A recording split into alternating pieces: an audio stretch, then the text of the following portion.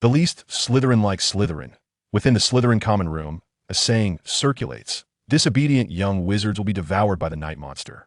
He is the master of the stars that illuminate Hogwarts, the night monster that instills fear in his enemies. His glory renders him a source of pride for Slytherin. Chapter 1. The Magical World and John Wick. 1991.6 Yew Tree Road. Little Whinging, Surrey. In the early morning, sunlight streamed through the second-floor window, casting a warm glow upon the wooden floorboards. A series of knocks interrupted the boy's focused endeavor of sharpening a pencil. He glanced up, noticing the rounded shadow on the floor. Upon discerning the owner of the shadow, he could not help but mutter, "I know, I am an extraordinary individual, but this is somewhat excessive." The 11-year-old boy stood taller than his peers. His lanky stature, coupled with a gray-blue waistcoat and tailored jacket, made the pencil sharpener in his hand appear as elegant as a wine goblet. Accentuated by the glimmering gold chain of his pocket watch, that he rose from his seat, stepping from the shadow into the sunlight. The rays illuminated his sleek, raven-black hair, while his wing-like eyelashes flickered in the sunlight streaming through the window. His reddish-brown eyes squinted uncomfortably against the brightness, and beneath his refined nose, his pale pink lips were slightly pursed. With a blend of Slavic heritage, the boy bore none of the typical freckles associated with his Western counterparts. His alabaster complexion resembled that of a prince who had stepped out of a fairy tale. He meticulously arranged the pencils on the table, exuding an artistry akin to that of a connoisseur. John Wick gazed outside, where an owl persistently tapped at his window, eager to enter, clutching a letter in its beak. This sight plunged him into contemplation. The owl was not particularly remarkable after all. This era was not like the previous age of advanced technology, when writing letters was commonplace. However, an owl delivering a letter was indeed peculiar. Upon closer examination of the missive, he noted that the envelope was crafted from thick parchment, the inscription penned in emerald green ink. At this juncture, all seemed well, but the issue arose with the wax seal in the center. Could it possibly be that, from his name, it was evident that John was a lover of peace, yet he harbored a secret unknown to others? Indeed, he was a time traveler. From the moment he arrived in this world, he had known he was an extraordinary person, for he was John Wick, bearing the same name as the infamous assassin from the John Wick series, who slaughtered an entire gang over a dog. It was destined that his life would be remarkable. To this end, he had painstakingly trained to master the art of killing 3 individuals with a single pencil, earning the title of pencil assassin among his peers. He was confident that, should he encounter perilous situations, he could calmly brandish a pencil to threaten adversaries into surrendering their weapons. Yet he had not anticipated that he indeed resided in an extraordinary world, albeit not a mundane one. That this realm was populated by wizards who could effortlessly erase memories with a flick of their wands, or trespass into one's mind to extract desired information. A society of individuals endowed with supernatural powers, not lacking in the presence of twisted lunatics akin to Grindelwald and Voldemort. Does that mean my pencil assassination skills were in vain? John lamented as he cast a glance at the neatly arranged pencils, regretting the decade he spent in rigorous training, only to discover he was in a magical world. No matter how skilled a killer one might be, could they truly slay a wizard? For wizards, ailments could be effortlessly remedied, not to mention the elusive nature of magic. Well, as Confucius once said, when in Rome, do as the Romans do. Since I am here, I shall let them be buried in this place. After a moment of internal conflict, he extended his hand to open the window. The owl, which had been waiting outside for quite some time, finally soared in, angrily dropping the letter onto John's face before promptly departing, neglecting even the customary request for food. How unfortunate that this bothersome child was to be a new student at Hogwarts. How rude. I wonder if these owls are raised by Hagrid. I can hardly fathom how he endures them. John removed the envelope, grumbling about the owls of Hogwarts before unfolding the letter. Dear Mr. Wick, we are delighted to inform you that you have been granted admission to Hogwarts School of Witchcraft and Wizardry. Enclosed, please find a list of required books and equipment. Sincerely, Minerva McGonagall, Deputy Headmistress. Simultaneously, a voice echoed in his mind. Ding. A hidden corner of the world has been discovered, initiating the series of tasks. Hogwarts. Indeed, a golden opportunity. The so-called time travelers came equipped with an advantage. At the age of 5, John had discovered the sudden emergence of a panel in his mind. This was also why he had been able to master the technique of killing 3 with a pencil by the age of 11. The panel was quite simple apart from issuing tasks. It served only 2 functions: buffs and skill points. Buffs, as the name suggests, were akin to various enhancements stacked in games. Skill points allowed for the elevation of skill levels. Both buffs and skill points could be acquired by completing randomly assigned tasks. For instance, John had achieved level 7 in his proficiency with short weapons, enabling him to effortlessly defeat 3 adults with merely a pencil. According to his original plan, he intended to allocate points to become a versatile athlete or perhaps gain admission to the most prestigious institutions. However, those aspirations were disrupted by the arrival of this acceptance letter. In addition had appeared on the panel, magical power. Undoubtedly, this confirmed the authenticity of the letter. It was now July. John would need to devise a means for his parents, the Wicks, to accept the fact that their son was a wizard. John, this jest is not amusing. Mr. Watson Wick gazed sternly at his son, stating, "You may have successfully coerced your father to run from the office to the school to apologize to 4 children with a pencil. But do not torment your father with such unamusing jokes." Watson Wick, John's father, possessed golden brown hair and reddish brown eyes, with a prominent nose complemented by a well-tailored suit, embodying the quintessential British elite. In truth, John resembled his mother more. Mrs. Wick, a beauty hailing from the land of the bear, shared the same dark hair, and her attire exuded mature elegance. As a middle-class elite, the Wick family found it difficult to believe their young son's claims. Mrs. Wick aligned with Watson, holding a gold-rimmed porcelain cup filled with coffee, her eyes reflecting exasperation at her child's fibs. "There were 3, and I'm not joking," John retorted. It was indeed 3 individuals. The remaining 1 had merely stumbled into him, having no connection to his actions. "Oh, is that so? The chubby boy named Dudley certainly has a different account. He devoured the entire apology cake by himself. Goodness, I cannot fathom how he managed to consume so much." Watson regarded his son with a knowing smile. Realizing he was in a magical world, John found himself increasingly perplexed. Could that plump boy Dudley possibly be Harry Potter's cousin? Ultimately, after John ardently argued his case, the Wick couple, though still somewhat skeptical, expressed their willingness to grant him chance. Thus, the days gradually unfolded. John also received a new affectionate moniker from the Wick couple, the Little Wizard. Chapter 2, Diagon Alley and Giants. On July 30th, a knock echoed through the Wick household. Upon opening the door, a tall woman stood before them. Clad in a deep green robe, her expression stern and framed by square spectacles. It was unmistakably the vice principal, a fervent admirer of Quidditch, Minerva McGonagall, professor at Hogwarts and head of Gryffindor House. McGonagall offered a courteous nod before addressing the astonished John Wick. "May I enter, John Wick?" The Wick couple, unable to believe their son, exchanged bewildered glances, wondering if their child had summoned someone to impersonate a figure from his imagination. With a hint of skepticism, they settled onto the sofa, while Professor McGonagall took a seat across from them.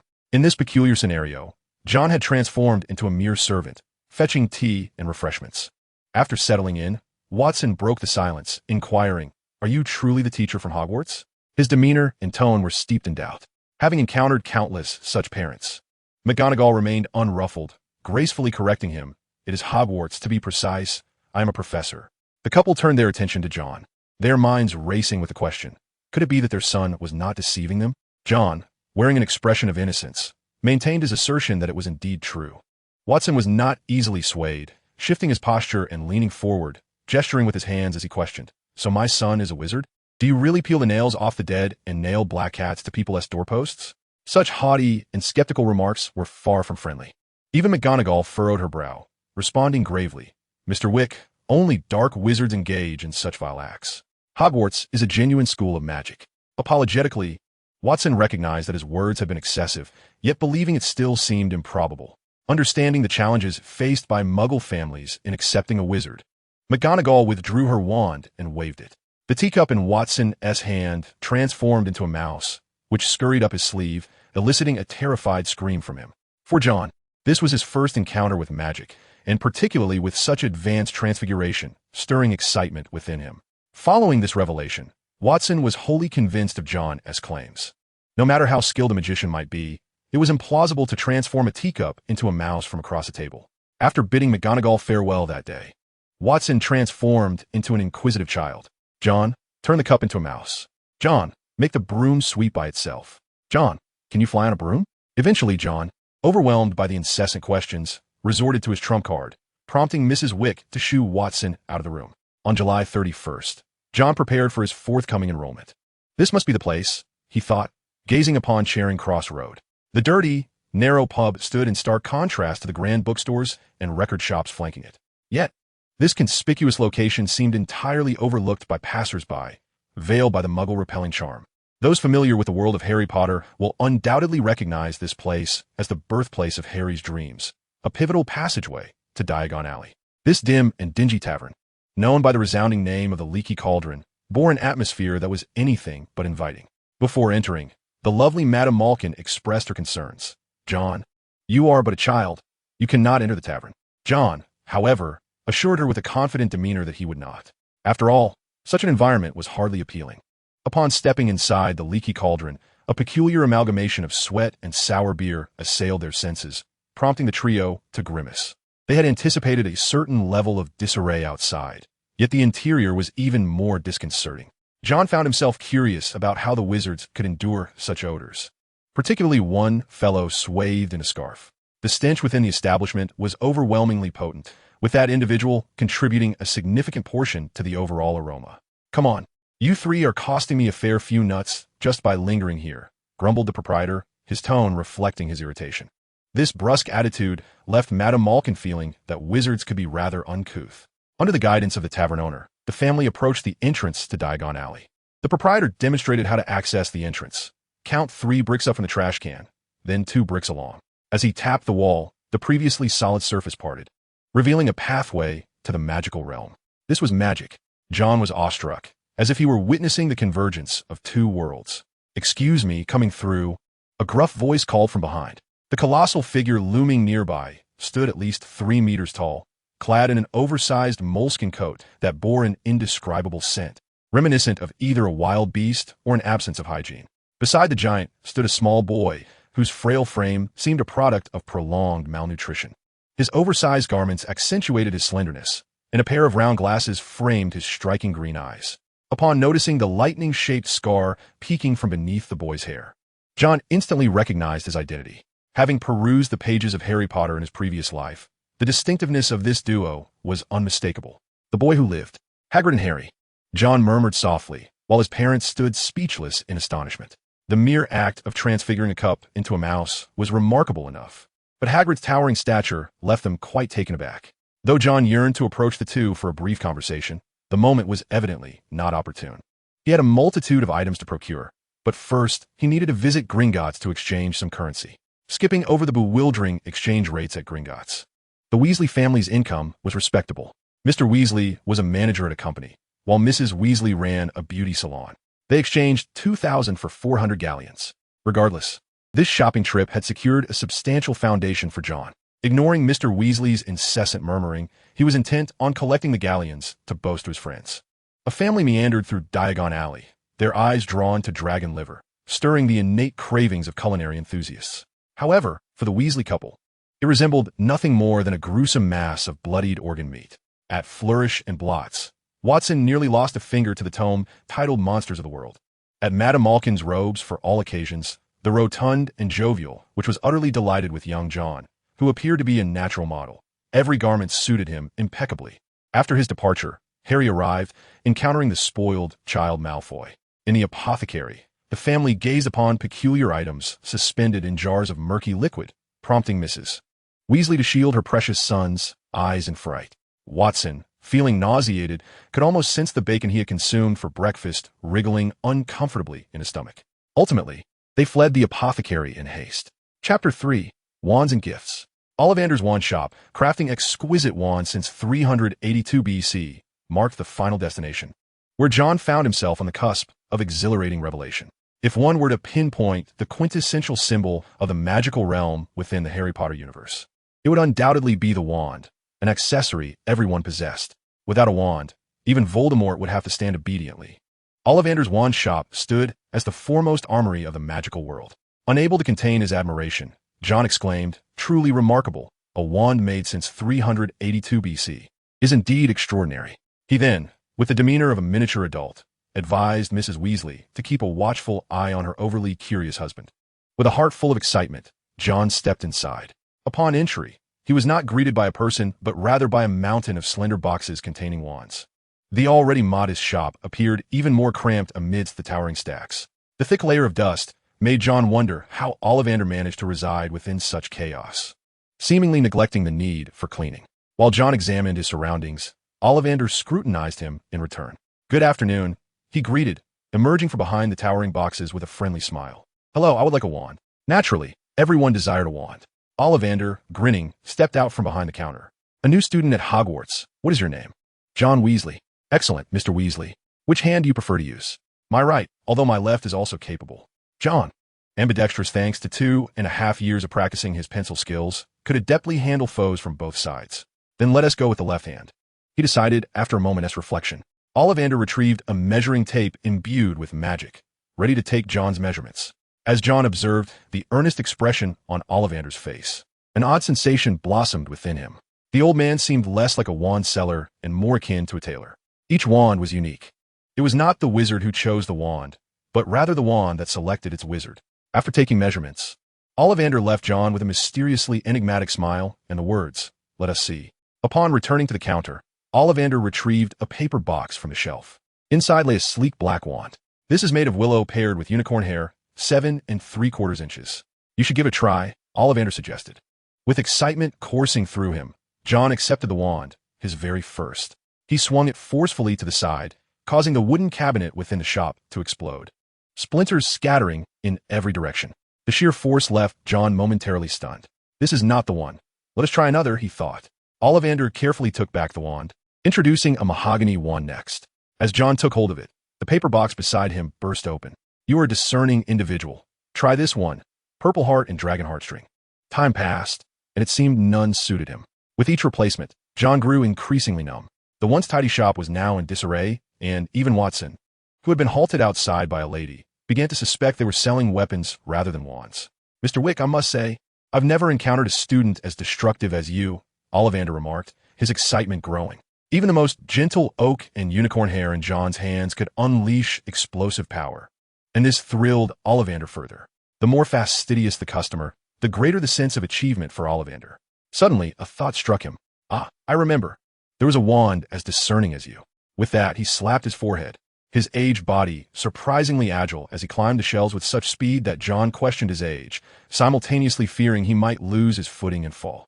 Amidst a flurry of searching, Ollivander emerged with a dusty box. A sharp breath cleared the dust, sending a cloud swirling into the air. Red oak and thunderbird tail feather. 9.75 inches with remarkable flexibility, he said, smiling as he handed the wand to John. His eyes were fixed on John, tense as if watching his own daughter walk down the aisle. As John accepted the wand, an inexplicable thought crossed his mind. This is it. With a stroke of intuition, he raised the wand and waved it gracefully. There was no explosion. Instead, a soft glow emerged from the wand's tip, drifting like a gentle breeze and landing on his face like bubbles. "This is the one." Delighted, he clapped his hands, and Ollivander beamed with satisfaction. Each wand was like a capricious child, capable of guiding its owner to find their true companion, which was the greatest joy. Ollivander smiled at John, saying, "The red oak wand is fervent in battle. It is the warrior among wands." "It sounds far more fitting than a mere pencil," John replied, sharing a laugh. Relieved that he would no longer need to carry the pencil in his inner pocket, John hoped that the red oak would be more durable than a pencil, so he wouldn't have to fear it breaking. The price of a wand was 7 galleons. After paying, John reunited with his parents. Along the way, Watson displayed immense interest in John's wand, even playfully attempting to conjure a morning glory atop his wife's head. Additionally, he remembered the necessity of acquiring an owl. John smacked his forehead, nearly forgetting that there were no telephones at Hogwarts. Without an owl, he would have to rely on the public owls at the school. Considering the notoriously ill-tempered owl, John decided it was best to buy one. At the Hooty Owl shop, the atmosphere was bustling and noisy, and the scent of owl and bird droppings was overwhelming enough that Mrs. Wick had to step outside. There it was, among the myriad of owls. John immediately chose a striking white one, a snowy owl, which he named Basil. The snowy owl tilted its head, its round face and keen eyes fixated on John, as if determined to remember its new master. Upon returning home, Watson's playful spirit ignited as he took various photographs with John's wand. If John's wizarding robe had fitted him, he likely would have donned it for even more pictures. Mrs. Wick leaned against the cupboard, watching him with a blend of amusement and affection, reminiscent of a parent observing a child who had yet to grow up. Meanwhile, Harry had also received a gift, his very own snowy owl, which he named Hedwig. It was the happiest day of his life. John received a surprise gift as well. When Mrs. Wick revealed the present, John was startled by the movement of the package, instinctively drawing his wand in a defensive grip. Upon unwrapping it, A small puppy sprang forth. With large ears and a coat of brown on its head and black on its back, it was a beagle, officially known as a beagle hound. The puppy immediately lavished John's face with enthusiastic licks, showcasing its affectionate nature. Mrs. Wick smiled at this heartwarming scene, leaning into Watson's embrace and saying, "Your father and I thought it unwise to send you to school with a spider or a mouse. This little darling is our gift to you for the new school year." Watson nodded in agreement, silently mouthing that it was his mother's idea. Unbeknownst to them, Watson had become quite the fan of wizardry and would never find a mouse unappealing. After all, bringing a mouse to school was undeniably cool. John mused that if his father were a wizard, he would surely belong to Gryffindor, embodying the spirit of exploration and fearlessness characteristic of those brave little lions. "Thank you, Mom. I also think a mouse would be inappropriate," he remarked, sharing his disdain for mice while expressing his fondness for the gift, which reminded him of a particular plotline in Harry Potter.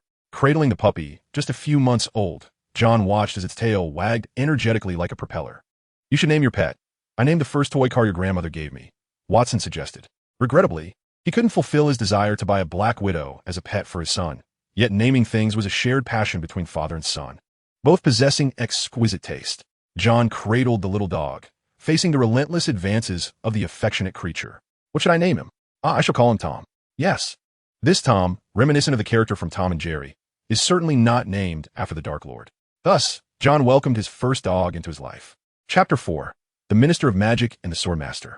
On September 1st, the Weasley family escorted their son to King's Cross Station. Watson, adorned in a tailored suit, repeatedly consulted the address in his hands, wishing to confirm he had not misread it. 9 3/4? Despite living in England for so long, Watson had never heard of such a platform at King's Cross. The family wandered for quite some time, unable to locate it. John cast a glance at Watson, whose enthusiasm remained undeterred. He could not be bothered to reveal that Watson's eagerness stemmed from a desire to glimpse the legendary wizarding train. As a muggle, curiosity towards magical matters was inevitable. Having seen the story unfold, John was aware of the location and found the third pillar nestled between platforms 9 and 10. Burdened with a considerable amount of luggage, John inadvertently collided with a small girl while making his way across the platform. Ouch! The sound of their luggage clashing echoed. Years of physical conditioning came into play, allowing him to steady himself like a seasoned warrior. The unfortunate young witch who collided with him was far less fortunate. Sent tumbling in disarray, her belongings scattered, books strewn across the ground. Strength versus magic. Round 1. Strength prevailed. "Are you all right?" Realizing he had knocked someone over, John hurried to assist the fallen young witch, simultaneously gathering the scattered books. As he helped, he glanced up at her face. She had donned a wizard's robe, her unruly brown hair framing a pair of striking brown eyes, but what captured attention most were her oversized front teeth, reminiscent of a rabbit's. John, known more for his sincerity than tact, gasped, "Your front teeth are quite large." Hermione, initially intending to reassure him that she was fine, felt her cheeks flush with indignation at his remark. As the daughter of a dentist, she was acutely aware that her front teeth were larger than those of her peers, a fact she preferred to keep unmentioned. The audacity of this stranger to collide with her and then mock her teeth left Hermione with little desire to engage further. Unbeknownst to John, he had just encountered Hermione, one of the trio of heroes. After all these years, his recollection of certain plot points was undoubtedly due to the immense success of the Harry Potter films. However, Hermione harbored no fondness for him in return. "Thank you." She hastily expressed her gratitude, eager to distance herself from the encounter, and with a determined shove of her luggage, she quickly departed. John, misinterpreting her flustered demeanor as shyness, ran a hand through his hair and lamented, "Ah, this wretched charm of mine." On the train, John arrived early, finding many empty compartments. He casually entered one, settling down and gazing listlessly out the window. In his memory, the day marked the first meeting between the Weasley family and the savior of the wizarding world. Regrettably, he did not witness the anticipated scene. "May I take a seat here?" A hesitant voice emerged, belonging to a boy. His round face was adorned with freckles, and his expression bore traces of timidity and unease, as if he feared John's disapproval. It was evident that he was a child lacking in confidence. Compared to the stout figure of Dudley, this chubby boy appeared considerably more slender. John smiled and replied, "Please have a seat." Upon hearing this, Neville felt a wave of relief wash over him. However, as he entered the compartment, he realized that the boy before him possessed an intimidating demeanor. With a refined appearance, dressed in a brown wool sweater, the wand in his fingers twirled effortlessly, reminiscent of a docile snake. The impression was akin to a cowboy brandishing a revolver with bravado. The timid Neville shrank against the window, striving to diminish his presence. Gugug. Leaf, Neville's pet toad, leaped forth, prompting him to hastily grasp it. Fearful of inciting annoyance in the boy opposite him, he cast a furtive glance at John. To his dismay, John was also observing him, which compelled Neville to lower his head, convinced that he had inadvertently angered him. A toad? I recall that someone in Harry Potter had a similar pet. Among the few plots John could remember, aside from the trio, only a handful left a lasting impression. Of those few, the name of the Swordmaster of Hogwarts was undoubtedly one. He extended his hand with a smile, introducing himself. Hello, I am John Wick. Upon hearing this name, John silently affirmed his suspicions. The future Swordmaster of Hogwarts, a true Gryffindor. Some claimed that Neville was the prophesied child. This assertion had undoubtedly indoctrinated countless individuals on the internet in his past life. John leaned towards the idea of dual saviors, for without Neville vanquishing the Horcruxes, Harry would not have triumphed. Conversely, without Harry's brilliance, Neville's victory over the Basilisk would have yielded nothing but fury. Each was indispensable. Neville's inherent goodness ensured that even upon discovering the truth, he could not bring himself to slay Harry, who was the seventh Horcrux. Thus, the notion of dual saviors appeared more plausible. Noticing John's silence upon hearing his name, Neville pondered whether he should switch compartments. The Lombard family did not enjoy a favorable reputation among pure-blood families, being on par with the Weasleys. As the atmosphere settled into silence, an imperious voice broke through from outside. May I sit here? With her curly hair and oversized front teeth, the ever-inquisitive Miss Hermione Granger arrived. Thinking that another person might alleviate the pressure, Neville eagerly stated, "There's no one here." After uttering this, he cautiously glanced at John. Hermione tilted her head slightly, a habitual gesture of hers. As the top scholar in school, she had always been a favorite among teachers. Yet, upon taking her seat, she recognized the dark-haired boy across from her, recalling their brief encounter that morning. However, reflecting on his remark about her prominent front teeth caused her expression to darken. Neville initially felt relieved to have someone share the burden, but upon seeing Hermione's darkened expression, he feared he might have once again committed some social faux pas. The atmosphere fell into silence once more. Ultimately, it was Hermione who broke the stillness, extending her hand towards Neville and raising her chin slightly. Her voice losing much of its earlier sharpness as she introduced herself, Hermione Granger. Neville Longbottom, he replied, exhaling a sigh of relief. The oppressive silence had made him question his ability to endure until they reached school. John, realizing the situation, chimed in, John Wick. It was then that Neville recognized that the girl with the prominent front teeth was, in fact, Hermione, one of the trio at the center of the tale. Hermione, not one to hold grudges for long, was inherently kind-hearted. Upon learning that Neville's parents were both wizards, her interest piqued. So, can you perform magic? Children from wizarding families must encounter magic at an early age. Could you show me? Neville stammered, rendered speechless, while Hermione's chatter flowed incessantly like a sewing machine. John, observing the scene, couldn't help but smile. Miss Know-It-All was indeed relentless in her inquiries. Setting down his wand, he intervened, saying, talent varies from person to person. Much like how I come from a family of muggles, yet I am a wizard.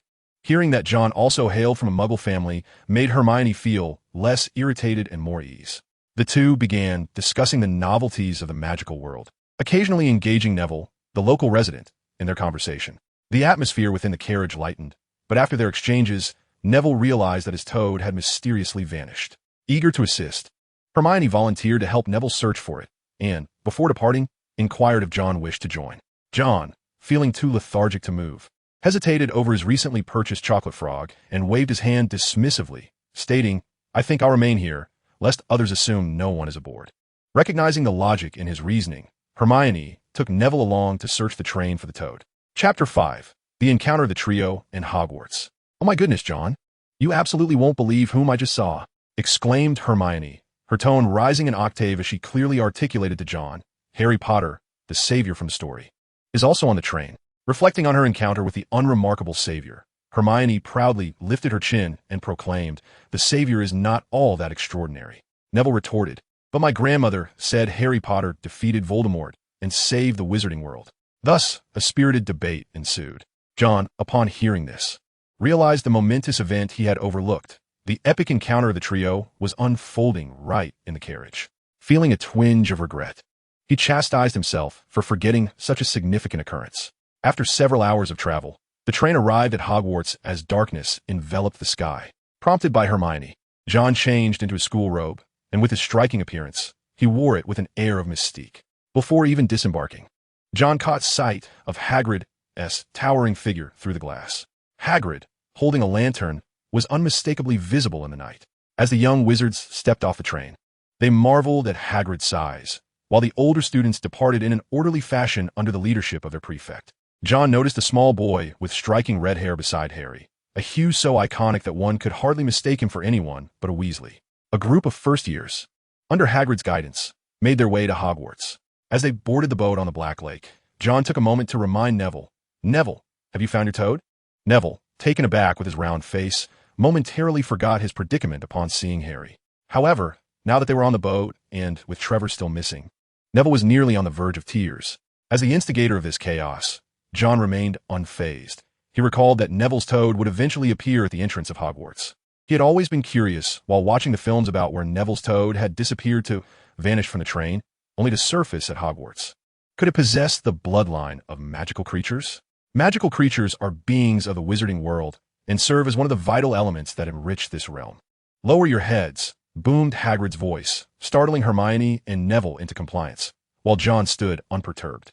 After the boat passed, they realized that bowing was unnecessary, or rather, only Hagrid's stature warranted such an action. Upon crossing the Black Lake, the young wizards officially set foot in Hogwarts, an ancient institution of magic that resembled a castle. Shrouded in mystery amidst the night, the young wizards trod upon the historical steps leading to the entrance, where the stern-faced Professor McGonagall awaited their arrival. Unlike their previous visit to the Weasley household, this time Professor McGonagall donned a black pointed hat, adding to her air of authority. She offered Hagrid a slight nod and, with a serious demeanor, proclaimed, "Welcome to Hogwarts." As Professor McGonagall spoke, John received a system notification. He momentarily cleared his mind, his gaze becoming distant as if he had drifted off during a lecture. Before him, a transparent panel appeared, resembling something inscribed on glass. The panel was rather unadorned, containing only 4 entries. Magic, Level 1, 0-100. Spell, Alohomora, Level 3. Skills, Proficiency in short weapons, Level 7. Long weapons, Level 6. Heavy weapons, Level 3. Firearms, Level 1. Enhancements, Strengthening, Quick Attack, Precision. John blinked, his dry eyes adjusting. Level 1 Alohomora could only unlock simple latches. Level 2 could open door locks. And Level 3 had already enabled him to access the safe his father discreetly hid from his mother. Grateful for this, he recalled the handgun he had touched within the safe, now adding a Level 1 proficiency in firearms to his repertoire. Professor McGonagall continued to introduce the 4 houses, information John was already acquainted with, leading him to tune out. Neville, spotting Leif on the staircase, exclaimed in delight and dashed forward. As McGonagall turned to prepare for the sorting ceremony, the young Draco Malfoy, sporting a slicked-back hairstyle, initiated his complicated relationship with the savior, Harry Potter. It appears that the tales spoken on the train are indeed true. Harry Potter has arrived at Hogwarts, accompanied by his unwavering companions, Crabbe and Goyle. Draco Malfoy ascended the steps with an air of pride and introduced himself to Harry, Draco Malfoy. His demeanor exuded the arrogance and superiority characteristic of pure-blood aristocracy, qualities that Ron Weasley particularly despised. Thus, upon witnessing Malfoy's ostentatious display, Ron could not suppress a derisive snicker, his voice barely audible, yet perfectly audible to Malfoy. Turning to assess Ron, Malfoy, ever the keen observer of his adversaries, recognized him as a member of the Weasley family. Without a hint of restraint, he derided, "Red hair, hand-me-down robes, you must be a Weasley." Stung by the remark, Ron felt a sense of injustice. With a family as large as the Weasleys, comprising 7 children, he had little choice but to wear his brother's cast-offs to save money. After mocking the Weasleys, Malfoy extended an invitation to Harry, asserting, "You will soon discover that certain wizarding families are indeed superior. Potter, no one wishes to befriend the unrefined. I can assist you." The fact that the proud Malfoy was willing to reach out to Harry indicated his genuine desire for friendship. However, this proclamation caused John to furrow his brow. While he had previously found Malfoy merely insufferable, hearing his words in person was quite irksome. His remarks belittled all wizards outside of pure bloodlines, igniting an impulse to deliver a punch to that arrogant visage. Yet, Malfoy seemingly overlooked a crucial fact. Harry was friends with the Weasleys, and no one appreciates the mockery of their companions. "I believe I can discern right from wrong." "Thank you," Harry decisively rebuffed Malfoy's overture, causing the latter to appear somewhat embarrassed. As the two exchanged intense glances, John could no longer suppress a shake of his head. Young Malfoy, that is not how one cultivates friendships. John discreetly moved a few steps forward to join Neville, with Hermione following suit. She initially assumed John was angered by Malfoy's comments, fearing that a physical altercation on the first day of school, regardless of whether it was a wizarding institution, would be an unfortunate occurrence.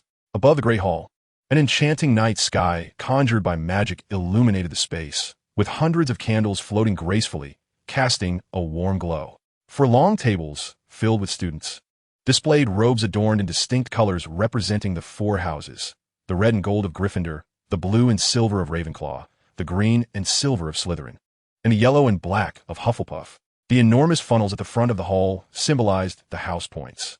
It was no wonder that Ron and the others had initially felt some resentment toward Hermione. During their formative years, pride often ran high, and a peer who constantly flaunted superior knowledge could easily become irksome. Fortunately, John was no child, and he held no such grievances against Hermione. His attention was instead drawn to the elderly gentleman with a white beard and a gentle countenance, who is not only the headmaster of Hogwarts. He is indeed the pinnacle of power in the magical realm, the most feared entity by the two previous Dark Lords, the stabilizing force of the wizarding world, and the one capable of summoning a phoenix.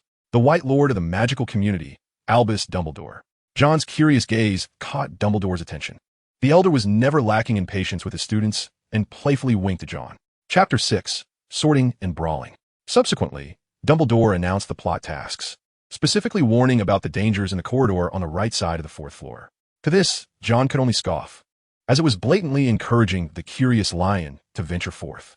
Then came the sorting ceremony, beginning unmistakably with the steadfast Hannah Abbott, who was assigned to Hufflepuff.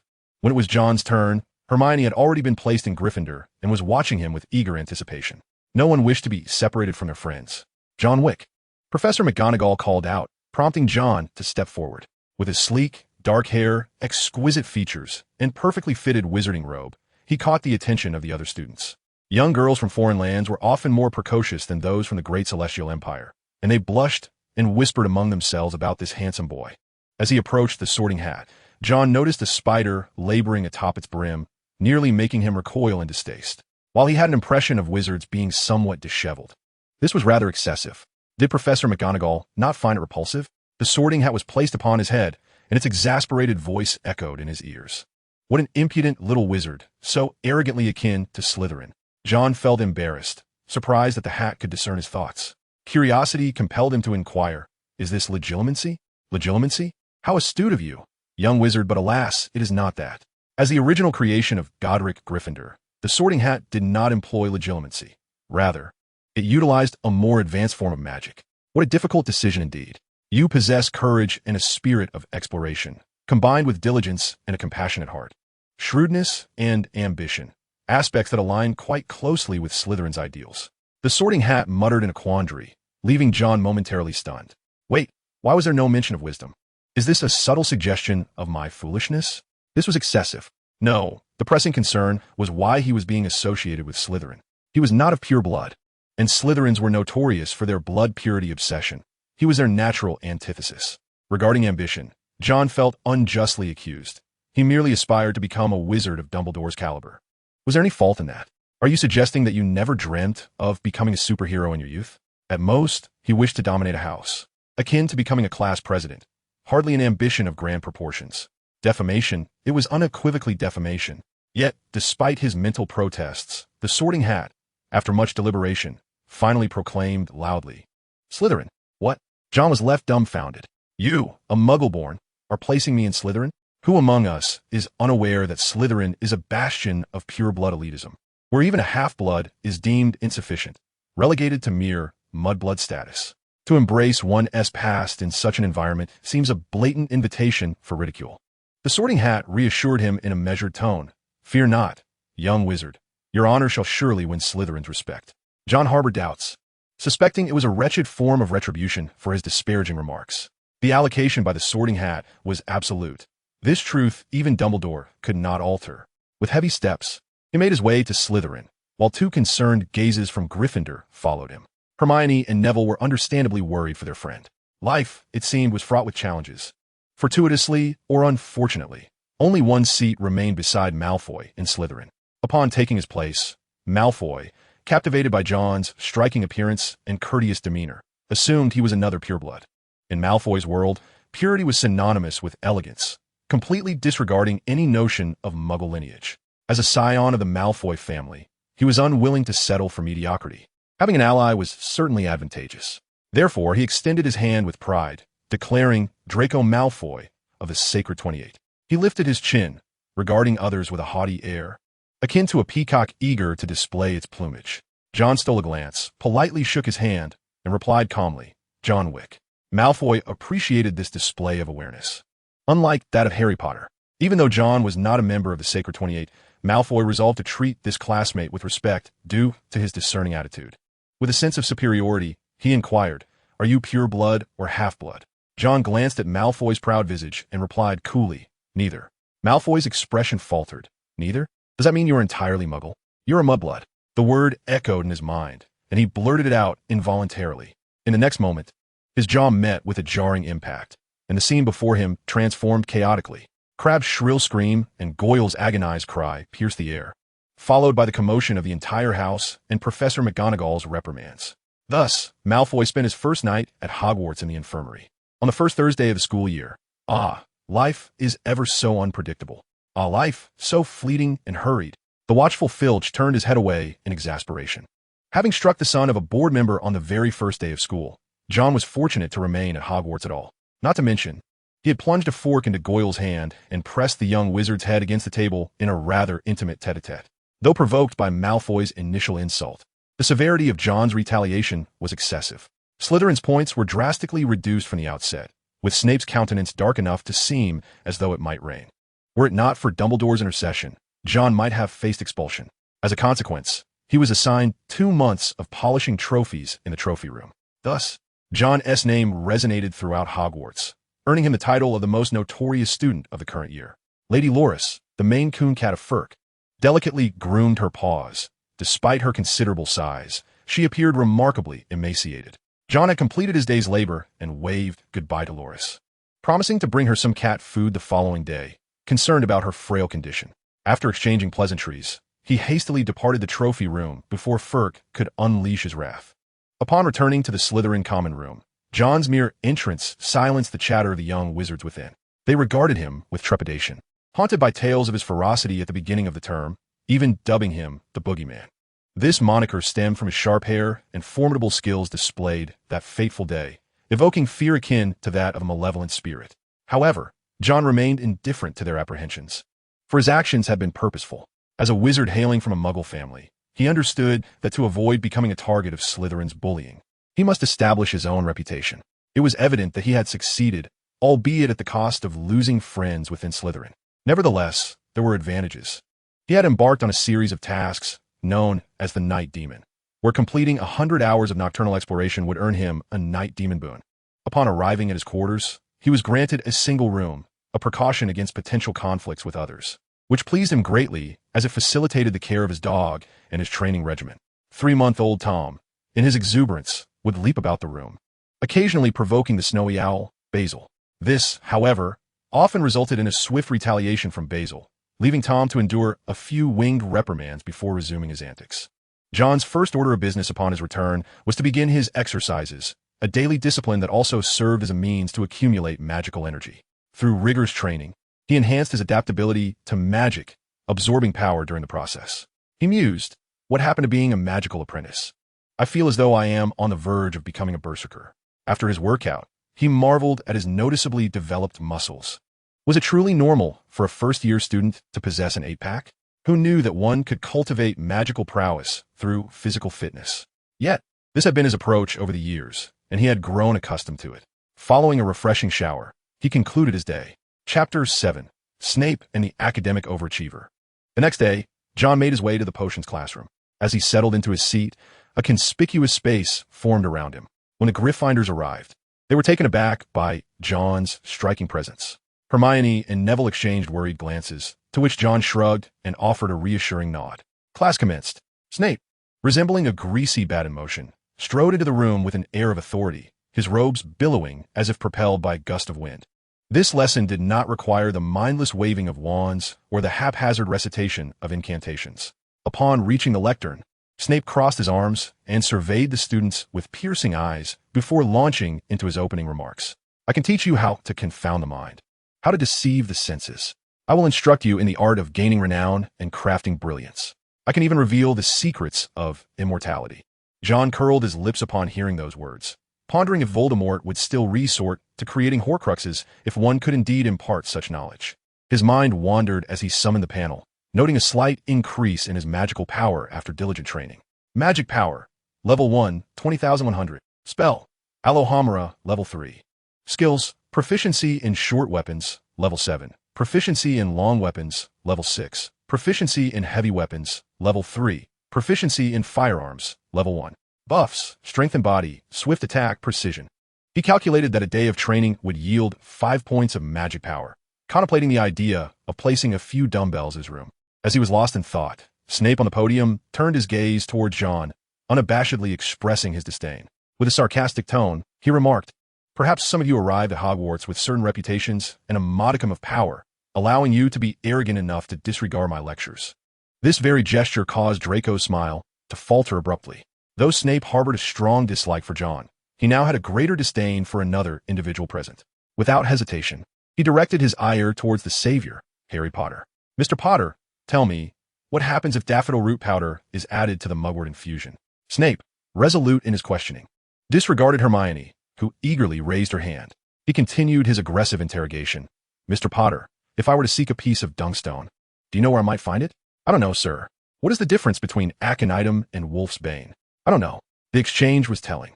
It was evident to all that Snape held a disdain for the savior. John watched this spectacle, unable to suppress a chuckle.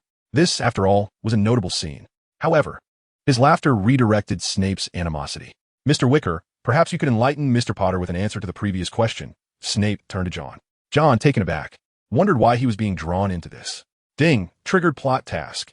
Answer Professor Snape's question to gain buff. Scholar. Scholar.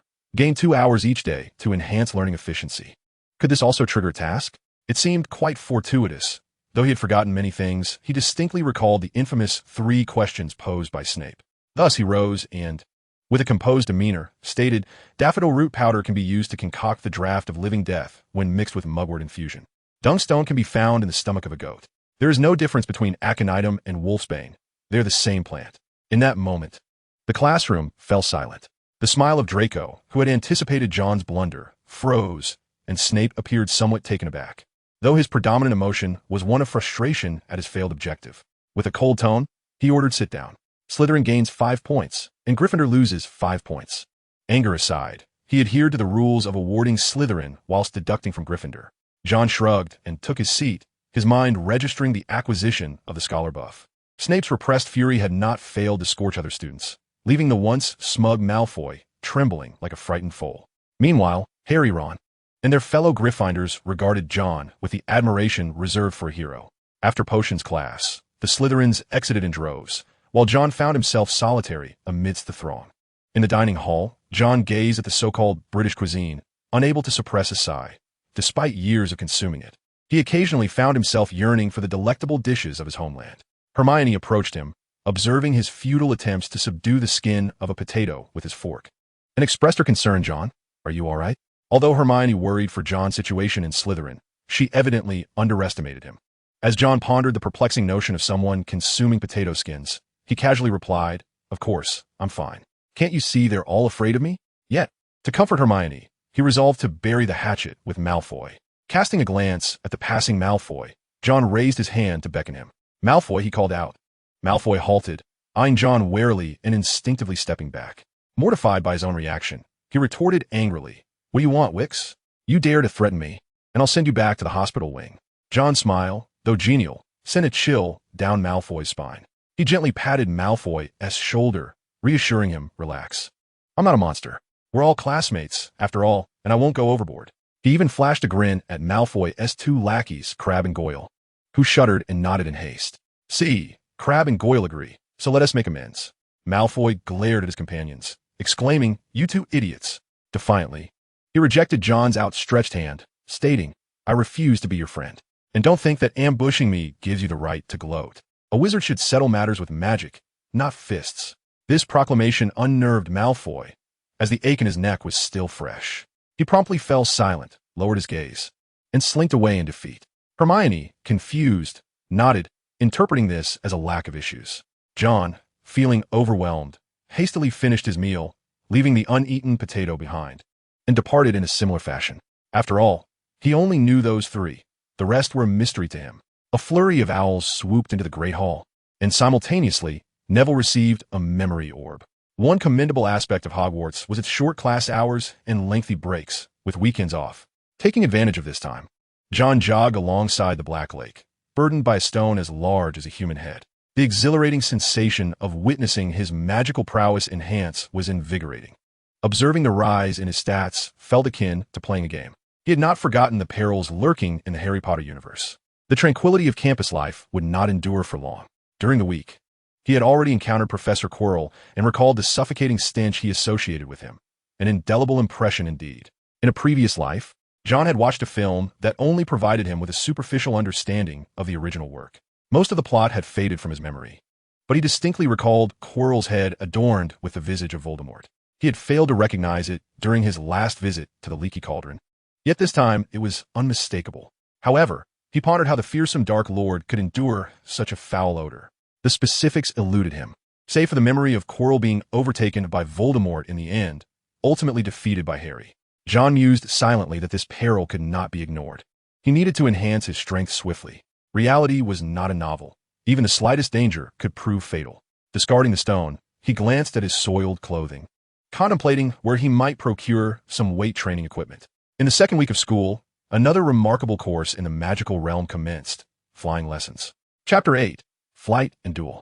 Old broomsticks lay at the feet of each young wizard. Madame Hooch, resplendently attired, instructed the students with fervor, emphasizing the need for caution, yet an incident ensued.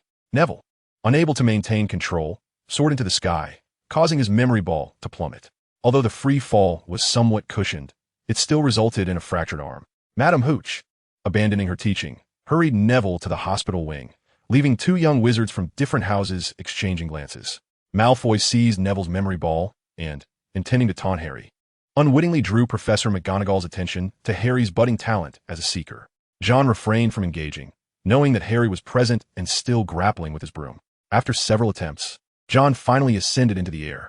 Hermione attempted to dissuade him from emulating the two rule breakers, but her efforts were in vain, leaving her frustrated and stamping her feet. Although initially unsteady, John gradually found his balance. Ding, you have received a bonus. Pilot. Pilot. Increases broomstick flying speed and enhances control. Is that even possible? Once stabilized, John began to soar freely. As he passed by, Snape observed his performance, scoffed disdainfully, and turned away. Since time immemorial, flight has been the aspiration of humanity. Once John mastered the ability to fly, he continued soaring until the end of class, reluctant to descend. At dinner, John encountered Malfoy. Accompanied by two lackeys, Malfoy, shedding his previous timidity, arrogantly proclaimed, "Weasley, did you not wish to duel? I hereby challenge you to a duel tonight at 11:30 in the trophy room." With that, Malfoy strutted away like a victorious rooster, followed by his companions. John regarded him with bemusement, muttering, "Is this fool overly fond of Liang Jingru's songs to be so audacious? Does he not realize he is destined to clean the trophy room?" Carrying a bag of cat food sent by Mrs. Weasley, John routinely made his way to the trophy room. The fat lady sat at the entrance, her eyes gleaming like red glass, meowing upon seeing John. After John polished the trophies, the fat lady had finished her meal as well. With a gentle motion, he lifted Madame Loris in his arms and retrieved a comb from his pocket, deftly untangling her knotted hair. Madame Loris reveled in the attention, emitting a contented purr. It seemed that Filch had gone off to apprehend students, and knowing that John would not resort to deceit, he had grown accustomed to leaving John alone to tidy the trophy room. "I shall observe your intentions," he thought, fully aware that Malfoy would not foolishly challenge him. As the clock struck 11:30, Malfoy failed to appear, but the air was filled with whispers. Four figures entered the trophy room, the trio of protagonists accompanied by a rather wild Neville. Due to his arm treatment, Neville had forgotten the password to the common room and had been stranded outside for several hours, only encountering the trio as they emerged. Upon entering, the four were taken aback to find John present. "What are you doing here?" John asked, bewildered. Harry, equally perplexed, replied, "Malfoy summoned us. Are you his accomplice?" John looked at Harry, who had suddenly grown wary, and replied incredulously, Do you truly believe Malfoy would endure a fruitless first meal of the term? This statement held merit, leaving Harry momentarily speechless. The five of them, 4 Gryffindors and 1 Slytherin, stared at each other in astonishment. Anger soon flared in Harry as he realized, "We've been deceived by Malfoy." Ron echoed his frustration, exclaiming, "That despicable Slytherin. Oh, John, I don't mean you." Following the incident at the start of the term, John's remarkable feat of single-handedly facing 3 opponents had rendered him the only Slytherin favored by Gryffindor. Among the 4 houses, whenever John Wick was mentioned, the initial reaction was often disbelief, as if the sorting hat had malfunctioned. Even the Gryffindor Lions shared this sentiment. The Weasley twins speculated that the hat had been clouded by too much dust and had prepared a batch of detergent to clean it. As the group conversed, Filch's voice echoed from outside. Suddenly, John grasped Malfoy's intentions. He sought to catch them roaming the halls at night. Harry quickly realized the gravity of the situation, exclaiming, "Quickly! It's Filch, we must flee." Without a moment's hesitation, the 4 dashed toward the exit. Neville and Hermione each seized one of John's hands, dragging him along with them. It was clear that their ability to enter Gryffindor, a house renowned for its reckless bravado, was well justified. They offered no opportunity for John to explain, transforming the previously innocent boy into a fugitive. Reluctantly, John followed, reaching out to steady Neville, preventing him from tumbling to the ground. As they fled, Filch pursued them relentlessly, occasionally alerted by the mews of a cat. John recognized it was Madame Loris signaling them and could not help but grumble, "All that cat food. Wasted." Despite having fed her ample portions, at this critical moment, Madame Loris showed no hesitation in betraying him. The group sprinted from the trophy room to the vicinity of the charms classroom. After such a lengthy escape, the 4 out-of-shape young wizards leaned against the cold wall, panting heavily, while John remained unfazed, his composure intact. Strength versus magic, round 2. Strength emerged victorious. Hermione, breathless, lamented, "I warned you all. Malfoy deceived you. Do you understand? He never intended to duel you. He must have leaked the information to Filch." Harry, too, grasped this realization, yet his pride prevented him from voicing it. "Cunning Malfoy," Harry muttered under his breath. They attempted to leave, but matters rarely unfold so simply. Suddenly, the classroom door creaked open, and Peeves the poltergeist, clad as a jester, sprang forth. Upon spotting the young wizards, he let out a shrill screech. Harry's heart sank at the sight of Peeves, and he pleaded, "Peeves, please. You'll get us expelled. I shall inform Filch and have you all captured. It is for your own good," Peeves retorted mockingly. Ron attempted to threaten him, but to no avail, and in his frustration, he swatted at Peeves. This action stirred the proverbial hornet's nest, prompting Peeves to wail, which in turn attracted Filch. John cast a sidelong glance at Peeves, unable to suppress his irritation. It was no wonder Peeves was so unpopular. He truly deserved a good thrashing. Peeves, spotting John, recalled the boy's notorious reputation for violence since his enrollment, and a flicker of fear crossed his face. "Once this was over, I shall see how Peeves fares." As they passed by, John menacingly drew his thumb across his throat. He remembered a spell that was particularly effective against Peeves and resolved to learn it for revenge. Peeves, oblivious to the gesture's meaning, continued his antics. The group reached the end of the corridor, where a locked door awaited them. The impenetrable barrier elicited a despairing whimper from Ron. "It's over." "Stand back, Alhambra," John declared, producing his wand from his sleeve and casting the spell at the door. With a click, the lock released. They hurried inside, shutting the door behind them, and pressed against it, listening intently. Outside, Filch encountered Peeves, who taunted him mercilessly. Incensed, Filch cursed incessantly. His enormous form nearly filled the entire room, and his 6 malevolent eyes swiveled in their sockets, seemingly astonished. Swallowing hard, John's voice quivered slightly. "Hermione, Harry, Ron, Neville, you must see this." Death, in comparison to Filch, was a far more amiable prospect. Without hesitation, John grasped the doorknob and swung the door open. "Run," he shouted, startling the frozen quartet. He grabbed the trembling Neville and pulled him along, while the others scrambled to escape. The door slammed shut behind them. Chapter 9. Lessons and Magical Upgrades. The group fled, disregarding whether Filch was still in the corridor. The painting of the fat lady on the door inquired in astonishment. "Where have you all been?"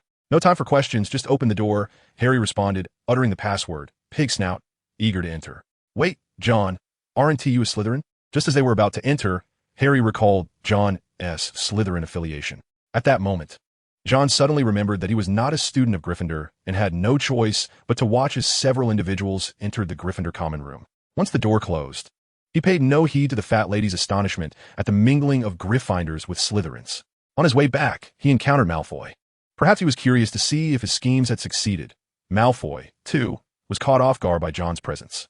With a scowl, he said, "Little Malfoy, you wouldn't want the headmaster to discover your nocturnal escapades, would you?"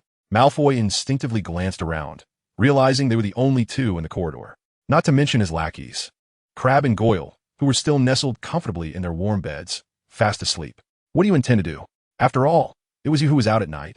Malfoy stammered, intimidated by John's commanding presence. John let out a cold laugh. "I'm not one to harbor grudges. I usually retaliate on the spot. What do you think I plan to do?" Before Malfoy could react, John's right hand had already covered Malfoy's mouth to stifle his impending shout. With a swift motion of his left hand, a wand slipped out from the sleeve, expertly modified by Madame Malkin. "Do you know, aside from casting spells, wands are crafted from remarkably durable materials?" The wand danced before Malfoy's eyes, tapering at both ends, its tip resembling a pair of chopsticks. It hovered dangerously close to Malfoy's eyes, as if poised to pierce them at any moment, causing Malfoy to tremble uncontrollably. "Hush! Keep your voice down. We wouldn't want Filch to hear. His office is stocked with an array of punishment devices." After brandishing the wand for a moment, John swiftly clenched his fist and delivered a punch to Malfoy's abdomen. The blow nearly made Malfoy retch, and he doubled over in the corridor, cradling his stomach. "Remember, do not scheme against me in the future." He felt a twinge of compassion. If Filch caught them, Slytherin would lose points once again. John certainly did not wish for Slytherin to be at the bottom of the 4 houses every year. He approached and helped Malfoy up, speaking earnestly. "We belong to the same house. There is no need for hostility." Malfoy, pale and trembling, found it impossible to withstand John's formidable punch. John continued, seemingly oblivious. "Logically, we are both Slytherins. Why can't we coexist amicably? As long as you do not provoke me, I shall not provoke you, and perhaps we could even become friends." John perceived Malfoy as a spoiled child, molded by an upbringing steeped in pure blood supremacy, a sentiment for which he held no animosity. Had Malfoy not foolishly instigated him, John would not have resorted to violence. Upon arriving at a damp stone wall, John spoke the password. The door to the Slytherin common room swung open, and he placed Malfoy on the sofa in the public lounge. One could only wonder who had designed this common room. It was narrow and low-ceilinged, adorned with bones and bronze decorations, its overall dark aesthetic contributing to an atmosphere that felt cold and unwelcoming. The shimmering surface of the Black Lake was disturbed as a colossal squid glided past the window. John leaned toward Malfoy and whispered, "Remember my words. We may not be friends, but we should not be enemies." Malfoy clutched his stomach, his gaze fixed on John, seemingly absorbing only a fraction of what was said. After a day of training, his magical energy had reached 65, and he was not far from leveling up, seemingly linked to the trio. He recalled a weakness, perhaps something to do with music. Lost in thought, he soon drifted into slumber. The following day, Malfoy strutted past John with an air of nonchalance, though he refrained from further provocation, suggesting that John's previous words had made an impact. To his astonishment, he spotted Harry and Ron still at Hogwarts, engaged in a discussion about what lay beneath the large dog-esk trapdoor. Harry recounted the reports of the Gringotts robbery, sharing his experience of seeing the small package during his visit to Gringotts with Hagrid, while the two boys engaged in a brainstorming session of conspiracy theories. Hermione approached John, exuding frustration as she plopped down beside him. "Those two arrogant fools. We nearly became the large dog's breakfast, and they find it amusing. Why must there be such foolish people? And one of them is my classmate." Hermione's tirade faded into the background as John had grown accustomed to her incessant chatter. At that moment, it sufficed to listen. Neville also joined them, providing John with a sense of security. Had it not been for John's presence the previous day, Neville might have become the morning's fresh offering to the large dog. The sight of 2 Gryffindors mingling with a Slytherin was indeed a rare occurrence. After breakfast, John was resolute in his decision to engage in exercise, unwilling to squander the beautiful morning. His daily routine was meticulously planned, a morning run around the Black Lake, followed by push-ups and frog leaps at noon. His schedule was filled to the brim, occasionally allowing for relaxation by taking Tom and Basil for a stroll near the Forbidden Forest. However, ill fortune struck when Hagrid caught him in the act. Though he did not enter the Forbidden Forest, Hagrid merely issued a verbal warning. John brushed it off, finding that his interactions with the colossal beast had fostered an unexpected camaraderie. The dog, rather embarrassingly, had succumbed to Tom's dog food. Ding! Magic level up successful. Current magic level, 2. Jogging along the edge of the Black Lake, John pulled out a towel to wipe the sweat from his brow. a radiant smile illuminating his face. At last, he had leveled up, paving the way for him to commence his spell training. With his magic now at level 2, he possessed only a single spell. Yet, practicing the unlocking charm seemed to yield little benefit. He needed to learn new incantations. Blessed with the intellect of a scholar, John's capacity for learning was remarkable. Before the charms class commenced, he mastered the levitation charm. Wand in hand, he aimed at a leaf that had fallen before him and uttered the incantation, Wingardium Leviosa. He felt a diminishment of his magical energy. Yet the leaf began to float as the spell took effect. Magic, level 2, 10,500. Spell, Alohomora, level 3, levitation charm, level 1. Skills, proficiency in short weapons, level 7. Proficiency in polearms, level 6. Proficiency in heavy weapons, level 3. Proficiency in firearms, level 1. Enhancements, physical fortitude, swift assault, precision, scholar, aviator, long-distance runner. Although still at level 1, his abilities allowed him to levitate only lightweight objects like leaves. Nevertheless, this brought a smile to John's face as his thoughts wandered towards the restricted section of the library. In comparison to the levitation charm, he held a greater affinity for the welding spell. If he were to venture into the restricted section, he could certainly attempt it over the next 2 months. Once he completed the night mission, the rewards would grant him access. Given the imposed penalties, it seemed quite reasonable for him to undertake the task of tidying up in the restricted section. Chapter 10. Transfiguration Class and the Tabby Cat. Upon awakening, John was greeted first by the enthusiastic tongue of Tom. Groggily, he shuffled to the table and placed a generous spoonful of dog food for Tom before heading off to brush his teeth and wash his face. As he gazed into the mirror, an unsettling thought struck him. He seemed to have forgotten something. Oh no, today was Transfiguration Class. He hurriedly exited, only to notice the alarm clock on the floor, glistening with Tom's saliva. No wonder he and T heard it ring. Tom had used it as a chew toy. Dressed in his wizarding robes, John stepped out of the dormitory, finding the Slytherin common room already deserted. As he walked through the corridor, he couldn't help but envy the Weasley twins, who always seemed to discover convenient shortcuts. Fortunately, John was in good physical shape. Upon reaching the Great Hall, he still had time to grab a quick breakfast. Hermione was glancing about when she spotted John and waved him over. John took a seat beside her, noticing that she was still in a cold war with Harry and Ron, but he chose to remain silent. What about Neville? Had he overslept again or simply gotten lost? From John's understanding, Neville often misplaced things and was perpetually disoriented. His toad was missing, and he was searching for it in the Gryffindor common room. Hermione was munching on a buttered roll, crumbs adorning the corners of her mouth. She had deliberately slowed her pace to wait for John. Otherwise, she would have been en route to class by now. Noticing the crumbs on Hermione's lips, John pointed to his own mouth in a gesture of friendly suggestion. Upon realizing, Hermione's cheeks flushed as if painted with blush. By the time John had nearly finished eating, Neville finally arrived, having wandered in after getting lost for the 4th time. John mused that perhaps a detailed map would be beneficial for him. Once seated, Neville pulled out a memory ball, staring perplexedly at the red orb. The ball turned red whenever he had forgotten something, but Neville could never quite recall what it was. John appraised him and remarked, "Neville, you might just miss out on breakfast this time." "Why?" Neville replied, looking despondent, having finally made it to the hall. "Because you forgot to wear your outer robe." At last, Neville remembered what he had overlooked, and without a moment to spare, he hurried towards the dizzying moving stairs, disregarding his meal entirely. John entered the Transfiguration classroom, feeling a twinge of regret for missing the previous lesson due to his confinement following a scuffle. His interest in Transfiguration was palpable, though the specifics eluded him. Upon arriving in the classroom, the stark contrast between Slytherin's green and Gryffindor's red was unmistakable, and he chose to sit apart from Hermione. Regardless of whether in the magical realm or the outside world, students invariably shied away from the front rows. With only a few remaining seats available, John made his way to the front to claim a spot. Suddenly, his gaze fell upon a tabby cat perched on the podium, its markings strikingly reminiscent of a pair of square glasses.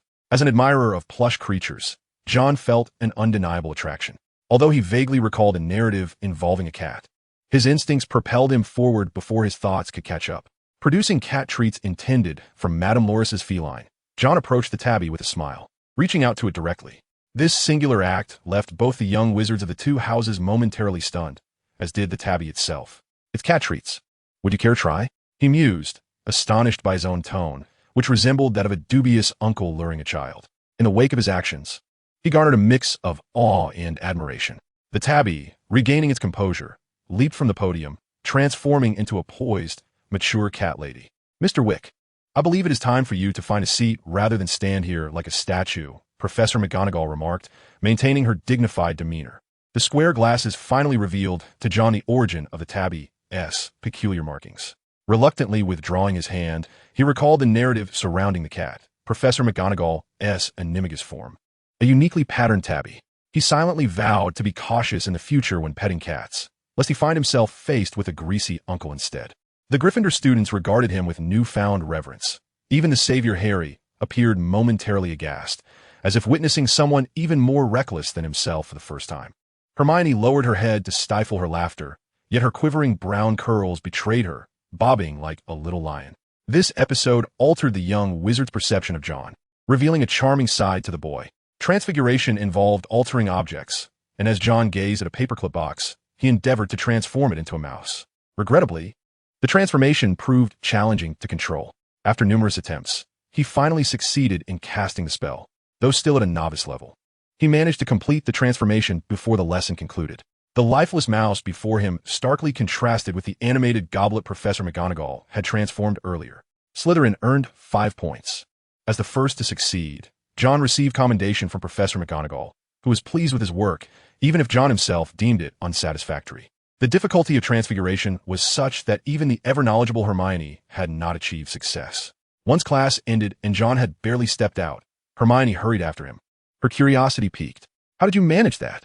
Embracing the relentless curiosity of a top student, Hermione found herself troubled by her incomplete transfiguration assignment.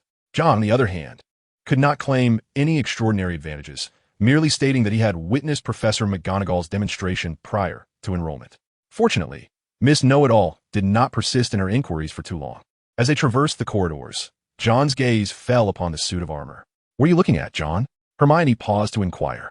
Behind John, the enchanted portrait figures drew closer, their expressions equally curious. John stroked his smooth chin, muttering to himself, "This seems like a decent burden to bear." The portrait's knight gaped in astonishment, wondering what sort of young wizard would contemplate such a weight. John had always been one to take bold actions. He had set his sights on the medieval armor, or more precisely, the sword it wielded. Although the armor itself was a viable option for weight, its size rendered it cumbersome and impractical for movement. In contrast, the sword could be comfortably strapped to his back, and even serve as a workout tool when not in motion. He contemplated retrieving the sword later that evening. A glimmer of intent sparked in his eyes, causing the armor to feel uneasy. Aside from the Gryffindor common room, Hermione frequently visited the library. The ever-curious Miss Know-It-All possessed an insatiable thirst for knowledge, except when it came to divination. John was drawn along, primarily to familiarize himself with the restricted section. He picked up a copy of the Tales of Beedle the Bard and pretended to read. The library enforced stringent rules. Any noise would attract the attention of the formidable librarian, Madame Irma Pants. Just moments earlier, John had witnessed Neville being chased and swatted by a broom, a scene that elicited his sympathy. As night fell, John completed his tidying of the trophy room and stealthily approached the suit of armor. Poor Sir Armor would awaken the next day to find his sword missing. This incident soon became one of Hogwarts' unsolved mysteries, with only Mr. Filch adamantly asserting that the Weasley twins were responsible. Chapter 11. Night Adventures in the Restricted Section. The sword felt quite comfortable in his grasp. Raoul tilted his round head, as if pondering the origin of John's newfound weapon. He flapped his wings, swatting Tom's drooling dog away, and loftily soared to a height beyond Tom's reach. John grasped the large sword with both hands. It was the weapon of medieval knights, standing nearly shoulder high to him. Perhaps, when he grew older, this sword would fit him perfectly. With determination, he seized the hilt and raised the sword high. This was a common knight's sword, measuring about a palm's width across the blade, forged from steel. It was heavy, and for John, at this moment, it served as an excellent choice for weight training. He secured the sword with a rope, strapping it to his back, and began his push-ups. With effort comes reward. Upon awakening the next day, he found his magical prowess had increased by 10 points. Magic, level 2, 20,500. Spells, Alohomora, level 3. Levitation Charm, level 1. Transfiguration Spell, level 1. Skills, Proficiency in Short Weapons, level 7. Proficiency in Greatswords, level 3. Proficiency in Firearms, level 1. Enhancements, Fortitude, Swift Assault, Precision, Scholar, Aviator, Long Distance Runner. His skills underwent a transformation, as the proficiency in heavy weapons and polearms vanished, replaced instead by proficiency in greatswords. This weapon indeed met the criteria for both polearm and heavy types. Upon closer examination of the greatsword, John experienced a moment of clarity.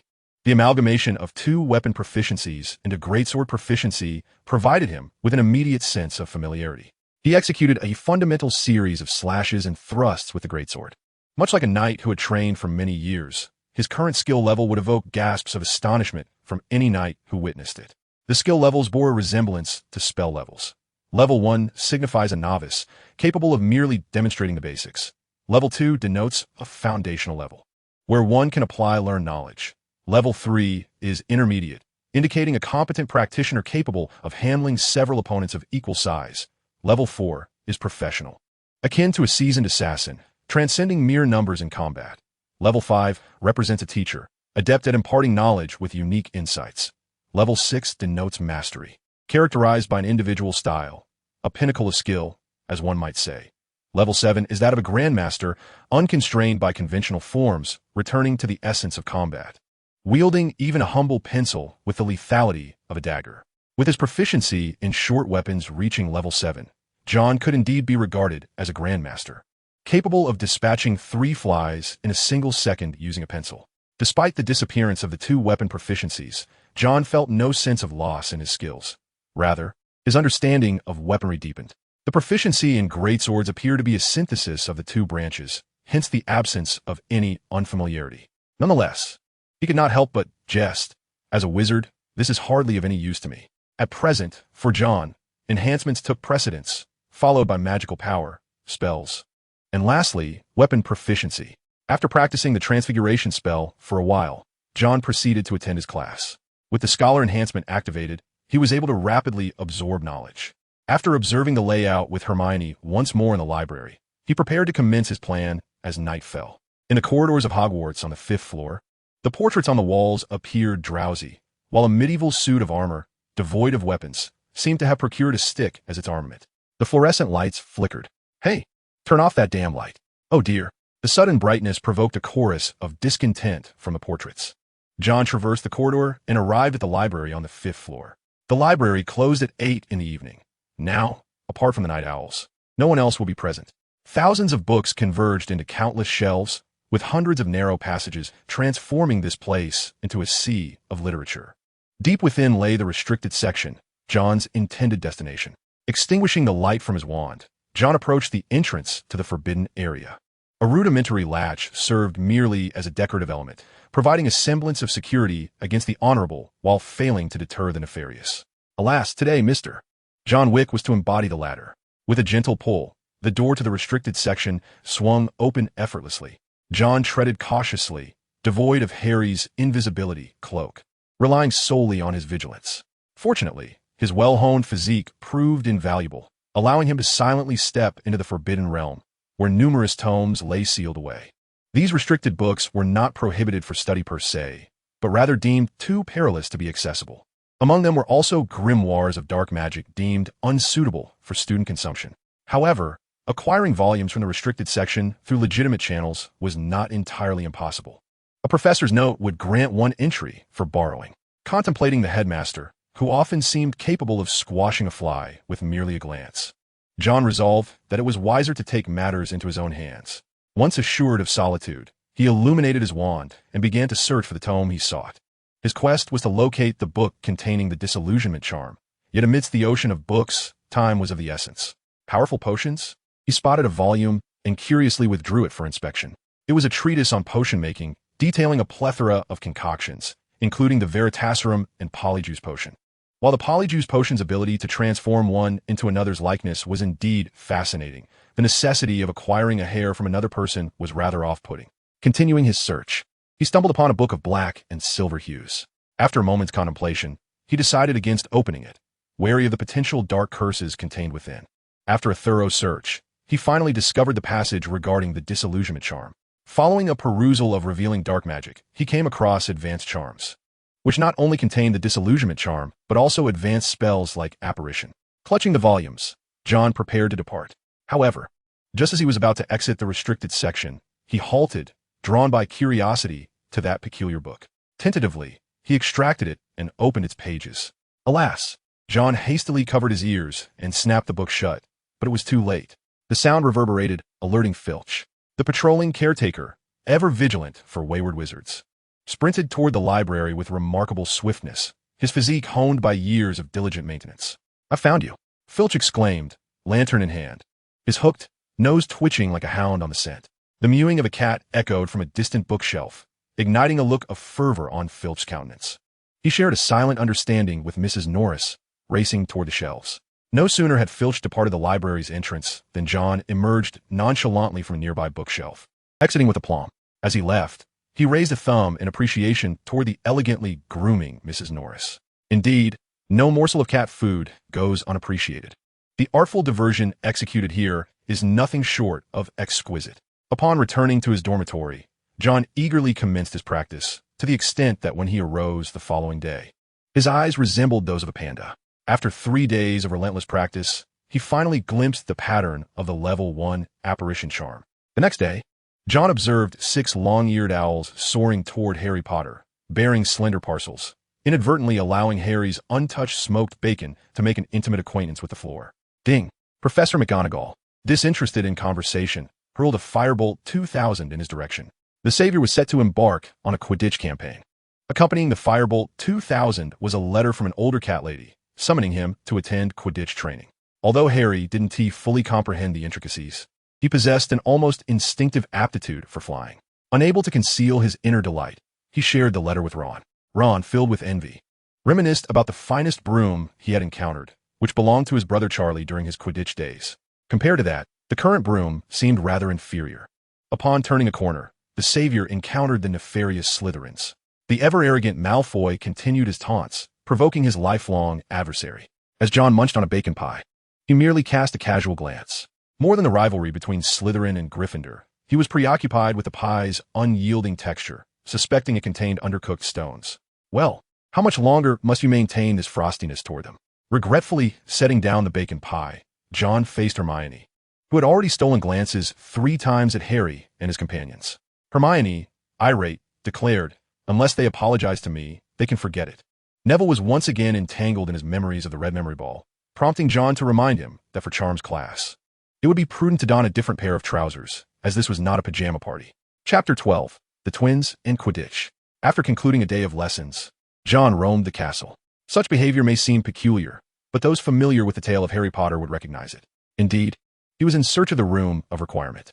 As previously mentioned, his recollections were somewhat hazy. He remembered that the entrance to the room of requirement was opposite a colossal tapestry, yet the details of this particular location eluded him. Fortunately, Hogwarts boasted only a limited number of grand tapestries. After passing the tapestry depicting the troll striking the hapless Barnabas for the 3rd time on the 8th floor, a wooden door appeared opposite it. John pushed the door open, revealing a space intended for practicing spells. The human-shaped target appeared somewhat antiquated, and upon entering, John furrowed his brow. The dust within was substantial, suggesting it had not been cleaned in decades. With a wave of his newly learned spell, John cleared the room of its dust, finally easing his furrowed brow. The time-worn human-shaped target remained sturdy, and in the corner lay a dark-hued training sword. Judging by its size, its owner must have been quite robust. John hefted it, finding it remarkably heavy, even heavier than a sword from medieval armor. With his current strength, he could not wield it effectively. However, he can now engage in spell training here. The equipment within can also be utilized for exercise, making it a multifaceted advantage. Currently, there are no offensive spells, and John is limited to conducting only basic training. Through his relentless efforts in leveling up, the disillusionment charm has advanced to level 2. With a flick of his wand, a liquid-like layer envelopes him, gradually shrouding his entire form. He raises his hand to observe, appearing as if he is transformed into a mass of water. To the untrained eye, one would hardly notice his presence, yet from a close enough distance, a subtle distinction from the surroundings becomes evident, akin to optical camouflage. Satisfied with his understanding of this phenomenon, John nods appreciatively. With the assistance of the disillusionment charm, his upcoming nocturnal tasks will be executed with greater ease. After completing his training, he departs from the room of requirement. It is now time for bed, and he heads to the trophy room to tidy up the trophies, taking cat treats from his pocket as a reward for his previous assistance. John gently detangles Lady Dolores's fur. Have you gained weight? Lifting Lady Dolores, John senses that she has indeed put on quite a bit. He had previously wondered how Filch managed to underfeed her. Remembering that Lady Dolores often groomed herself, John thoughtfully brought along a bottle of fur conditioner. As he exits, he notices Filch's scowling visage, further darkened, accompanied by an odor reminiscent of rotten durian, likely the handiwork of the Weasley twins. Shortly after leaving the trophy room, John encounters the two mischievous figures with red hair, with identical features and mischievous grins plastered across their faces. It is evident that these are none other than the infamous Weasley twins. With a clever flick of his wrist, John casts the disillusionment charm upon himself and stealthily follows them, eavesdropping on their conversation. "George, we can toss the dumb bomb in there." "Wait, Fred." John Wick is still in the trophy room. "I don't want to drag him into this." "All right, we can throw it into Filch's room instead. What do you think?" "Brilliant." "George, it's time this annoying fellow faced some consequences." George Weasley and Fred Weasley, the troublesome duo of Hogwarts, have had a long-standing rivalry with Filch, the caretaker. As notorious pranksters, they are natural adversaries to the stringent caretaker. Thus, the Weasley twins are prepared to teach Filch a lesson. Perhaps 2 dung bombs delivered to his chamber would serve as a fitting gift. As John trails behind them, listening to their discussion sends shivers down his spine.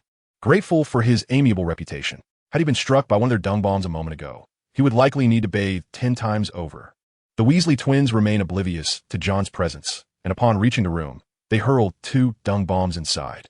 The foul stench wafting out evokes sympathy from John for Filch, wondering where this unfortunate soul would find rest tonight. The noxious odor proves unbearable even for the Weasley twins, who hastily flee after their mischief. John stood at the door, peering inside. Filch's office was cluttered with numerous items, one drawer ominously labeled confiscated, highly dangerous, filled with an array of contraband. John had no time to examine it closely, as he soon heard Filch's furious shouts. The Weasley twins quickened their pace, and, as they passed by John, a piece of parchment fell from their possession. He picked it up, and, upon seeing the pristine parchment, his thoughts drifted to one particular item. The Marauder's map? Now was not the time to investigate further, for he had already heard the distinct meow of Mrs. Norris. Cloaked in a disillusionment charm, he darted away from the Weasley twins' path. Filch, livid, chased after them. Upon returning to the dormitory, John was struck by an unpleasant odor. He retrieved the parchment and drew his wand. "I solemnly swear I am up to no good." The immaculate parchment began to transform, ink-like lines extending and converging into a line of text. Moony, Wormtail, Padfoot, and Prongs. John recalled that one of these names belonged to Harry's father. Unfolding the parchment, he discovered a map featuring footprints, indicating the movements of individuals within Hogwarts. Filch was still in pursuit. If he took a turn, he would spot the Weasley twins. The map was remarkably comprehensive, detailing even a number of secret passages in Hogwarts, complete with their names. Possessing this map essentially granted mastery over all hidden routes within the castle. Yet, Filch did not veer off course. Instead, he headed in the opposite direction. The Weasley twins began to make their way toward the Gryffindor common room, utilizing a shortcut on the 5th floor. As John scrutinized the map, he noticed a name, Quirinus Quirrell. Professor Quirrell was roaming outside at night, and John was curious to see if he could locate the one whose name could not be spoken. Unfortunately, he was unsuccessful. It seemed the Marauder's map did not reveal everything. Disappointment washed over him, but such occurrences were rare. Amused, he watched as his bat-like headmaster approached a pair of unfortunate lovebirds wandering about at night, estimating that the couple would lose quite a few points. Mischief accomplished. He tapped the parchment with his wand to close the Marauder's map and tucked it beneath his pillow. No longer would he fear being caught during his nocturnal escapades. This was indeed welcome news. A good piece of news and a bad piece of news. The good news was that, in addition to his classes, John had acquired a new pastime, watching the savior Harry soar through the Quidditch pitch with dazzling skill. It must be said that such legacies were rare. One had to wonder how a bespectacled, nearsighted boy could possess such exceptional dynamic vision. The golden snitch, already diminutive, was about the size of a walnut. Coupled with its blinding speed and the vast three-dimensional arena, John found himself somewhat dizzy, while Harry consistently managed to locate and capture it. Yet this did not detract from John's enjoyment. After all, this was a glimpse into the training history of the savior. After Harry's third dive into the stands, John's ears resonated with Hermione's voice. In 1269, the chairman of the Wizarding Council, Barbaroubreg, introduced the Golden Snitch into Quidditch matches, offering a reward of 150 galleons for its capture. Subsequently, the release of the Golden Snitch became customary, with the team that captured it receiving a bonus of 150 points. However, due to the popularity of hunting the snitch, its numbers dwindled dramatically, leading to the introduction of the Golden Seeker as a replacement. Hermione was showcasing her knowledge. which left John feeling exasperated. It seemed she was gradually viewing him as a rival. As an academic prodigy, Hermione exhibited a fierce determination not to be outdone by John, who was earning more points than her in class. This was disheartening news, especially before John had truly established himself as a top scholar. It felt akin to someone wielding a whip behind him, ready to strike if he faltered. Chapter 13, The Hospital Wing and Training. Ding. Challenge task activated. Maintain a score exceeding Hermione Granger's within an academic year to gain the bonus. Scholar 20. Scholar 20. Increases daily study efficiency by 4 hours. Had a task been triggered? John was lost in thought when a flash of gold caught his eye, followed swiftly by a flying broomstick zipping past him. He had no time to ponder. A bludger was hurtling toward him. Instinctively, he raised his hand to catch the incoming bludger, but his arm audibly dislocated with a sharp crack. "Oh my goodness, John, are you all right?" Hermione's panicked voice echoed belatedly. The Gryffindor Quidditch players still in training also became aware of the incident, with the Weasley twins being the first to rush over. The bludger struggled against John's grip. Yet his seemingly frail arm held fast. Evenwood couldn't help but exclaim, "You caught a bludger barehanded. You are truly a natural hitter." George chimed in, "If only you were a Gryffindor, John." Fred added, "Then we could take a back seat." The twins bantered back and forth. Angelina Johnson, with her long black hair styled in a braid, interrupted their teasing. "You two should be quiet. It looks like his arm is broken." Harry hastily descended from his broom, realizing that the bludger had been chasing him just moments ago. He had been so focused on the golden snitch that he hadn't noticed the commotion, and by the time he reacted, John was already in trouble. Filled with guilt, Harry murmured, "It's all my fault." John's face turned pale. Even he knew that a dislocated joint was no small discomfort. "Could you please stop chatting and get this thing away from me?" The bludger had been aimed at Hermione, and had he released his grip, her face would have met the bludger's with a disastrous kiss. Would, flustered, manage to bind the bludger. It was known to cause mayhem, even breaking bats in its swift flight. With the bludger secured, John exhaled in relief, though his lips were still slightly pale as he shifted into a half-kneeling position. Crack! "Oh dear, that must hurt." "John, you should head to the hospital wing." The young lions were startled. Even the Weasley twins displayed expressions of admiration. The disparity among the Slytherins was striking. Young Malfoy, even with a mere scrape on his finger, had to wail in the hospital for quite some time. Madame Pomfrey had contemplated expelling Malfoy on more than one occasion. A group of young lions encircled John, mistakenly believing that Gryffindor had united to assault Slytherin. Hermione, mingling among the crowd, couldn't suppress her concern and asked, "John, are you all right? Perhaps you haven't trained enough." John took a moment to compose himself and flashed a smile at Hermione. Glancing at the equally worried Harry, he remarked, "Harry, this isn't your fault. I think we should visit the hospital wing." Stubbornly, Harry insisted on accompanying John to the hospital. Unable to resist their insistence, John was led there, and onlookers might have thought he was gravely injured. After a brief stay in the hospital wing, he was soon ushered out by Madame Pomfrey. "See, I told you it was nothing," he said, shrugging with an air of nonchalance. Harry finally relaxed, turning to Hermione and apologizing. "I'm sorry, Hermione. It was my fault for flying too low." "It's not your fault, Harry. The trajectory of the golden snitch is unpredictable," she replied. This incident finally eased the tension in the Cold War between Harry and Hermione. Now, only Ron remained aloof. Harry considered Hermione to be quite a remarkable person, contrary to their assumptions, and felt it was his duty to help mend their friendship. Days were spent studying, while nights were devoted to training. Ever since the collision, John had come to appreciate the significance of physical prowess for a wizard. Following his nocturnal escapade, he became a regular visitor to the restricted section. Employing the disillusionment charm, John retrieved advanced charms and navigated through the shortcut on the 5th floor to the room of requirement. "I need a training space," he thought. Inside was the same training room as before, but this time John brought a greatsword adorned in medieval armor. He had become accustomed to its weight. Grasping the sword, John altered his training method. In the flickering candlelight of the training room, the sword's glimmer resembled a constellation of stars. The greatsword cut through the air, striking the humanoid target. Upon contact, the target was shattered into pieces. As one target crumbled, John shifted his focus to the next. This cycle continued until the last target was destroyed, at which point all the fragments magically reassembled. The targets had been enchanted with a restoration spell, allowing them to return to their original form upon being shattered, saving John considerable time. Ding! You have gained an enhancement, Sword Dance. Sword Dance increases the aesthetic and destructive power of sword-based weapons. With his hands slightly sore, John set the greatsword down. Given his current physical condition, he could distinctly feel his magical capacity enhancing after a series of high-intensity exercises. In just one night, He had gained 15 points of magic.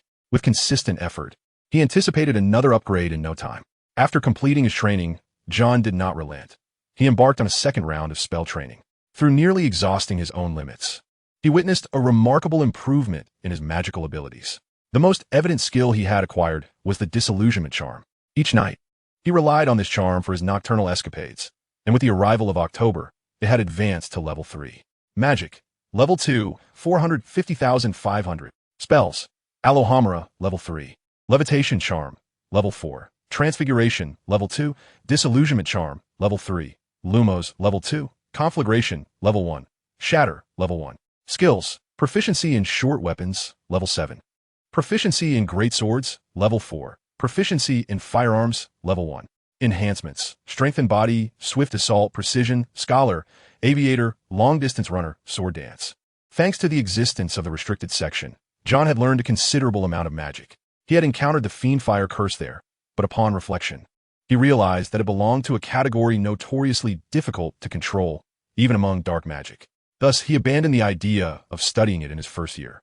He recalled a foolish individual who had unleashed Fiendfire within the room of requirement, ultimately resulting in the entire chamber being incinerated. He had no desire to repeat that folly. Once he entered Scholar mode, the breadth of knowledge available to him expanded significantly. On Monday, it was Transfiguration class. Well done, Wick. 5 points to Slytherin. Today's lesson involved transforming animals into goblets. On his desk sat Tom, a wide-eyed and endearing creature, who playfully stuck out his tongue. John pointed his wand at him. Vera verto. Under his watchful gaze, Tom morphed into a goblet. Professor McGonagall was thoroughly impressed and rewarded Slytherin's once barren point tally. Hermione appeared somewhat disheartened, feeling increasingly distant from John. Little did she know, he was a relentless overachiever. To ensure he had ample time for both nightly adventures and training, he had sacrificed sleep, attaining a new achievement. Insomniac. You require only 2 hours of sleep each day to sustain your energy. With this enhancement, he finally managed to avoid dozing off under Snape's brooding gaze. He had heard rumors that Snape had visited the hospital wing several times, hoping Madame Pomfrey wouldn't continue administering the exhilarant to certain students. Well, that student likely wasn't referring to John. In the room of requirement, John wielded his great sword, the flickering candlelight casting a silver sheen as he cleaved through the target before him, while his left hand directed his wand at the target positioned at 7 o'clock. Shatter. The wand, resembling a chopstick, released a beam of white light that struck the target, causing it to explode into a shower of fragments. Compared to his initial attempts, which merely resulted in minor bursts, this was a significant qualitative enhancement. After concluding his training, John took a brief respite before preparing to depart. The day after tomorrow, his 2-month-long punishment in the trophy room would finally come to an end. Fortunately, Hogwarts was replete with shortcuts, and as he reached the first-floor corridor, he encountered the specter known as the Bloody Baron. This taciturn ghost of Slytherin appeared to be awaiting him. Chapter 14. The Great Sword and the Ghost. Mr. Baron, John said, as he dispelled the disillusionment charm upon nearing the Slytherin common room. However, John was not embarrassed by his late-night escapade. Rather, he was intrigued by the presence of Bloody Baron and wondered what brought him here. Gazing into the night outside, the Baron appeared lost in thought. It is you, the Slytherin who sneaks out. The Bloody Baron was a terrifying ghost with hollow eyes and a gaunt face, his robe stained with splatters of silver blood. Nearly fearless, Peeves the poltergeist trembled at the mere mention of the specter. It seemed that the Bloody Baron was aware that someone frequently ventured out, although he did not know who. John nodded slightly, and the Baron scrutinized him with an odd expression. After all, it was indeed peculiar for anyone to see a wizard bearing a large sword. What is your purpose for being out here? The Baron inquired. Practice, John replied. I believe I must strive harder to be worthy of Slytherin. Flattering words never go unnoticed. John's statement elicited a shake of the head from the Baron. You are diligent, but you strike me more as a Gryffindor. He left his thought unfinished, for the resemblance was uncanny. The Bloody Baron had lived during the era of the Four Founders. In a tragic pursuit of Rowena Ravenclaw's daughter, Helena, he had slain her, and subsequently, overwhelmed with sorrow and guilt, he chose to end his own life. Thus, he had encountered Godric Gryffindor, who was equally passionate about swordsmanship and battle, even commissioning a silver sword from goblins. However, the flawless creation incited greed among the goblins, leading Godric to fight them. Compared to Salazar Slytherin, John was a striking reflection of the young Godric Gryffindor. By Merlin's beard, who knows whether that old hat is malfunctioning, sending a replica of Gryffindor to Slytherin? The Baron continued, I am here to warn you. There are other dangers lurking at night. Exercise caution. John's thoughts flickered to Quirrell. According to the Marauder's map, Quirrell often left Hogwarts. The Bloody Baron was the most unique ghost among the four houses, possessing the ability to become invisible. He must have discovered something significant to come to warn John. I understand, Baron. I shall be careful. I solemnly swear I mean no harm. A map of Hogwarts appeared on the parchment. Aside from professors like Snape who caught students, John noticed Quirrell's name. Quirrell's name skirted around, patrolling professors and Filch, heading towards the outskirts of Hogwarts. Where could he be going? John was puzzled. It was late at night, and Quirrell was leaving the castle. What was his destination? Unfortunately, the map's display was limited to the confines of Hogwarts, rendering areas like the Forbidden Forest invisible. Could he be heading to the Forbidden Forest? After much contemplation, John deduced that if Quirrell was not leaving Hogwarts, he only had one direction to go, the Forbidden Forest. The forest was home to many magical creatures, including werewolves, centaurs, and pure unicorns. Was the danger the Baron referred to linked to Voldemort? The thought of Voldemort intensified John's sense of urgency. Although the second Dark Lord may not wield the same influence across Europe as his predecessor, Voldemort exhibits a profound lack of moral constraint.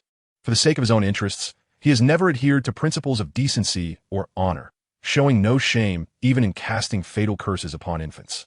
Were Voldemort to possess even a fragment of the gravitas of the first Dark Lord, John would not find himself in fear within the hallowed halls of Hogwarts. No, he must strengthen his resolve. With his large ears covering Tom's eyes, John refuses to place his hopes upon nebulous prophecies. Who can ascertain the veracity of such predictions? Furthermore, Hogwarts has not been devoid of tragedy. On October 31st, during Charms class, the sweet aroma of roasted pumpkins permeated the corridor. Pairs of students listened intently to Professor Flitwick as he elucidated the nuances of the levitation charm. John could distinctly observe the Adam's apples of Goyle and Crabbe as they swallowed, while his partner was none other than Malfoy, an unfortunate pairing indeed. This proximity kept Malfoy perpetually on edge, as if fearing John might suddenly jab his wand into his eye. Professor Flitwick stood upon a makeshift, elevated chair constructed from books, his high-pitched voice guiding the students. Now, do not forget that subtle wrist motion we've been practicing. A flick and a swish. Remember, a flick and a swish. Pronouncing the incantation correctly is of utmost importance. Do not forget about the esteemed Wizard Baruffio. As the head of Ravenclaw House and the Charms Professor, Professor Flitwick undoubtedly excels in his role. He seems eager to dissect each spell, meticulously feeding the students bite-sized pieces of knowledge. A truly commendable educator. It is rumored that the young Professor Flitwick once won the dueling championship, a testament to his formidable prowess. Once Professor Flitwick concluded his instructions, the students began their practice. Wingardium Leviosa. Malfoy's wand was perilously close to jabbing John in the face, yet the feather on the table remained obstinately still, leaving John exasperated. With remarkable patience, he softly reassured, Malfoy, if you poke me one more time, I shall insert my wand into your ear. The threat caused Malfoy to stiffen. Yet his pure blood pride forbade him from yielding to a mudblood, retorting defiantly, if you think you can do better, go ahead. Apologies, but I truly can, John replied with a shrug, elegantly retrieving his wand and pointing it at the feather on the table. With a flick and a swish, Wingardium Leviosa. To the astonishment of all, the feather soared upwards, guided by John's wand, and gracefully landed in Professor Flitwick's outstretched hand. Splendid, Professor Flitwick exclaimed, clapping his hands with excitement, his voice reaching an even higher pitch. Look at Mr. Wick, achieving success with such elegance and perfection. 10 points to Slytherin. In the direction of Gryffindor, Hermione, who had practiced diligently, was confident in her ability to master the levitation charm. However, she found herself exasperated by Ron's clumsy wand-waving. Just as she was about to cast the correct incantation, John outpaced her, demonstrating his precise control over the feather. Watching it float so effortlessly, Hermione felt a pang of disappointment, and her emotions found a perfect outlet in the form of her rival. Thus, Ron, regrettably under Hermione's emotionally charged guidance, found himself in an exceedingly foul mood. After class, amidst the throngs in the bustling corridor, Ron lamented to Harry, no wonder everyone can't stand her. She is nothing short of a nightmare. Hermione overheard this remark, and her sense of injustice deepened. She had been attempting to assist Ron, yet he expressed disdain. Heartbroken, she chose not to wait for John, seeking a solitary space to weep. As she navigated through the crowd, she collided with Harry, who noticed the tears streaming down her cheeks. Having revised his opinion of Hermione, He felt Ron's words were rather excessive. I think she heard you, he remarked. Ron, catching sight of Hermione's sorrowful expression, let his pride compel him to retort, so what? She must have noticed she has no friends. Ron, you shouldn't say that, Harry admonished earnestly. With a friend's intervention, Ron begrudgingly lowered his gaze and departed, muttering, all right. She does have a friend, John. Chapter 15. The Halloween Feast and the Troll. The entire afternoon passed without a sight of Hermione, compelling Harry to set the matter aside. This left Ron feeling quite uneasy, especially under Harry's insistence, leading him to ponder the possibility of his error. We should go find her and apologize, he suggested. Ron was not inherently unkind, though he struggled against his own benevolence. 1,000 bats flapped against the walls and ceiling, while a similar multitude circled above the dining table, resembling low-hanging clouds. Hollowed pumpkins, illuminated by flickering candle flames, adorned the table, which was laden with an array of delectable dishes presented on golden plates. John surveyed the scene before hurling a potato, skin intact, at Neville's head. Neville, where's Hermione? Shouldn't I go find her? She wouldn't want to miss such a splendid feast. A nagging unease gripped John, recalling the ominous words of Bloodman Barrow. He sensed that something was destined to unfold that day, as though a narrative were in the making. Alert! Hermione located. Quest to address the troll initiated. Reward. 1 point. Bonus. Troll Slayer. Troll Slayer. Increased damage to colossal creatures. John paused. Then his expression shifted dramatically. He doubted that Hermione, this young witch, could contend with a 12-foot-tall troll endowed with brute strength. Without further contemplation, he vacated his seat. Dumbledore, savoring a slice of sweet pumpkin pie, observed this unfolding scene with his wise eyes, concealed behind crescent-shaped spectacles, as if deep in thought.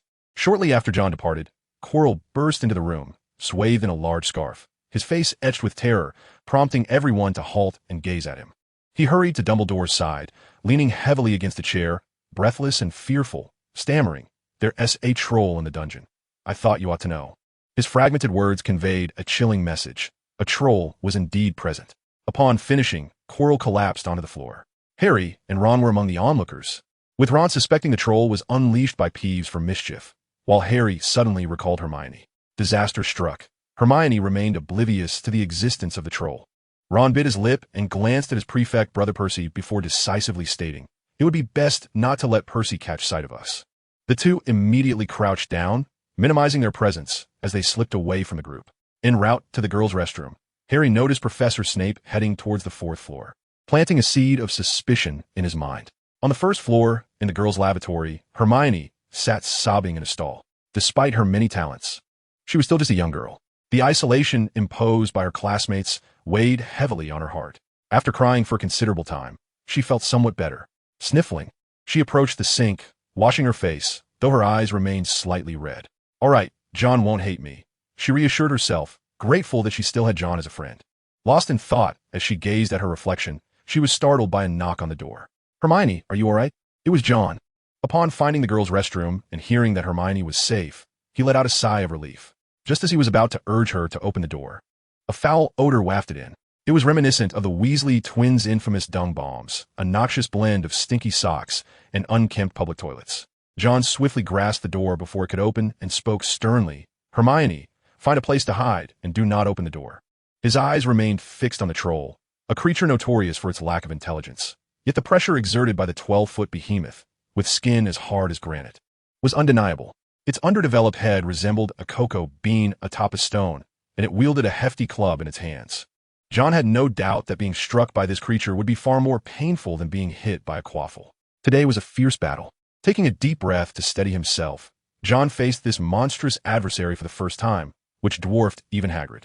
The dim-witted troll scratched its head in confusion upon seeing John, but it would be a grave mistake to assume that its apparent lack of intellect rendered it harmless.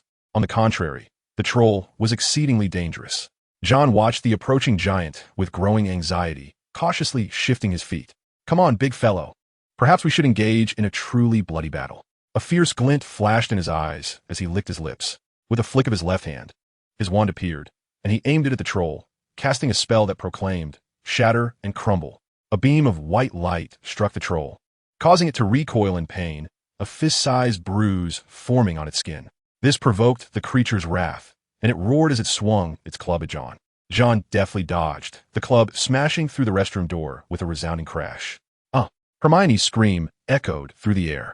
As the troll turned to investigate, John unleashed another spell, striking it with precision.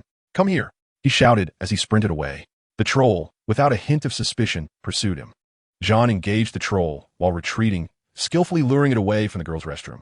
Harry and Ron arrived at the girls' lavatory, their hearts sinking at the sight of the wrecked door. "Hermione!" They dashed into the ladies' restroom, discovering Hermione huddled in the corner. It seemed the troll had not entered, just as they breathed a sigh of relief. Hermione's trembling voice pierced the air. John has lured the troll away. We must hurry to save him." Even Ron, at that moment, set aside his grievances with Hermione. Gryffindor was never lacking in the courage to risk for a friend, and they sprinted towards the direction of the troll. John calculated the distance.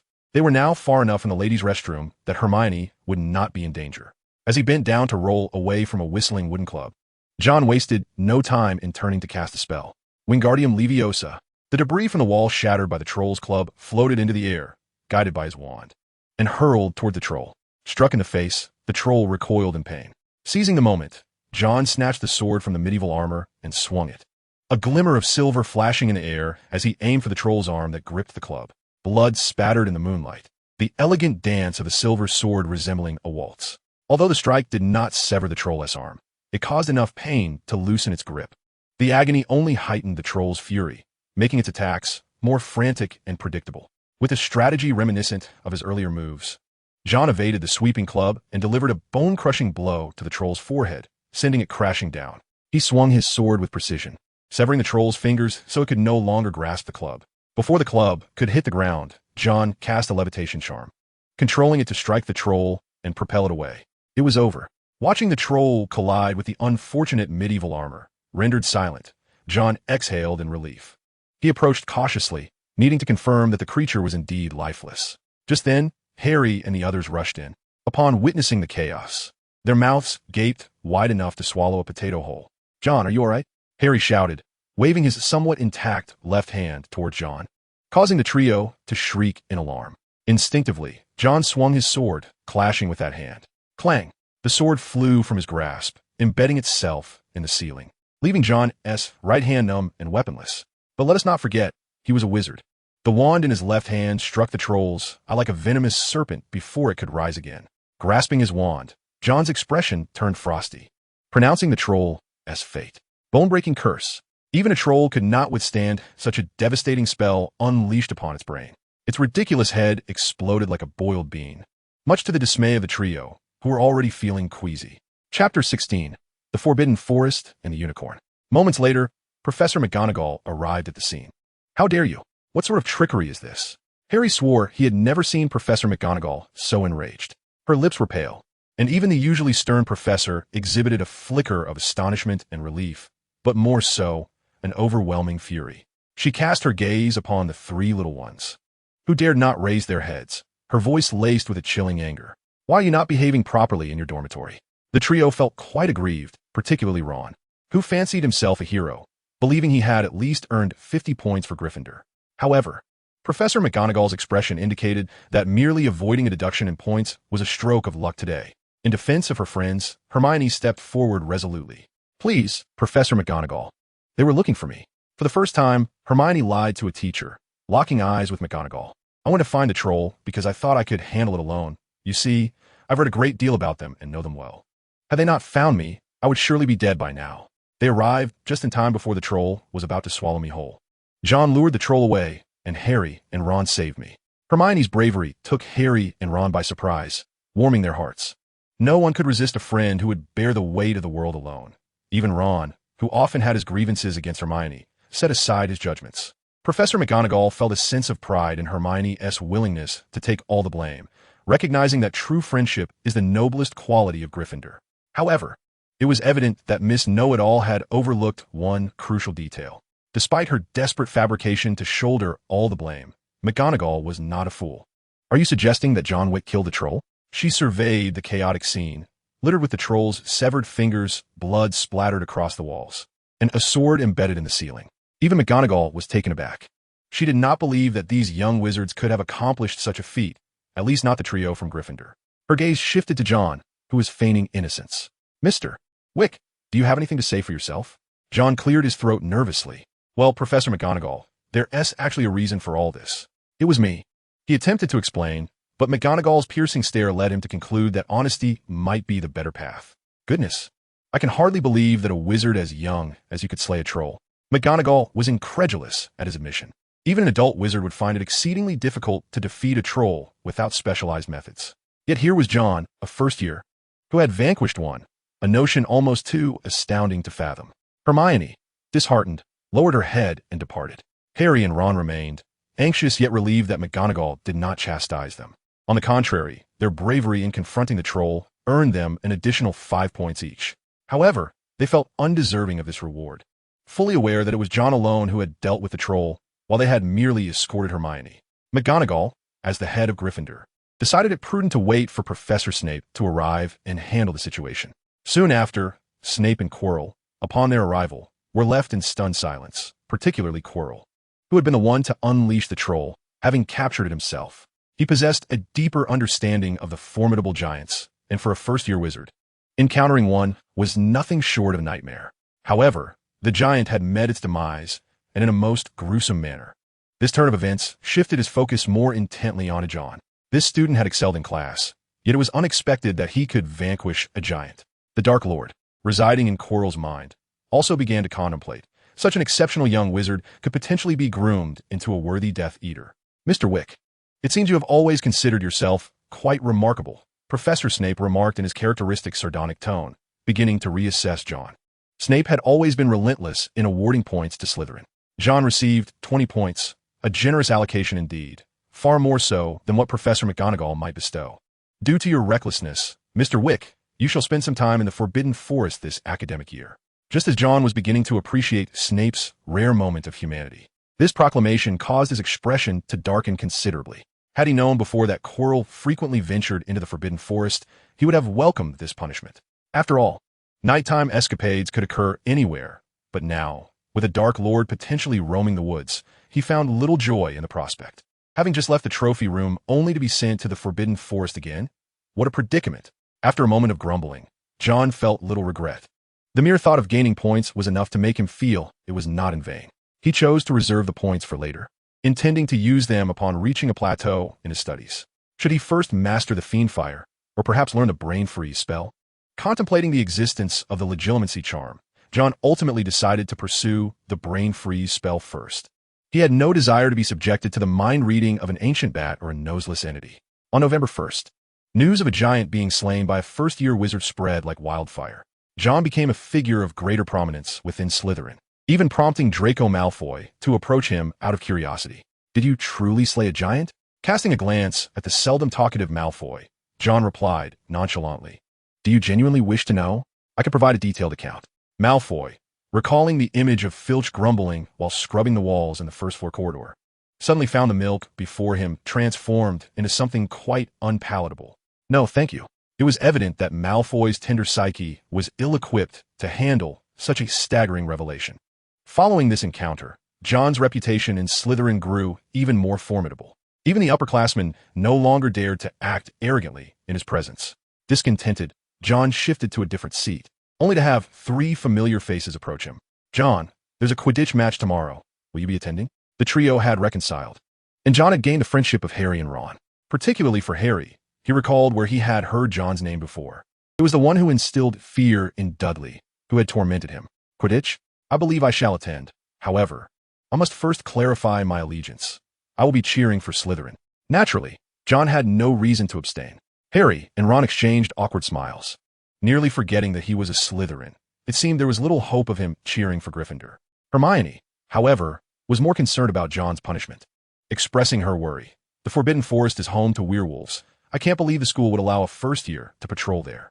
Her indignation was palpable, especially since John had saved her, yet was still subjected to such a penalty. On this day, Slytherin and Gryffindor were not sharing classes. As John prepared to leave after lessons, Malfoy could not restrain himself and inquired, Weasley, will you be cheering for Slytherin at the Quidditch match tomorrow? To Malfoy, John seemed to embody the spirit of Gryffindor, perhaps even inclined to support them. John's response was a smile as he looked at Malfoy and said, Of course, for eternal glory. Malfoy was taken aback, muttering to himself, For eternal glory. This phrase shifted his perception of John. Perhaps he could indeed be considered a Slytherin, as they were forever in pursuit of glory. That evening, John followed Hagrid, lantern in hand. It must be said that Hagrid's imposing stature provided a sense of security. Especially with the glimmering crossbow at his side, John could only imagine the discomfort of being struck by it. Not long after entering the Forbidden Forest, they heard a mournful wail. Hagrid's expression changed. It was the sound of a unicorn. A unicorn? John envisioned a majestic white horse adorned with a spiraled horn. The unicorn symbolized purity and was a protected species. Upon hearing the wail, Hagrid ran towards the sound, his heavy frame surprisingly swift. John's trained physique felt inadequate in comparison, as he struggled to keep pace with Hagrid, who ran without breaking a sweat. At a woodland spring, they discovered the unicorn in distress, a beautiful creature moaning in agony. Its body marred by a ghastly wound, silver blood oozing like mercury. Be cautious, Hagrid warned, gripping his crossbow tightly, ready to act should the situation demand it. They approached the unicorn, and upon witnessing its condition, Hagrid could hardly bear to look. "Oh no," he murmured, kneeling in an attempt to heal the unicorn. But its injuries were too severe. No one would dare harm a unicorn, save for the most reckless of lunatics. John's heart sank. Even the creatures of the Forbidden Forest would not attack such a pure being. A figure flashed through his mind, Quirrell. His nightly absences from Hogwarts were peculiar, and now with the unicorn under attack, it was difficult to dismiss any connection to Quirrell. "John, let us bury her," Hagrid suggested. As they accompanied the unicorn on its final journey, the unicorn gradually lost its vitality, its eyes dimming until it lay lifeless before them. They buried the unicorn in the Forbidden Forest, and Hagrid's mood remained somber throughout the ordeal. John understood that Hagrid was inherently fond of magical creatures, and witnessing the death of a unicorn before his eyes must have weighed heavily on his heart. "Hagrid, try to stay positive. We must muster our spirits." Within the confines of Hagrid's humble abode, John savored the taste of rock cakes, cakes that nearly sent him away. After receiving John's comforting words, Hagrid's mood gradually improved. Such an occurrence could not be deemed ordinary. We must prevent its recurrence. John was acutely aware that a second incident was likely, and he rang the alarm for Hagrid in advance. Hagrid perked up. "You are right, John. We must protect those precious creatures." Precious creatures? John mused that only Hagrid would refer to the beings of the Forbidden Forest in such a manner. Upon concluding their patrol, John fed Fong some dog food. Skillfully, he ventured into the restricted section, where he discovered the spell for the memory charm. He increasingly sensed that danger was looming, and the necessity of the memory charm was imminent. As he made his way to the room of requirement for study, after a night of diligent effort, he finally succeeded in leveling up to level 1 in Scholar Mode. On the day of the Quidditch match, John entered the Great Hall, enjoying some toast, while Hermione, resembling an older sister, coaxed Harry. "I don't want to eat anything," Harry declared, shaking his head in refusal of Hermione's kind offer. He was extremely anxious, to the point where his legs were trembling. This sensation was utterly dreadful. He feared losing the match in front of the entire crowd more than he feared falling off his broom. "There is no need to be nervous. Harry, just be yourself." John reassured him with a smile, taking a sip of water. "If you catch the golden snitch and lack the strength to grasp it, that would indeed be unfortunate. And getting hit by a bludger would be even worse, requiring a visit to the hospital wing to recuperate." Harry found merit in this reasoning and reluctantly took a couple of bites of bread, not wishing to endure Professor Pomfrey's incessant chatter. Curious about the Quidditch match, the prodigious young wizard Seamus Finnegan inquired, "John, are you going to watch the match? Witness how we dismantle Slytherin." I'm actually a Slytherin," John replied. "Apologies. That was not my intention," Seamus flustered, and John acknowledged his understanding. It remained a mystery why Gryffindor students often subconsciously regarded John as one of their own. Draco Malfoy approached, flanked by 2 lackeys, and upon spotting Gryffindor and the detested Potter, he scoffed. "Weasley, let me show you to the Quidditch pitch. You probably don't know where it is." He bore an air of false benevolence. Realizing he was headed to support Slytherin anyway, John decided to accompany them. Harry felt similarly inclined. He wished he could point out the misunderstanding, yet he too had witnessed it. Seamus resorted to conspiracy theories, adamantly claiming it must be John who cast the Confundus charm on Malfoy. Hermione frowned at the Gryffindor lion's overreaction, saying, "John has always performed admirably. He has even added nearly 200 points to Slytherin." Performed admirably? The Gryffindor lions exchanged perplexed glances, recalling how he had already confronted Malfoy upon the start of school. Is that considered admirable? They were bewildered. Quidditch truly was the most exhilarating sport in the magical realm. As the vast Quidditch pitch nearly left John unable to squeeze through the throng. "Behold, only I can discover such an exquisite vantage point," Malfoy boasted, as if the one who had just yanked him back from the precipice of tumbling down the stairs was not John. Crabbe and Goyle forged a path ahead, securing a prime location for them. The arena was distinctly divided into two factions, one adorned in the crimson of Gryffindor, the other cloaked in the emerald of Slytherin. Even before the match commenced, the spectators were nearly embroiled in a brawl. With Madame Hooch's silver whistle piercing the air, the Quidditch match officially commenced. The commentary was provided by Gryffindor's Lee Jordan, accompanied by Professor McGonagall, a fervent aficionado of the sport. When Gryffindor scored, he nearly leapt in exuberance, while Slytherin's points were met with a mere monotonous remark. This blatant bias prompted John to scoff. It was astonishing that no one found this overt favoritism objectionable. Following the first goal, John spotted Hagrid squeezing into the crowd amidst the wave of red. Clearly, even wizards found it hard to resist the allure of Quidditch. As Ron and Hermione stood beside Hagrid like two dolls, the match was fierce, characterized by numerous fouls.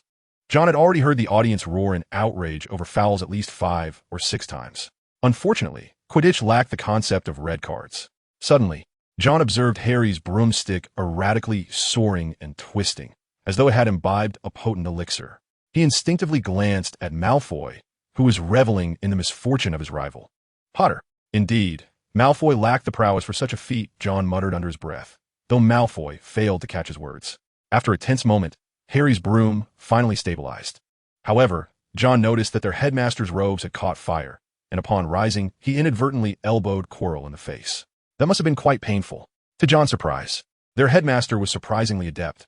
That elbow nearly rendered Quirrell unconscious. John witnessed Quirrell's head collide forcefully with the back of the seat, leaving him dazed for several minutes. Once recovered, Harry spotted the golden snitch and swiftly pursued it, diving toward the ground before crashing down. Spectators watched as he covered his mouth, expelling the snitch. Lee Jordan promptly announced Harry's capture of the golden snitch, thereby concluding the match with a score of 170-60 in favor of Gryffindor. John felt a pang of regret, remarking on the absence of a skilled seeker. With Harry's exceptional flying abilities and the enhanced Nimbus 2000, Slytherin's seeker appeared as lumbering as a wooden figure. Malfoy nodded in agreement, realizing the unexpected camaraderie with John, and promptly departed. Simultaneously, Malfoy planted a seed of ambition within himself, vowing to become Slytherin's seeker and decisively outplay Potter. The erratic broomstick raised John's suspicions. As for whether their headmaster was involved, he could only assert that Snape was an upstanding citizen. After all, the infatuated Snape would never harm Lily's child. John even speculated that had Harry been a girl, Snape might have taken up a career in nurturing. This is indeed a person daring enough to betray Voldemort for the sake of his beloved goddess. Forget about that large dog and what it guards. This is a matter between Professor Dumbledore and Nicholas Flamel. Ah, so there's a connection to someone named Nicholas Flamel. Is there? Hagrid's frustrated voice mingled with Harry's inquisitive tone, echoing in the air. John, having just returned from watching the match, lingered at the door, contemplating whether to enter. Glancing at the dog food he brought, he felt he could afford to wait, though the gluttonous Fong likely could not. He could already hear Fong drooling in anticipation. It was perplexing how this large dog had come to recognize Tom as its master due to food. Upon knocking and entering, he was greeted by the sight of a visibly upset and brooding Hagrid alongside the trio inside. Ah, and there were rock cakes on the table. One could only hope that Hermione's dentist father could remedy their dental woes. Chapter 18. Speculations and Quarrel. I swear, Hagrid must know something. After exiting Hagrid's hut, Harry asserted emphatically. Once John set down the dog food, he departed with the trio, with Hermione and Ron also sensing Hagrid was concealing something. Their sole lead now rested on Nicholas Flamel. Determined to unveil Snape's true nature, Harry remarked, I seem to recall this name, but I cannot place it. He felt an uncanny familiarity with the name, yet it eluded his memory. The small package Hagrid retrieved from Gringotts was evidently Snape's target, linked to Nicholas Flamel. John, have you heard this name? Harry placed his hopes on John, who was, in fact, even more astute than Hermione. This was a brilliant idea that sparked a light in Harry's eyes. Ron and Hermione expressed sympathy, struggling to imagine having such dreadful relatives. The four parted ways on the 5th floor, with John opting not to visit the library. Although he recognized the name Nicholas Flamel, his immediate priority was to master the mental sealing technique. Upon reaching the 8th floor, he located the room of requirement. After completing a day's training within, he emerged into the darkness of night. He intended to head to the kitchen in search of a dinner. Along the way, he encountered someone he wished to avoid. John Wick, good evening, stammered Professor Quirrell, seemingly having an unexpected encounter with John. After witnessing John's prowess in vanquishing the troll, Voldemort entertained thoughts of recruiting him as a Death Eater. Pure blood? Voldemort was indifferent. During his reign, he behaved like a mad purist, yet he himself was of mixed blood. Although reluctant to acknowledge it, Voldemort placed little importance on blood status. He was far more interested in whether one's power could serve his ambitions. First-year wizards were the most impressionable, and Voldemort intended to mold John into a young Death Eater, establishing him as an insider at Hogwarts, much like Snape. He arranged for Quirrell to engage with John. Professor Quirrell, aware of John's studious nature, pretentiously remarked, You are studying? How diligent." An excuse had already been devised for John, who, seizing the opportunity, nodded and remarked, "I have become quite absorbed in my studies. If there is nothing pressing, I shall take my leave for a meal." He had no desire to linger in Chilo's company, uncertain of whether Voldemort might materialize unexpectedly. John yearned to depart swiftly, yet Chilo had other intentions. Chilo chuckled, "Truly, you are a diligent scholar. Perhaps you would find the knowledge within the forbidden section to be of great interest." The mention of the forbidden section halted John's haste, his face betraying a longing for the forbidden knowledge it contained. This moment did not escape Chilo's notice, a glimmer of disdain flickering in his eyes. Indeed, it seemed that wizards who pursued knowledge were invariably drawn to the forbidden. The swiftest way to transform a good child into a Death Eater was to instill in him an appreciation for power. Chilo himself had risen through the ranks to become a servant of Voldemort in this very manner. Voldemort possessed an acute understanding of these wizards. In his youth, he had frequently traversed the forbidden section, where numerous dark magics were recorded. The potency of dark magic, coupled with its beguiling allure, would, once John had learned it, merely require a gentle nudge to effortlessly secure another fledgling Death Eater. In a fleeting moment of contemplation, a smile crept onto Chilo's face as he stuttered. "You are a good child. I can grant you access to the forbidden section." "Really? I have long wished to explore it," John exclaimed, embodying the eager curiosity of a child in pursuit of knowledge, precisely what Chilo had hoped to witness. Chilo instructed John to visit his office the following Monday to obtain the pass, thereby alleviating the inconvenience of John's only being able to access the forbidden section at night. As for Chilo's ulterior motives, John could surmise a few, yet they seemed inconsequential. He was no child. Once he secured the signature, he could simply disregard any further implications. It was well known that the defense against the dark art professor was but a disposable asset. On Monday, John received a signed note from Chilo, who subtly suggested several book titles to entice him further, such as 16th century dark magic, curses of magic, and 19th century notable curses. Chilo presented this as foundational knowledge for mastering defense against the dark arts, to which John could only chuckle dismissively. "If I believe your nonsense, I would surely be unwell." Encountering the trio who had come to consult the works of Nicolo, John chose to remain undisturbed. After presenting the professor's note to Ms. Pants, he was granted unobstructed access to the forbidden section. The tomes within were predominantly esoteric. Even with his scholarly fervor, he found himself somewhat challenged. His foundational knowledge was still insufficient, a realization that struck him deeply. As he perused the collection, John's gaze fell upon a volume entitled The Art of Fairy Forging. An idea sparked within him, recalling the Sword of Gryffindor, crafted by Fairies at the behest of its founder. His current combat style bore similarities to that of Gryffindor, yet his weaponry paled in comparison. During his last encounter with the troll, he had struggled with the medieval armor's weaponry, for such magical creatures possessed formidable defenses. Similar to dragons, whose scales exhibited remarkable resistance to magic. Clearly, ordinary weapons are insufficient for confronting a fire dragon on one's own. Perhaps I could forge a weapon for myself. John's eyes sparkled with fervor. Possessing a personal weapon would undoubtedly be ideal. After borrowing the tome, Fairy Forging, he immersed himself in its pages with relentless dedication. This book was a translation of an original work authored by an Egyptian sorcerer. Although John found the reading somewhat challenging, he reassured himself that he had ample time to refine his understanding. In the following days, he also borrowed fundamentals of magical runes from the library. As he enriched his knowledge, John gradually began to grasp the concepts within Fairy Forging. As night fell, he stowed away his books and prepared to venture into the Forbidden Forest. His punishment had yet to be lifted, necessitating his nightly patrols alongside Hagrid. Upon arriving at Hagrid's hut, Fong eagerly bounded over, sniffing John with great enthusiasm. Hagrid chuckled heartily, exclaiming, "Fong really likes you." "Likes?" John replied, observing Fong's inquisitive snout probing the pocket containing a sandwich. "Are you sure he isn't just hungry?" Chapter 19, Nightmares and Giant Spiders. A few days had passed since the unicorn deaths, and tonight the two were assigned to patrol the outskirts.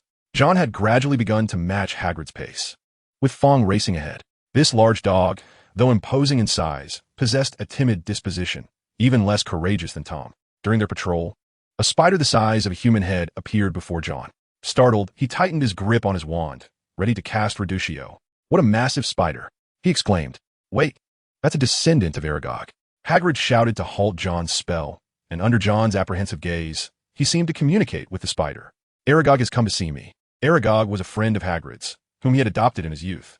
After Hagrid's troubles, Aragog had fled into the Forbidden Forest and evolved into a colossal spider. John numbly nodded, realizing just how audacious Hagrid was. If Ron were to encounter this creature, he might very well perish on the spot. Following the spider, they approached a cave. Before entering, John had already spotted numerous spiders, and once inside, he was overwhelmed with goosebumps that refused to subside. A glance around revealed an endless swarm of spiders, with those the size of human heads appearing diminutive in comparison. There were dozens of spiders as tall as a man. "Gulp! Hagrid, are you certain they are friendly?" John nervously inched closer to Hagrid. Hagrid's towering figure provided a sense of security, but only when outside, not within the spider's lair.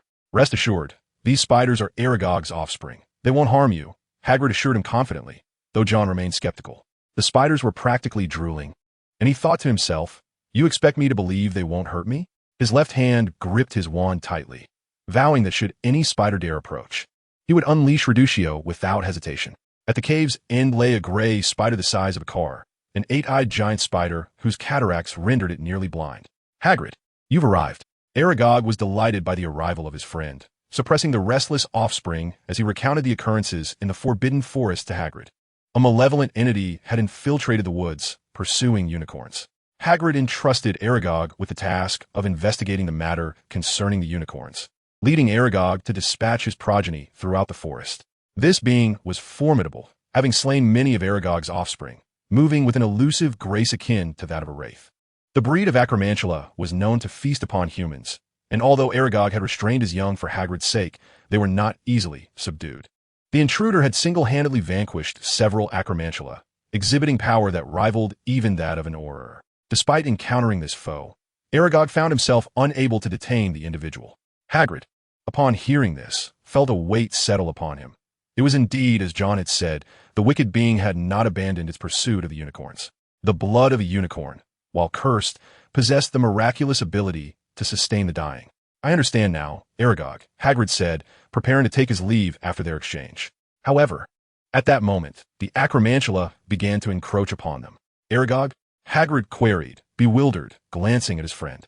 Aragog, with a note of regret, replied, "I apologize, Hagrid.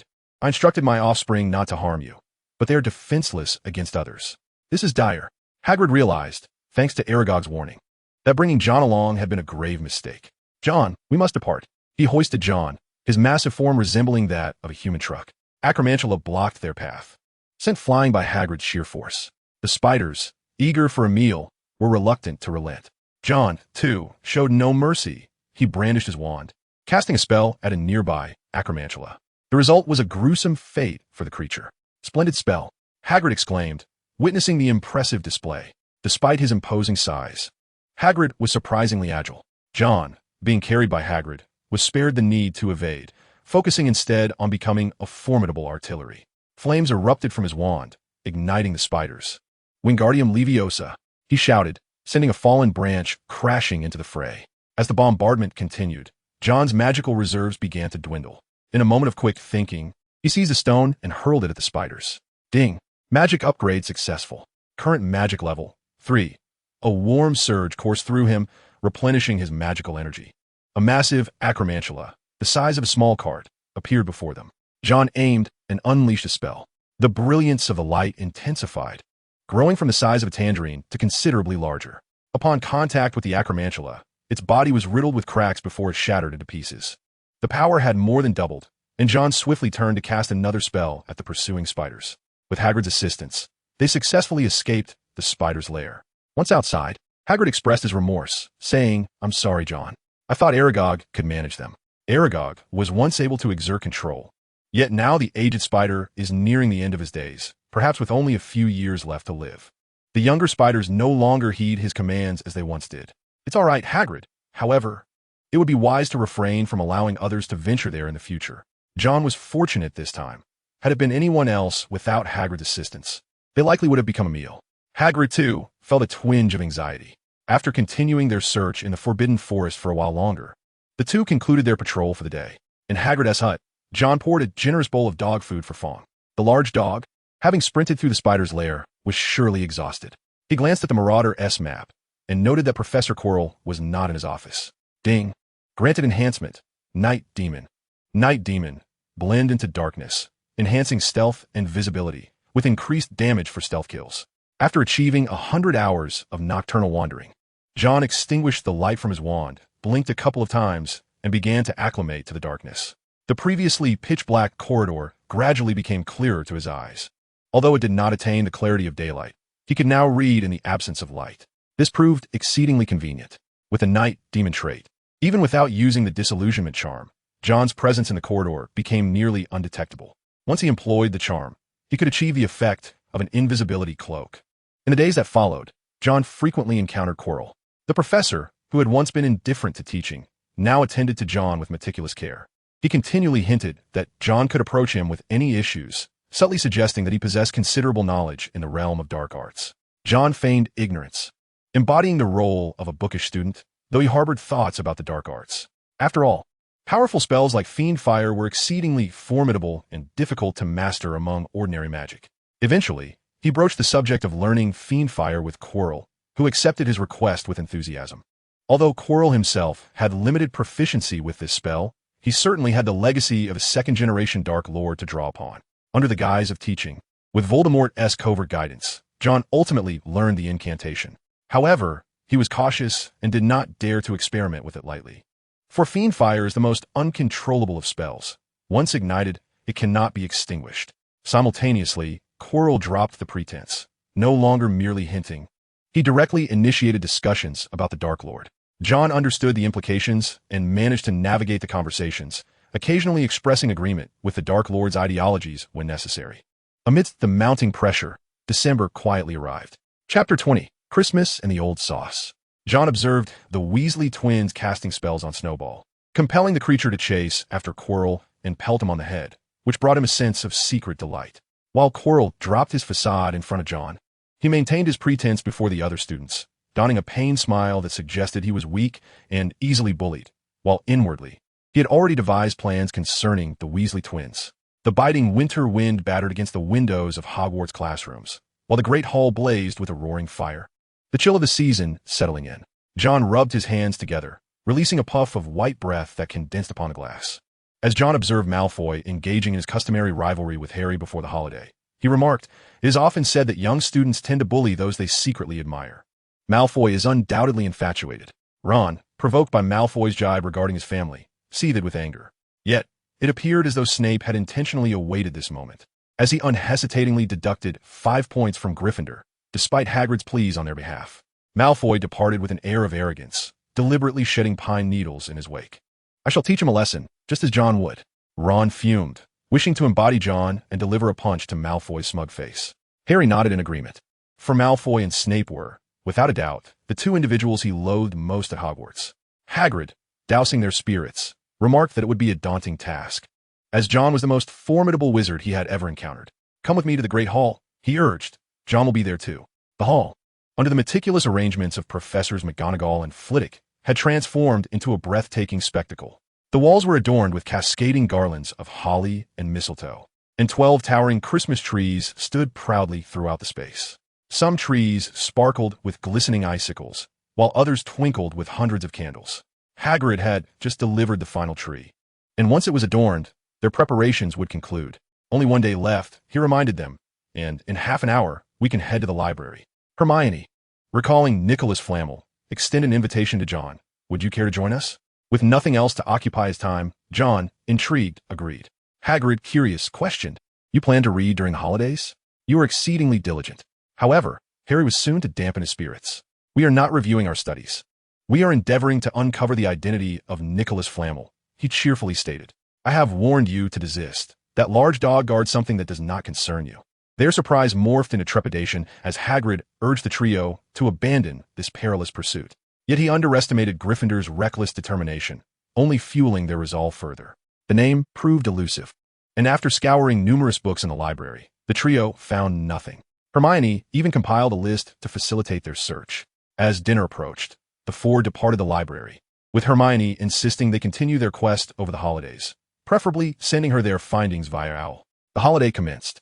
John savored turkey, unable to ignore the fact that this bird seemed only to possess a head and nothing more. As he carved a slice from the turkey, he felt an overwhelming urge to wrap it in bread. Meanwhile, his owl, Basil, had already taken flight, presumably to collect gifts prepared by his parents. The courier service was indeed thriving. Establishing an owl delivery company would undoubtedly be lucrative. John was uncertain of what his parents would send, hoping only that Mr. Weasley wouldn't deliver a rat or a black widow. During the holiday, John attempted to play wizard chess. The rules were reminiscent of chess, yet it was far more captivating. Watching his queen shattered by Ron's knight, John merely chuckled. Initially plagued by self-doubt regarding his chess skills, John found solace upon witnessing Harry kneel 18 times in defeat. Outside, snow began to fall, yet John remained steadfast in his training. With the enhancement of his magical abilities, the potency of his spells correspondingly increased. This concept was rather comprehensible. One could liken magic to a faucet, where the flow of water determines its magnitude. Previously, John's limited magical capacity resulted in spells of minimal impact. However, upon reaching level 3, the strength of his spells significantly escalated, allowing him to learn a greater array of offensive incantations.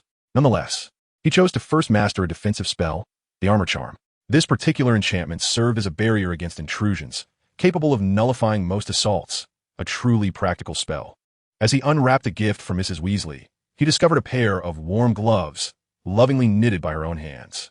The next gift, presented by his father, Arthur Weasley, was encased in a cube-shaped box. Shaking it, John surmised it could hardly contain a mouse. Upon unveiling the package, he was greeted by a bottle of hot sauce. Just as confusion set in, he noticed the label read Lao Gan Ma. Accompanying the gift was a letter from his father, who, aware of his son's fondness for the culinary delights of that mysterious eastern land, had leveraged numerous connections to procure this coveted sauce. Eagerly, John uncorked the Lao Gan Ma and, using a fork, sampled a small amount. The familiar flavor, absent for 11 years, erupted on his palate, nearly bringing him to tears. The gifts from Hagrid and Hermione suddenly paled in significance. In the Great Hall, Harry curiously inquired about the peculiar bottle in John's grasp, remarking on its unusual scent. "This is chili sauce. Feel free to try it," John offered. A spoonful of Lao Gan Ma proved to be a delightful accompaniment to anything. Clad in a dark purple hand-knit sweater, Ron hesitantly sampled the sauce, its strange yet rich taste revealing the essence of the ancient Eastern nation. Despite its oddity, he attempted to replicate John's method by dipping a chicken leg into the sauce. The moment he tasted it, it felt as though a portal to a new world had opened. Observing Ron's reaction, Harry too succumbed to curiosity and indulged, quickly finding himself captivated by the peculiar yet addictive flavor. Ron reciprocated John's generosity with creamy fudge, which proved to be delightfully sweet. John then unwrapped the chocolate frog gifted by Hermione, only to have the confection nearly leap away. The twins donned hand-knit sweaters akin to Ron's, albeit in blue and adorned with various letters. As the Christmas feast commenced, John's Lao Gan Ma garnered the attention of many. Even Dumbledore, adorned with a hat embellished with flowers, took a taste, though his expression suggested disappointment at the absence of sweetness. Following the festive banquet, both professors and students alike reveled in joyous spirits. In the room of requirement, John seized a rare opportunity to relax. Extracting the chocolate frog from Hermione, he bit into the confection, savoring the moment. A wizard card tumbled out from the box, depicting Albus Dumbledore. Initially indifferent, John cast a casual glance at the card, yet his gaze lingered upon it. Albus Dumbledore, the current headmaster of Hogwarts, is widely regarded as one of the greatest wizards of our time. His renowned contributions include defeating the Dark Wizard Grindelwald in 1945 and discovering 12 uses for dragon's blood. Alongside his partner Nicholas Flamel, he achieved remarkable success in alchemy. Professor Dumbledore is also an aficionado of chamber music and the game of gobstones. Staring blankly at the card, John's eyes fell upon the name Nicholas Flamel. Alchemy? He stroked his chin, recalling a mention of a remarkable item in alchemical texts, the Philosopher's Stone. Chapter 21. The Invisibility Cloak and the Mirror. Immortality is a universally coveted pursuit, and the Philosopher's Stone could grant it, though not in the strictest sense of the term. It sufficed. Possessing the Philosopher's Stone would greatly aid me in my endeavors.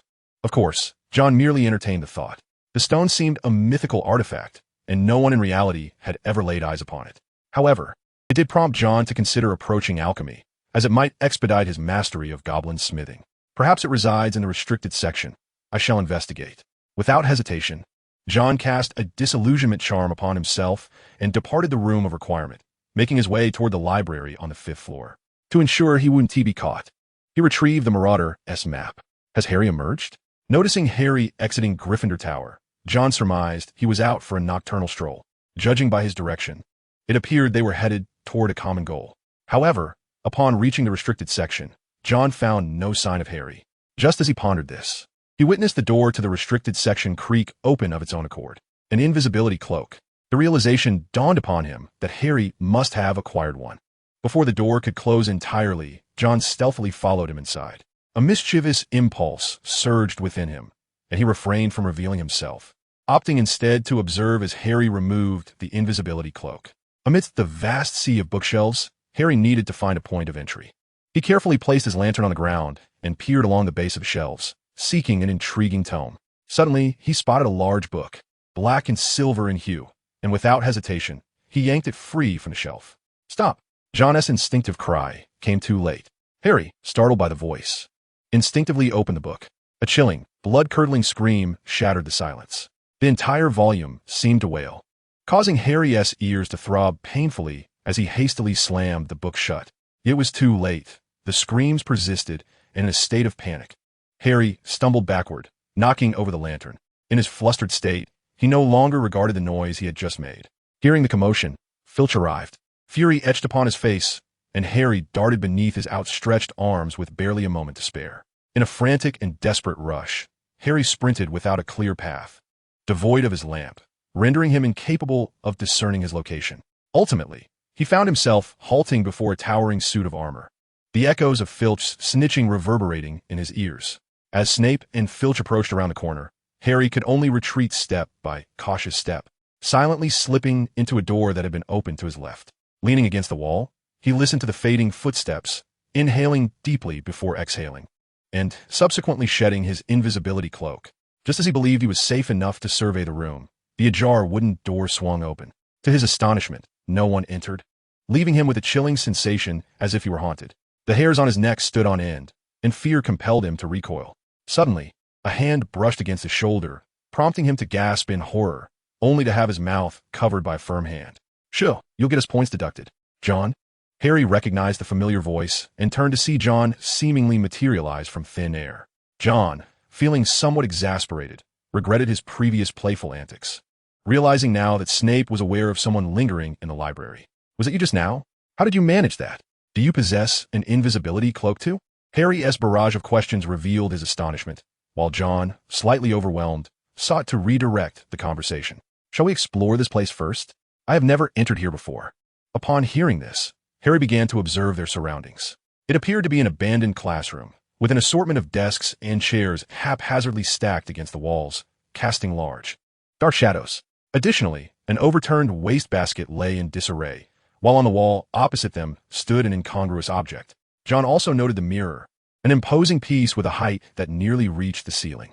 Its ornate golden frame was supported by claw-like feet, and at the top, an inscription read, Irresistible by Kafraidon Wahis. One odd mirror, John remarked. As a Gryffindor, Harry approached it without trepidation.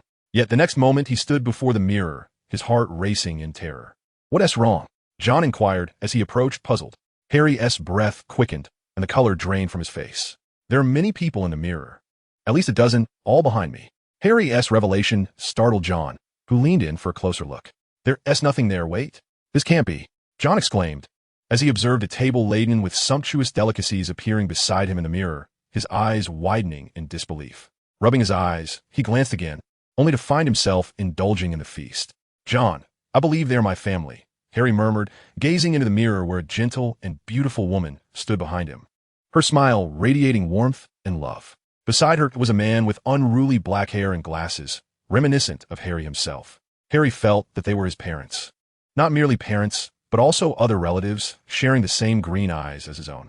These were the connections he yearned for most deeply. He gazed at the mirror with insatiable longing, unwilling to tear his eyes away for even a moment. His hands pressed against the glass, as if that would allow him to step inside and reunite with his kin. Observing Harry's entranced state, John gently pulled him away from the mirror. Although reluctant, Harry conceded to this action. He donned the invisibility cloak and invited John to leave with him, to which John responded with a subtle smile, enigmatically stating, "I do not require it." With a flick of his wand, John vanished from Harry's sight. Inquisitively, Harry tentatively called out, "John, are you still there?" "Of course," came a reply. "Be careful. You nearly poked my eye." Hearing this, Harry sheepishly withdrew his hands. Before exiting the room, John paused to glance at the mirror, where he thought he saw a silver-haired old man, only for the image to vanish upon a blink. Dumbledore? Convinced he wasn't mistaken, John realized that this was indeed something Dumbledore had placed there. Knowing this, he felt reassured that Harry would not be in danger. Yet, after only a brief moment of contemplation, he felt a wave of dizziness wash over him. The complexities within the mirror were too profound, akin to the intricacies of goblin forging, which required a substantial foundation to comprehend. One cannot indulge in an excess of knowledge without first mastering the basics. Placing the book beneath his pillow, John opened the Marauder's map, observing Quirrell making his way outside of Hogwarts. He hesitated, contemplating whether he should follow. However, after some deliberation, he dismissed the thought. Setting aside Voldemort, Quirrell himself was not someone he could confront. Unless he caught them off guard, the disparity in magical power would be insurmountable. Moreover, John lacked an offensive spell akin to the Killing Curse. Should his identity be discovered, the consequences could be dire. During this time, John made several trips to the library, retrieving numerous texts on basic alchemy. In one volume concerning ancient alchemy, he discovered references to Nicholas Flamel, the sole known creator of the Philosopher's Stone. The sight of this book stirred a whirlwind of thoughts within him. He recalled that the very object Harry had guarded in his first year was the Philosopher's Stone. This artifact could save John a significant amount of time, allowing him to wield the most advanced alchemical practices directly. The Philosopher's Stone. As he traced the passages about it, the notion of immortality flickered through his mind, only to dissipate swiftly. He remembered that immortality carried substantial side effects. It not only dulled emotions, but also rendered the body exceedingly frail. Such a state of existence was hardly preferable to death for John. Perhaps he might confide in Harry about these revelations. Lately, Harry and the others seemed on the brink of despair. Chapter 22, Dumbledore and the Agreement. In the Great Hall, Ron grumbled, "You should have woken me. I wanted to see your parents." He was irked at Harry for discovering the mirror alone the previous day. Harry replied, "You can go tonight. I still want to see it, and I want you to see that mirror." Two individuals were fervently engaged in a discussion regarding the enchanted mirror, nearly forgetting about Nicodemus entirely. John, crafting a sandwich with turkey nestled between slices of toasted bread, was about to take a bite when Harry remarked, "John is here too, but I haven't seen his family." Setting aside his sandwich, John replied with a hint of gravity, "Harry, that mirror does not reveal one's family. Rather, it reflects the deepest desires of the heart. You should not become overly obsessed." Curious, Ron inquired, "John, what did you see?" "Me?" Reflecting on the scene from the previous day, John smacked his lips and said, "I saw a table laden with food." The response left Ron and Harry somewhat speechless. They had expected John, being so studious, to envision something more academic, perhaps books. However, Harry dismissed John's words and felt an even stronger urge to venture forth. He was starved for affection. The most potent magic forged from eternal love could not fill the void within him, more than being a savior. He yearned for the companionship of his parents. John, unconcerned whether Harry absorbed his counsel, felt satisfied having shared his warning. With Dumbledore present, even Voldemort could not harm Harry and the others. After finishing his meal, John recalled Nicodemus and retrieved a chocolate frog wizard card from his pocket, offering it to Harry. "What is this?" Harry questioned, puzzled by John's gesture. John smiled mysteriously, suggesting that perhaps the answers were not as profound as they seemed, and that one must learn to observe the world around them. His cryptic words left the two bewildered. Yet Harry accepted the card. This was of little concern to John, who proceeded to the library, under the watchful eye of Madame Pants. He stacked numerous tomes on alchemy upon the table. His diligence brought a smile to Professor McGonagall, who happened to pass by, though her only lament was that he was not a Gryffindor student. After 2 hours of intensive study, bolstered by his scholarly prowess, John managed to assemble a substantial understanding of alchemical theory. Once the time for intense study concluded, he set down the towering pile of books and rubbed his weary eyes. Relying solely on theory seemed daunting. Before him lay a beginner's guide to ancient runic and basic alchemy. These foundational texts were enough to overwhelm the mind. However, thanks to this endeavor, John was ready to embark on practical alchemy. According to goblin forging, the equation of magical script combined with alchemy yields goblin forging. Though the formula appeared simple, achieving success required countless trials. Venturing to the room of requirement on the 8th floor, John sought a different locale. I need a place to create. Pushing the door open, he stepped into a space replete with numerous cauldrons. The shelves along the walls held many empty bottles, some containing materials from magical creatures. John flexed his fingers, realizing he would need to replenish his supplies. Just as with wand crafting, magical creatures held significant value in the hands of wizards. Given John's financial limitations, purchasing the materials was unfeasible. However, he had a resourceful acquaintance who could assist him. The following day, he was met with the inquiry, "Here you go, John. What do you need the explosive tail of a snail for?" In Hagrid's cozy abode, the keeper of the grounds engaged daily with magical creatures, amassing a treasure trove of materials over the years. However, Hagrid seemed blissfully unaware of their immense value, sitting atop a mountain of riches without a clue. John, one of the few students who shared a close bond with Hagrid, was united by their shared adventure into Aragog's lair. Upon hearing John's request for materials, Hagrid promptly gathered a substantial collection. As John received the materials, he nearly stumbled. Despite Hagrid's ease in handling them, the pile was exceedingly heavy. The blast-ended Scrut, a magical creature bred at Hogwarts, was likely a hybrid of a manicore and a fire crab. Only Hagrid could effortlessly produce such a heap, which John intended to use for his inaugural foray into alchemy. "I am studying alchemy, Hagrid. After all, who better to understand these creatures than you?" Hagrid beamed at this remark, though John politely declined Hagrid's offer of rock cakes. His dedication to his studies was so fervent that he even missed dinner. Upon exiting the room of requirement, John found his nose dusted with soot. Pausing, he noticed the door to the room containing the mirror ajar. He recognized that Harry was inside. As he approached the doorway, John overheard voices. Was it Ron? Yesterday, Harry had shown Ron the mirror, casting a disillusionment charm upon himself. John seemed to vanish into the shadows. Inside, a gentle yet aged voice resonated. "Like countless before you, you have discovered the allure of the Mirror of Arist. I do not know it was called that, sir, but I presume you have grasped its enchantment. It allowed me to see my family." Harry conversed with Dumbledore, realizing that the mirror indeed revealed one's deepest desires, just as John had mentioned. Dumbledore seized this moment to impart wisdom to Harry, also informing him that the mirror would soon be relocated. "Professor Dumbledore, what did you see when you looked in a mirror?" Before departing, Harry, curious about Dumbledore's reflection, received a mysterious yet playful smile in return. "I saw myself holding a thick pair of woolen socks. One can never have enough socks." Harry found the answer somewhat dismissive, yet not without merit. After all, he had glimpsed a banquet of food, leading him to believe that John, like Dumbledore, was a person of great wisdom. As Dumbledore watched Harry depart, he remained in the room, smiling kindly as he addressed the air. "Perhaps I should speak to you face to face, Mr. Weasley." John realized how naive he was to think he could elude the attention of the century's greatest wizard. Emerging from the shadows, he dispelled the disillusionment charm, his form gradually materializing as if conjured from thin air. "An excellent disillusionment charm. It seems you have learned much in the restricted section," Dumbledore praised.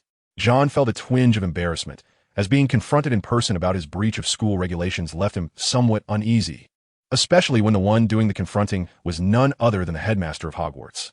Dumbledore chuckled heartily, reassuring him, "Fear not. I believe Professor Quirrell has indeed signed your note." He winked playfully, exhibiting a mischievousness that belied his age. John was acutely aware that Dumbledore wouldn't summon him without cause. He had been on the verge of departing when the headmaster had called him back. As anticipated, Dumbledore turned his gaze toward John, his kindly eyes sparkling with a penetrating wisdom, and inquired, "Mr. Wicks, what did you see in the mirror?" After a moment's hesitation, John chose not to conceal the truth. Beneath the crescent-shaped lens, Dumbledore's eyes held profound significance, and his voice resonated with a richness that seemed almost magical. "You were mistaken. The Sorting Hat is not at fault. You are undoubtedly best suited for Slytherin, of that there is no doubt." "I promise you, Professor," John replied. It was unclear why Dumbledore had chosen to bring up this matter. Perhaps he was aware of John's explorations of dark magic in the restricted section. John nodded without hesitation, knowing that the old man would not harm a student, yet he still felt a twinge of fear at the thought of being discovered. "You possess the self-control to conquer your desires. I believe in you, John. As a reward for your pursuit of answers, you may soon have the opportunity to encounter the true Philosopher's Stone." Dumbledore's demeanor shifted from solemn to playful, as he winked again, seemingly hinting at something deeper. John was taken aback. Answers? He recalled the chocolate frog wizard card, realizing that the old man appeared to know everything, whether it pertained to the restricted section or the card itself. Chapter 23. The New Term and Instruction. January 1st. The new term had arrived. John felt little in the way of sentiment. Hermione had arrived at the school the previous day and was disappointed that Harry and the others had failed to locate Nicholas Flamel. "John, are you studying alchemy?" she asked, having spotted him in the library. He was engrossed in an introduction to alchemy. Setting aside her search for Flamel, she examined John's reading list, noting that alongside alchemy, he had also included ancient runes. Hogwarts offered a course in ancient runes, but it was an elective for third years. Regrettably, when they reconvened the following day, Hermione bore 2 significant dark circles under her eyes, resembling a weary lion. Ancient runes proved too challenging for first-year wizards, a fact Hermione had to concede. "I assure you, I have seen that name before.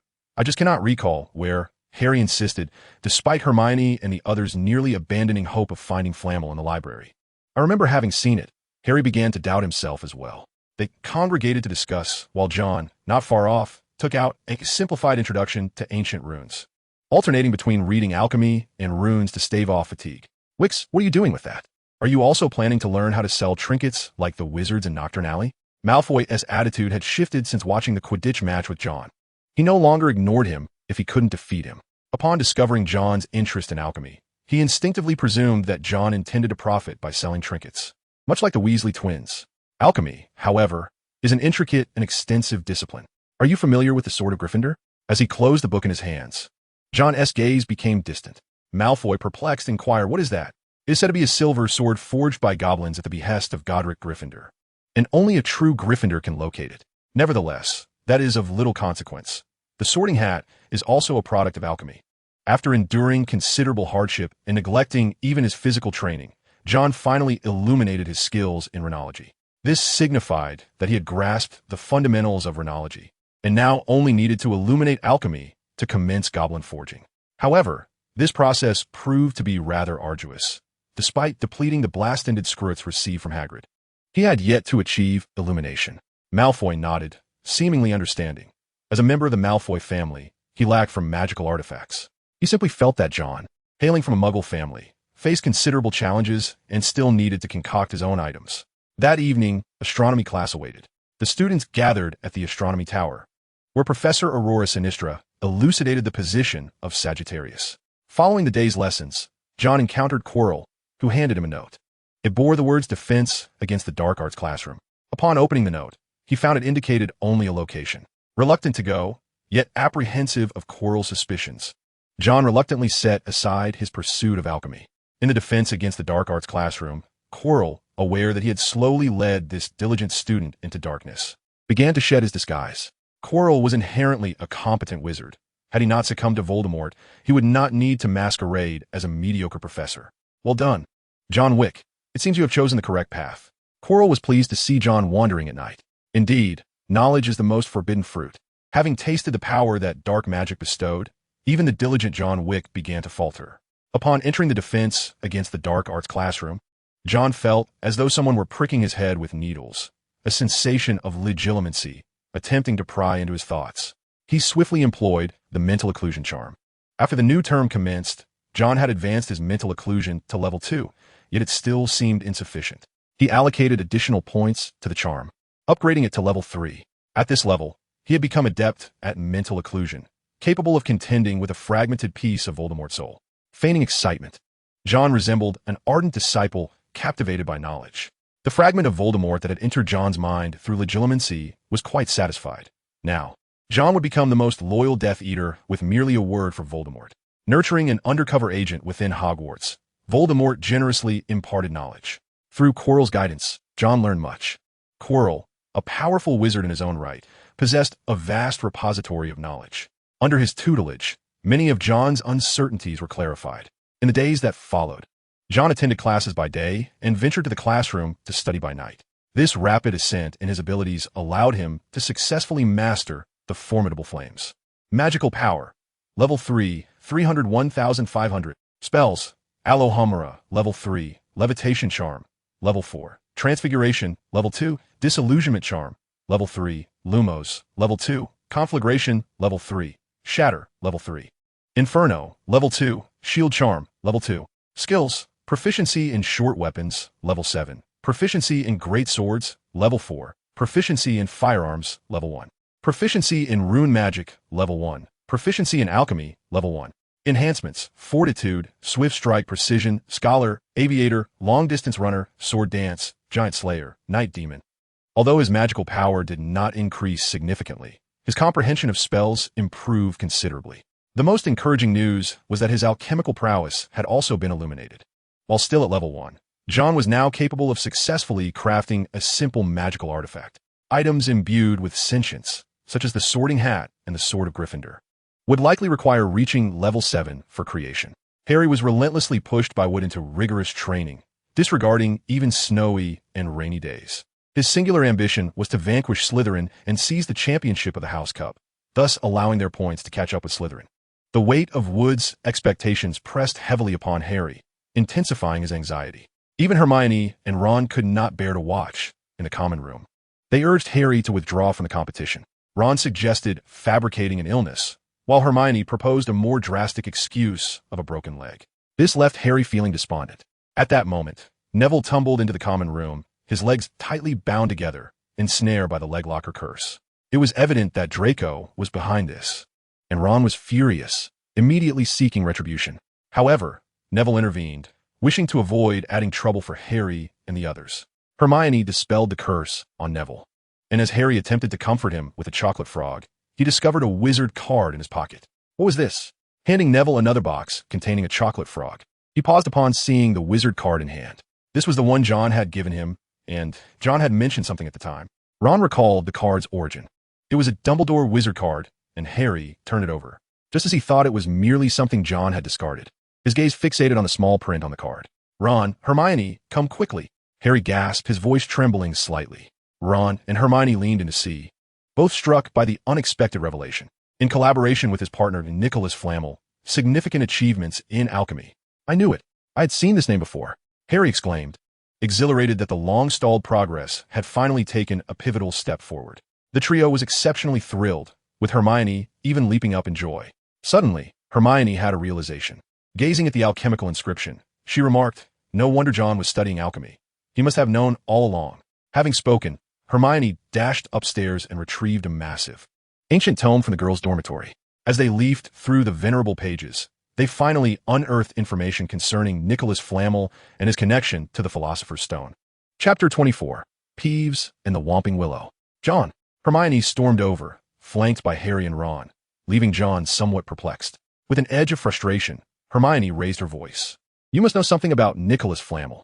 Indeed, John replied with an air of nonchalance that caught the trio off guard. Harry, perplexed, inquired if you knew.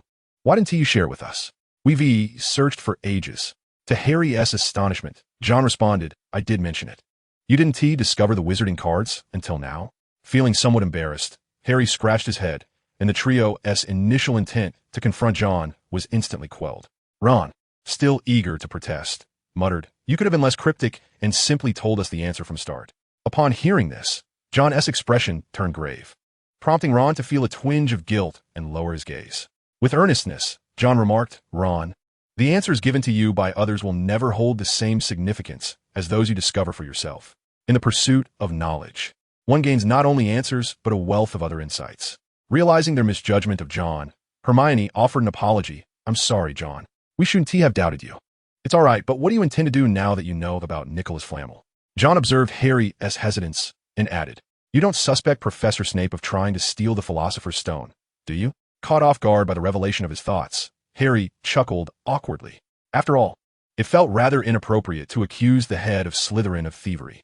With a sigh of exasperation, John continued, the Philosopher's Stone is not as wondrous as you imagine. While it is indeed the pinnacle of alchemy, capable of producing the elixir of life, it only offers theoretical immortality. The decay of the body and the erosion of emotions are inevitable, and each diminishes with time. Professor Snape, being a master of potions, is acutely aware of these drawbacks, and is certainly not in want of wealth. What reason would he have to steal the Philosopher's Stone? His words were so cogent that Harry found himself at a loss for a response. After a moment of contemplation, Ron suggested, perhaps he is doing it for the Dark Lord. Goodness, you must be reading from script. John exclaimed, astonished at Ron's audacity. You know Voldemort is not dead. Are you, too, from another world? Feeling somewhat embarrassed under John's gaze, Ron muttered, I've heard that many of the Dark Lord's followers were Slytherins. After Voldemort's fall, many Death Eaters claimed they were under his control through the Imperius curse. The fact that Snape had once been a Death Eater was not a secret among certain wizards. He had been bailed out by Dumbledore. John was left speechless, realizing that Ron had stumbled upon some truths. Had Voldemort not attacked Harry's family, Snape might still be a Death Eater. However, that possibility was now utterly implausible. Be cautious, Ron, in your words, for he is the head of Slytherin, John cautioned. John successfully managed to divert Ron from uttering that phrase again, and time seemed to settle into a tranquil rhythm. His studies with Chilo lengthened, yet he was ever mindful of his patrol duties in the Forbidden Forest. Ever since the attack by the Acromantula, Hagrid had grown wary of Aragog's offspring, cautioning John to be vigilant of spiders, a warning he took to heart. He discovered a spell in the library that effectively dealt with such creatures, a means of self-preservation.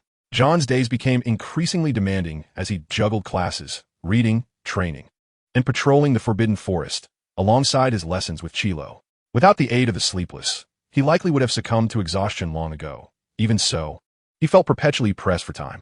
One day, he prepared to head to the Quidditch pitch for the Gryffindor versus Hufflepuff match, a detail of which he was unaware until Hermione pointed it out.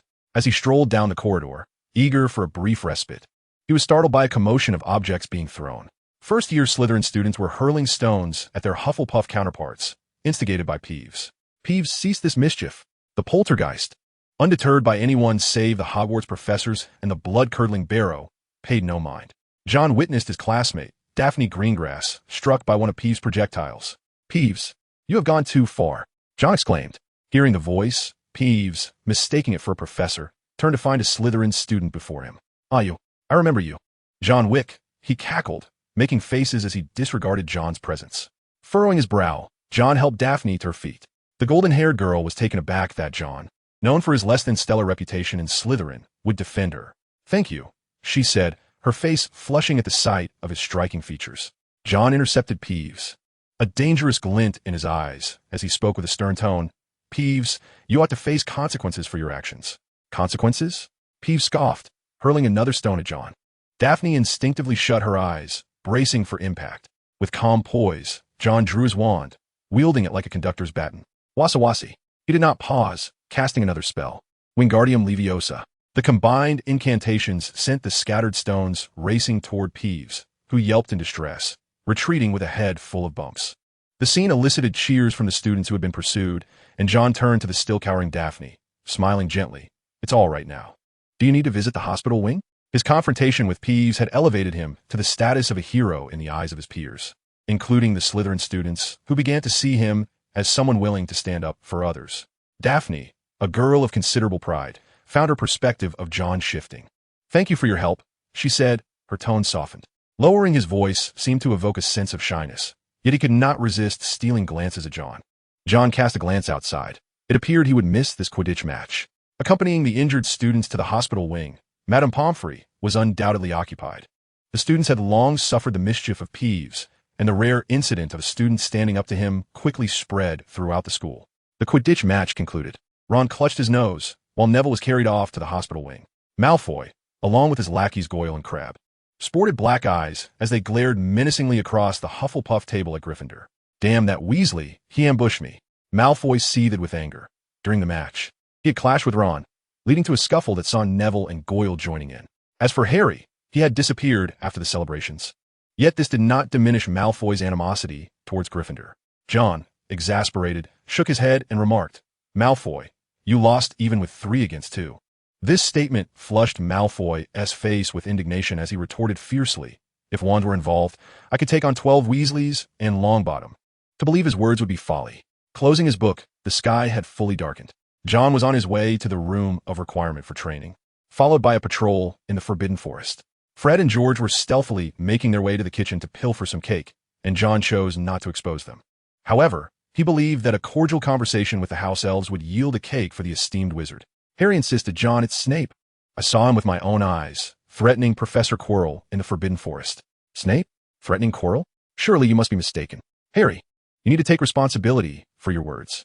John's expression grew serious, causing Harry to sense that he was not jesting. You are now making accusations against a Hogwarts professor, the head of Slytherin.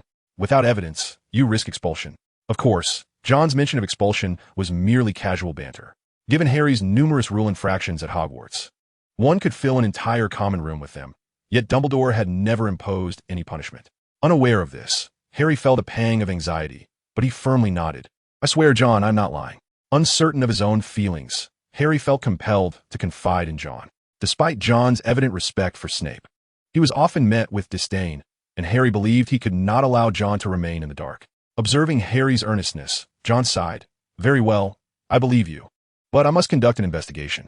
With exams approaching, you should focus on your studies. Delighted that John had faith in him, Harry felt he had done a good deed, shaking off his previous gloom as he headed toward the Gryffindor common room.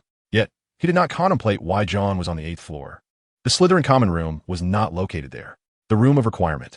John cautiously dipped his quill into the ink and inscribed a runic character upon the posterior of the explosive snail. Just one final stroke remained to complete the inscription, and even his eyebrows seemed to furrow in concentration as he gently traced the surface of the snail. An arc resembling a bent arm, the letter F, landed on its rear. He was almost there. A look of joy blossomed on John's face as he produced his wand, rapped it against the table, and cleared his throat.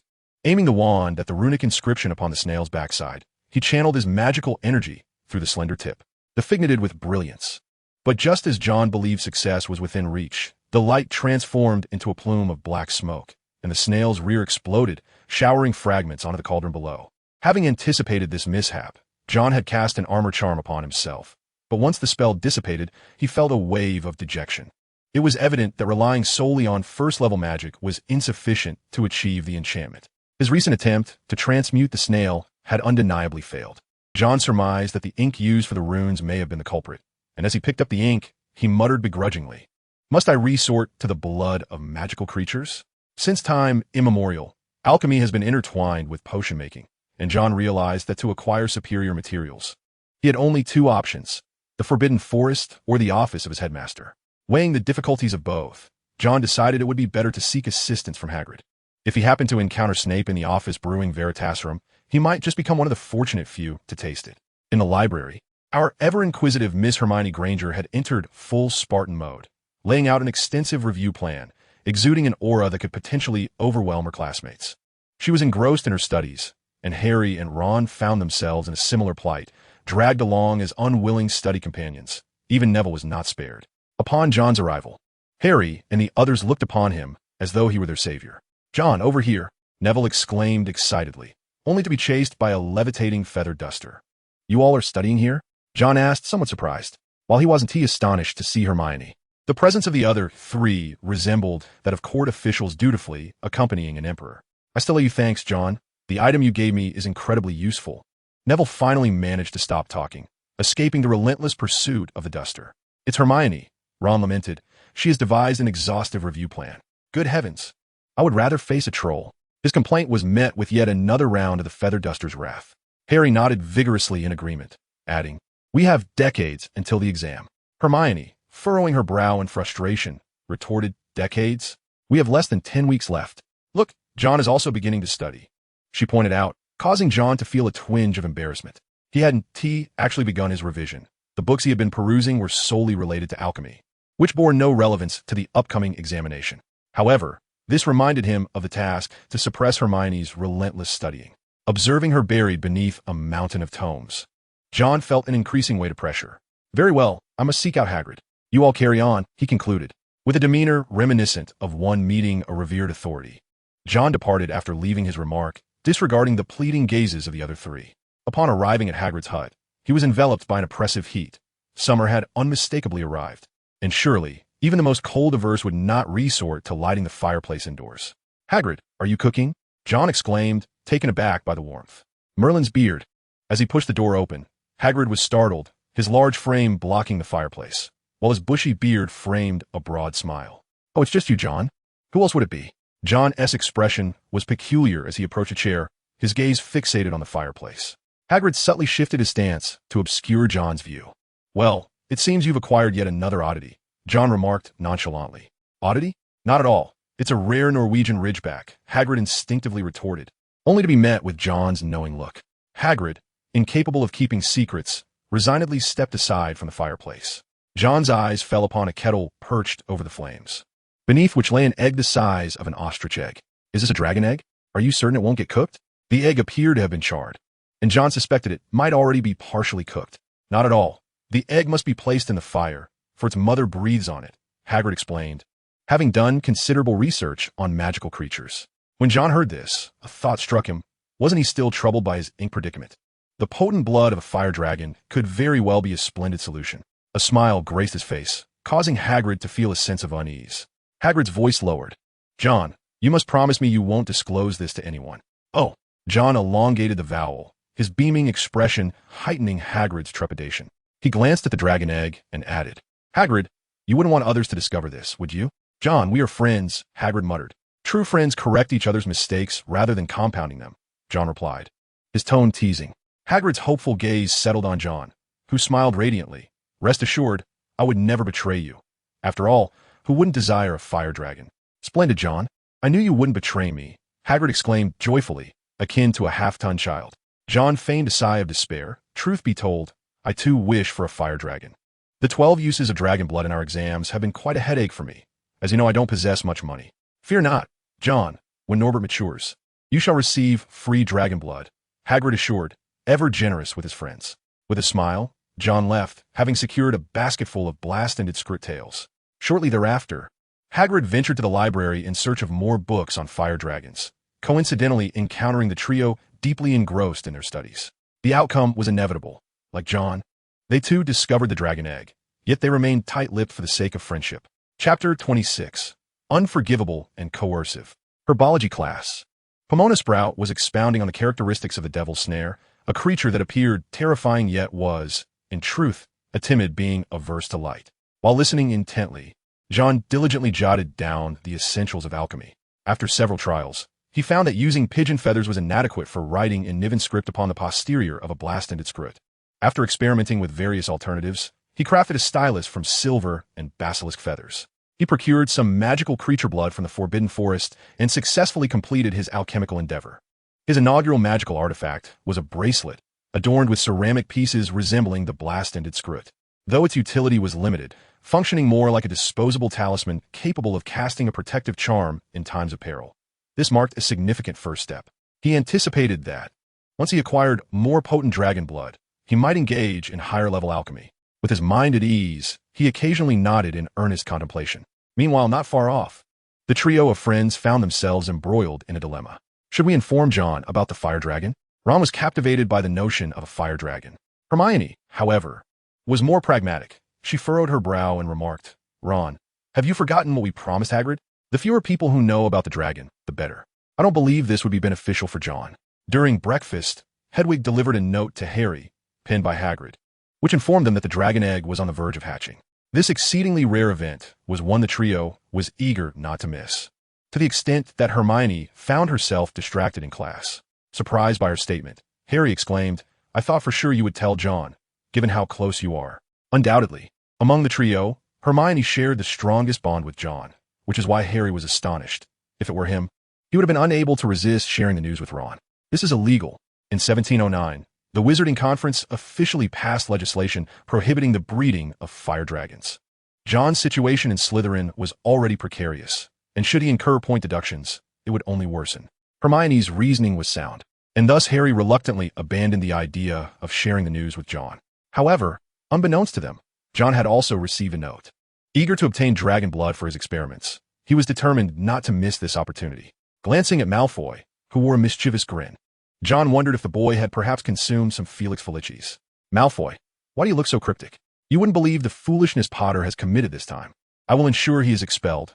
Malfoy's pale face bore an increasingly enigmatic smile, his eyes occasionally darting toward the trio's direction, as if he had uncovered some incriminating evidence against them.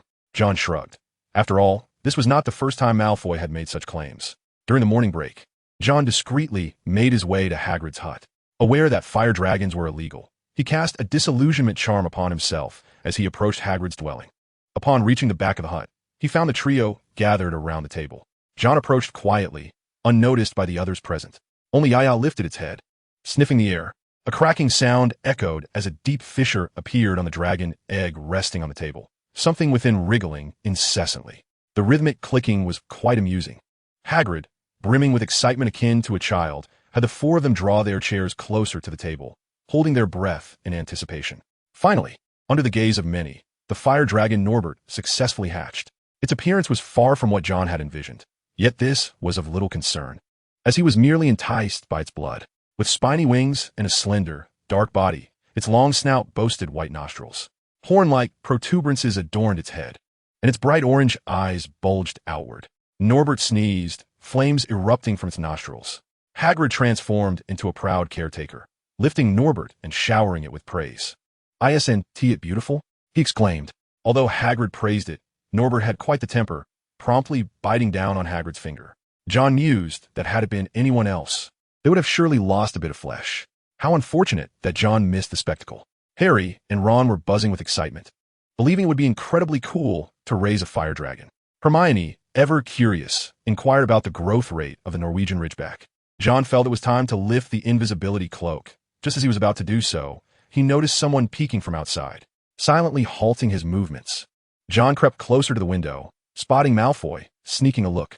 Upon realizing he had been seen, Malfoy quickly turned to flee, despite Hagrid's attempts to pursue him. It was too late. Hagrid stood dumbfounded, while Harry leaned closer to the window, recognizing that slick-haired head. This was disastrous. It was Malfoy, and he would surely report them. Harry swore Malfoy had definitely seen the baby dragon. Malfoy, escaping, wore an uncontrollable grin of excitement, muttering to himself, "Ha ha, Potter, you're finished. I'll have you expelled." As he walked down the corridor, he was suddenly yanked into a room by an unseen force. Terrified, Malfoy opened his mouth to scream. John, having lifted the invisibility charm, covered Malfoy's mouth with one hand while shushing him with the other. "What are you doing here, Weasley?" Setting aside the mudblood identity, John felt rather pleased with the nearly 200 points he had added to Slytherin. Although Malfoy was frightened at the prospect of another beating from John, he feigned composure. John once again cornered Malfoy, pinning him against the wall, and spoke in a calm tone. "Malfoy, I hope you can promise me one thing. Do not inform the professors about today's events." "Today's events? You know about the big dragon, do you?" Malfoy's eyes darted, piecing together the truth. "Why should I agree to that?" Malfoy retorted defiantly. John thought to himself, if you divulge this, my dragon's blood will be in jeopardy. At that moment, he remarked, "Our scores are nearly on par with Gryffindor's. If you inform the professor, he will deduct points from both Gryffindor and Slytherin."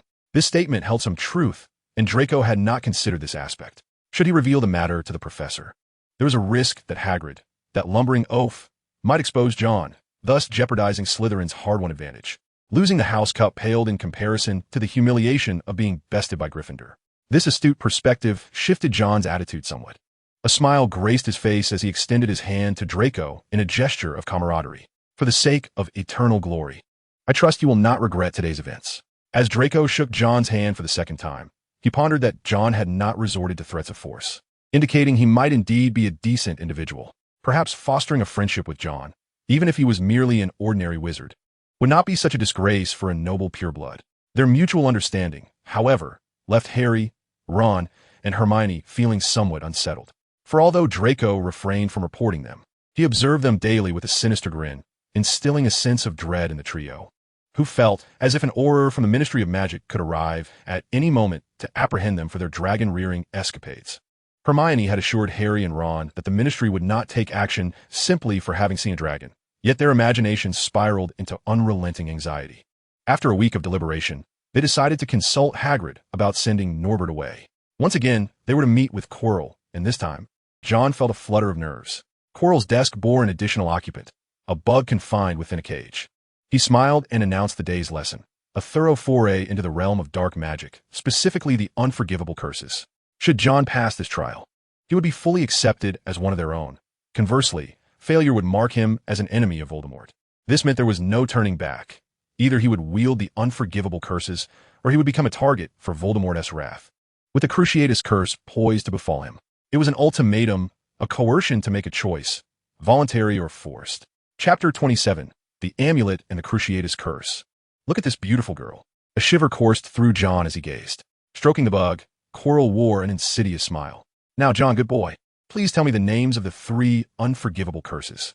After a brief contemplation regarding the wand in Quirrell's grasp, John replied, the killing curse, the Cruciatus curse, and the Imperius curse.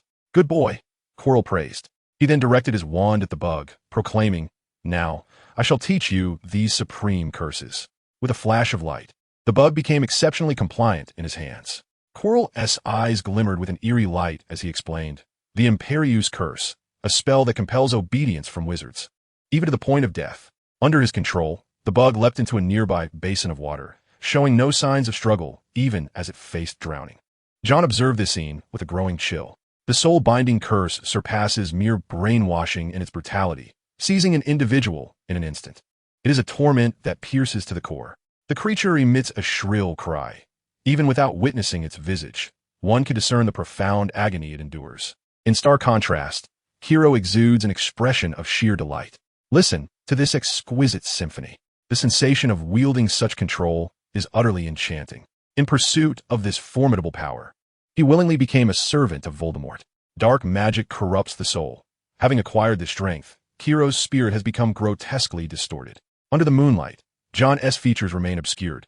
Yet Quirrell senses that the young wizard is undoubtedly entranced by this unparalleled might.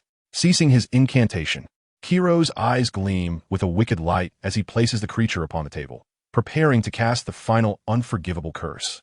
Avada Kedavra! A beam of green light erupts from the tip of his wand, effortlessly extinguishing the creature's life. The power to manipulate hearts, to torment flesh, to govern life and death. These three curses wield extraordinary might. Quirrell seizes John's hand, his expression transformed with fervor. This wondrous power, bestowed by his master, must not be squandered. "I shall never betray your teachings," John murmurs, bowing his head, much to Quirrell's satisfaction. His trust in John has reached a point of unwavering belief in the latter's loyalty. Having mastered the unforgivable curse, John has already taken a step into the ranks of the Death Eaters. In the time to come, John must pursue further learning. The peril of the unforgivable curse lies in its accessibility. One merely needs to harbor malice to grasp it. John unleashes the Cruciatus curse, channeling his malevolence towards Quirrell, who is visibly pleased. "Damn this wretched thing," John mutters, submerging himself in the washroom's water, the chill on his face unwavering, whether it is an illusion or reality. He senses dark magic gnawing at his soul, heightening his agitation. He strikes the water's surface with his hands, dousing his head to regain composure. Quirrell cannot linger for long. He must extricate himself swiftly. With the academic year drawing to a close, John cannot recall the precise date of the first installment, but knows it precedes the Triwizard Cup. If he can endure this semester, Quirrell will become a mere passerby. As for dark magic, John steadies his mind, convincing himself that there is no need for excessive alarm. In the wizarding world, using an unforgivable curse is a grave offense, leading to imprisonment in Azkaban. Yet, John does not believe that the professors of this school are incapable of such curses. He observes no signs of psychological distortion among them. As long as his self-discipline remains robust, he fears not becoming the next Voldemort. Having reassured himself, John finally finds solace. Exiting the washroom, he changes his attire and steps out of the common room. After casting the disillusionment charm upon himself, he prepares to venture outside for a breath of fresh air to calm his spirit. Arriving at the room of requirement, he enters and commences his alchemical experiments. Quirrell's casting of the three unforgivable curses has illuminated the necessity to fortify his protective charm. After a night of diligent effort, he enhances the charm with a new function: protection against the soul-binding curse. This represents the fullest extent of his current capabilities. As for the Cruciatus curse, he believed enduring a single impact would pose no significant issue, suffering merely some discomfort. Conversely, the soul-snatching curse was insidious and unpredictable. Thus, he equipped his protective talisman with an alert mechanism. Should he inadvertently fall victim to it, the concealed mechanism would activate. Although it could not provide defense, it would ensure John regained consciousness promptly. This was a precaution against Quirrell's potential use of the soul-snatching curse, as John sensed Quirrell might escalate his efforts. When the time came for John to resist, he would have to seize the slightest opportunity. Indeed, it was not long before Quirrell extended an invitation to John, summoning him to the Forbidden Forest. This sparked a change in John's demeanor, prompting him to question, "Professor, what purpose do we have in the Forbidden Forest? I have patrolled there extensively without discovering anything." John attempted to evade the inquiry, but Quirrell was not inclined to let him off the hook. "In the pursuit of knowledge, one discovers that practice reveals truth," Quirrell retorted, his pallor significantly heightened today as Voldemort's frailty necessitated the consumption of unicorn blood to prolong his existence.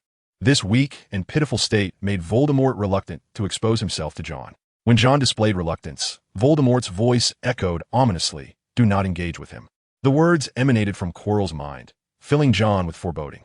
Quirrell's face assumed a respectful expression as he raised his wand, unleashing a beam of light that struck John with a soul-snatching curse. In that instant, the talisman on his wrist glimmered briefly before dimming. John felt his mind descend into chaos before reassembling itself, his gaze blankly fixed on Quirrell. Witnessing this, Quirrell felt triumphant, addressing Voldemort reverently, "Master, we shall now seek the unicorn." Following their previous slaying of a unicorn, the remaining unicorns in the Forbidden Forest had concealed themselves. Time had passed, and some unicorns, unable to contain themselves, ventured forth, from which Quirrell discerned traces. He led the way, with John trailing behind. Fortunately, on this day, Quirrell refrained from compelling John to act against the unicorns, as he had yet to master the killing curse, thus sparing him from direct involvement. However, John could only watch helplessly as Quirrell executed the unicorn, his emotions tumultuous, yet he ultimately refrained from drawing his wand. Within the depths of the Forbidden Forest, any movement on his part might render him the next target of the killing curse. After this hunt concluded, Voldemort's life was momentarily sustained. Quirrell took John along, severing the unicorn's horn and placing it in John's hands, proclaiming it as his own kill. John presented himself as a helpless child, grappling with the turmoil and grotesque sensations that followed the act of slaughter. Voldemort believed that before long, John would make an excellent Death Eater. For now, all that remained was to allow time to work its magic.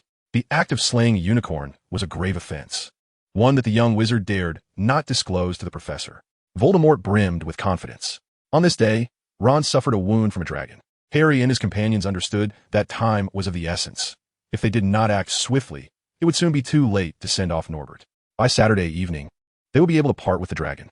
Chapter 28. The Fire Dragon and Alchemy. Upon returning, John immediately set about crafting a new protective charm for himself. Thankfully, he had prepared in advance. Otherwise, he might have fallen victim to that treacherous Quirrell. On Saturday, John acquired additional materials from Hagrid, and this time, he conceived a new idea. The unicorn horn had begun to change. Gazing at the foul-smelling horn, John furrowed his brow. This unicorn had been slain, its horn severed posthumously, and thus the curse upon it was substantial. Originally intending to use the horn for a charm, it now appeared that this would be unfeasible. Upon grinding the horn into powder, John discovered the curse's potency was exceedingly strong, perhaps suitable for use in dark magic. On his way back, John made a stop at Hagrid's hut. Hagrid was near tears. Tonight, his beloved Norbert would be sent away. Upon his arrival, John observed Norbert, now significantly larger, and deemed the decision quite rational. "John, this is the dragon blood I promised you. I hope you treat it well."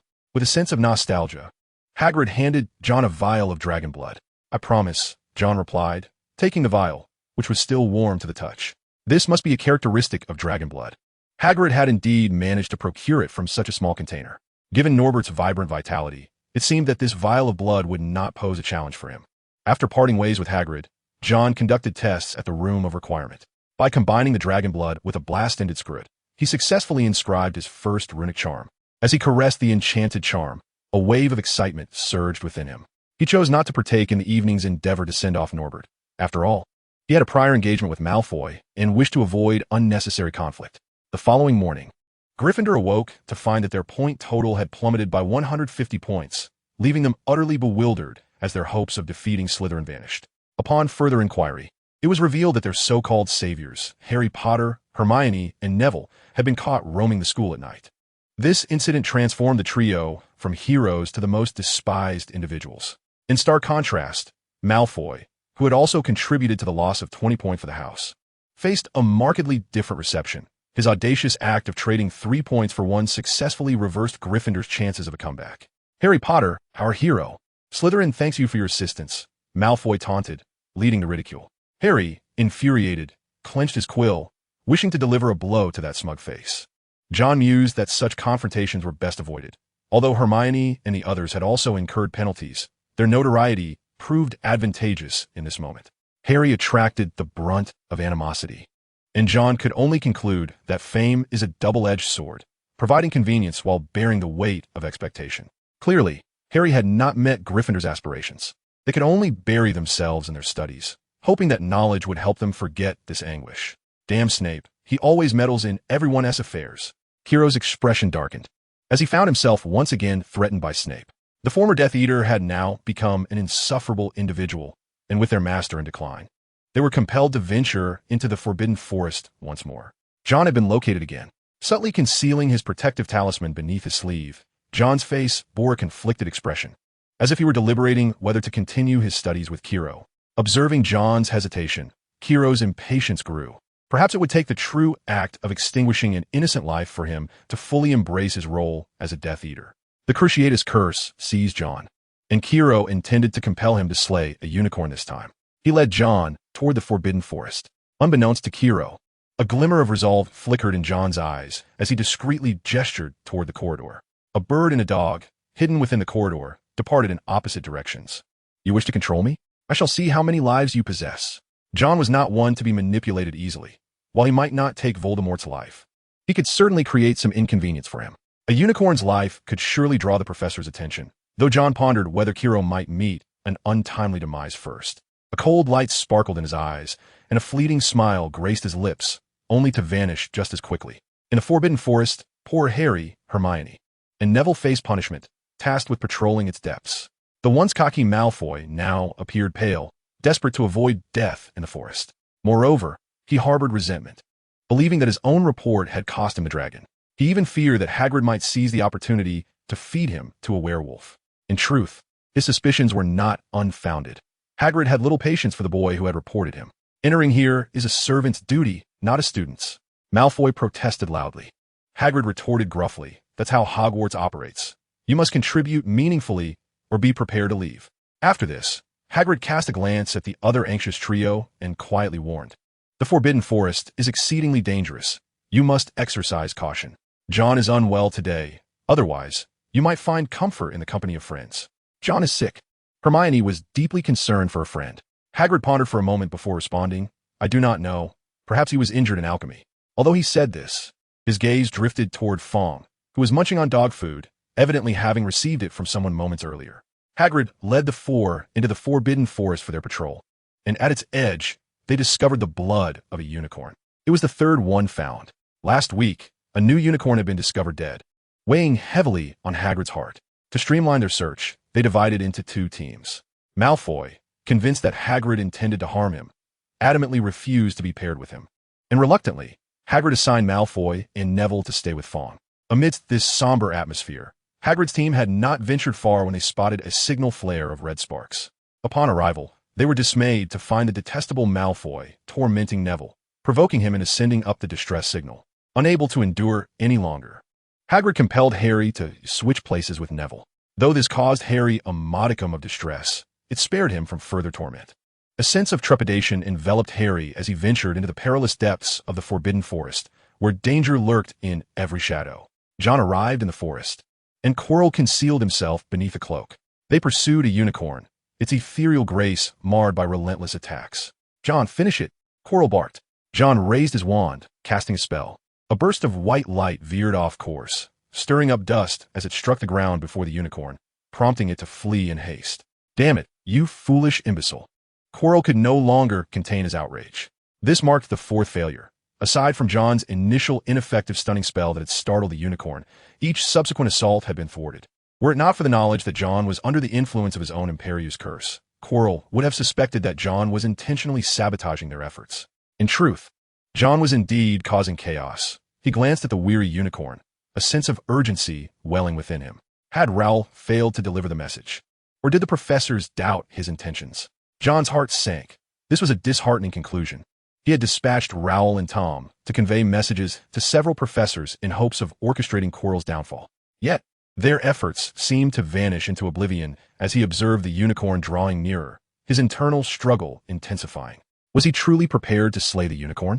After Quirrell landed another blow upon the creature, blood oozed forth from his wounds. Quirrell's breath quickened, seized the opportunity. Responding to the urgency, John stepped forward, directing his wand at the unicorn. He perceived the profound sorrow reflected in the unicorn's eyes, his lips pressed together in a tight line. Quirrell, still urging him on, demanded, Hurry, Use your most familiar spell to eliminate it. The unicorn's condition was dire. Without its blood, Quirrell would perish, as Voldemort persistently drained his life force. Had it not been for the necessity of eliminating this wretched Death Eater, he would have dispatched the unicorn long ago. John seemed resolute. Flames erupted from his wand. Incendio. The fire surged uncontrollably, igniting the surrounding foliage and ravenously consuming all in its path. Fool! Quirrell had not anticipated John's folly in casting such a spell. In a fit of rage, he hurled John aside and rushed toward the unicorn. The flames engulfed everything around, except for the unicorn. Quirrell, reliant on the creature for his survival, disregarded the flames and approached the unicorn to siphon its blood. At that moment, a flash of red light soared through the air, and he instinctively evaded it. The professors had arrived. Chapter 29. The Battle in the Forbidden Forest and the Curse. Poor child, he has been cursed by the Imperious.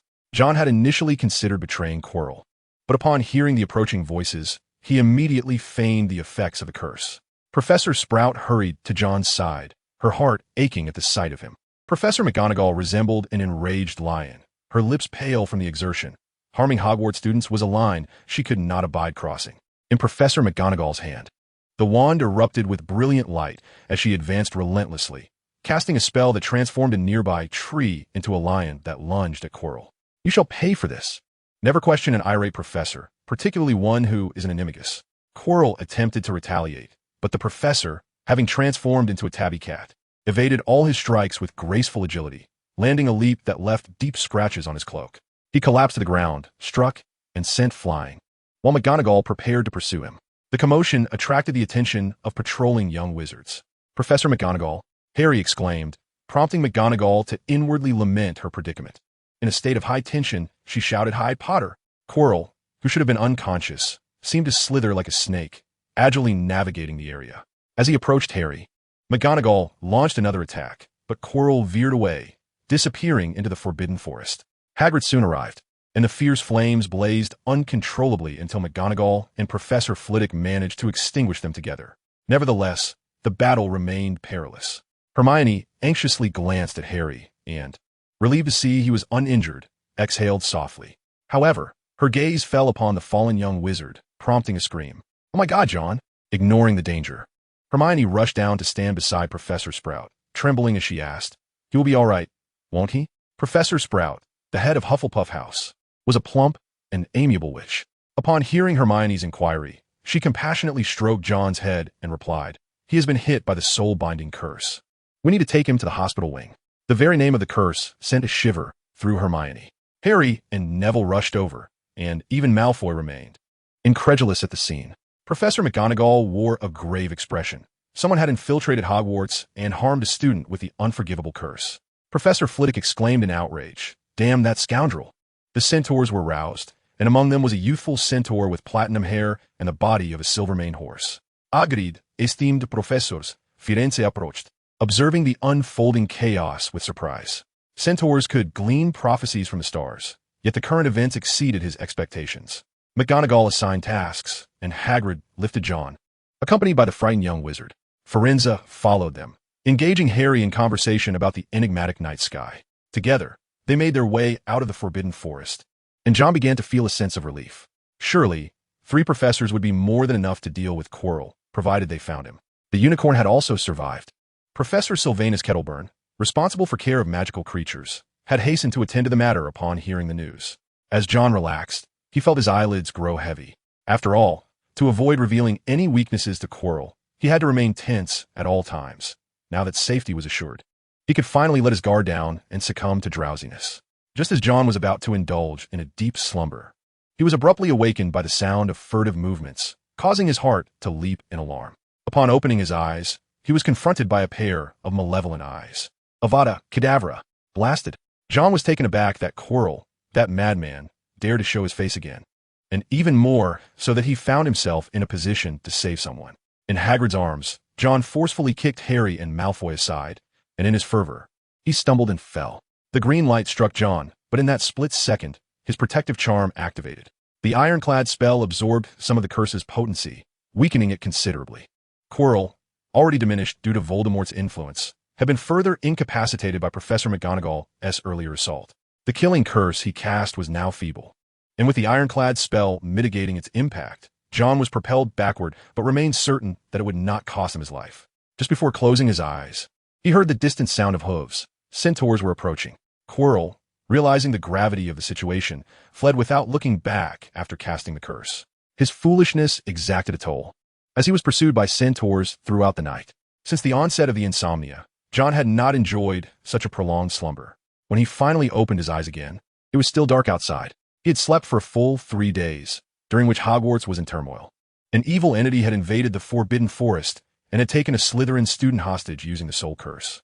Harry and his companions, who were involved in this incident, could have easily become the center of public attention, yet they did not. Even Malfoy, usually one to revel in mischief, was consumed by thoughts of that green light racing toward him and John's sudden intervention. "He saved me, Wick, why?" Malfoy was bewildered. Despite their animosity and his previous derogatory remarks about John's blood status, the latter had come to his rescue, leaving him at a loss. The trio, too, was affected. Harry and Hermione were unable to find rest, particularly Harry, whose vision of the green light echoed the one from his dreams. He understood its significance all too well. His friend John might have perished in saving him, and Harry trembled uncontrollably. 3 days felt like an eternity. Dumbledore made several appearances at the hospital wing, and even Snape, who held no affection for John, wore an especially grim expression, his lethal gaze fixed on Quirrell, as if poised to unleash a killing curse at any moment. John awakened in the dark of night, yet several professors had already received word. The first to arrive was Professor Snape, his demeanor even more somber. In his distinct, oily tone, he demanded, "What on earth were you thinking, John Wick?" "Calm down, Severus," Dumbledore interjected, interrupting Snape. Beneath his crescent-shaped glasses, his eyes radiated warmth as he cheerfully remarked, "This is good news, is it not? We should be grateful that the caster was so weak. Weak enough for John Wick to survive." Snape's expression softened slightly, yet he remained shrouded in gloom. "John Wick, do you recognize the individual who cast the curse upon you?" Upon Dumbledore's inquiry, John pondered momentarily before shaking his head and responding, "I cannot discern their identity, but they appear to possess a profound familiarity with Hogwarts." Among the professors, for heads of houses were present in the Forbidden Forest, with Severus Snape, the double agent, unlikely to betray them. Thus, the answer was all too clear. John almost uttered Quirrell's name directly, yet Dumbledore merely smiled in silence. The following day, however, when Harry and his companions came to visit, he spoke of the unicorn, which had survived, and mentioned that Professor Quirrell had taken a few days of sick leave, likely missing the upcoming exams. In the days that followed, John was free from Quirrell's disturbances, merely awaiting the arrival of exam week. Moreover, he had not forgotten Dumbledore's previous remarks. The thought of the Philosopher's Stone ignited a fervent anticipation within him. Amidst the ongoing wait and hope, exam week finally arrived. Chapter 30, Exam Week and the Trapdoor. June marked the onset of the examination period. During the Charms class, Professor Flitwick expressed concern for John. "Mr. Wick, has your health improved?" John smiled and replied, "Thank you for your concern, Professor. I am feeling much better." Flitwick, his voice tinged with apprehension, remarked, "You are indeed fortunate. That vile scoundrel unleashed a rather feeble killing curse upon you." He wished fervently that he had been present at the time, as he would have ensured that the wretched creature experienced the true meaning of a dueling champion. In the Charms examination, John executed the pineapple pirouette with flawless elegance, earning Flitwick's commendation. The second examination was Transfiguration, where John once again garnered Professor McGonagall's concern. "This child has endured too much suffering," she mused, recalling how he had been insulted by Malfoy at the start of the term, subsequently captured by the soul-stealing curse, and struck by the killing curse. Yet, fortune favored this child, granting him survival. "Vera verto." John pointed his wand at the mouse before him, and with a flurry of transformation, it morphed into a delicate snuffbox. Perfect. An exceptionally executed transfiguration spell. Professor McGonagall applauded generously. Next was Potions class, where they prepared the draft of Forgetfulness. In the defense against the Dark Arts examination, Professor Quirrell was absent due to his illness, leading Dumbledore to personally oversee the testing. This brought a tinge of discomfort to John, as Dumbledore often greeted him with his inquisitive gaze and playful winks. History of Magic was the final examination, and for John, it was the simplest. Although Professor Binns' monotonous lectures often lulled students to sleep, this course was fortunately one that could be swiftly mastered by both Muggles and wizards alike. With a solid grasp of rote memorization, John effortlessly recounted the history of the Goblin Rebellions and inscribed the name of the old wizard who invented this self-stirring cauldron. Finally, he could relax, Wick, is your health well? After the exams concluded, Malfoy approached him. John recalled the frequent appearance of Draco Malfoy's name among the mountains of get-well gifts he had received during his convalescence. The wealthy young master has significantly altered his attitude towards John. Much improved, yet he has yet to express his gratitude for the numerous tokens of sympathy I have received.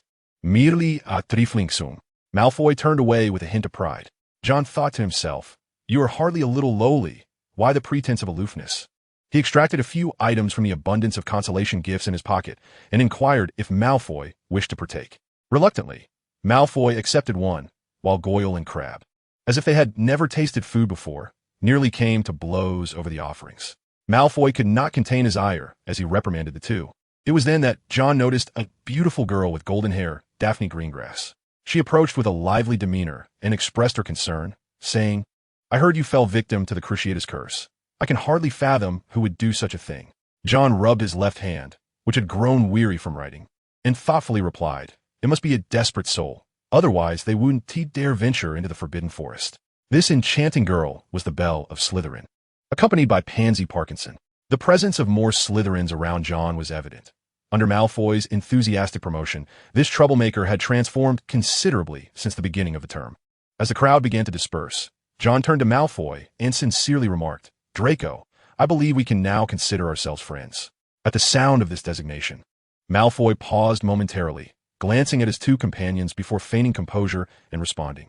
Oh, if it is your request, then I shall reluctantly oblige, John. Addressing each other by name signified an acknowledgement of their relationship. John smiled slightly, sensing that he had taken a step further along his path to becoming a prominent figure in Slytherin.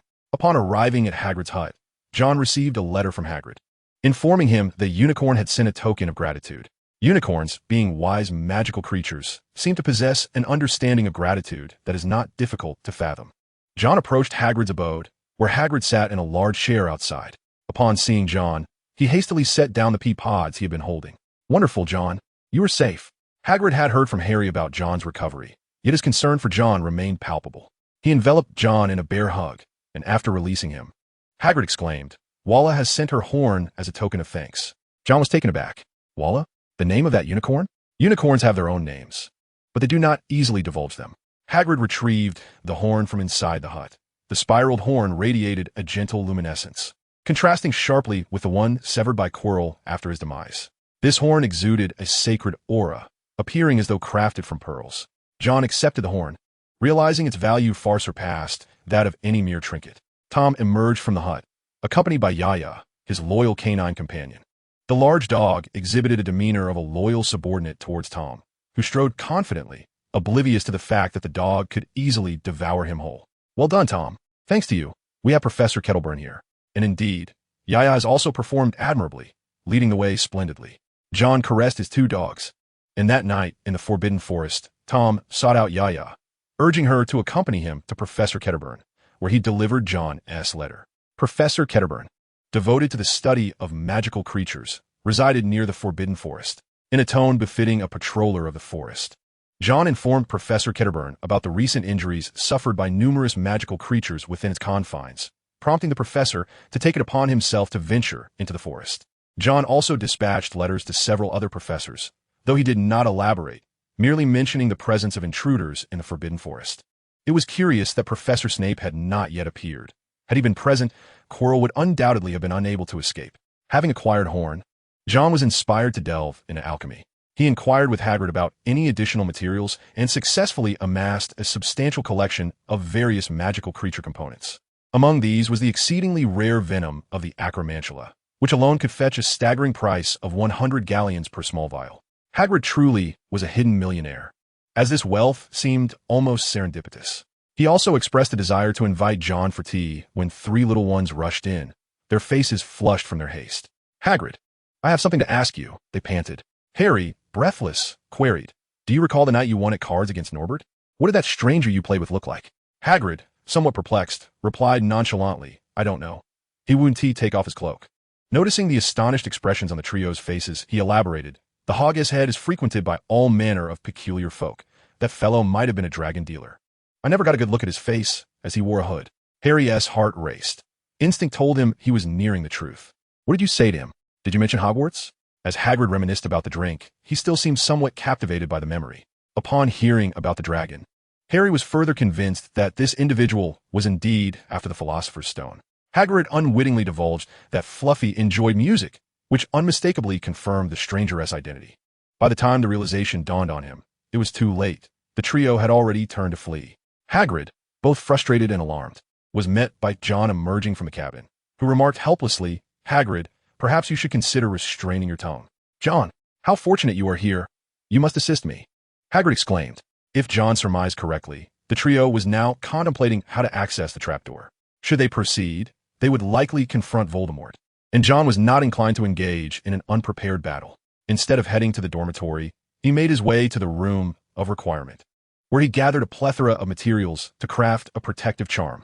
With the Marauder's map at his disposal, he could monitor the trio's movements at any moment. As night fell, the trio began to stir. John glanced at the half-finished charm and quickened his pace. Once adorned with the charm, he filled his pockets with potions, resolute in his determination to defeat Voldemort, even if it meant resorting to poison. Equipped with his formidable sword, he was ready for action. Upon reaching the corridor on the right side of the fourth floor, he found it ajar. The three-headed creature, known as the Cerberus, was on high alert, and John tossed a music box into the fray. The Cerberus promptly succumbed to slumber, allowing John to step through the trapdoor. Chapter 31, Violence and Challenges. The music box, a gift from Navi, proved useful. Knowing of the Cerberus's fondness for music, John had made a special trip to his dormitory to retrieve it. The music box soared through the air, an offering from Navi, which John wished to protect from the wrath of the awakening beast. Beep. Challenge task activated. Navigate the chamber containing the magical stone to earn 2 points in the enhancement. Night. Upon entering the chamber, John triggered a challenge. As he traversed the trapdoor, he plummeted into a free fall, spotting below him writhing appendages reminiscent of tentacles. With a resounding crash, white light pierced the appendages. And just before hitting the ground, John cast a floating charm upon himself, descending gently. He looked up to see the shattered tentacles wriggling to seal the opening. And upon closer inspection, he recognized it as the Devil's Snare, an insidious plant that thrived in damp, dark environments. Beneath the Devil's Snare lay a stone corridor, the sole path forward. It sounded as if a swarm of insects were fluttering their wings. At the end of the corridor, a brightly lit chamber awaited him, boasting a high, arched ceiling where countless birds, shimmering like gemstones, flitted about. They were a flock of winged keys. On the opposite side of the room stood a heavy wooden door with a keyhole. John, contemplative, cast a glance at the nearby flying broomstick and mused that this challenge likely required finding a matching key. Gazing at the multitude of keys, he surmised that by the time he found one, Harry would likely have emerged. In that case, he resolved to employ an alternative approach. With determination, John unsheathed his sword and approached the wooden door. He attempted an unlocking spell, which clearly proved ineffective. Thus, he decided to break through directly. Gripping the sword with both hands, he swung it against the door. The weight of the sword, coupled with John's expertise, sent splinters flying. After delivering the 10th strike, the door finally succumbed, collapsing to the ground. With the sword resting upon his shoulder, John stepped through the fallen door. The second room was engulfed in darkness. Blinking against the sudden transition from light to shadow, he ventured further inside, and the room illuminated, revealing an enormous chessboard. John stood at the edge, surveying the scene. The chessboard featured black and white pieces. Judging by their design, they resembled those used in wizard's chess, with a wooden door situated behind the white pieces. Ron? It was then that he noticed a red-haired figure lying just outside the chessboard. John's heart sank. Could something have gone awry? However, the white pieces on the chessboard brandished their weapons defiantly. With a grim expression, John coldly declared, "Either step aside, or I shall shatter you to pass." Clearly, the white pieces had no intention of yielding. Unperturbed, John seized his wand and launched a direct attack. The first soldier was obliterated by a burst of white light. Stirring a hornet's nest, the white pieces sprang into action, and John cast an invisibility charm upon himself, vanishing from their sight. The vigilant white pieces seemed momentarily perplexed, as a mighty sword sparked against one, shattering yet another piece. With his wand in one hand and the great sword in the other, John merged into the shadows, relentlessly decimating the white pieces. As the shattered pieces attempted to reform, John's expression hardened. This remarkable transfiguration must be a challenge set by Professor McGonagall. Reform?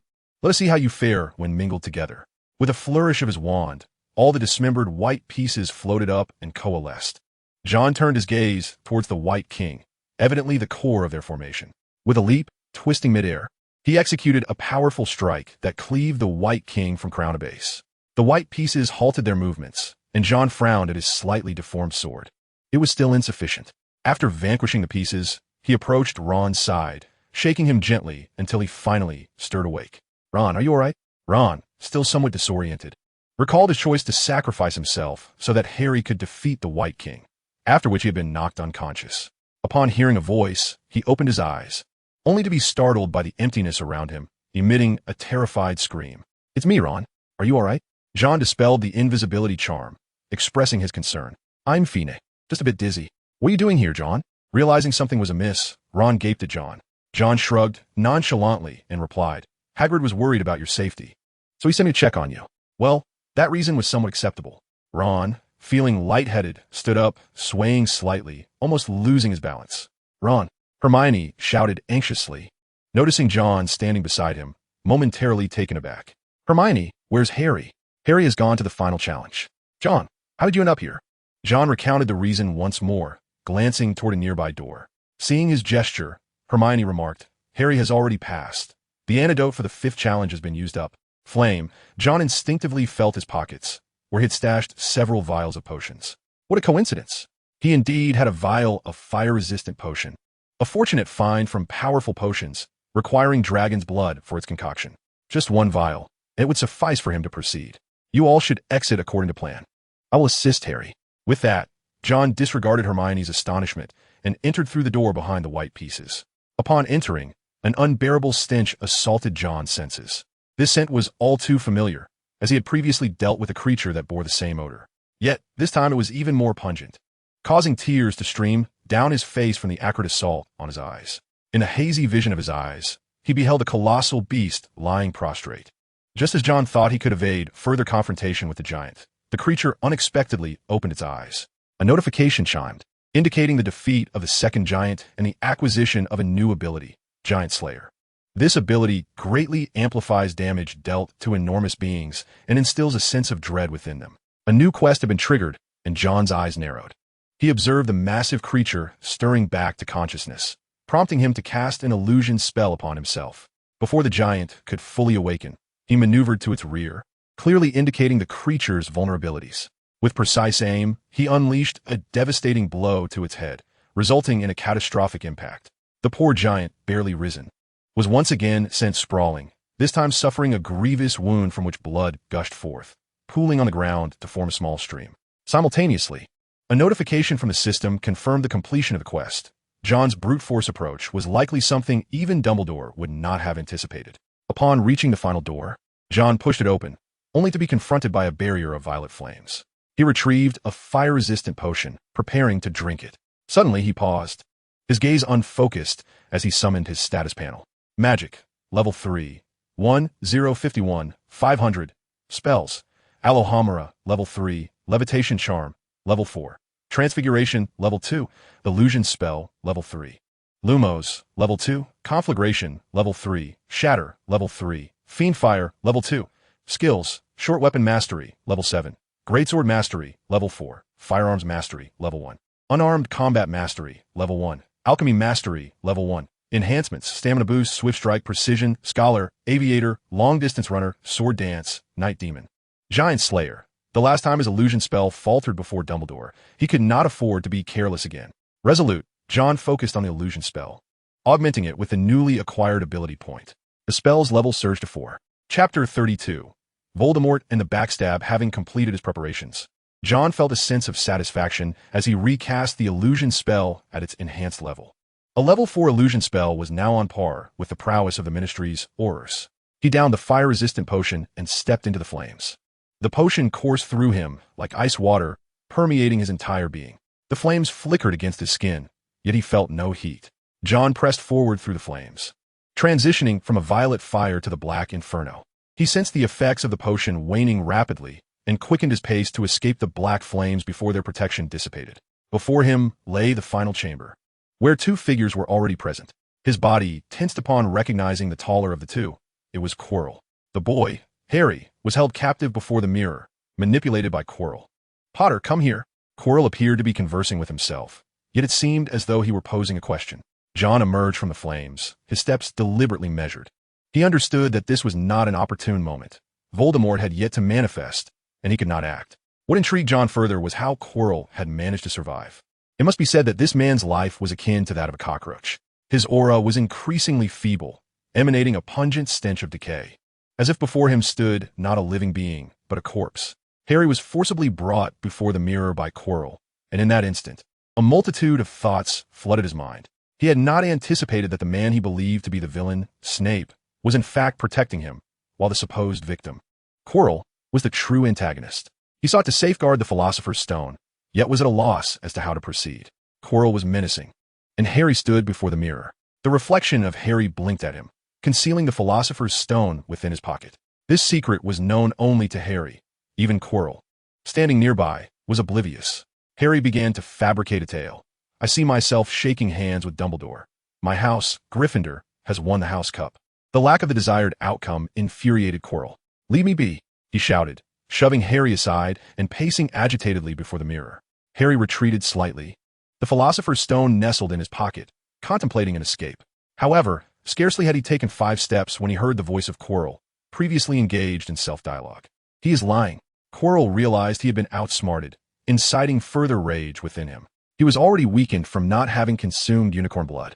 Had it not been for Voldemort's alternative means of survival, he would have perished long ago. Consequently, his hatred for Harry was profound. Drawing his wand, Quirrell cast a spell at Harry. Harry was propelled backward, crashing to the ground, while Quirrell's face contorted with madness as he commanded, "Hand over the Philosopher's Stone." Harry clenched his teeth, remaining silent. "Allow me to converse with him. You are utterly useless, Quirinus." That shrill voice spoke again. "No, Master, I can do it. I will surely procure the Philosopher's Stone for you." Quirrell's panic escalated, stammering as he implored his master for another chance. Yet, Voldemort no longer trusted this minion, and forcibly seized control of his body. In his weakened state, Quirrell was no match for Voldemort. Before Harry's horrified gaze, Quirrell's body twisted in an unnatural manner. He grasped his head with both hands, twisting and turning as if he were a large rubber ball. The nauseating stench intensified, and the head, wrapped in a scarf, turned to face him as Quirrell gradually unraveled it. Behind that head, to Harry's astonishment, was a human face. He had never encountered such a grotesque and terrifying visage, chalky in appearance, with eyes glowing a fierce red and nostrils elongated like those of a serpent. Quirrell, in a state of terror and weakness, pleaded, "Master, grant me a chance." Voldemort's face contorted in disgust. Quirrell's breath faded. The body he inhabited was now wholly under Voldemort's dominion. Gazing upon the architect of his current predicament, he murmured as if whispering in the shadows, "Harry Potter." Harry wished to retreat, yet his legs felt as if they were encased in ice, unresponsive, while the wound upon his forehead throbbed with acute pain. "Look at what I have become." Voldemort's voice was laced with malice, his hatred palpable. The Dark Lord, who ought to have ruled over the wizarding world, had been reduced to mere shadow and vapor, a wraith devoid of corporeal form, forced to inhabit the bodies of feeble creatures. Yet, there are those willing to offer him refuge, Quirrell being one such soul. "Once I acquire the elixir of life, I shall recreate a body of my own." Voldemort envisioned the terror his restored form would unleash upon the world, believing he held all in his grasp. Dumbledore had been dispatched to the Ministry of Magic, leaving no one capable of thwarting Voldemort's advance. With wand in hand, his eyes narrowed dangerously. "Now, Harry, why not hand over the Philosopher's Stone from your pocket?" He was no fool like Quirrell. In his prime, he was a wizard of equal standing to Dumbledore. Such trivial ruses would not escape his keen perception. With a flick of his wand, an invisible blade sliced through Harry's pocket. As Voldemort seized the coveted object, he emitted a sinister chuckle, casting a glance at Harry. The one he loathed, standing atop the legacy of the great Dark Lord. A hypocritical charlatan. He intended to torment this child, the one hailed by the world as the savior. "Look at you, child. Your parents were once brave. I have always admired courage. I was the one who first struck down your father, who fought valiantly against me, unyielding even in death. Your mother need not have perished. She foolishly sacrificed herself to protect you." The flash of green light and the suffocating laughter echoed in his mind. "No, Voldemort, I will defeat you," Harry shouted defiantly. Voldemort's cold smile widened as his wand pressed against Harry's scar. "Behold this scar, the lie of the so-called savior. Do you truly consider yourself a savior?" The wand moved across the scar, eliciting a cry of anguish from Harry. Voldemort's grin twisted further as he sensed his own body rapidly deteriorating. With the original owner's soul lost, Quirrell's body was turning to a lifeless husk. Voldemort raised the Philosopher's Stone high, its crimson light radiating as he lifted his wand to end Harry's life. Harry's breaths quickened, his gaze fixed upon Voldemort. Was this truly how he would meet his end? Child, does the magic your mother bestowed upon you still linger? Before acting, Voldemort recalled a moment from 12 years prior, hesitating slightly. He reached out to touch Harry's frail body, and bubbles began to form upon its surface. With that magic present, Voldemort found himself unable to harm Harry, a fact that filled him with deep frustration. He regretted hastening Quirrell's demise. "Do not leave," Harry shouted in anger, yet his cries were futile as Voldemort approached the door step by step. A profound sense of helplessness surged within Harry.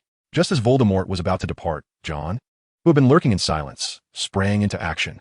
The distance separating John from Voldemort was but an arm's length, and with resolute determination, John struck. His great sword shimmered with a dazzling silver light as he delivered a decisive blow. Chapter 33, The House Cup and the Grants. Who goes there? By the time Voldemort realized, it was too late. John, without hesitation, swung his blade towards Voldemort's hand that clutched the Philosopher's Stone. An arm flew away, devoid of blood, quickly withering into a desiccated limb. "Come out!" Voldemort's remaining hand wielded his wand, sending a green beam of light hurtling towards John. Prepared, John rolled to the side, evading the attack, and then launched himself forward. His sword spun like a windmill, severing Voldemort's other hand. Drawing forth his wand, John unleashed his final strike, aiming directly at Voldemort's chest. A blinding white light erupted from the wand, obliterating the Dark Lord. In that instant, Voldemort's frail body disintegrated, and John collapsed onto the ground. Fortunately, his current state was not as dire as it had been in the Forbidden Forest. Though he appeared nonchalant, the exertion had drained him significantly. Especially after dodging that green light, he realized he had made a grave error. Had Voldemort's body been in better condition, or had he not let his guard down in confidence, that moment could have marked John's end. Thankfully, his rigorous training had instilled in him the instinct to evade. After resting for a short while, John turned his gaze to the struggling Harry. Though Voldemort was dead, the magic lingered. He walked over and picked up the Philosopher's Stone. From Harry's perspective, it seemed as if he were battling a ghost. In the blink of an eye, Voldemort's arms had been severed, and then his body exploded. Still in a state of disbelief, he then witnessed the Philosopher's Stone levitate. "Is it you, Professor Dumbledore?" Harry gazed hopefully at the stone.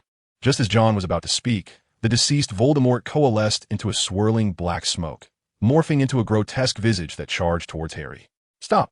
Without a moment's hesitation, John hurled his weapon at the dark smoke in an attempt to intervene. However, the smoke was insubstantial. The flying sword passed through it as the smoke enveloped Harry. A piercing scream echoed in Harry's ears. His mind became a void, and he subsequently lost consciousness. By the time John reached him, the smoke had dissipated. He called out Harry's name several times, but there was no response. Surely he hasn't perished? John pondered anxiously as he gazed at the Savior's face, delivering a few slaps in an attempt to rouse him. When that failed, he pulled out a multitude of potions, preparing to test each one on him. "I believe Harry Potter is merely in a state of shock." A rich, aged voice resounded, and John looked up to see Dumbledore appearing before him. "John Wick, I believe it is time for you to lift the disillusionment charm." With that reminder, John recalled that he had still been cloaked in invisibility. Upon his release, he revealed himself, awkwardly scratching his head and uttering, "Professor Dumbledore." A glimmer of satisfaction shone in Dumbledore's eyes as he remarked, "It appears you have chosen the right path, unclouded by the allure of power." A flicker of understanding flashed across John's eyes. Indeed, this venerable elder was aware of his studies with Quirrell. It seemed that everything was under the other's control, and perhaps he had not truly left the school, making his actions somewhat redundant. He respectfully replied, "It is the school's guidance that has been commendable." Just recently, he had learned that someone had accessed the chamber housing the Philosopher's Stone. Had John not arrived in time, Voldemort would likely have succeeded. Dumbledore lifted Harry into his arms, waving his hand to disperse the flames. "Let us take Harry to the hospital wing. Poor Harry may miss the Quidditch match against Ravenclaw." John nodded, but as he was about to depart, he blinked, realizing he still held the Philosopher's Stone. Observing Dumbledore's seemingly oblivious demeanor, he hesitated before speaking. "Professor, what shall we do with the Philosopher's Stone?" "Nicholas Flamel," John exclaimed in astonishment, halting in his tracks, his expression akin to that of a startled niffler that had lost a coin. June 9th. 3 days had passed, yet John's spirits remained unsettled. He He mixed dragon's blood with damp earth, scraping some powder from the corner with a silver knife. The vivid red stone lay upon the table as John, armed with dragon's blood and various materials, commenced crafting a protective talisman. He produced a quill made from an owl's feather and a silver tip, etching upon it the ancient runes. It was the final step. He cast the Philosopher's Stone into the mixture, stirring it gently until the liquid transformed from crimson to obsidian. He created a total of 9 pieces, carefully stowing away the other 8. Glancing at the larger cauldron nearby, John opened a slight gap in it, revealing the nearly molten silver within. Sequentially, he added the dragon's blood and the remnants of a unicorn's horn, closing it to await complete dissolution. He poured the silver into the prepared mold, the sizzling sound resonating through the air.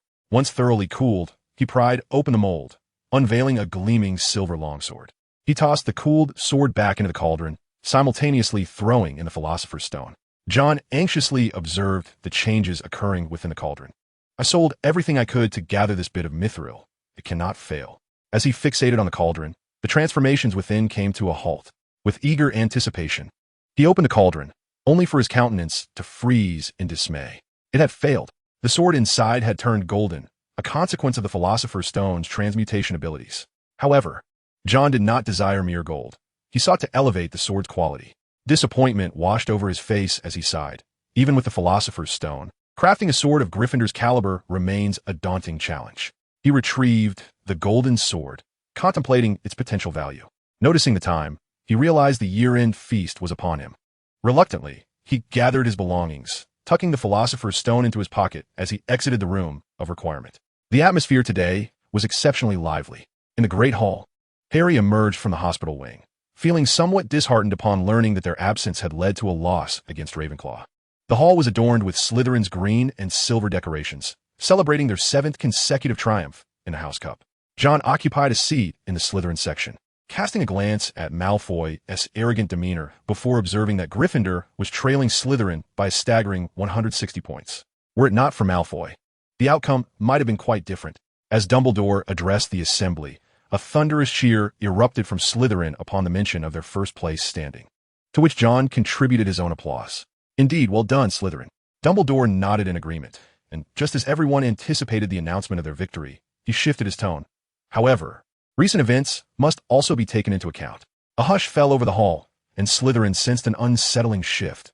Malfoy's smile faded. Dumbledore cleared his throat, stating that he had a final allocation of points to distribute. Let us see. First, Mr. Ron Weasley, for his remarkable chess game. I award Gryffindor 50 points. Second, Miss Hermione Granger, for her calm and logical reasoning in the face of adversity. I also award Gryffindor 50 points. Third, Mr. Harry Potter, who demonstrated extraordinary courage and bravery. I shall award Gryffindor an additional 60 points. A dramatic reversal. Gryffindor, once trailing, now stood even with Slytherin. The trio's contributions igniting a raucous cheer throughout Hogwarts.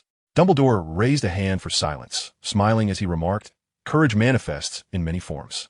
To confront an enemy, we require extraordinary bravery, but to stand firm in front of friends also demands great courage. Therefore, I award Mr. Neville Longbottom 10 points." An explosion of outrage erupted from Slytherin as they denounced the proceedings, while other houses celebrated as if they might overturn Hogwarts itself. Malfoy, clutching his goblet, banged it against the table in displeasure, and the Slytherin faces darkened. With Gryffindor now in the lead, it seemed that everyone except Slytherin was satisfied with the outcome. John could not help but scoff. Gryffindor, indeed, has an abundance of points. Just forcefully adding them, aren't we? As the dust appeared to settle, John caught sight of his head of House's rigid smile and couldn't help but shake his head in pity. "Silence, please. Everyone quiet down." Dumbledore spoke once more. Yet he did not announce the results immediately. Instead, he turned his gaze to John. Lastly, Mr. John Wick. The Slytherins braced themselves to accept this humiliation. Yet they were unprepared for the twist that followed. Malfoy nearly smashed his goblet against Crabbe's head, staring incredulously at John. Dumbledore continued, "Mr. John Wick, with his extraordinary intuition and meticulous observation, has unveiled the identity of that individual. He bravely rescued the unicorn in the Forbidden Forest, selflessly saving both Harry Potter and Draco Malfoy. He ventured into danger to rescue the imperiled Harry Potter, vanquishing that individual and defending Hogwarts. His spirit of self-sacrifice for his friends is truly moving. Therefore, I shall reward Slytherin with an additional 80 points. A reversal indeed." At this moment, John Wick stood as the hero of Slytherin, a stark contrast to the earlier tumult. Students from the other three houses gazed at John in astonishment, as if they were just beginning to recognize this troublemaker from the start of the school year. The focus of many shifted to the fact that he had defeated that individual, the one whose name could not even be spoken, who had succumbed to a mere young wizard. This marked the second defeat since the birth of Harry Potter. Remarkable. Daphne was the first to cheer, and soon the entire Slytherin house erupted in celebration. John found himself embraced by Malfoy, his goblet shaking in his hand, spilling pumpkin juice. Goyle and Crabbe, taking the initiative, hoisted John onto their shoulders, parading around the Slytherin table as if celebrating a hero. No one was foolish enough to mention John's Muggle heritage. They had embraced him as one of their own. Accepting the pumpkin juice offered by Daphne, John raised his goblet high, proclaiming, "To eternal glory! To eternal glory!" Slytherin defended their 7-time championship, successfully securing an 8th victory, poised to shatter Hogwarts' record.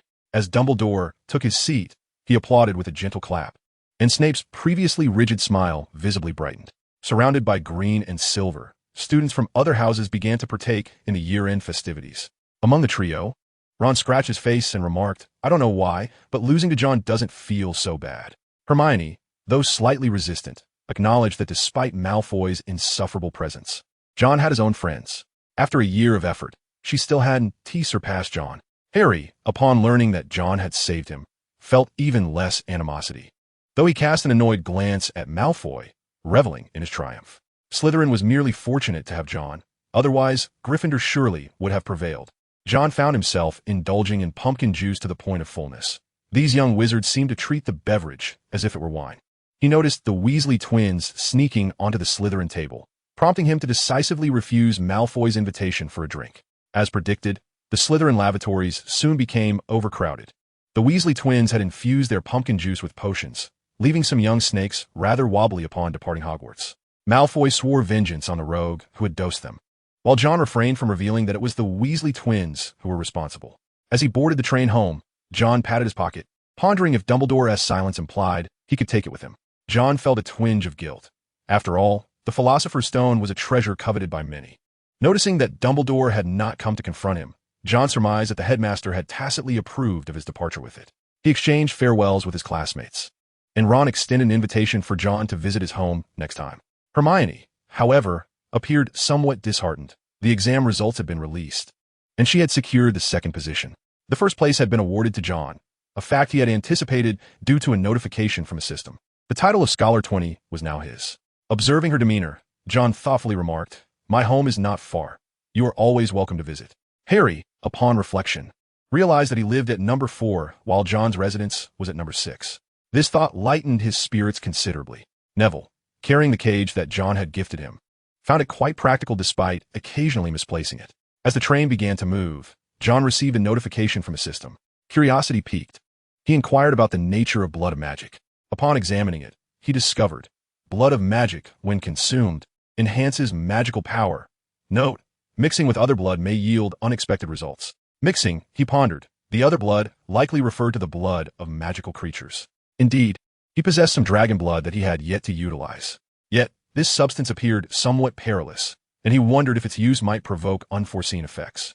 He certainly did not wish to be summoned for tea by the Ministry of Magic due to consuming dubious concoctions at home. Having been away from home for nearly a year, John felt a pang of nostalgia. As the train thundered into King's Cross Station, he disembarked. At platform 9, a gaunt old guard stood by the barrier, permitting only 2 or 3 individuals to pass at a time to avoid drawing attention from a large crowd emerging simultaneously through the solid wall. Numerous acquaintances greeted John, primarily from Slytherin and Gryffindor. The Slytherins acknowledged him for his accolades, while the Gryffindors believed that the Sorting Hat was undoubtedly malfunctioning. Harry received similar attention, with throngs of people squeezing past him to offer their greetings. "Well, I shall take my leave," John said as he made his way toward his parents, Mr. and Mrs. Weasley, who had been waiting patiently. Nearby stood the red-haired little girl, Ginny, alongside Mrs. Weasley. John recognized their identities as the moment Harry emerged. The little girl had erupted into incessant squeals, imparting to John a profound understanding of the power of fandom. "You must be John Wick, right?" Mrs. Weasley approached him, having been introduced by Ron, and their parents exchanged amiable pleasantries. The Granger family also joined the gathering, excluding the Dursleys, who wished to dissociate themselves from the wizarding world. Behind the Dursleys, Dudley caught sight of John and wore an expression of sheer terror. John responded with a warm smile and gestured toward Harry, indicating that he was under his protection.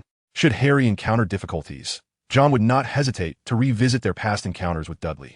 The summer vacation is invariably filled with joy. However, Watson Wick perceives that his son seems to be at odds with the essence of summer, spending all his time in the basement. John, have you not learned any magic during your prolonged stay at the wizarding school? Watson Wick persistently inquired for the 11th time. John, somewhat exasperated, gazed at his father and replied, I have already explained that young wizards are prohibited from using magic in a muggle world. Observing his father's unwavering persistence, John retorted fiercely, Do you wish to see your son imprisoned in Azkaban? Watson chuckled awkwardly and mumbled, Surely it cannot be that severe. Does the magical world lack a law for the protection of minors? John merely shot him a glance, silently warning that should he continue to intrude upon his solitary research in the basement, he might resort to discreetly administering a sleeping potion to his father. In his hands, he held a vial of a crimson potion, reminiscent of blood, adorned with swirling patterns resembling fire dragons, magic blood. He was currently investigating its usage, yet at the same time, he was extending his magical grasp towards his wand. Chapter 35, The Trace and the Scapegoat Harry. The Trace is a device employed by the Ministry of Magic to monitor underage wizards, akin to a monitoring system affixed to their bodies. Before departing from Hogwarts, young wizards receive a letter admonishing them against using magic outside of school. This concept is as enigmatic as the enrollment list of Hogwarts. However, John contemplated attempting to dismantle the Trace. By doing so, he could evade the warnings associated with magic usage, while others might find such an endeavor insurmountable. John possessed the skills of an alchemist. Though his level was not particularly high, the Trace utilized by young wizards was not exceedingly intricate, providing him an opportunity to hone his craft. Without further ado, John embarked on his examination of the wand. Much like a subscription, it required annual renewal, indicating that the magical essence contained within the Trace was not particularly potent. Moreover, the effectiveness of the Trace was rather limited. It primarily monitored the locations where magic occurred, exempting students as long as adult wizards were present. In pure-blood families, it was not unusual for young wizards to wield magic, and the Ministry of Magic would not intervene. This arrangement seemed to explicitly confine Muggle-born wizards to a life of inactivity, which irked John. He acknowledged that privilege would inevitably arise in any society, and it was natural for pure-blood families to hold advantages over Muggles. However, being targeted in such a manner left him quite displeased. After extensive research, he successfully extracted a thread resembling transparent silver from his wand. Using tweezers crafted from silver, he gently placed it into the vial. John then retrieved another wand, one he had fashioned from materials gathered in the Forbidden Forest. Externally, it appeared similar, yet it could not compare to the craftsmanship of Ollivander. Made of cherry wood and unicorn hair, measuring 11 inches, he intended to keep it as a backup wand. Now he felt confident in his preparations. Taking the magic blood, John shook the vial, ready to consume it. Originally silver in hue, it transformed to red upon the addition of dragon blood. He lifted the lid, finding it devoid of any scent. John's brow furrowed as he muttered to himself, Surely, this cannot taste like orange juice. Contemplating the necessity of consuming it sooner or later, he steeled himself and closed his eyes, downing the contents in one swift motion. The essence of magical blood coursed down his throat, akin to swallowing a vial of elixir. His body ignited with heat. He clutched his throat, his face flushed, contorted in agony. The vial slipped from his grasp, shattering upon the ground. Just then, Watson Wick, on the verge of entering for the 12th time, heard the commotion and stepped inside. Good heavens, John, what has happened to you? Watson rushed forward, only to be scorched by John's body heat upon contact. Observing John's distress, he attempted to lower his temperature. A wave of magical energy radiated outward from John, causing everything in the basement to levitate. Get out quickly. John's remaining sanity urged him to expel Watson from the room. With a mere flick of his hand, he sent Watson soaring through the air without the use of a wand. John, lock the door, do not come in. John's skin blazed red, and the entire basement became chaotic under the influence of his magical energy. The Wick couple could only fret anxiously outside. The surge of magic intensified. With a clear awareness of his body, John's pain gradually subsided. Some young wizards may experience a magical surge in their youth, but John had never encountered such a phenomenon. Yet, he felt as though he were now in a state of magical overflow, perceiving himself as a deity walking among mortals. No wand was needed. With a mere thought, He could command everything around him. Under his influence, the surroundings shifted continually, transforming into a kitten one moment and a puppy the next. An owl soared over the roof, which had once been a chair. He exerted every effort to maintain control, but the magical fluctuations continued to extend beyond, causing the grass outside to grow and the apple tree to bear enormous fruit. Stop! John pounded the floor with his hands, roaring like a cornered beast. Gradually, the basement fell into tranquility. All levitating objects crashed to the ground, and John lay there, gasping for breath. Ding! The magical blood process has concluded. Gain the traits of the fire dragon. Fire consumption, intimidation, hardening, dragon language. Fire consumption, increased affinity and resistance to fire magic. Intimidation, enhanced intimidation against lesser beings. Hardening, increased resistance to impact. Dragon language, acquire the language of dragons. John's body regained control, as if he had just recovered from a severe fever. His clothes were drenched. Supporting himself, he cast a cleansing spell, cursing the system for not warning him about the arduous nature of this process. Had he known, he would have refrained from using it at home. Now, the basement lay in ruins. Despite the difficulties endured, the rewards were substantial. Not to mention the 4 traits of the fire dragon acquired. The increase in magical power was also remarkable. Magic level 3, 6, 351, 500. Spells Alohamra, level 3. Levitation charm, level 4. Transfiguration, level 2.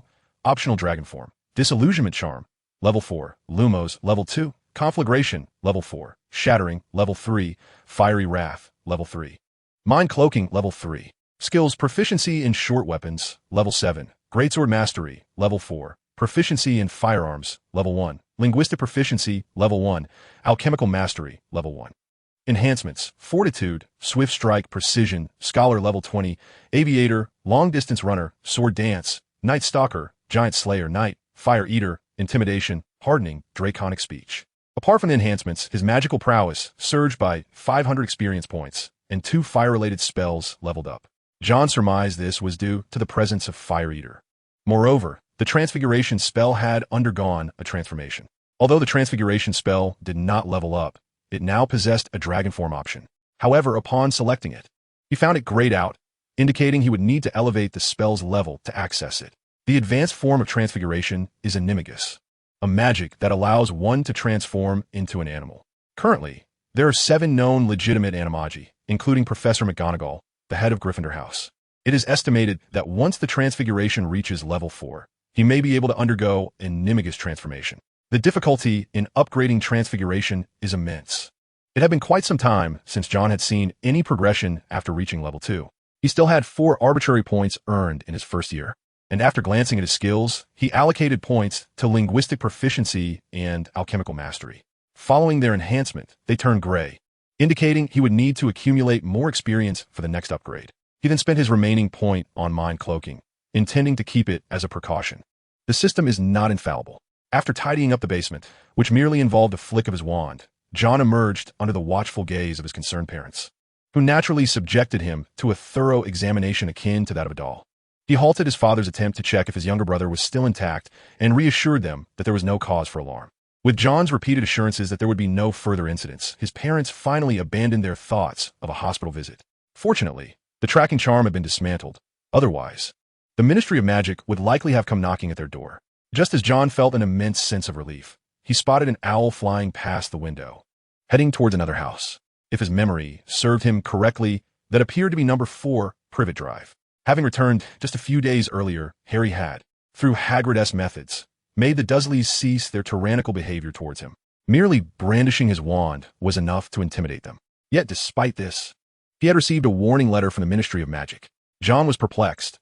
Was it not permissible to frighten others with a wand? As the instigator of it all, John recalled that Harry's wand was also enchanted with a tracking charm. While he himself was unscathed, Harry bore the brunt of the consequences. Internally, John murmured an apology. Truly, one's troubles can descend upon them even while comfortably at home. Chapter 36, Visits and Journeys. After consuming the blood of magic, John felt as though the entire world had transformed into a realm of clarity. It was as if ethereal elements of magic flickered before his eyes, and though he could not perceive them in their physical form, he could sense their existence. The potency of the blood of magic exceeded his expectations. John withdrew his wand and performed a minor spell. A surge of flames enveloped the basement, startling him. He narrowly managed to control it. The fire spell unleashed a fierce blaze. A level 4 inferno, terrifying in its intensity, could wreak havoc if left unchecked. He felt a surge of ambition to elevate the flames further, but after a moment's reflection, he decided against it. Even with a level 3 mastery of magic, controlling a level 4 fire was already a challenge. Attempting to harness a fierce blaze might very well incinerate the house. The basement had already lost a number of items. The chair that had been transformed into an owl had been taken by Watson as a decorative piece. Basil, upon seeing the vividly lifelike owl, mistakenly assumed that John was keeping other owls in the basement. The surge of magic had awakened all of his latent potential. The animals, aside from their immobility, appeared utterly real. John mused that if he could sustain this state, he could even contend with Voldemort himself. Alas, such a condition was capricious and elusive. In the magical realm, there exists a phenomenon known as the Murmurer, spawned from the chaotic surges of a young wizard's magic. These entities are exceedingly perilous, and the wizards who give birth to them are referred to as Murmurers. They are generally short-lived. It was said that a Murmurer once incited a riot in New York, an event that nearly exposed the entire magical community. Fortunately, it was ultimately resolved. John needed to exercise caution with each use of the blood of magic, lest he risk entering the state of a Murmurer, a trade that would yield more loss than gain. After elevating his alchemy skills to level 2, John found himself more adept at the craft, especially with the aid of the Philosopher's Stone. Cerulance. This was a runic symbol possessing reflective properties and a slight charm of luck. Using the Philosopher's Stone combined with dragon's blood as ink produced remarkably effective results. "John, someone is looking for you," came the gentle voice of Mrs. Wick. Upon hearing this, John felt a spark of curiosity. Who could it be? Perhaps Harry? After completing his tasks, John emerged from the basement. He had anticipated seeing either Harry or perhaps some former classmates. To his surprise, he was greeted by an elderly gentleman clad in a light purple wizard's robe, with crescent-shaped spectacles perched upon his crooked nose. It was Dumbledore. Dumbledore exuded a sense of humility as he toured the house, occasionally expressing his musings. Especially upon encountering the decorative owl, a glimmer of wisdom flashed in his eyes. "Professor Dumbledore." John's heart raced, and he hurried over. His somewhat awkward demeanor did not go unnoticed by Dumbledore, who smiled and remarked, "Minerva did not err. You possess a remarkable talent in transfiguration, John." Hearing these words left John feeling a bit sheepish, as if he had been caught in a vulnerable moment. The mastery of transfiguration displayed by John astonished even Dumbledore, who had once been a professor of the subject and could easily discern the exceptional skill that surpassed that of most. From Dumbledore's perspective, this owl could certainly instill a sense of shame in numerous aurors. With an inquisitive gleam in his eyes, he was genuinely curious about how John had achieved such a feat just days prior. Harry had received a warning letter from the Ministry of Magic's Department for the Regulation and Control of Magical Creatures, leaving him quite aggrieved. Blinking thoughtfully, Dumbledore imagined Harry's reaction upon receiving the admonition. John feigned ignorance, yet could not help but feel a twinge of anxiety as he discreetly adjusted his wand. Dumbledore reassured him in a soft voice, "There is no need for concern. Some clever wizards possess unique methods. Harry shall be fine. It is merely a minor warning." As he spoke, he gestured with 2 fingers to indicate just how minor it was. This revelation eased John's apprehension, as it seemed that the title of the Chosen One would afford Harry some privileges. Clearly, Dumbledore had come to address the commotion he had caused a few days earlier, and John invited him to take a seat.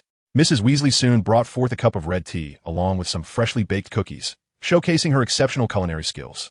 Dumbledore savored a bite of the cookie, immediately extolling its virtues, which brought a smile of delight to Mrs. Weasley's face as she observed the elderly gentleman's enjoyment.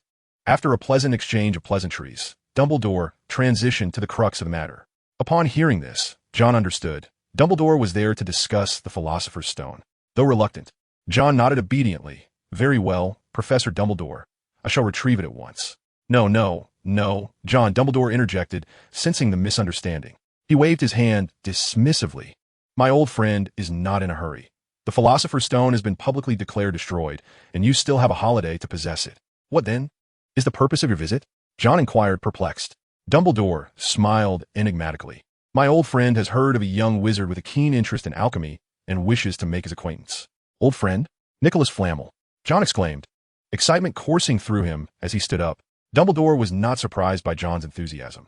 After all, Flamel was a living legend of alchemy, the only individual known to have created the Philosopher's Stone. reflecting on his old friend's readiness to embrace death. Dumbledore mused that perhaps he sought to leave a legacy in the wizarding world. Ah, a protégé might serve as an excellent bearer of tales, he thought. John, if your holiday holds no other commitments, perhaps we could embark on a journey abroad, provided your parents consent to this undertaking. Refusal? Impossible, John replied almost instinctively. If one were to inquire who the true master of alchemy was in this world, it would undoubtedly be Nicholas Flamel. With his magical sword still incomplete, John could not let such an opportunity slip away. After a brief discussion with his parents, Watson easily acquiesced, but persuading Mrs. Weasley proved more challenging. Upon hearing of the proposed trip abroad, concern etched across her face. Hurry and assist me. This is my wife. And what of that? The price must increase. In the final exchange of glances between John and Watson, John consented to purchase the exquisite bubblegum and chocolate frogs for Watson, along with fulfilling various requests, such as having Basil deliver a letter to a friend and arranging for Tom to perform at the gathering. This was a threat from Mrs. Wick, and upon reflecting on her unyielding uncles, John deemed the threat exceedingly ruthless. Mrs. Wick, of Slavic descent, had brothers who were known to wrestle bears in the winter while bare-chested. At the tender age of 5, John had visited his grandfather's home and witnessed his uncles subdue a brown bear effortlessly. To amuse their nephew, they had even planned to take John hunting in the mountains.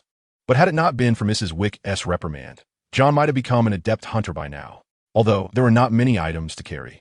The magical stones and materials required careful handling.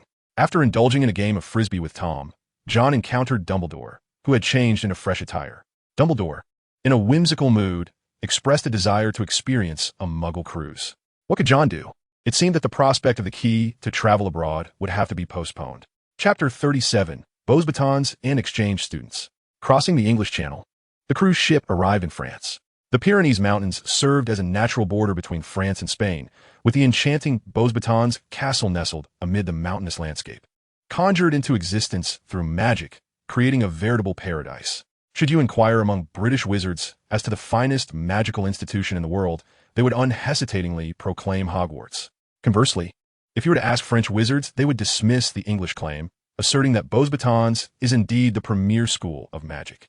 The splendid and romantic castle is the epitome of French palatial architecture, surrounded by magically crafted gardens and fountains. A gentle breeze wafts through the air, perhaps stirring woodland fairies to sing within the gardens. Professor, what brings us here? John queried, somewhat disheartened, as Dumbledore had mentioned seeking out Nicoleum. Upon arrival, however, they first visited the Paris Opera House, where John was treated to a moving opera performance, followed by a stop at a lady's hat shop for Dumbledore to acquire a coveted hat. This marked their third destination in France, Beauxbatons Castle, the renowned magical school. Dumbledore smiled gently at John, remarking, indeed, the pursuit of knowledge must not wane, yet we are presently on holiday. As they entered the grand gates of Beauxbatons, amidst the gardens, a tall woman reminiscent of a female Hagrid appeared. Madame Ola Maxim, the current headmistress of Beauxbatons, possessed an olive complexion and large, expressive dark eyes. Her hair elegantly swept back. She was enveloped in a flowing black satin garment adorned with numerous opulent pearls, resembling a grande dame. Extending her hand, Dumbledore instinctively leaned forward to kiss the back of her hand. Despite her imposing stature, her demeanor exuded grace. Madame Maxim, I am immensely grateful for your gracious consent to welcome my student here, Dumbledore said, standing tall, yet still falling short in comparison to Madame Maxim's grandeur. Upon hearing his words, Madame Maxim cast a condescending glance at John. She spoke in English, albeit with a hint of a French accent. Dumbledore, Nicoleum is a trustee of Beauxbatons, and I shall not refuse his request. Dumbledore smiled, and the two appeared to be engaged in a game of riddles, leaving John bewildered.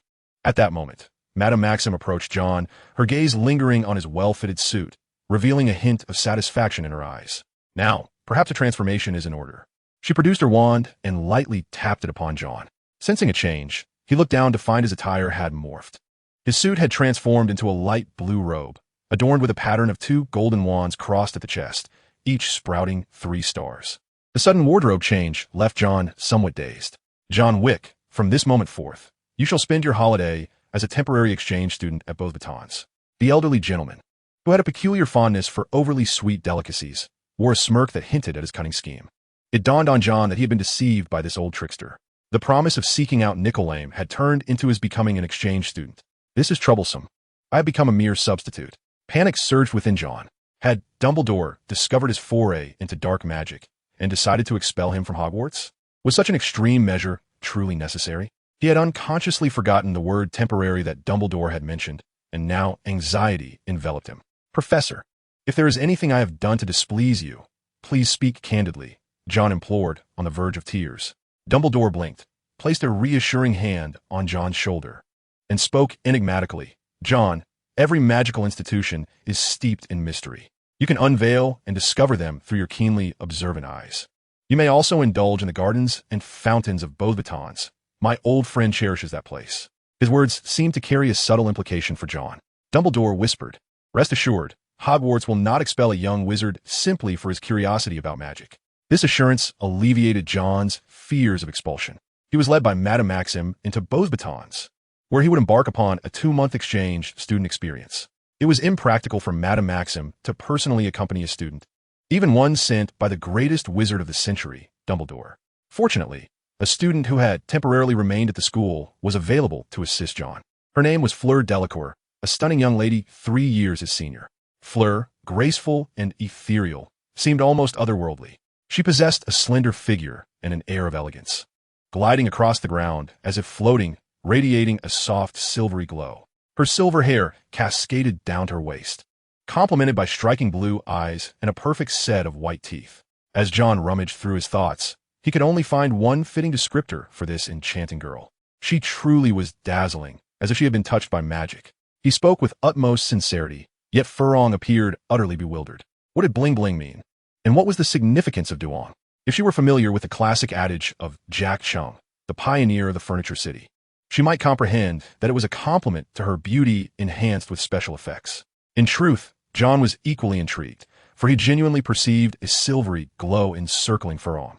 It seemed this girl possessed a certain extraordinary lineage akin to his own dragon blood. Hello, my name is John Wick. You may call me John, he said, extending his hand. Furong found herself drawn to this handsome boy. Their hands met briefly before parting. John, however, was not overly sentimental. He was fixated on the 12 enormous winged horses before him.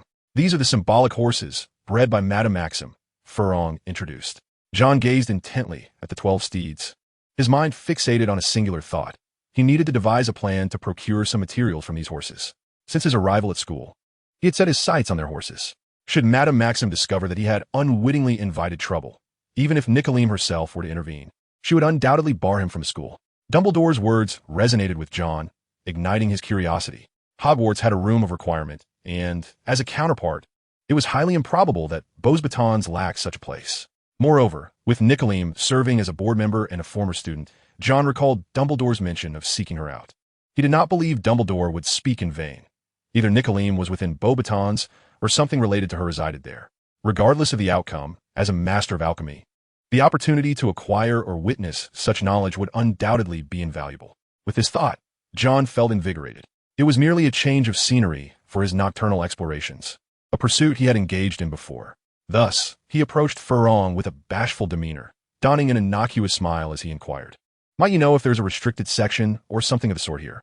This was Beauxbatons, not Hogwarts. They would not allow a restricted section to be so brazenly displayed. As anticipated, John received an unsurprising response. Yes, but don't even think about it. Well, John resigned himself to being a stranger in a foreign land, slipping into a 4th-level disillusionment charm to commence his nocturnal wanderings at Beauxbatons. It was said that someone once spotted a ghost, resembling a vampire who had been hung upside down for 3 days, scouring the ground near the Lame couple's fountain. The sight so terrified a Beauxbatons student that they hid in their dormitory for several days, surrounding their window with garlic. Chapter 38. Learning and Creation. John, have you noticed the recent excessive shedding of feathers from the symbolic horses? Madame Maxim has been quite distressed. Her prize steeds seem to be in trouble. It remains uncertain whether it is due to competition for mates or a bout of depression, but the symbolic horses are shedding furiously.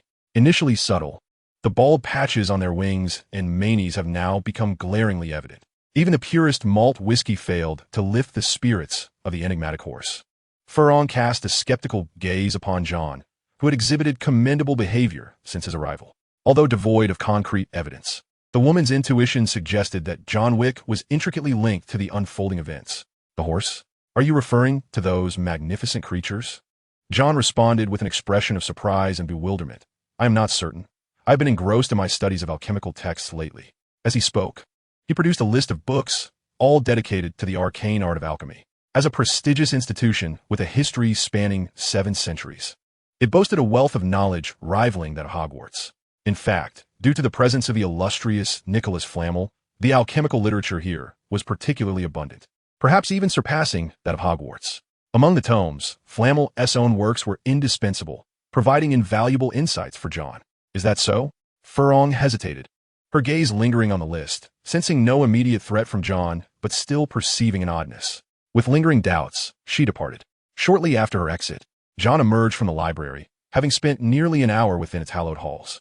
He meticulously returned the books to their rightful places, massaging his weary temples. He refrained from employing the scholar's charm, reserving it for a more pressing occasion, such as when he would enter Flamel's alchemical chamber. Indeed, Flamel's alchemical chamber. Following clues provided by Dumbledore, John had spent several nights tapping and probing near the fountain of the Lamy couple. At last, he discovered the entrance to a secret chamber at the fountain's mouth. It was a veritable treasure trove of alchemical notes and materials. Among the myriad documents was a diary-like manuscript that revealed the room's esteemed owner, the renowned Nicholas Flamel. This chamber was left untouched since Flamel's time at Beauxbatons, containing notes penned by his own hand. In this veritable vault of knowledge, John felt an insatiable thirst for understanding. Although the youthful Flamel exhibited some naivete in certain areas, his writings were perfectly suited for novice wizards venturing into the realm of alchemy. Beyond the notes, the most astonishing discovery was the diary itself. John retrieved a quill, dipped its tip in ink, and inscribed upon the pages, "Dear Nicholas, I find myself perplexed by certain aspects of alchemy, and I hope you might illuminate my queries." After articulating his difficulties, he paused, observing that beneath his handwriting, an invisible pen seemed to take form, crafting elegant script upon the page. "Of course, dear John, your inquiries may very well find answers in the 7th book from the left on the 3rd shelf. I hope this proves beneficial to you." Upon witnessing the script, John swiftly rose and approached the indicated shelf. There, he discovered notes detailing the process of sublimating a substance into its essence. "Thank you, Nicholas. You have been immensely helpful."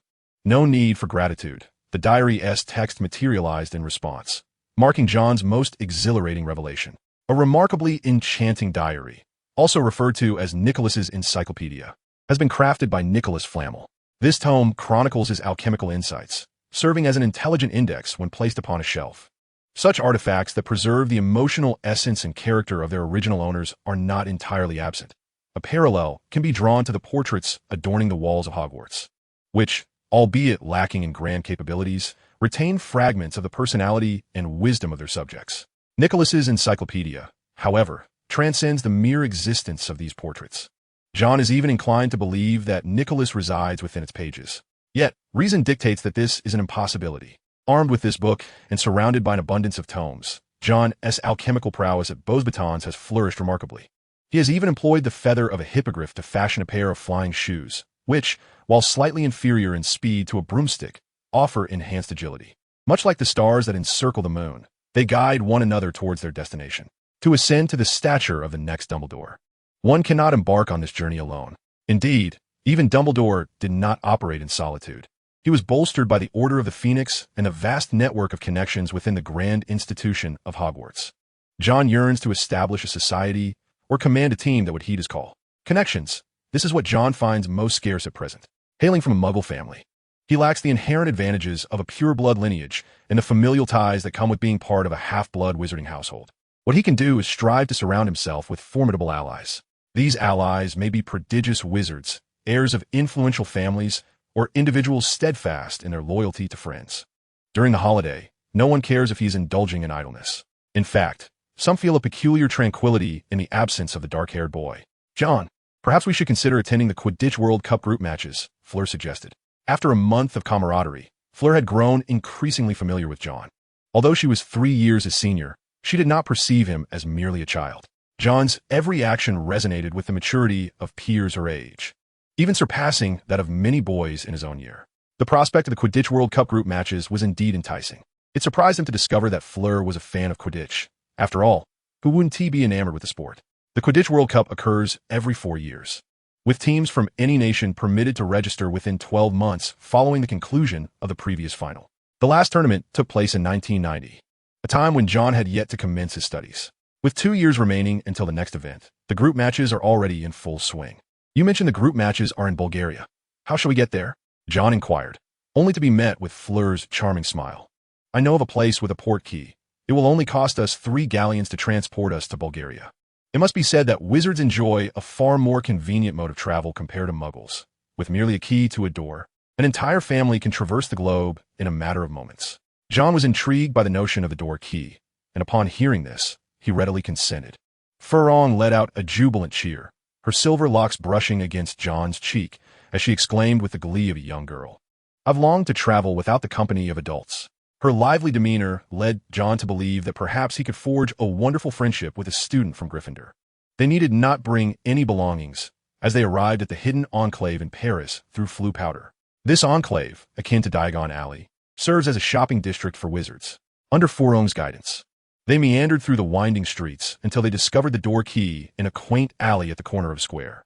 The proprietor of the door key was a disheveled man sporting a fisherman's hat and a shabby brown trench coat.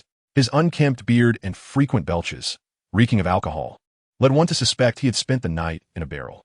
John cautiously approached Furong and whispered, Are you sure he's reliable and won't he leave us stranded in the wilderness? Furong, feeling a twinge of uncertainty, retorted with a feigned bravado, Probably, maybe should be. I hope not. Chapter 39. The Door Key and the Hungarian Horntail. The inebriated man belched towards them and extended his hand, his fish-like eyes glinting as he said, 3 galleons, and I guarantee a smooth journey. With the mindset that they had come this far, John and Furong paid the fee and grasped the object that resembled a recently discarded shoe. Hand in hand, they ensured they wouldn't lose each other. Upon touching the door key, John felt as if a hook had latched onto his navel, pulling him forward with an irresistible force. His feet lifted off the ground, and in an instant, he and Furong were in free fall. They landed with a heavy thud. Rubbing his aching back, John surveyed their surroundings and remarked, This place hardly resembles a venue for Quidditch. I must find that wretched con man. Furong's once lovely countenance darkened, revealing the instability of the door key that had unceremoniously deposited them in an unknown forest. John felt a throbbing headache arise. The disappearance of the door key indicated they had indeed been cast into the depths of an uninhabited wilderness. I hope we can find someone to ask for directions. I can't go on. I need to rest, Furong declared, uncharacteristically plopping down on the ground. John halted, beads of sweat forming on his brow. They had traversed this forest for at least 3 hours, yet in that time, they had encountered not a soul, nor even many animals. John now regretted not bringing his flying boots. Had he known they would land in such a dreadful location, he certainly would have. Show me the way, he commanded, pointing his wand towards the north. Upon glancing in that direction, he felt a flicker of hope that their situation was not entirely dire. Alas, had he mastered apparition, they would not have to rely solely on their legs. John also sat down to rest for a while, plucking some seemingly harmless fruits from the tree and handing them to Furong. Furong buried her head between her legs, murmuring, I'm sorry, John. I shouldn't have let you come here. The thought of possibly being unable to escape made her feel a bit overwhelmed. As the elder of the two, she felt she lacked the sense of responsibility that John possessed. Hearing her words, John wiped the fruit and took a bite. The sour taste nearly made him gag. Yet he reconsidered that this might be their only sustenance and swallowed it down. It's all right. We will be fine. Trust me. John encouraged Furong to lift her spirits. Looking at his handsome face, she inexplicably felt a sense of security that inspired trust. She bore a quarter of the Muin bloodline, which endowed her with certain abilities associated with it.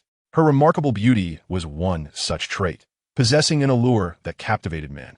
However, this variability rendered her unpopular among girls.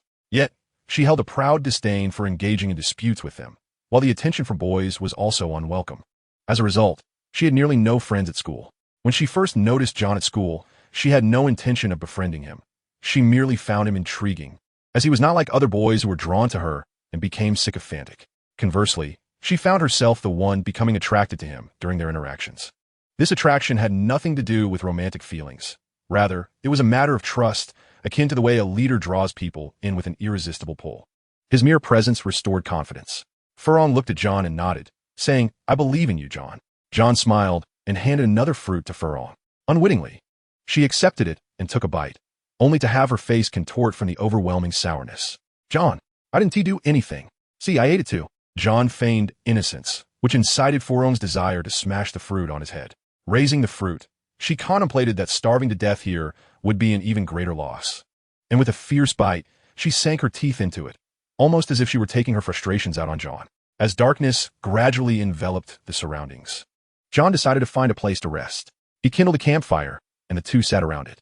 In such a vast forest, there were no signs of wildlife. Even a magical creature would have been welcome. John scoffed, while Furong shot him a disapproving glance, stating, "Such wild magical beings are incredibly dangerous. Considering the territorial instincts of magical creatures, there may be a powerful entity nearby that deters others from approaching." Oh, John found this reasoning compelling. Magical beings indeed possess territorial instincts, and the incursion of foreign entities typically results in a fierce confrontation. However, given their prolonged journey, if such a creature existed, it should have made its presence known by now. The absence of any sightings led him to wonder if that magical creature was perhaps a nocturnal being. As these thoughts crossed his mind, rustling sounds emerged from the surrounding thicket. What was that? Furong's nerves were on edge. The two individuals simultaneously drew their wands, and John cast a fleeting glance at his empty pockets, devoid of any belongings. The concealment charm is an immensely practical spell, akin to the space rings often found in novels. It has the ability to enlarge the interior of a space while maintaining an unaltered exterior, transforming the inside into a remarkably expansive area. John had yet to master this spell.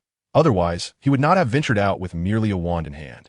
The pair anxiously focused on the direction from which the sound originated, with John poised to unleash a devastating blow upon any sudden emergence. The noise grew increasingly nearer, and having merged with dragon blood, John's physique had been enhanced, heightening his senses.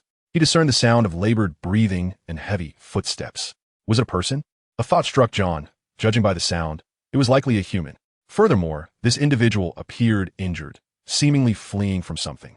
He gripped his wand tightly, raising it in readiness. Encountering a human in the wild could prove more perilous than confronting magical creatures.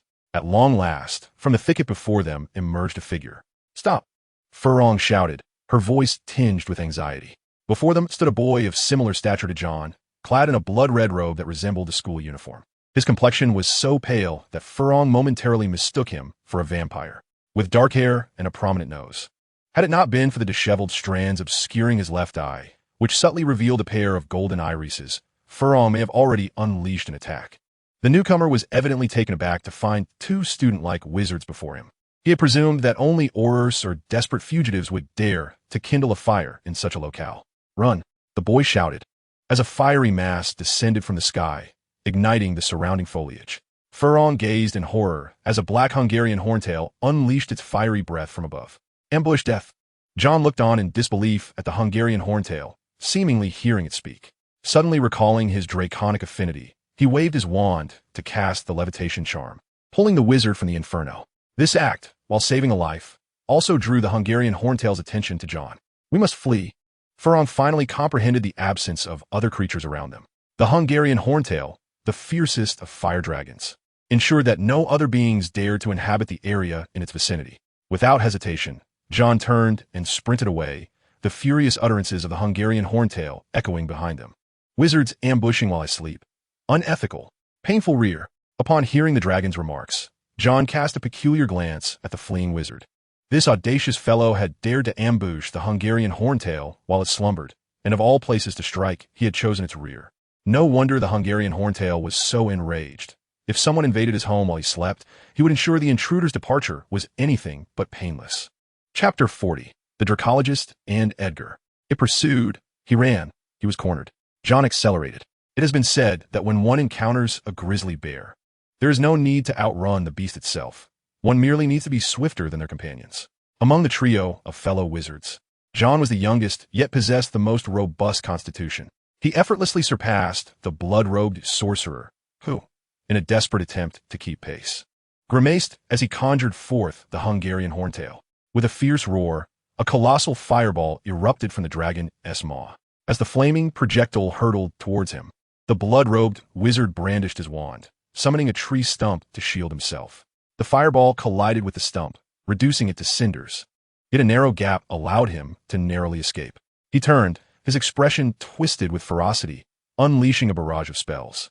Debris erupted from the ground, hurtling toward the Hungarian horntail, which, far from being harmed, became increasingly agitated by the futile assault. Frustrated by the ineffectiveness of his attacks, The blood-robed wizard prepared to strike once more, but before he could act, a massive boulder, snatched up by the Horntail's tail, came crashing down upon him. John glanced back, noting the sheer audacity of the blood-robed wizard. Meanwhile, Furong stumbled during her flight, sensing the ground tremble beneath her.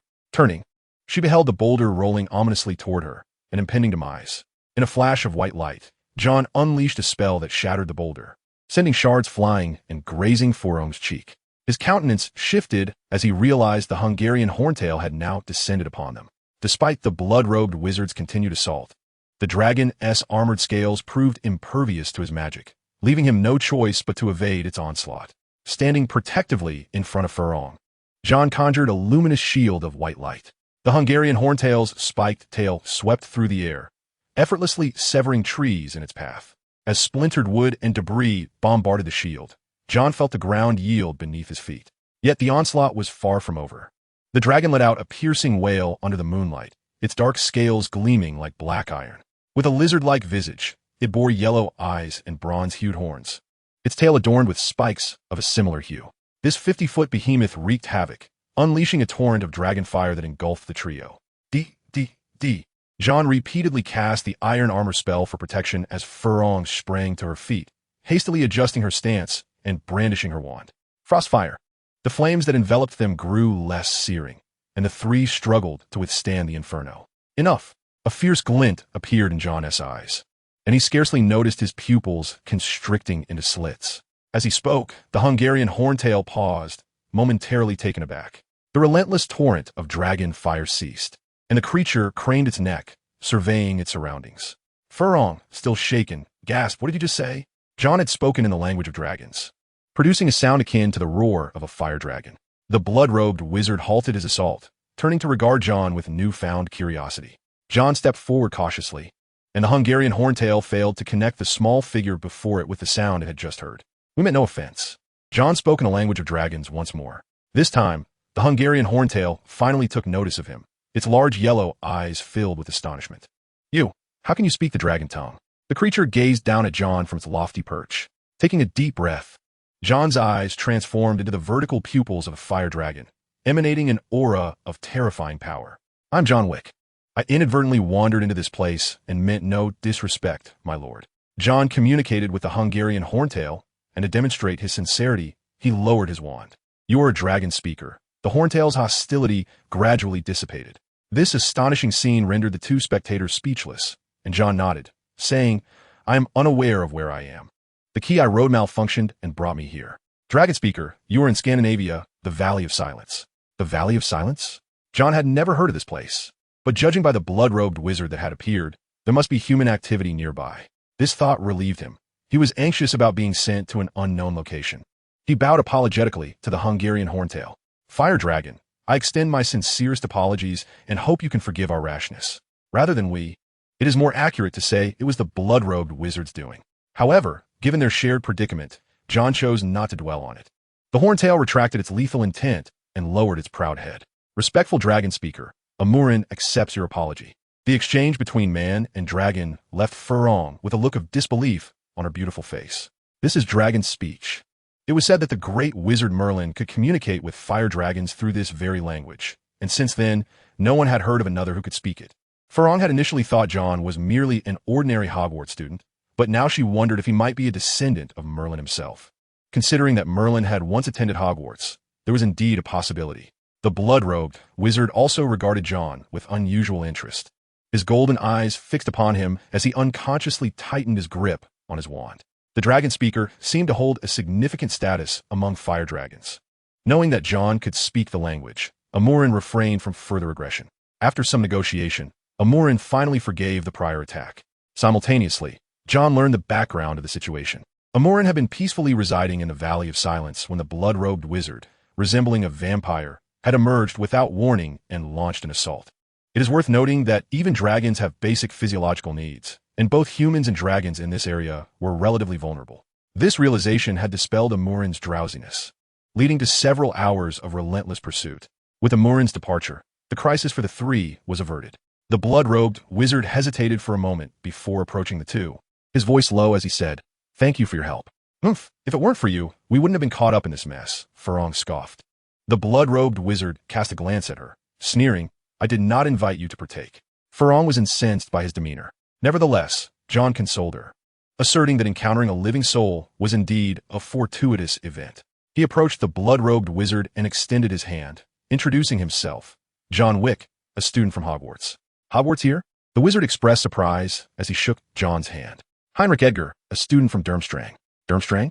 John was taken aback, for he had not anticipated his arrival at such a notorious institution. It was said that this place harbored a disdainful attitude towards Muggleborns and was one of the few schools that embraced dark magic. Moreover, it was the alma mater of the once dreaded Dark Lord Grindelwald, who had once dominated Europe. John recalled Malfoy's boastful claims of intending to study at Durmstrang, only for Malfoy's mother to prefer her son not to venture too far. Little did he know he was on the brink of leaving Europe altogether.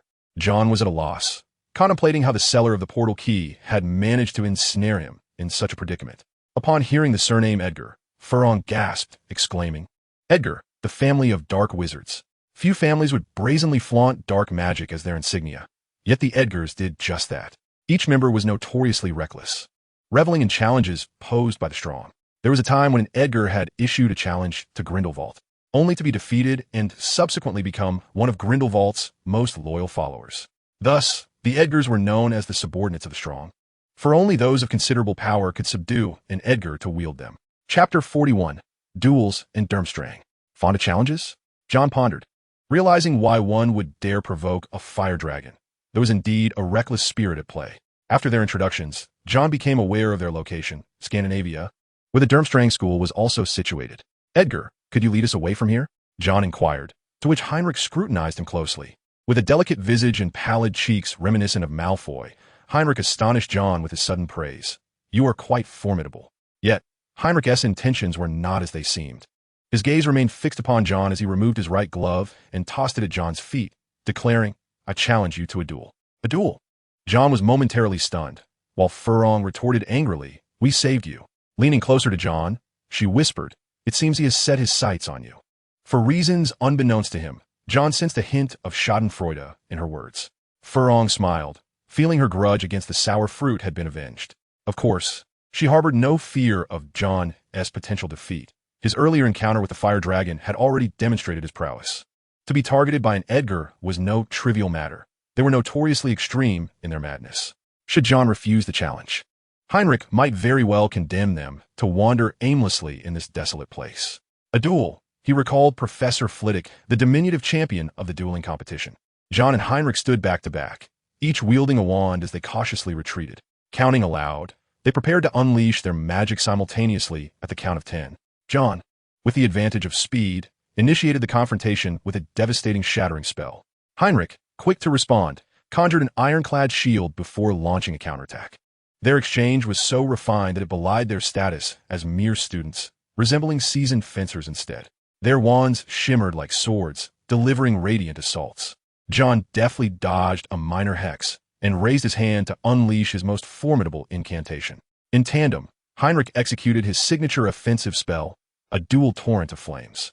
The two fiery jets collided, merging into a blazing inferno. John's level 4 fire spell met its match, but he remained undeterred as the orange flames engulfed Heinrich, who was on the brink of being consumed. In a calculated moment, John minimized the power of his shattering spell, striking Heinrich directly. "You have been defeated." John refrained from further aggression, allowing his left hand to drop while placing his right hand behind his back. Heinrich stood silently, retrieving his wand and remarking, "You are indeed formidable. I concede my defeat." His acceptance was straightforward, prompting a slight smile from John, who realized he could now leave. "I can guide you out of here, towards Durmstrang, where a network of portkeys awaits." John pondered this proposition, but recalled Durmstrang's notorious unfriendliness towards Muggleborns. "I trust one won't be subjected to a mob?" "Not at all. Who would know if I don't speak of it?" With Heinrich leading the way, John and Furong ventured towards Durmstrang, finally seeing a path forward. Exiting the Valley of Despair, they traversed a mountain path. Unlike John, who had taken a wrong carriage, Heinrich emerged from the valley to find a carriage waiting for them. "Young Master Heinrich, who are these two?" The sharp-eyed, silver-haired butler scrutinized John and Furong with a dangerous glint. "There is no need for excessive inquiries, Rick." Heinrich dismissed further explanation, leaving the old butler no choice but to silence his questions. John was surprised to find that they were not accompanied by house elves. as was customary in pure-blood families, like the Malfoys who had their own elf. Once aboard the carriage, they set off towards Durmstrang. For reasons unknown, John felt Heinrich's gaze fixed upon him.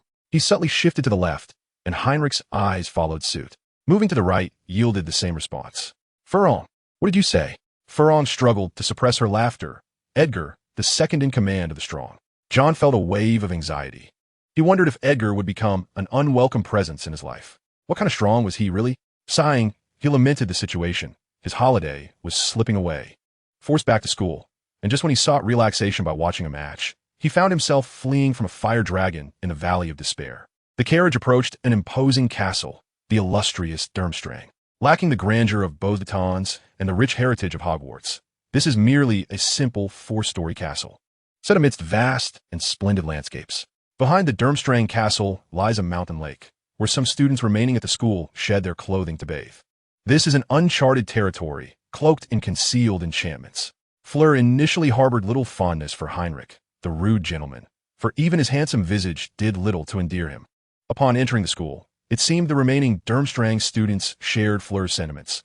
They exhibited a palpable disdain for Heinrich, even neglecting the presence of the two newcomers.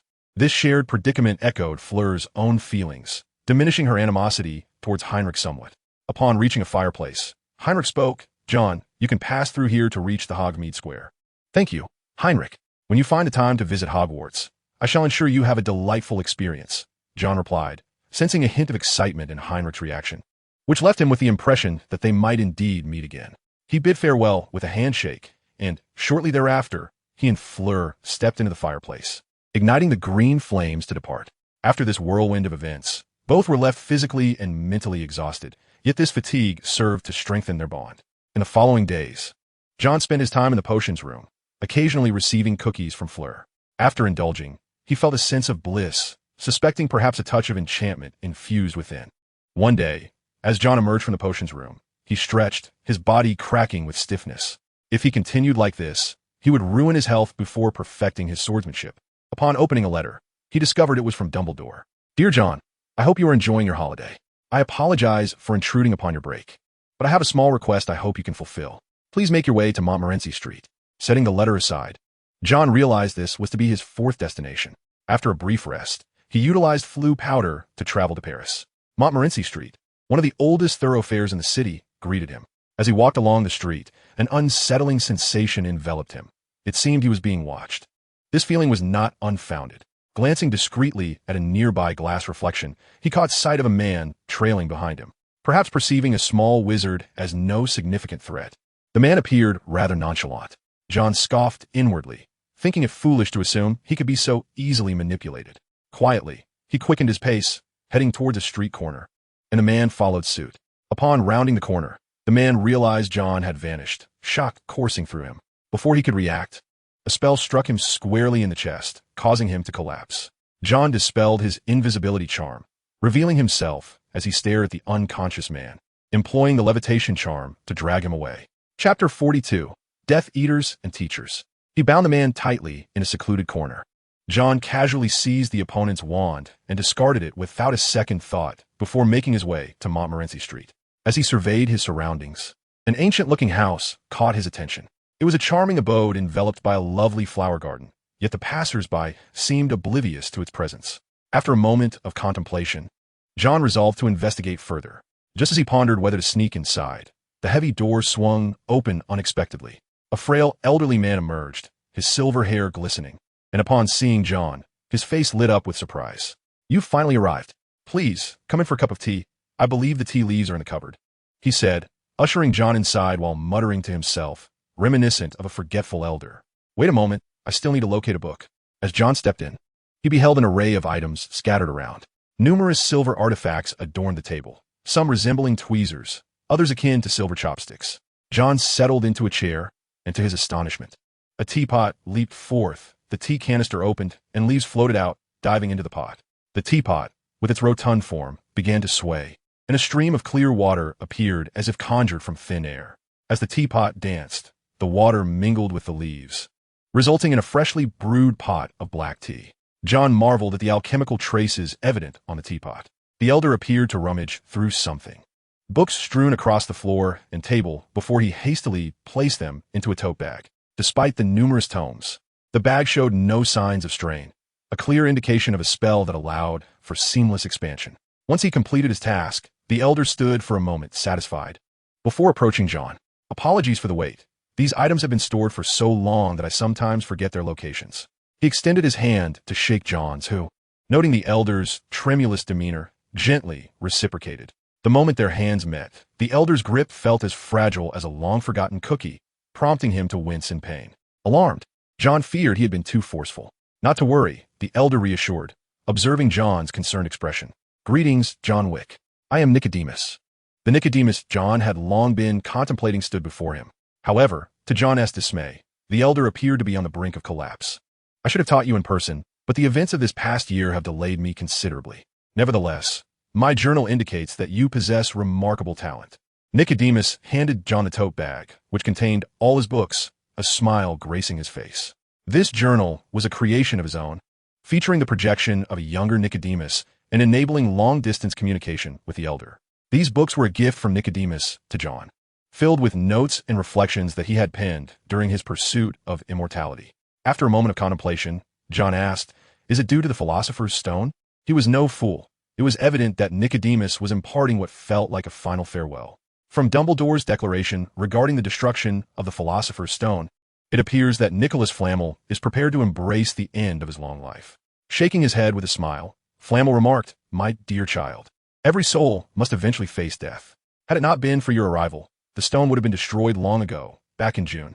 Indeed, he is nearing his end, with the elixir of life sufficient to sustain him for but one more year. This illustrious alchemist, who has lived for 665 years, is concluding his lengthy existence. Were it not for John's appearance, he might never have contemplated taking on a student." John felt a pang of disappointment. He had believed he had found a mentor in alchemy, only to discover that their meeting heralded an impending farewell. This was Flamel's residence, where he had intended to retreat in Devon until the end of his days. As he accepted the satchel, John's heart grew heavier. "Master, who is that person outside?" he inquired, recalling the man he encountered earlier. Upon hearing this title, Flamel smiled, and despite their brief acquaintance, they shared a rapport reminiscent of a long-established teacher-student relationship. "That is a Death Eater. Though Voldemort has been vanquished, he still lurks, waiting for the opportunity to rise again." At the mention of the name, Flamel's expression grew grave. Having lived through 2 Dark Lord eras, he understood all too well Voldemort's pathological yearning for immortality. Even after 12 years since his downfall, his followers relentlessly sought Flamel, intent on resurrecting their master. During the fleeting days of his vacation, John resided with his tutor, eagerly absorbing the vast knowledge of alchemy. The elder's erudition extended beyond a singular domain, encompassing mastery in various subjects such as runes, spells, and magical creatures. As days passed, John resembled a sponge, soaking in every bit of wisdom. Flamel was highly satisfied with his pupil. Alchemy demanded both innate talent and an unwavering thirst for knowledge, qualities that John possessed in abundance. In him, Flamel saw a reflection of his own past aspirations, a shared fervor for alchemy and an insatiable quest for enlightenment. The Philosopher's Stone had been destroyed within John's grasp. However, with the world as sole master of its creation beside him, he felt no regret. As time dwindled, John recognized that his moment of parting was drawing near. "John, you are the most gifted student I have ever encountered." Flamel was ready to depart, seeking to spend his final days alongside his beloved wife. Yet, he found profound fulfillment in having mentored such a student, for the pursuit of alchemical exploration would never cease. The Philosopher's Stone was not an endpoint, but rather a beginning. Having imparted the secrets of its creation to John, Flamel believed that standing on the shoulders of giants, John would see further, and his expectations for his pupil soared ever higher. Regrettably, by the time John ascended as a new titan of alchemy, Flamel would no longer be present. As John embraced his mentor, his movements were gentle, imbued with a deep sense of reluctance and sorrow. Nicolim, however, faced death with remarkable equanimity. He was not afraid. On the contrary, death appeared to him as a long-awaited respite, akin to finding a place to lie down after years of toil. With Nicolim's departure, John realized that his journey in France had reached its conclusion. He made his way to Beauxbatons, retrieving his diary. Fleur felt a deep sense of loss at John's leaving, for he was one of her few cherished friends. "Fleur, we shall meet again, perhaps not in Beauxbatons, but in Hogwarts." Beauxbatons is indeed one of the possibilities. It was not implausible for Fleur to appear as a student at Beauxbatons. With a tinge of reluctance, Fleur said, "Remember to write to me. Your owl has grown rather plump. Ensure it engages in more exercise." Basil, the owl, was unwittingly caught in her complaint. John readily agreed, and after their heartfelt farewell, he ventured to a hidden location, wandering around the square until he finally found the drunken man selling portals. After John's departure, the drunken man found himself suspended atop a statue, his wand discarded into a foul ditch. "This is what you get for tricking me." John, seeking retribution for being swindled out of 3 galleons, decided to leave the drunken man hanging for 3 days. Chapter 43. Dudley and Frightening Matters. You failed to fulfill the promise you made to your mother. However, your father understands that you must have been preoccupied with other matters. Despite Watson's childlike demeanor, he was never muddled when it came to significant matters. To him, Mrs. Weasley's feelings represented a matter of great importance. Upon hearing this, John felt a heavy heart. Spending his final week at Nicoleme's home, where Fidelia's charm had been cast, preventing his owl from locating him. Consequently, he could not carry out his weekly correspondence. This infuriated Mrs. Weasley, who rarely lost her temper, and once riled, she was not easily appeased. The last time she had been angry, she and Watson had endured a week-long Cold War, during which John had subsisted on bread with various dips. The thought of Watson's dreadful culinary skills sent a shiver down John's spine. When Mrs. Weasley was agitated, she resembled a petulant child. John, facing her icy glare, donned a sycophantic smile and retrieved a bottle of perfume he had purchased in Paris. "This is the perfume I bought for you in France, Mother." John shamelessly adopted a cute demeanor, casting a pitiful glance at her. Initially, Mrs. Weasley was still upset over John's failure to write, but within 3 seconds of seeing him, her ire dissipated. Nevertheless, as a mother, she delivered a stern reprimand. "Little John, you have yet to mature.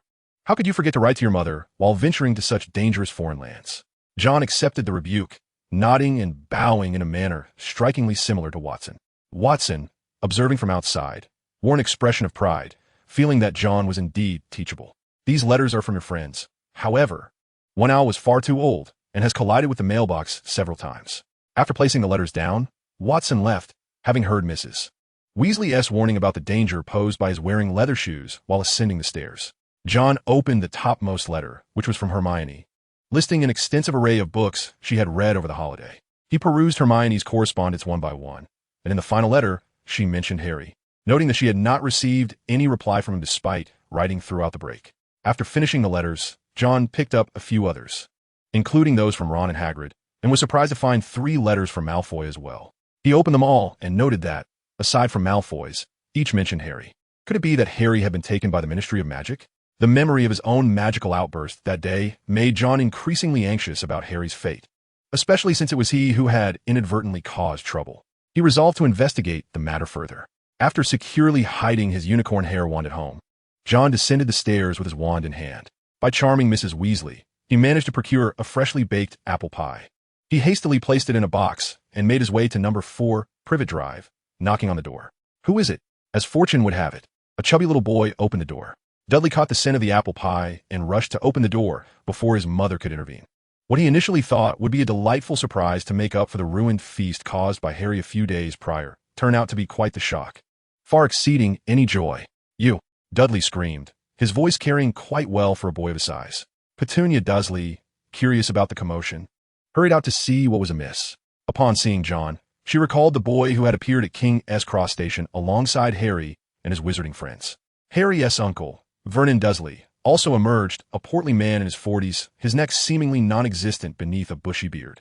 Upon recognizing John, Vernon's expression soured, and he bellowed, "How dare you lot come to my house?" Since receiving the warning letter from the Ministry regarding Harry, he had become aware that young wizards were forbidden to use magic outside school, and thus he felt no fear of John, shouting vehemently to expel him. "Mr. Dursley, I believe you are mistaken," John replied with a polite smile. "I am now the child of the resident at number 6, your neighbor, here to knock at your door." His words caused Vernon to pause, and John continued unperturbed. "I trust that Mr. Dursley would possess the basic courtesy not to turn away a neighbor bearing gifts." Vernon scrutinized John closely, realizing he indeed bore a token of goodwill. The enticing aroma of the apple pie had already sent Dudley into a frenzy of salivation, and after several changes in Vernon's expression, he grudgingly conceded, "Since you are not with that insufferable lot, you may come in." John smiled slightly, handing the pie to the stern-faced Petunia before entering. "Please sit down, and you may leave after just a minute." Vernon offered no warmth, and John cast a glance at Dudley, who was eagerly tearing into the pie, thinking how much the two truly resembled each other. And Harry? Harry? Don't mention that fellow to me. Fern knew well that John harbored ill intentions. Harry was locked away, tightly secured with iron bars, and only a small hatch was left open for meals 3 times a day. He had firmly resolved to prevent Harry from attending school, and no one could persuade him to alter his decision. Fern, glancing at his watch, rose and issued an eviction order, declaring that they could leave his house at once, and that they would never be welcomed back. His demeanor caused John to frown, and the politeness he had maintained began to wane. John showed no inclination to move, prompting Fern to take matters into his own hands.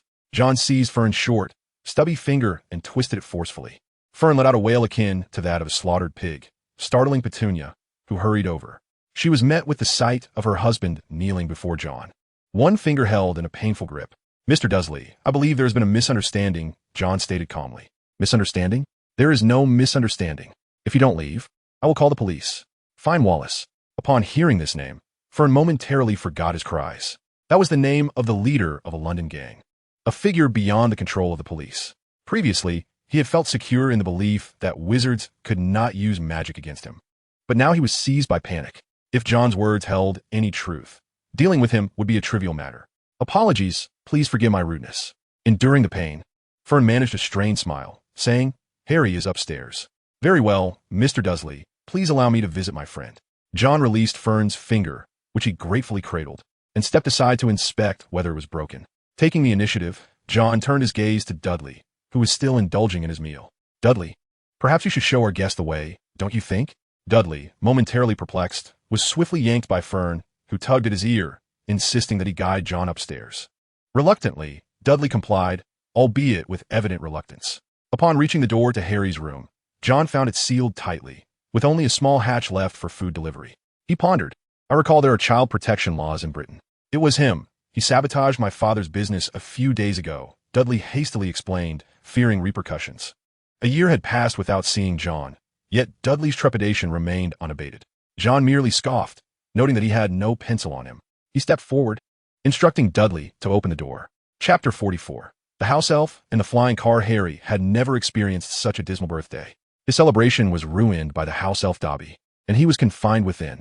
Despairing, Harry gazed through the narrow slits of the barred window, noticing that Hedwig had lost weight due to days of poor food.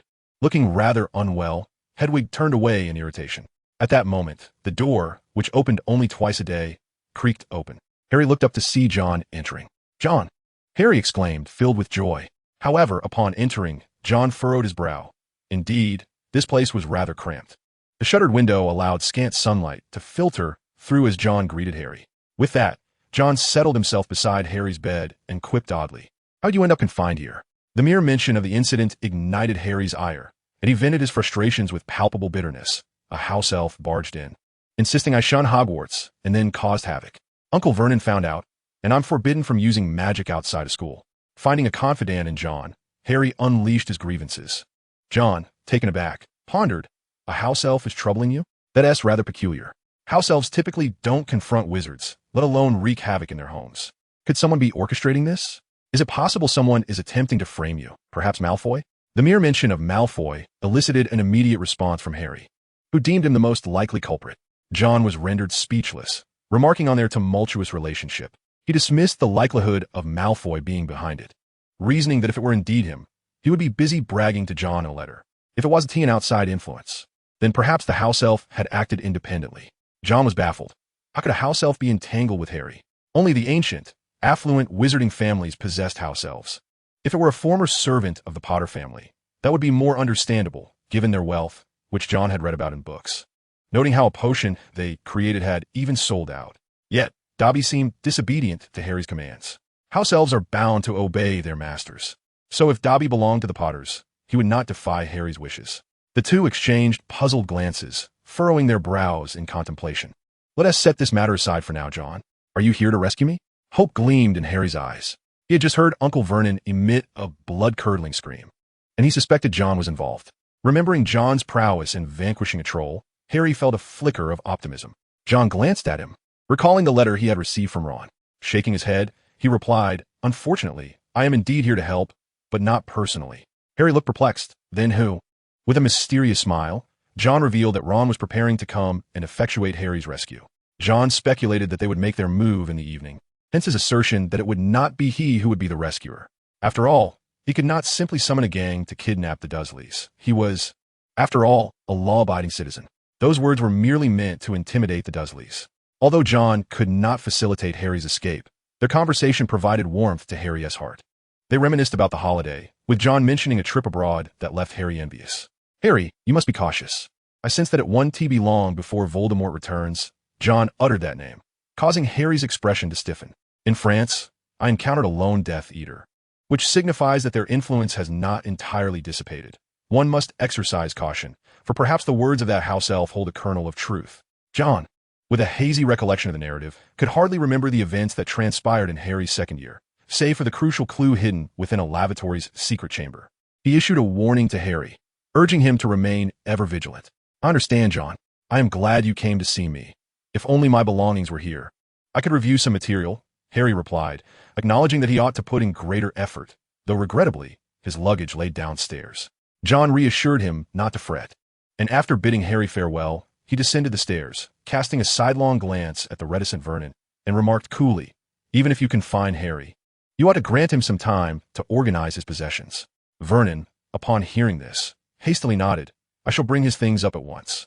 He genuinely feared this young wizard, who was of the same age as Harry, despite the latter's inability to perform magic outside. He could summon a gang that would render Vernon's nights restless. All he wished was to expedite John's departure, acquiescing to every request thereafter.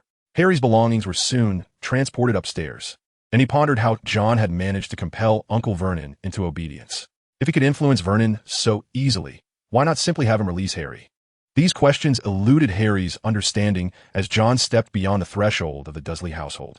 He observed the Dursleys as they watched him leave, nodding gently. In truth, he did not harbor the animosity towards them that he had anticipated. As a Muggle family, their willingness to raise Harry, a wizard, was commendable in itself. As night fell, John heard the roar of an engine. Residing in the attic, he opened the window to witness a teal-colored car soaring through the air. The vehicle approached the Dursley residence, revealing 3 heads adorned with fiery red hair within. It was evident that this was the Weasley family. John stroked his chin and remarked, "This vehicle is an extraordinary blend of a Muggle car and magic, a splendid feat of alchemy." It was unlikely that the flying car had been conjured by the Weasley twins, as they had yet to attain such mastery in alchemy. John recalled Ron mentioning that his father was the head of the department for the regulation and control of magical materials at the Ministry of Magic, making him the most probable creator of this vehicle. How intriguing. Ron had once extended an invitation to visit his home. Perhaps I shall seize the opportunity to engage in a discussion on alchemy. John watched as the occupants of the car hoisted Harry aboard, and due to John's influence, Harry's belongings remained in the room as the group soared away. The following day, Vernon Dursley awoke to the sight of the open window and erupted in a fit of rage. He even suspected John of orchestrating the nocturnal vandalism of his home. This left him sleepless for several days, while Dudley found himself grounded. Petunia feared that her precious son might become an uncontrollable liability, subjecting Dudley to great distress and depriving him of any chance to bully other children. Yet, all of this bore no relation to John. At this moment, he was composing a letter addressed to a gentleman named Ben Abbott. Since John had come to the realization that it would be a formidable challenge to craft a magical sword akin to Gryffindor's in such a short span of time, he redirected his ambitions towards enchantment. This Ben Abbott was a skilled swordsmith, and John was commissioning a great sword from him. Naturally, John would compensate him for his services, and he had already sent the necessary mithril along with some wood. After a mere fortnight, he anticipated the arrival of a splendid new sword. The list of required texts for the second year at school had arrived, and upon glancing at it, John found himself momentarily frozen in surprise. The reading list for the Dark Arts Defense class featured only one title, Standard Book of Spells, while the others appeared to be far from standard educational materials. Titles such as A Walk with the Dementors, A Holiday with Witches, and Traveling with Giants seemed more akin to novels. John recalled that Hermione had also included these titles in the list she sent him. He remembered her praising the captivating content within those books and recommending them for his perusal. Could it be that Hermione possessed prophetic abilities? After pondering this for a moment, John resolved to set it aside. Perhaps he could find an opportune moment to sell them. Although his family could be classified as middle class, They could hardly withstand the exorbitant expenditures associated with alchemy.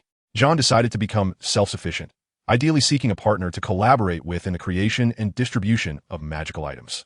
This individual would need to be a professional, as what John possessed was not the kind of prank items like those from the Weasley twins, but rather genuine magical artifacts with lethal potential. Reflecting on this, John realized that there were no such specialists in his vicinity. Perhaps a visit to Diagon Alley could yield results. Chapter 45, Nocturne Alley and Thieves. Good morning, TT.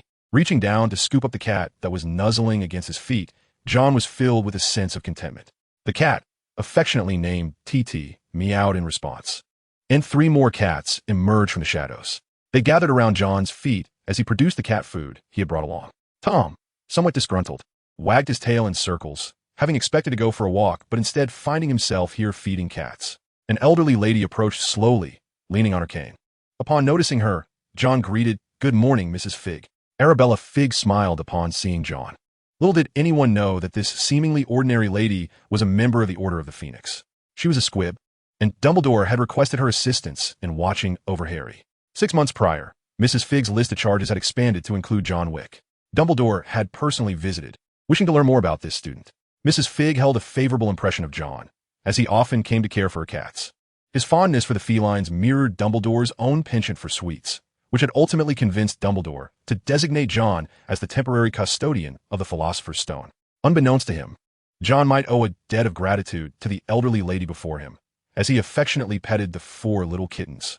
Indeed, the outdoor cats were preferable, as they would not unexpectedly transform into elderly cat ladies. Having indulged his penchant for plush toys, John was about to depart when he sensed the feeling of being watched. His initial instinct was to suspect a Death Eater, yet this notion was swiftly dismissed. The last encounter with a Death Eater had been linked to their pursuit of Nicole May, and he doubted they would traverse such distance merely to surveil him.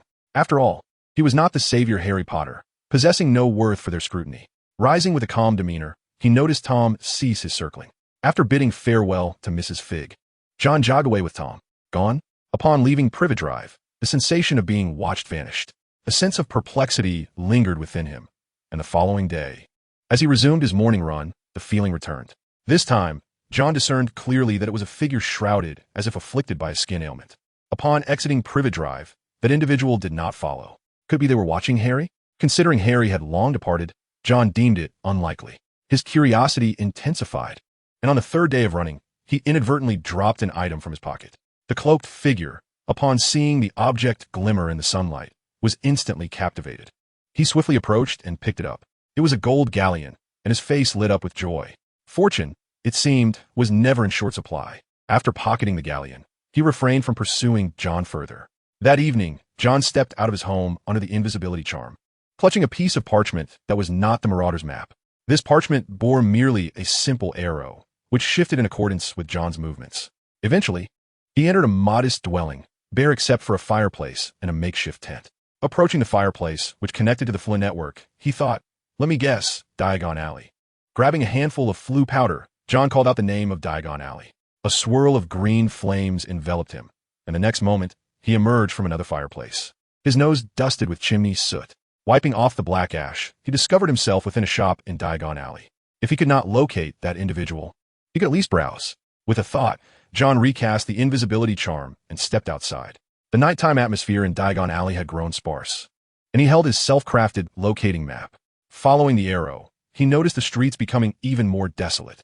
Additionally, the few people present were cloaked, some engaging in hushed transactions that suggested dealings far from lawful. Nocturne Alley? Unbeknownst to him, John had wandered into Nocturne Alley. This location, adjacent to Diagon Alley, was a realm of illicit trade, where the figure watching John was engaged in some transaction. "You are far too greedy. Do you realize the effort I expended to acquire this?" The cloaked individual shouted at a shopkeeper in a fit of rage. The boss merely cast a glance at him, speaking in a tone laced with mockery. "What a great effort. This is merely a trifling spyglass, Mundungus Fletcher. Your standards for stolen goods are plummeting." The individual referred to as Mundungus Fletcher was the very one tasked with surveilling John. In a fit of frustration, slammed the door behind him. Yet, despite his anger, he dared not engage in a black market heist at the Leaky Cauldron. Reluctantly, he departed. As he made his way outside, Mundungus contemplated heading to the broken cauldron to drown his sorrows, and perhaps find a naive fool from whom he could profit. It had been a dismal day. Dumbledore had urged him to keep a close watch on that boy, leaving him little time to pilfer. Harry Potter was one thing, but why should that boy deserve his attention? Mundungus grumbled quietly to himself. Instead of spending time surveilling, he would rather earn some coin. Don't move, unless you wish to have a hole opened in your abdomen. Consider this a warning, John threatened. Mundungus trembled, his voice quavering as he replied, "Calm down. I still have a few galleons. You may take them." Internally cursing his misfortune for being outmaneuvered, he attempted to draw his wand, but before he could even touch it, his wand was wrested from his side. Disarmed. It was all over. Mundungus dared not move. John led him to a secluded corner of the alley and whispered menacingly, "It seems you're not being entirely forthright." Mundungus chuckled nervously. "No, absolutely not. I am merely a tad frightened." John's disbelief was palpable. He deliberately lowered his voice, leaving Mundungus uncertain of his identity. At that moment, John realized who had sent Mundungus to surveil him. Dumbledore, unexpectedly concerned for his safety. Reflecting on his previous encounters with Death Eaters in France, he surmised that this was an attempt to ensure Harry's protection by having someone keep an eye on him as well. John's South conjectures were remarkably close to the truth. He had inherited the knowledge legacy of Nicholas Flamel. Regardless of what the future held, the experimental manuscripts left behind by Flamel were enough to drive ill-intentioned individuals to madness. Aware that Mundungus was not a Death Eater, John lost any inclination to resolve the matter violently. Instead, a clever idea struck him. Perhaps he could leverage this individual to conduct business in Knockturn Alley. Just as Mundungus feared, he might meet a grim fate on the streets. John proposed, "Would you care to earn a bit of money, Mundungus Fletcher?" Earn money? Mundungus was taken aback by the notion that robbery could come with a payment. He was baffled by the offer, but understood that refusing could lead to dire consequences. "I have a few items that require your assistance in selling. We can split the profits 80-20. While not all of John's items were lethal, a portion of them had been crafted during his studies of dark magic. Such goods would not be accepted in Diagon Alley and could only be sold in Knockturn Alley. Eagerly, he nodded, nearly bowing his head in acquiescence. John smiled as he retrieved several hazardous items from his satchel. 3 days hence, I shall behold the resplendent galleons." With this declaration, John withdrew the wand from Montungus's waist. Montungus, feeling a wave of relief, hastily retrieved his confiscated wand. As he gazed upon the assortment of items, a gleam of gold ignited in his eyes, dispelling the fear that had previously gripped him. Such exquisite treasures, the old curmudgeon Boken would surely be intrigued. He glanced around furtively before carefully stowing the items close to his chest. When he emerged once more, his hands were laden with a multitude of galleons. After a moment's hesitation, he divided the coins into 2 portions, contemplating the possibility of discreetly hiding a fraction for himself. However, the instant this thought crossed his mind, he felt that familiar sting at his waist. Alarmed, he swiftly set the coins down. From the pile, a 5th was extracted, and John's voice rang out. "I have stated before, it is a 2/8 split. If you wish to continue, use this to contact me."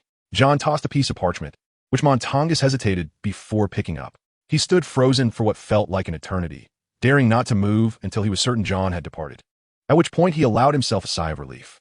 Gazing at the galleons, more than he had ever earned through theft, he fell into deep contemplation. Chapter 46, The Shop in Johnny. 2 weeks later, John received a parcel sent from America, a long box securely wrapped in wood. Eagerly, he took a crowbar to pry it open, and as 6 nails were removed, the wooden crate yielded its contents. Inside, cushioned by hay, lay a knight's sword adorned with mithril. The blade gleamed like a mirror, featuring a semicircular handguard crafted from a blend of mithril and steel powder. While the grip was fashioned from oak, its pommel a rounded design of mithril with a circular notch at the top. This weapon was forged using 3 spells. Its blade straight and resilient, resistant to breakage. The more John beheld it, the more he felt an attachment, and he immediately began to wield it. The sword's balance rested at 2 fingers from the guard, allowing for smooth and fluid movements. It was designed for both two-handed and single-handed use, with John having requested a longer pommel to enhance its great sword characteristics. After a vigorous demonstration, John relished the experience. Alas, if only he were at Hogwarts, he would have sought out the training grounds to further test it. The mithril portions had gaps, perfectly suited for enchantments. John resolved to enchant it first. He secured the blade and meticulously engraved runes upon the mithril handguard. Through diligent hammering, he successfully inscribed a flame spell based on the runes. The runic representation, Fi-Hu, signified the bull, symbolizing harvest and the untamed fire. With his wand, he initiated the enchantment. In that moment of success, John distinctly sensed a transformation within the sword. Activating the runes, he unleashed the flame spell, and the inscriptions glowed with a crimson light, igniting the blade into a fiery sword. The sword of iron and flame made him feel akin to a witch hunter. Clad in Viking armor, John mused he could easily play the part of a witch hunter. Extinguishing the flames, he sheathed the sword within his satchel. Although this small handbag bears a resemblance to a lady's accessory, John, with his readily available props, is not one to be picky. Let us assign it a name. Henceforth, it shall be known as the Sword of Tywin. Thus, the Sword of Tywin was born. Hermione has invited him to accompany her to Diagon Alley tomorrow to purchase the books for the semester. Her handwriting, imbued with a trace of excitement, reveals an inadvertent ink blot caused by her fervor. Is there something significant happening tomorrow? Coincidentally, Harry and Ron also plan to venture forth on the same day. The trio, as the protagonists, seem to share an uncanny synergy in their endeavors. Once everything is completed, he shifts the quill from his left hand to his right, crafting a letter to Mundungus in an entirely different script. He also gathers several of his self-crafted props together. Aside from his somewhat greedy nature, Mundungus has performed admirably, which has resulted in a doubling of John's merchandise sales, consequently doubling his own wealth. While he cannot compare to Harry's vast fortune amassed over generations, he has certainly become a modestly wealthy individual. However, with such a substantial amount saved, John finds himself spending it rather swiftly. Upon seeing the price, he cannot help but gasp in disbelief. 1,200 galleons. Alchemy, indeed, is a costly endeavor. His lips twitch slightly as he realizes that nearly half of his hard-earned savings is about to vanish. At this moment, he feels a profound envy for Hagrid, whose proximity to the Forbidden Forest affords him a veritable treasure trove. Hagrid offers the most reasonable prices, and for certain materials, he deems it unnecessary for John to purchase, generously providing them instead. Were John to rely solely on purchases, he would likely have to expend the majority of his funds. Tomorrow, he plans to visit Gringotts to withdraw some money and, in the process, procure his books. Money seems to vanish so quickly. John's mind is consumed with thoughts of galleons. After deducting the costs of alchemy, the profits appear rather meager. Observing his father preparing to exchange currency with the goblins at Gringotts, he promptly intervenes. Under Watson's bewildered gaze, he produces a clinking handful of galleons and lays them on the table. While other children seek funds for their tuition, you're earning money for school.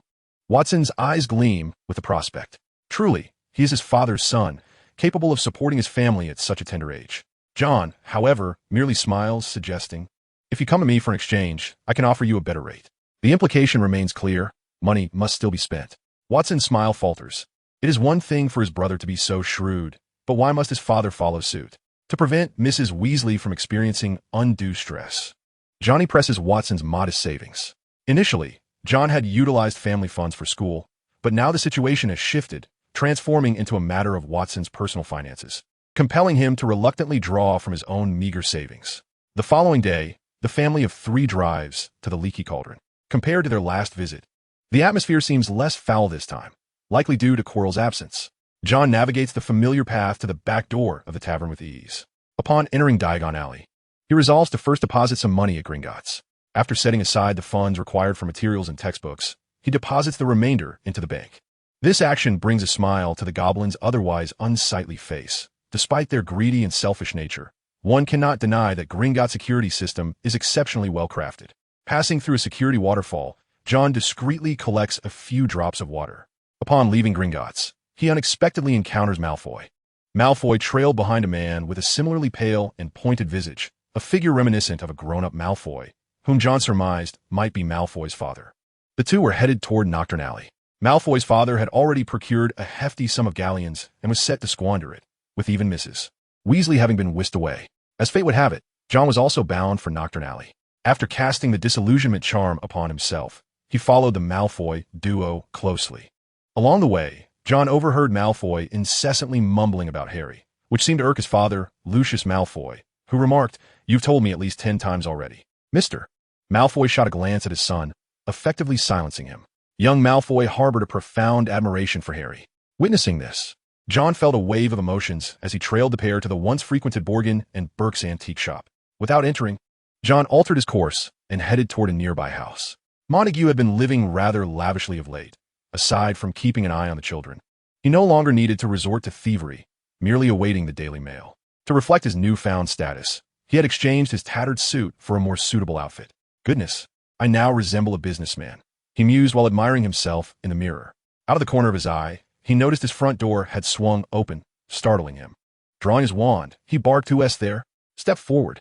Montague, you dare brandish your wand at me now?" The deep, gravelly voice sent chills down Montague's spine, compelling him to hastily drop his wand and clasp his hands in humility. "My Lord Johnny, I meant no offense. I merely thought a thief had entered." Johnny Silverhand. The persona John adopted in Montague's presence had never revealed his true identity. Finding a seat, he surveyed the surroundings and remarked, "So this is the establishment you've acquired. It seems you've spent quite a fortune." No, my Lord Johnny, you don't understand. 500 galleons is the best deal I could find," Montague protested, genuinely feeling aggrieved. For this time he was not deceiving John. "Very well, you'd best expedite the renovations here, Montague. Engaging in business is far more rewarding than thievery." John merely intended to nudge Montague in the right direction, aware that mere retail would not yield significant profits. Thus, he suggested Montague secure a storefront to establish a Silverhand Johnny specialty shop. Montague had grown accustomed to a life free of hiding and evasion and was reluctant to let such a fine existence slip away. He promptly vowed to ensure the place was presentable. After expressing his commitment, he awaited John's next directive, yet silence ensued. This esteemed Johnny Silverhand was known for his penchant for departing without notice. Chapter 47. Adults and Children. Montague commenced the renovations, contemplating that perhaps under the guidance of this Silverhand Johnny, he could evolve into someone akin to the proprietors of Borgin and Burke's. Noticing Montague's newfound respectfulness, John finally took his leave. Exiting the shop, he set his sights on Diagon Alley. He witnessed the Malfoy father and son emerging from Borgin and Burke's, seemingly having sold whatever they had in hand.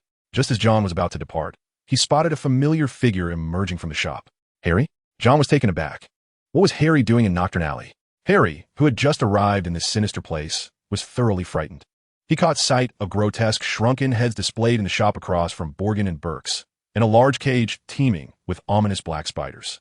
Two ragged wizards were whispering conspiratorially to one another, sending a chill down Harry's spine. He fled down the street, adjusting his glasses as they slipped down his nose.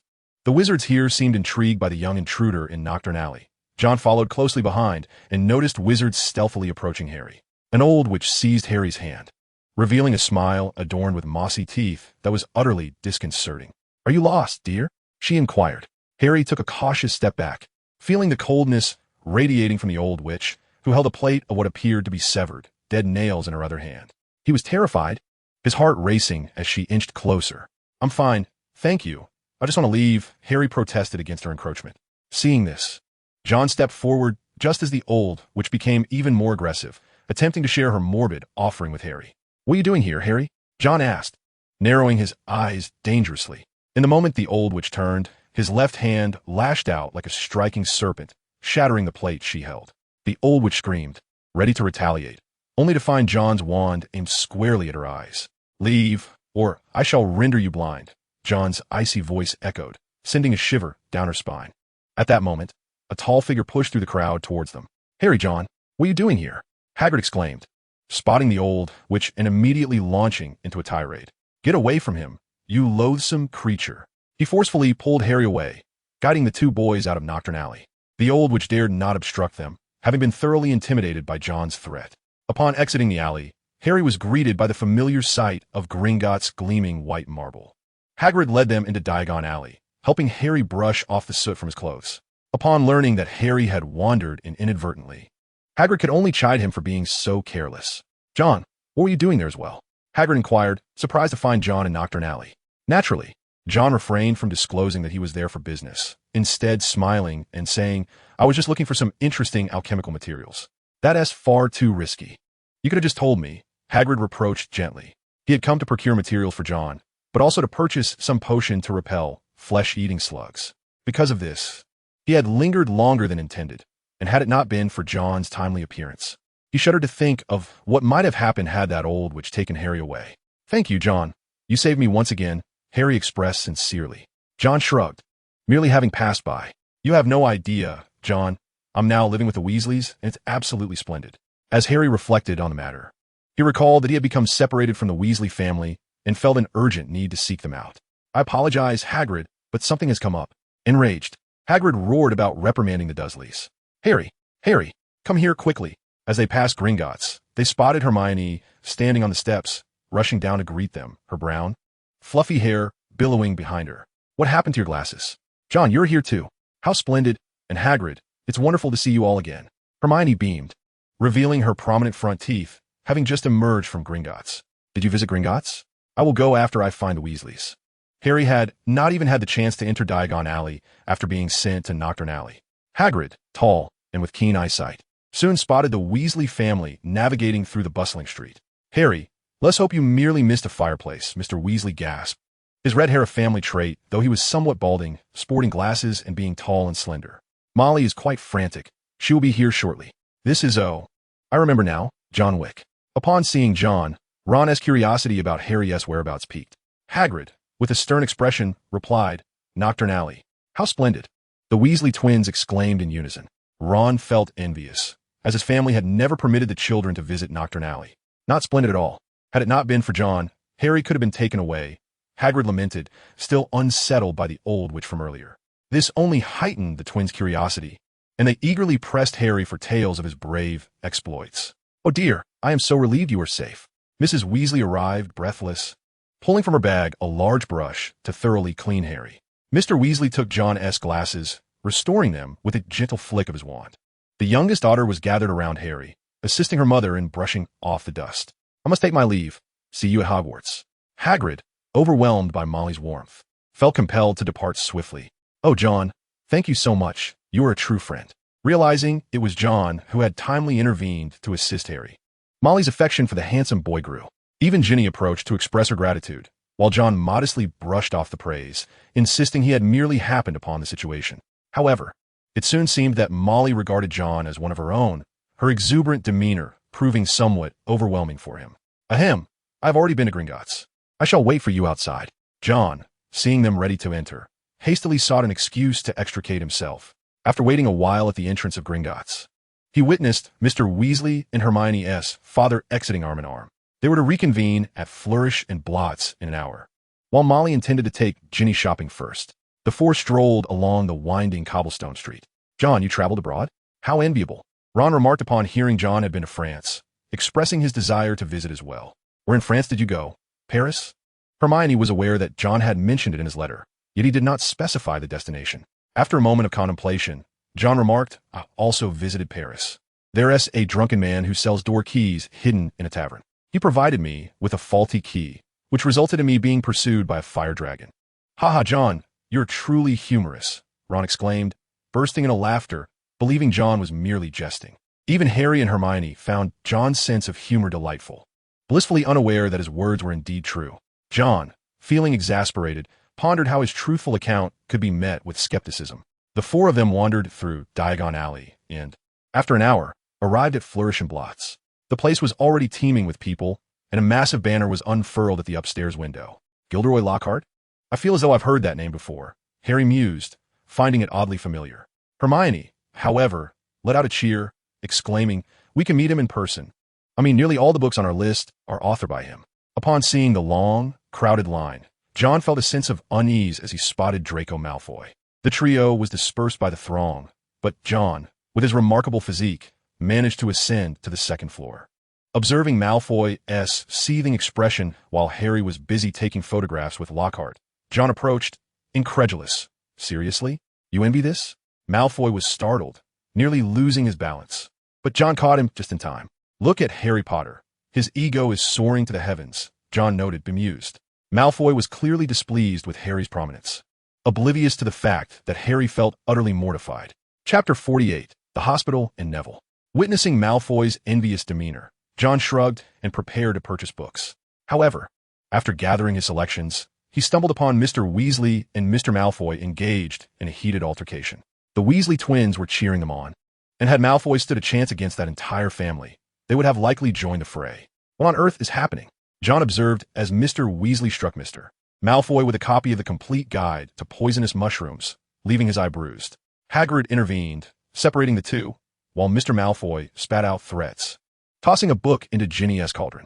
They exhibited a surprising restraint, aware that magic was not permissible in such a context. Although it appeared as though they were engaged in a fierce battle, neither employed magic. John recognized that both men were wary of attracting the Ministry of Magic's attention. After all, using magic in a brawl was far more serious than a mere scuffle. "Goodness, is this truly a fight?" exclaimed Watson, suddenly remembering that his son still needed to purchase books. When he arrived, he was met with a chaotic scene of scattered books and Mrs. Weasley anxiously searched for her son. John watched Mr. Weasley being chastised by Molly like a child, and having completed his own purchases, he bid farewell to Harry and the others. As he departed, he noticed an old book resembling a diary in Ginny's cauldron. Reflecting on how the Weasley family seemed to favor secondhand books, he thought little of it. With family members being muggles, John could not use flue powder to leave. Upon returning home, John began to tinker with his materials. In the following days, the supplies Hagrid had procured for him began to arrive by post. The writings are indeed splendid.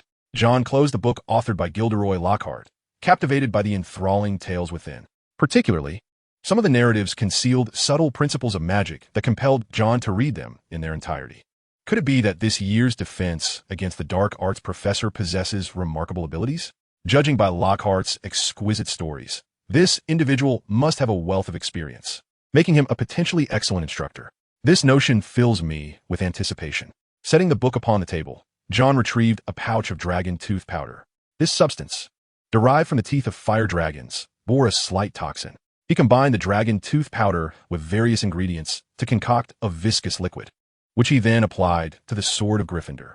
With the dragon tooth, he bestowed a layer of dispelling magic upon it, though he remained uncertain of its true efficacy.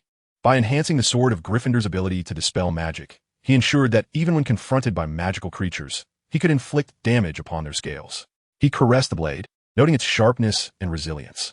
After sheathing the sword, he found that Riddle had delivered a considerable number of letters to him.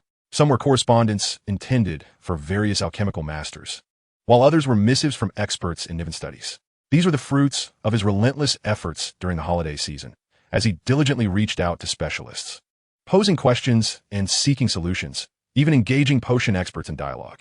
His motivation stemmed from a desire to cultivate connections, for in the magical realm, the guidance of predecessors is invaluable.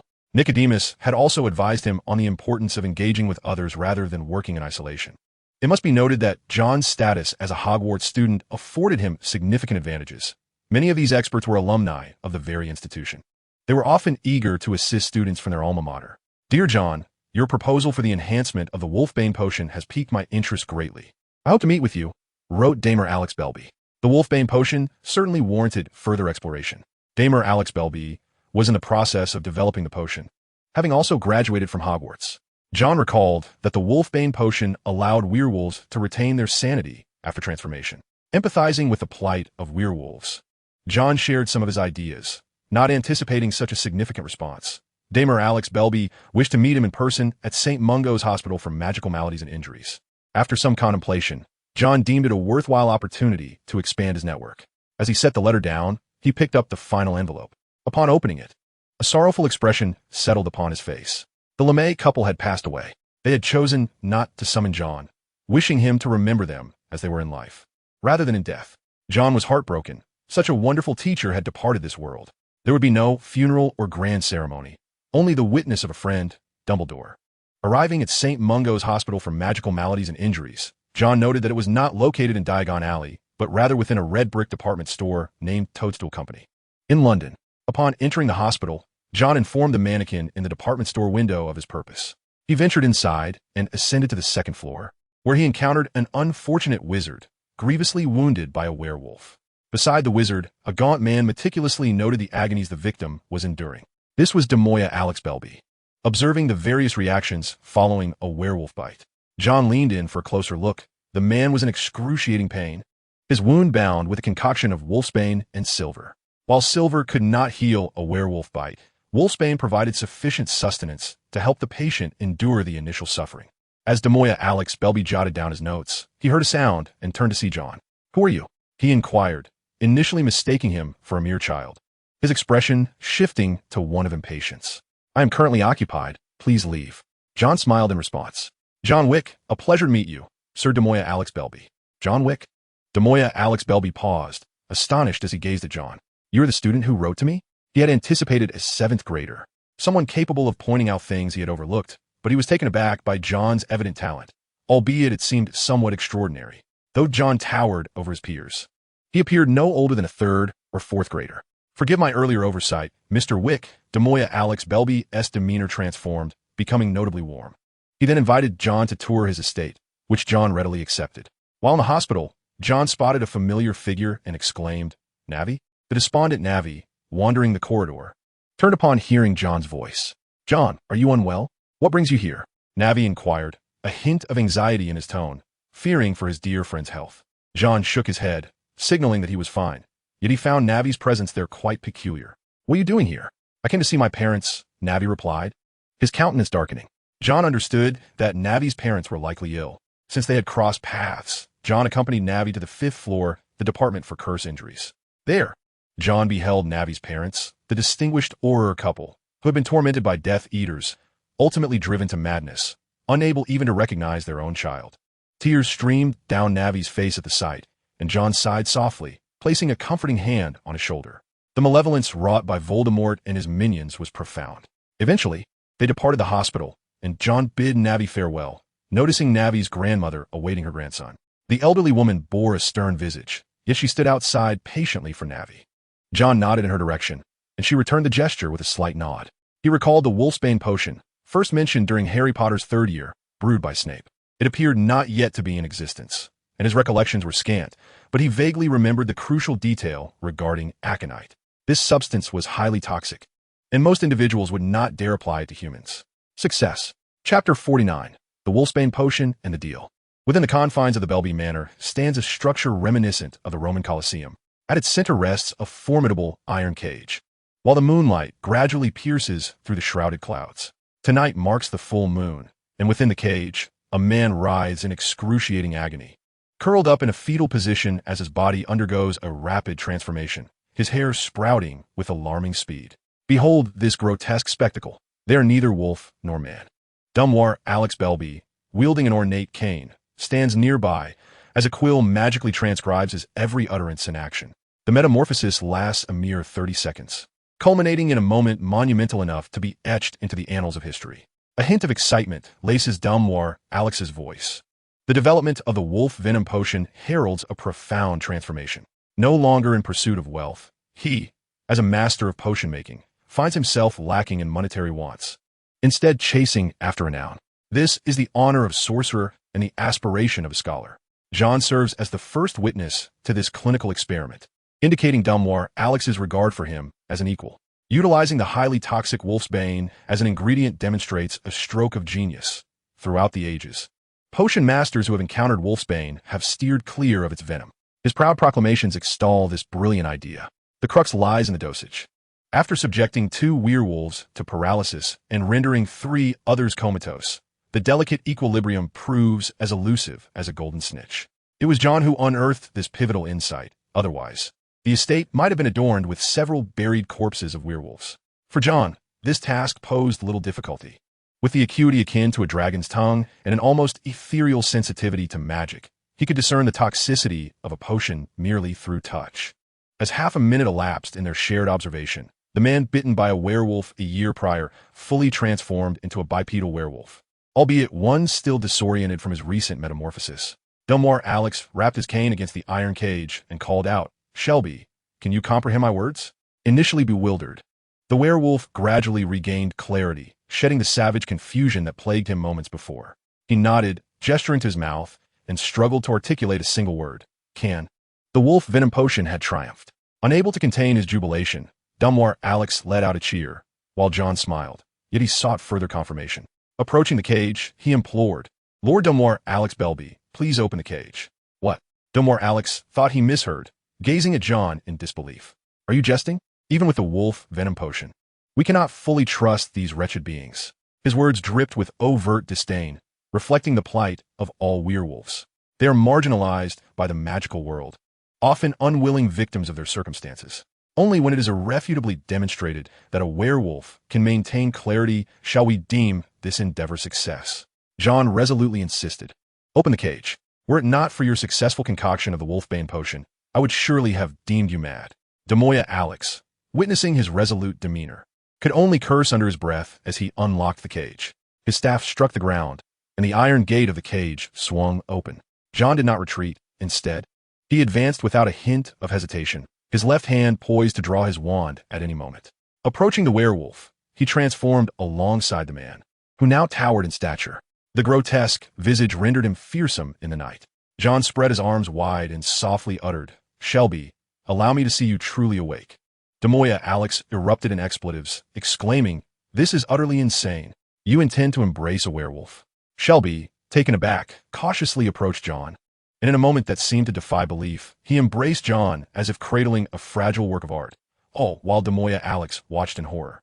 It must be said that the wolf's fur was rather prickly. John jested lightly, secretly relieved. His intentions were not born of a desire for scientific sacrifice, but rather a genuine inquiry into whether a werewolf could retain its reason. The reason werewolves were shunned by wizards lay in their propensity for destruction and slaughter under the full moon. If manageable, they would be akin to a super animagus, fortified with armor and sinew.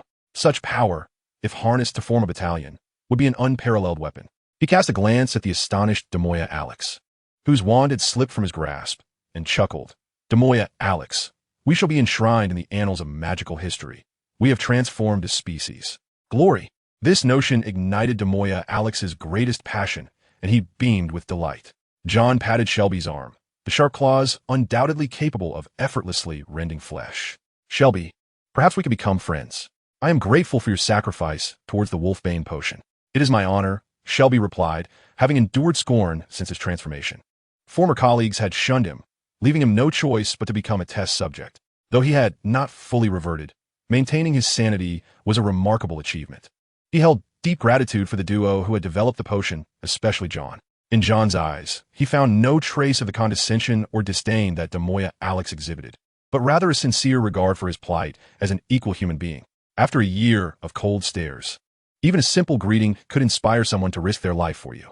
Particularly, John had witnessed his transformation into a werewolf and still dared to embrace him rather than brandish a wand in hostility.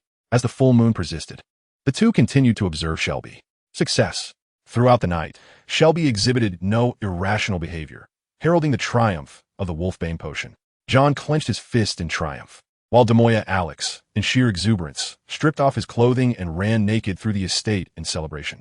Presenting Shelby with a set of clothes, John extended his hand and smiled. "Would you be interested in seeking employment? 100 galleons a month." John sought a reliable bodyguard for his shop in Upside Down Alley, and Shelby emerged as an excellent candidate.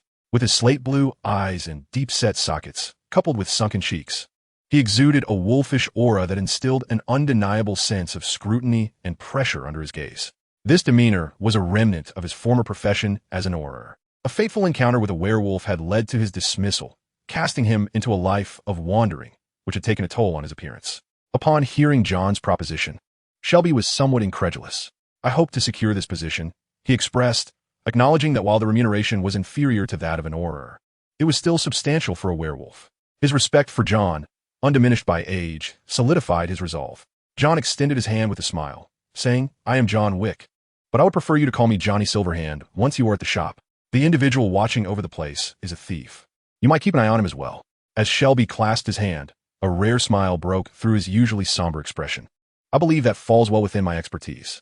Though he harbored ambitions of claiming sole credit, he recognized John's significant contributions. He scrutinized John, eager to understand the terms. In exchange for allowing Demo Alex to bask in glory, John was keen to leverage the Wolfsbane potion to develop and expand the shop. However, Demo Alex declined, professing a disinterest in wealth, as he possessed more money than he could ever spend. "You needn't worry about a share. I shall provide you with the entire formula for the Wolfsbane potion." This revelation brought John immense joy, as the potion's master was indeed a generous benefactor.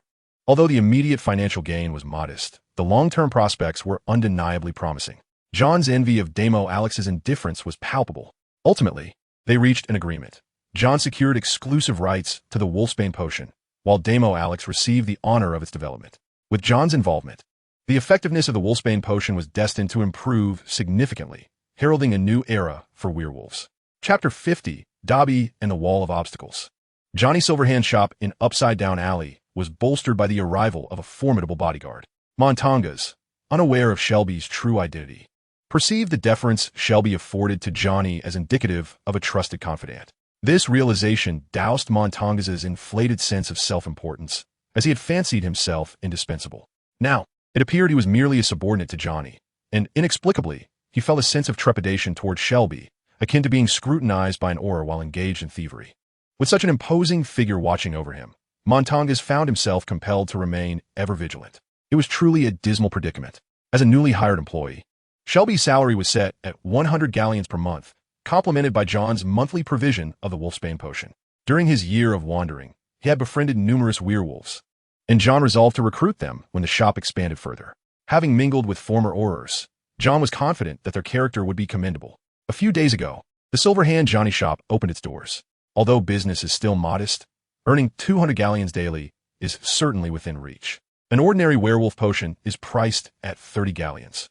It allows one to suppress their bloodthirsty impulses when transformed into a werewolf. The superior werewolf potion costs 80 galleons, enabling the user to recognize their loved ones during the transformation and remain in a stable state. The premium werewolf potion, at 150 galleons, ensures that while one becomes a creature unable to wield magic, their consciousness remains intact.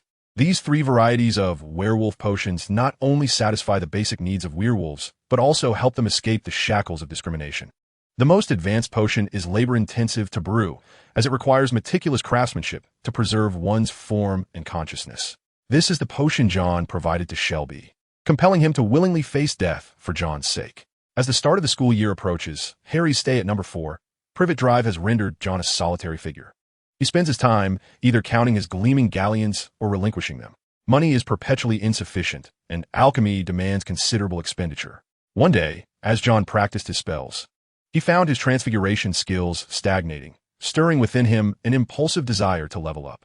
Should he perhaps delve into more transfiguration literature?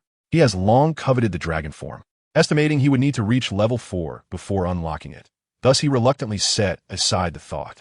Suddenly, someone intruded. John's brow furrowed. He had set up sensing magical devices in the basement to alert him of any intrusions. Aiming his wand at a corner of the basement, John coldly declared, "Do you believe I wouldn't notice your presence?" A pair of bulging green eyes, as large as tennis balls, and bat-like ears drooped backward, caught his attention. Without hesitation, John cast a transfiguration spell, transforming a desk into strips of cloth to ensnare the emerging figure. A house elf? Once the situation was under control, John was taken aback. The house elf shrieked, introducing itself as Dobby, the friend of Harry Potter. Dobby struggled to break free, but the strips held him tightly, muffling his cries. Dobby? The house elf? John recalled Harry's lamentations and gravely inquired, "Who sent you? Do you seek to discover Harry's whereabouts through me?" "No, not at all. Dobby wishes for John Wick to protect Harry Potter."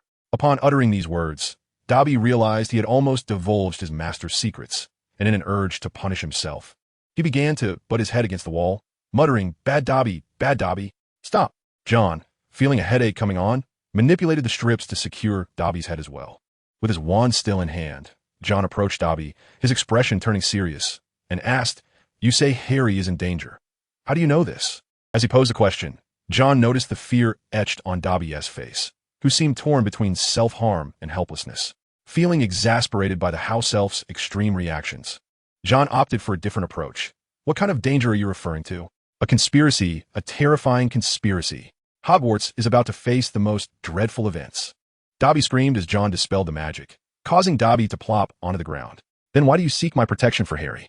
John asked, lowering his wand and fixing his gaze upon the intruding house elf. Sniffling, Dobby replied, "Dobby has heard that John Wick is a powerful wizard who has protected Harry Potter." "I admit to having protected Harry, but the title of powerful wizard is an exaggeration," John said, a slight twitch at the corner of his mouth. "Who spread such rumors?" He considered himself merely a novice with a 3rd-level magical ability. Glancing at Dobby, he added, "If you truly wish to protect Harry, you must reveal the name of the mastermind behind the conspiracy. With that name, especially concerning Harry, the Savior, I could write to Dumbledore. With this White Lord present, I cannot believe anyone could harm Harry." Dobby could not divulge the name. Exclaiming, "Bad Dobby, bad Dobby," he began to self-harm again, prompting John to bind him once more. He could not fully trust Dobby's words, but if Harry were in genuine danger, he would lend assistance. "I will investigate this conspiracy, provided it is indeed real." Dobby was immensely grateful, and John waved his hand dismissively. His gaze fell upon Dobby, who was clad in an old pillowcase, appearing both pitiable and comical. "I have some old clothes. If you do not mind, you may wear them. Dobby let out a shriek of joy, proclaiming that John Wick was as worthy of respect as Harry Potter. Only when a house elf's master provides them with clothing can they attain freedom. Although Dobby could not accept John's kindness, it elevated John to a stature akin to that of the savior Harry, albeit perhaps a notch lower. Dobby snapped his fingers with a pop and vanished. The ability to perform magic without a wand. Watching the spot where Dobby had disappeared, John cast a spell. While Dobby moved in and out with ease, it seemed that the protective measures he had established were insufficient. He resolved to implement additional surveillance to prevent similar incidents from occurring. As days turned into weeks, while Silverhand Johnny's shop stabilized, it was also time for John to return to school. September 1st arrived. Watson had brought the children to King's Cross Station early, and he even made a special effort to crash into the barrier at Platform 9. The outcome was predictable. He was not a wizard. At least, before a large bump appeared on his head, he thought perhaps he had merely been forgotten by Hogwarts in childhood. Mrs. Wick entertained guests at the beauty salon, and John could only watch in mild disdain as his father collided with the wall. "All right, Dad, I must take my leave." Bang. Ouch. Oh no. The two cries left Watson dumbfounded, as two young wizards stared blankly at the impassable wall, bewildered. "Why can't we get through?" Harry inquired, perplexed. "I don't know, but we're going to miss the train," Ron replied, equally uncertain, yet time waited for no one. They were filled with anxiety. The closed passage meant they could not board the train to Hogwarts. Suddenly, Ron had an idea. "The car. We can drive to Hogwarts." He recalled the family's flying car. Harry had some reservations, but the thought of being expelled from Hogwarts for tardiness was far worse. The two resolved to act, and when they approached the Weasley family's flying car, a hand rested on the window. "Hey, I believe you could use some assistance." Harry and Ron stared, astonished, at the man who had suddenly appeared, wearing a hat. Watson Weasley flashed a confident smile. "It's me, your uncle, affectionately known as the Canary Wharf Speedster." Chapter 51. The Canary Wharf Speedster and the New Term. The Hogwarts Express was gliding along the tracks, yet Harry and his companions were not aboard. Hermione searched every compartment, failing to locate Harry and Ron.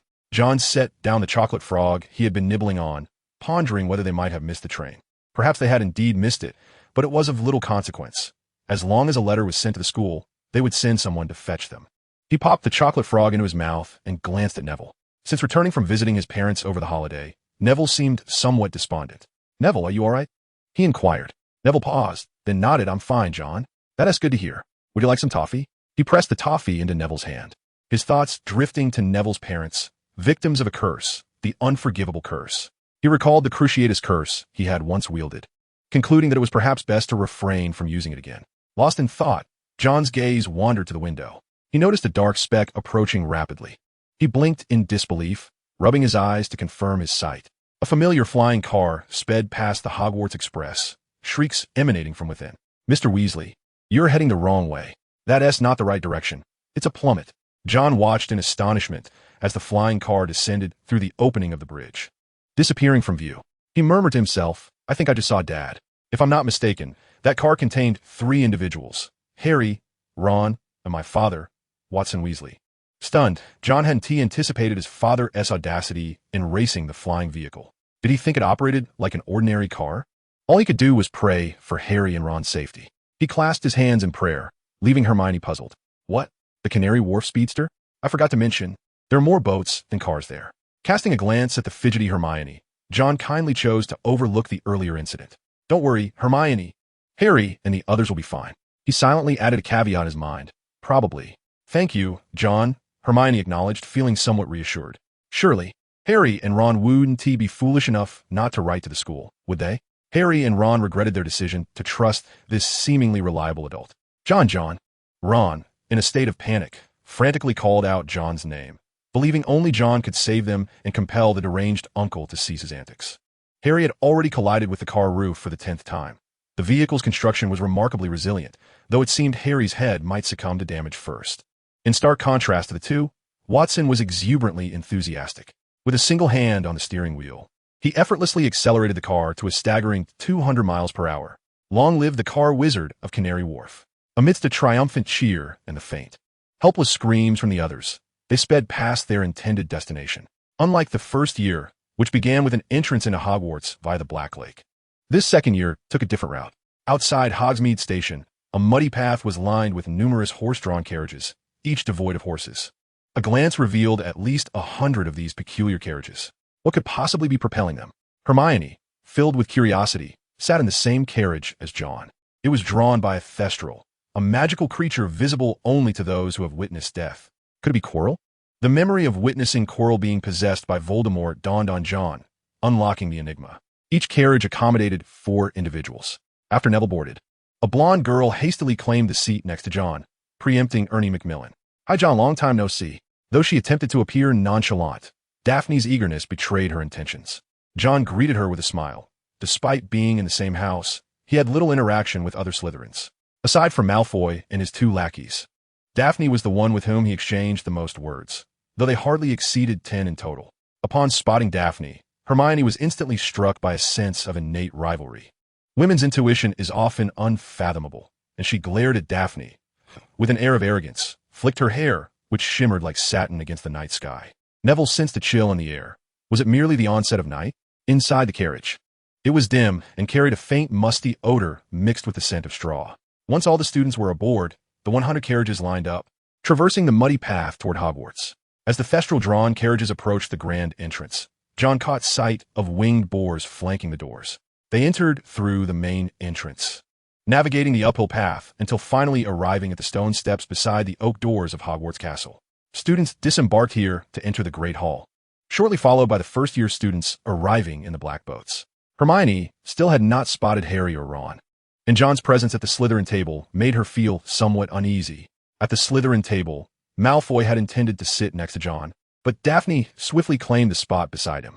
"That's my seat," Malfoy protested, voicing his dissatisfaction. Daphne cast him a disdainful glance, her eyes clearly conveying a message. "Step aside." "Ahem, perhaps a different seat would offer a better view," she suggested. Upon recalling Daphne and her equally ancient pure-blood lineage, he vowed that he was merely overly gentlemanly. Malfoy shifted his position to sit opposite John, who remarked, "Draco, you've grown taller." "Really? I too feel I've gained quite a bit in height." "How much exactly?" The mention of this matter genuinely delighted Malfoy.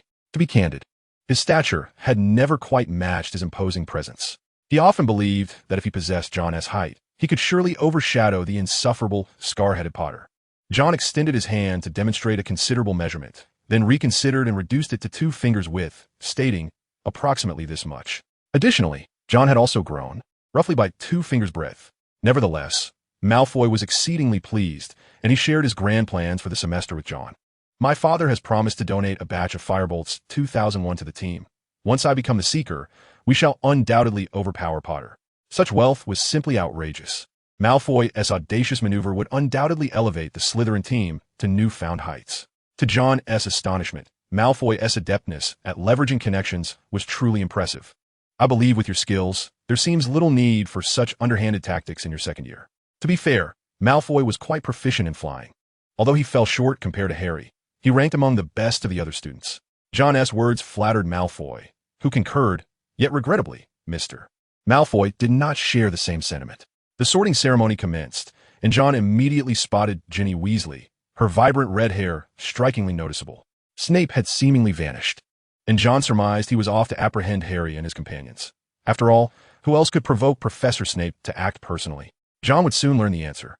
As Snape entered the Great Hall with a thunderous expression, "John Wick, follow me." Even from across the length of a table, Malfoy could sense the oppressive atmosphere emanating from their head of house. Unable to restrain himself, he whispered, "What have you done? I've never seen Professor Snape this furious. Please don't let us lose points." John pondered, feeling he hadn't done anything amiss, as he had been quite proper. "I'm not sure. I'll take my leave." Under Daphne's concerned gaze, John exited the Great Hall, summoned to Snape's office, a place filled with countless jars, containing either valuable potion ingredients or tissues harvested from some creature. There, John encountered his own father. Well, he realized precisely where he had offended Professor Snape. While other sons might embarrass their fathers, in this case, it was the father who was causing distress to his son. John couldn't help but facepalm, observing Snape's murderous glare, yet he felt there might still be a chance for redemption. Chapter 52, Punishments and Flying Boots. "I trust this matter won't cost me points?" John inquired earnestly, which only darkened Snape's expression further. "John Wick, your muggle father illegally trespassed into Hogwarts and damaged a very rare Whomping Willow." Professor Snape's lips twitched seemingly incredulous at the notion of muggles piloting flying automobiles. He forcefully opened the Daily Prophet, a sardonic expression gracing his features as he remarked, "Moreover, 6 or 7 muggles witnessed an old car soaring past the post office." This breach of the statute of secrecy was indeed grave, and even the presence of Muggle John Watson at Hogwarts constituted a serious violation of school regulations. Upon hearing this, John too felt the weight of the situation, prompting even Professors McGonagall and Dumbledore to take notice. Harry and Ron trembled with apprehension, while their father Watson realized he had unwittingly put his son in a precarious position. "Professor, if there's an issue, address it with me, not with the children," Watson declared with a sense of righteous indignation, earning the trust of Harry and Ron in the process. Professor McGonagall approached with a grave demeanor, raising her wand, and Harry feared she might transform him into a mute snuff box. However, she merely conjured flames in the fireplace and instructed everyone to take a seat. "Explain," she commanded, her expression reminiscent of last year's reprimand for their nighttime escapades.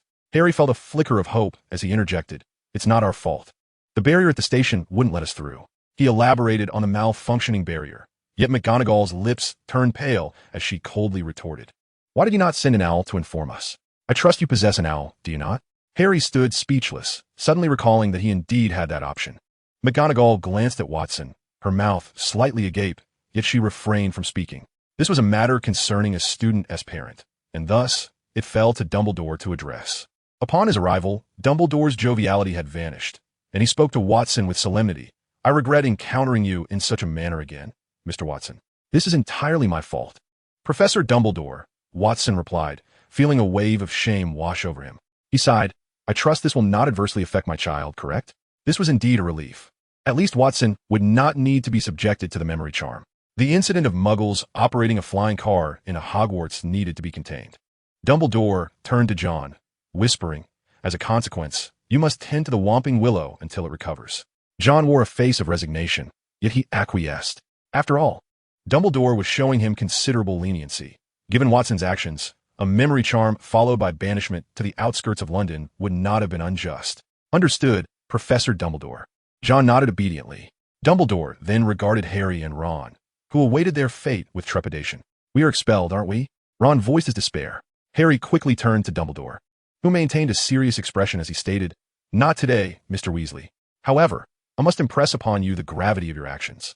I shall write to your family." He added a stern warning. "Should such behavior occur, I will have no choice but to expel you." This outcome left Professor Snape looking as if he had just tasted a particularly unpleasant Bertie Bott's every flavor bean. Ron Weasley is simply not worth mentioning. Aside from the indifference of his uncle and family, Harry has no one else at home. What difference does it make between writing to parents and letting them go? Furthermore, he observed that Professor McGonagall, citing their arrival at school in a flying car before the term commenced, did not deduct any points. Such blatant favoritism is outrageous. Professor Snape expressed his vehement protest. Noticing the darkening expression on the headmaster's face, John understood that his desire to deduct points was stirring. Surely, it wouldn't he fall upon him? Being the sole Slytherin present, while Harry and his companion belonged to Gryffindor under Professor McGonagall's jurisdiction. And why was Mr. Weasley not sent off to the station? Upon witnessing John's expression, Professor Snape's demeanor darkened, poised to erupt, yet ultimately transformed into a sardonic tone. John, however, would not indulge in frivolity and accompanied his father, Mr. Weasley, to the station. At the station, Hagrid awaited, and upon spotting John, he waved eagerly. "Hagrid, I appreciate your help." John sighed with relief upon recognizing him. He sincerely remarked, "If my father becomes too loud, feel free to knock him out." "Thank you." This filial sentiment elicited a protest from Mr. Weasley, while Hagrid awkwardly chuckled, assuring he would not resort to such measures. Faced with Mr. Weasley's dissatisfaction, John swiftly countered, stating blandly, "I shall write to Mother. I heard that after that day, Father took a week off sick and didn't dare to go to work." Beep. Development task activated. Care for the injured willow until it recovers. Receive bonus. Botanist. Botanist. Increases success rate of plant cultivation. Beep. Challenge task activated. Maintain first place in the grade until the end of the term. Receive any .1 bonus. Diligent and eager to learn. Diligent and eager to learn. Continuous study for over 2 hours grants an additional hour of efficiency boost. The system chooses this moment to activate. Does it wish to see if I will be expelled? He harbored serious doubts about the system's timing, suspecting it was due to his previous close call with expulsion. Thankfully, all was well, Dumbledore was not like Headmaster Phineas Nigellus Black. If it were him, 3 students would likely have departed today. After all, to be regarded as the most detestable headmaster in history is a unique distinction. John missed the dinner and decided to venture to the kitchen, hoping to scrounge a meal. The house elves at Hogwarts took great pride in serving wizards. Utilizing magic to sweep the dust out the window, John extracted the sword of Gryffindor from his satchel. At the same time, he donned his flying boots, which, despite their initial size, conformed perfectly to his feet. There was not a hint of discomfort, as if he were barefoot. The feather-light properties of the enchanted boots, coupled with the levitation charm, made them feel ethereal. With a gentle tap of his heel, 2 wings unfurled from the sides of the boots. He leapt effortlessly to a height of 3 meters, the small wings fluttering to keep him aloft. Gripping the sword of Gryffindor, John intoned a spell against the blade. "I'm a fire dragon." As the incantation was uttered, the inscriptions upon the blade radiated a crimson glow, igniting flames that danced along its length. Within the training arena, a dozen colossal humanoid targets hovered in the air. John, wielding the fiery sword, delivered a decisive strike, effortlessly cleaving the targets asunder. Simultaneously, flames erupted from the wounds created by his strikes. Without the aid of a wand, John swiftly obliterated all the humanoid figures. Amidst the blaze, he descended to the ground, surveying the destruction he had wrought. He called out to the training ground, difficult mode. This arena offered 4 distinct modes: training, beginner, difficult, and master. The targets used for training remained stationary, suitable solely for testing purposes. The beginner mode introduced evasive maneuvers, while the difficult mode featured animated puppets that launched assaults akin to sentient beings. John had previously attempted the difficult mode, but had been thwarted by the quality of his sword. Now armed with a new weapon, he resolved to see if he could prevail. As the puppets manifested, one charged towards him, wielding a wooden sword and aiming a strike directly at John. He raised his sword to parry, then sidestepped, drawing his blade to deliver a lethal blow to the puppet's midsection. His speed had increased, and the damage dealt was significantly greater. Turning to regard the bisected puppet, John reflected on the enhancement he had earned through perilous trials at the end of the previous academic year. Knight. Power significantly increases when wielding a sword with both hands, and can be further amplified when used in conjunction with a mount. This enhancement, which granted 2 substantial boosts, made John marvel at the worth of the risks he had taken. In the last semester, when battling puppets, he had barely managed to withstand a single strike without nearly collapsing. Although it was merely a wooden sword, the puppet's weapon was remarkably sturdy and heavy, capable of creating craters upon impact with the ground. Today, he was determined to conquer the difficult mode. With renewed vigor, the second puppet emerged. This one was exceptionally swift. Charging towards John, remaining composed, he unleashed a devastating blow, obliterating the puppet into a cloud of white light. John, wand in hand, nodded in approval at the resulting devastation. With the enhancement of his magical experience, the potency of his spells had also increased. Testing the strength of his magic without regard for decorum seemed to have irked the remaining puppets. In the next moment, 3 puppets surged forward simultaneously. One boasted immense strength, another moved with astonishing speed, and the last was agile and unpredictable, occasionally casting spells. John's expression shifted dramatically as he swung his sword to fend off the assaults, while remaining vigilant against potential ambushes. As fatigue set in, he soon found himself on the verge of defeat. Struck by a radiant attack from the sorcerer puppet, he was flung beyond the boundaries of the training arena. The 3 attacking puppets came to a halt, and John felt a wave of nausea wash over him. He retched violently, expelling a slimy substance from his mouth. The visual impact was overwhelming, prompting another wave of nausea, and more of the slimy substance emerged.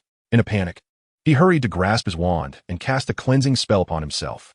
Due to the nature of the training, he removed the amulet without triggering the iron armor spell. Unexpectedly, the puppet employed a minor curse, which, while not greatly damaging, was highly insulting. At the very least, John was thoroughly disgusted, feeling an overwhelming urge to dismantle the 3 figures, a mage, an assassin, and a warrior.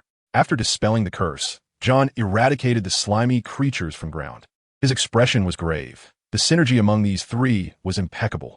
One was tasked with frontal defense, another with flanking the enemy, while the third was responsible for primary damage output.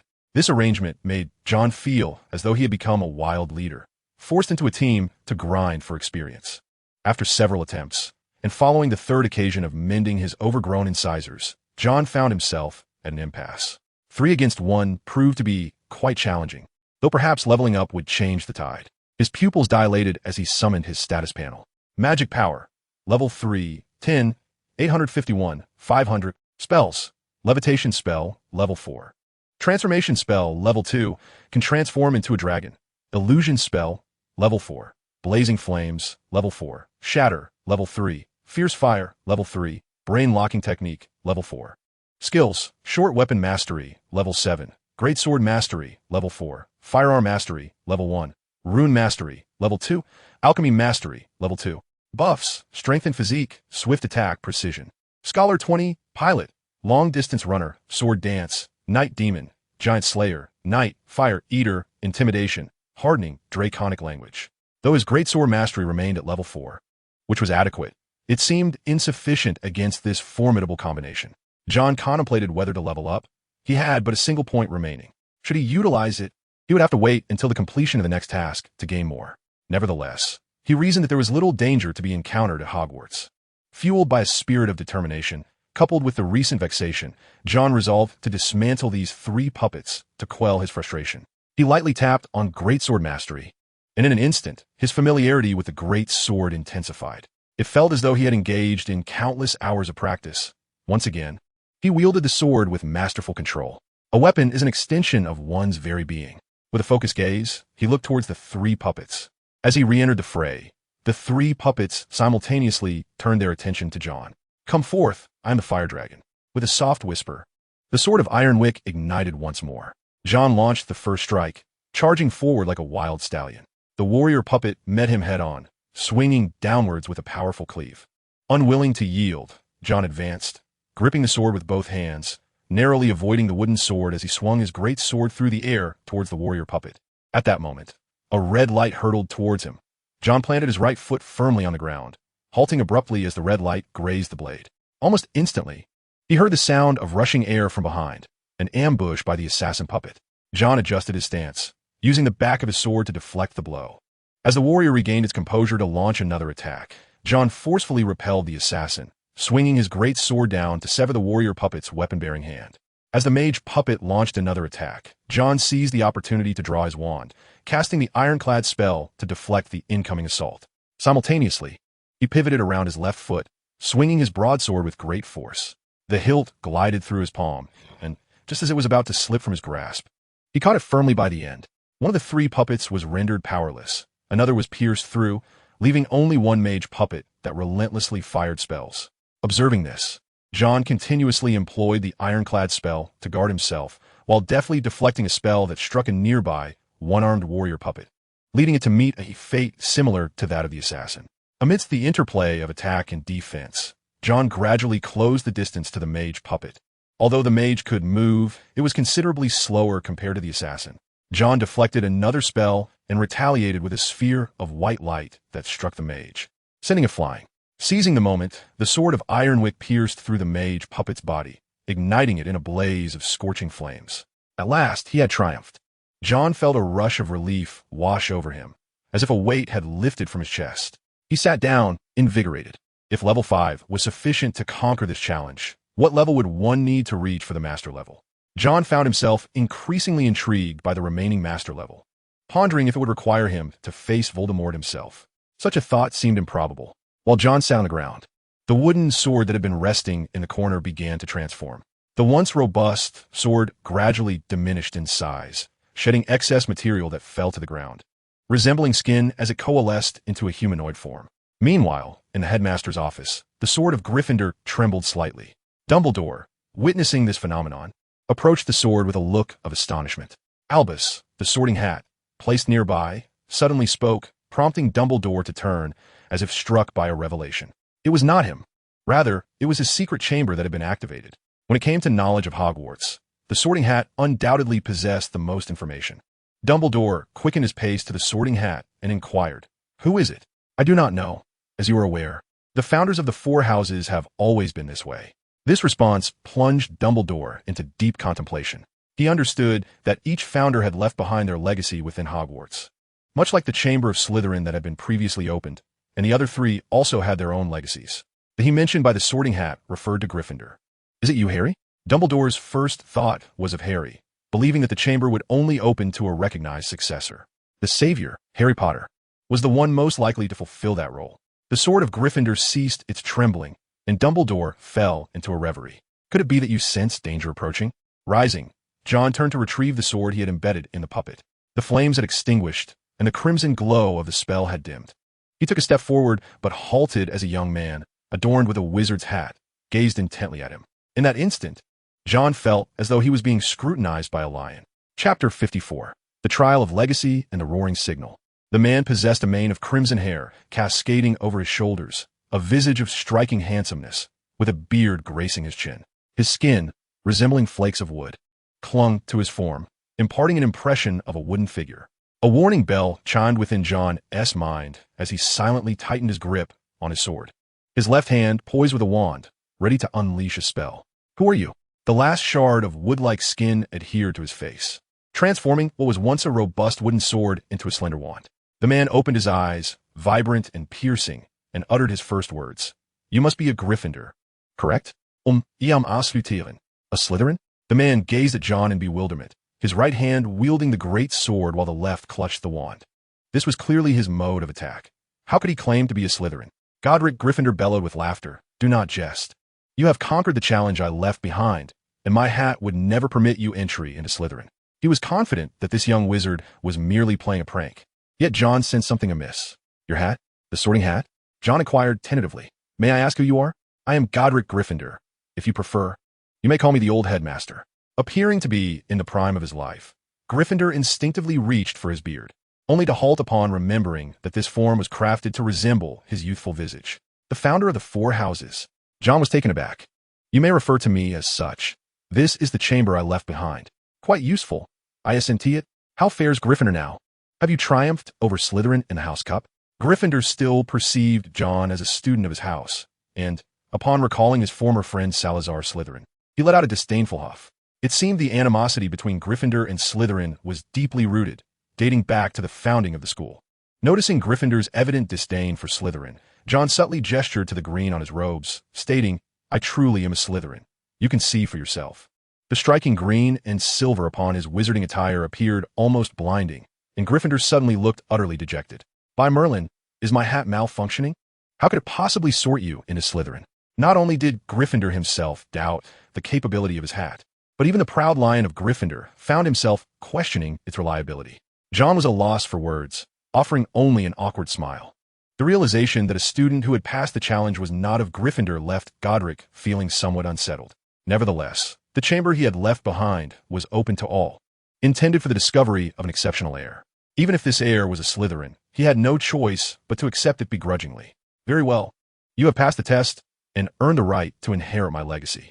With a gentle flick of his wand, the fallen puppets returned to their normal state and walked into the fireplace, two chairs materializing out of thin air. He seated himself in one, his wand resembling a mere twig. As long as you complete the next challenge I present, I shall grant you the power you seek. John sat quietly across the table, hesitating for a moment before asking, if I accept your challenge, will I be expelled from Slytherin? Gryffindor scoffed. Expulsion would be a blessing. After all, pureblood families seldom lack for wealth. But, Gryffindor headmaster, I am a muggle-born. What? Gryffindor exclaimed in astonishment. It was one thing to be from Slytherin, but to be muggle-born as well was quite another. Feeling overwhelmed by the revelation, Gryffindor needed a moment to collect his thoughts, and the more he pondered, the more peculiar it seemed. Could it be that Gryffindor and Slytherin had swapped names? He glanced at John again, and the thought grew increasingly plausible. It turned out that Godric Gryffindor possessed the heart of a great boy, while Salazar Slytherin was marked by his calm demeanor. One sought adventure, while the other yearned for magic. They were opposites, yet the best of friends, and even when they parted ways, it was a peaceful separation. Relieved, Godric Gryffindor reassured him, Rest assured, my legacy will safeguard you from expulsion. All right, John responded, feeling relieved at the assurance, for while the legacy was enticing, being expelled would leave him vulnerable should Voldemort rise again. The trials comprised 3 challenges: the Bird of the Woods, the Lion of the Mountain, and the Sword of the Brave. During this time, I shall observe your performance, Gryffindor stated, preparing to wave his wand. Only for John to raise a hand to interrupt him. I apologize, Headmaster Gryffindor, but I am unable to proceed at this moment. It is time for bed, John said with genuine regret. Gryffindor held his breath, his actions poised, only to be stood up by John. Let's reschedule, Gryffindor finally managed to say after a lengthy pause. Thank you, Headmaster Gryffindor, John replied, bowing slightly as he took his leave, startled by the prospect of the trials. At that moment, John was without any protective charms, and unprepared as he was, he had no intention of taking unnecessary risks. Prudence was the key to longevity. Upon returning to his dormitory, John resolved to regain his strength before attempting the trials. The following day, John arrived at the Great Hall for breakfast, where a sumptuous spread awaited him: porridge, pickled herring, bread, eggs, and salted meat. Though the combination of pickled herring and porridge evoked an unusual culinary experience reminiscent of eating snail rice noodles with plain congee, John's stomach had long since grown accustomed to such fare over the years. As he enjoyed his bread with porridge, a golden-haired girl took a seat beside him. Daphne gazed at John's handsome profile, inexplicably smiling to herself. Seemingly without intent, she remarked, "John, did you know our defense against the dark arts professor is Gilderoy Lockhart? My mother is quite fond of him." John sipped his porridge and savored the salted meat before responding blandly, "I've read his books. They are indeed well written. But I wonder how effective he is as a teacher." The frequent change of defense against the dark arts instructors had resulted in a wide disparity in student proficiency in the subject. John pondered the school's rationale for such stubbornness. Could they not simply rename the course and teach the same material? Wasn't dark arts defense just as fitting? The curse cast by Voldemort targets the position of the defense against the dark arts professor. Yet one must ponder the relevance it bears to my own role as the professor of dark arts counter-curse. The authenticity of the curse remains uncertain. However, the fact that a new professor arrives each year is undeniably true. Last year's instructor, Quirrell, displayed a lack of seriousness in his teachings. John, who followed him in his studies of dark magic, was aware that Quirrell possessed considerable skill but chose to feign incompetence. Malfoy, accompanied by 2 cohorts, approached excitedly and said to John, "John, Potter and that insufferable Weasley have landed themselves in a predicament. They flew a car to the school, and it's a pity you weren't in the Great Hall yesterday." News travels swiftly, and that very night, Gryffindor celebrated Harry's reckless behavior. Harry, however, soon recognized the folly of his actions, realizing that the consequence was Hermione's anger. As the intellectual pillar of their trio, Hermione could hardly believe anyone could be so foolish. In a huff, she gazed at Voyages with Vampires, completely captivated by the book and filled with admiration for its author, Gilderoy Lockhart. Today, a postman arrived, with hundreds of owls crowding into the Great Hall, a chaotic flurry above. An elderly owl attempted to land at Gryffindor, but plunged headfirst into Hermione's milk jug. Errol. This aged owl belonged to the Weasley family. Ron rescued it, only to discover it was carrying a red envelope. A howler. This promised to be entertaining. John noticed Malfoy deliberately changing direction, clearly anticipating a delightful spectacle. "Huh, a howler. The Weasleys are in for it now," Malfoy jeered, while his companions feigned sobs and mock sympathy. Ron, reluctant to open the howler, was urged by Neville, who whispered, "You'd better open it," ignoring it could make things worse. "My grandmother sent me one once, and when I ignored it." He shuddered at the memory of that terrifying encounter. With a quaking hand, Ron reluctantly tore open the howler, and its deafening roar sent a tremor through the Great Hall. John watched helplessly as a clump of ash fell into his porridge, discreetly shifting it before Malfoy. Malfoy savored the sight of Ron's impending doom, taking a sip of the porridge, but it was too little.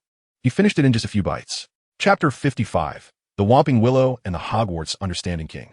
The Whomping Willow stands outside Hogwarts School of Witchcraft and Wizardry, a massive tree of furious temperament, striking anything that dares to collide with its branches. By the time John arrived at the site of the Whomping Willow, 2 individuals were already present. "Listen to me, I once encountered a Whomping Willow during my travels. All you need to do is," one began. "Stop. You're only going to provoke it." A loud crack echoed. "Why can't I?" Silence.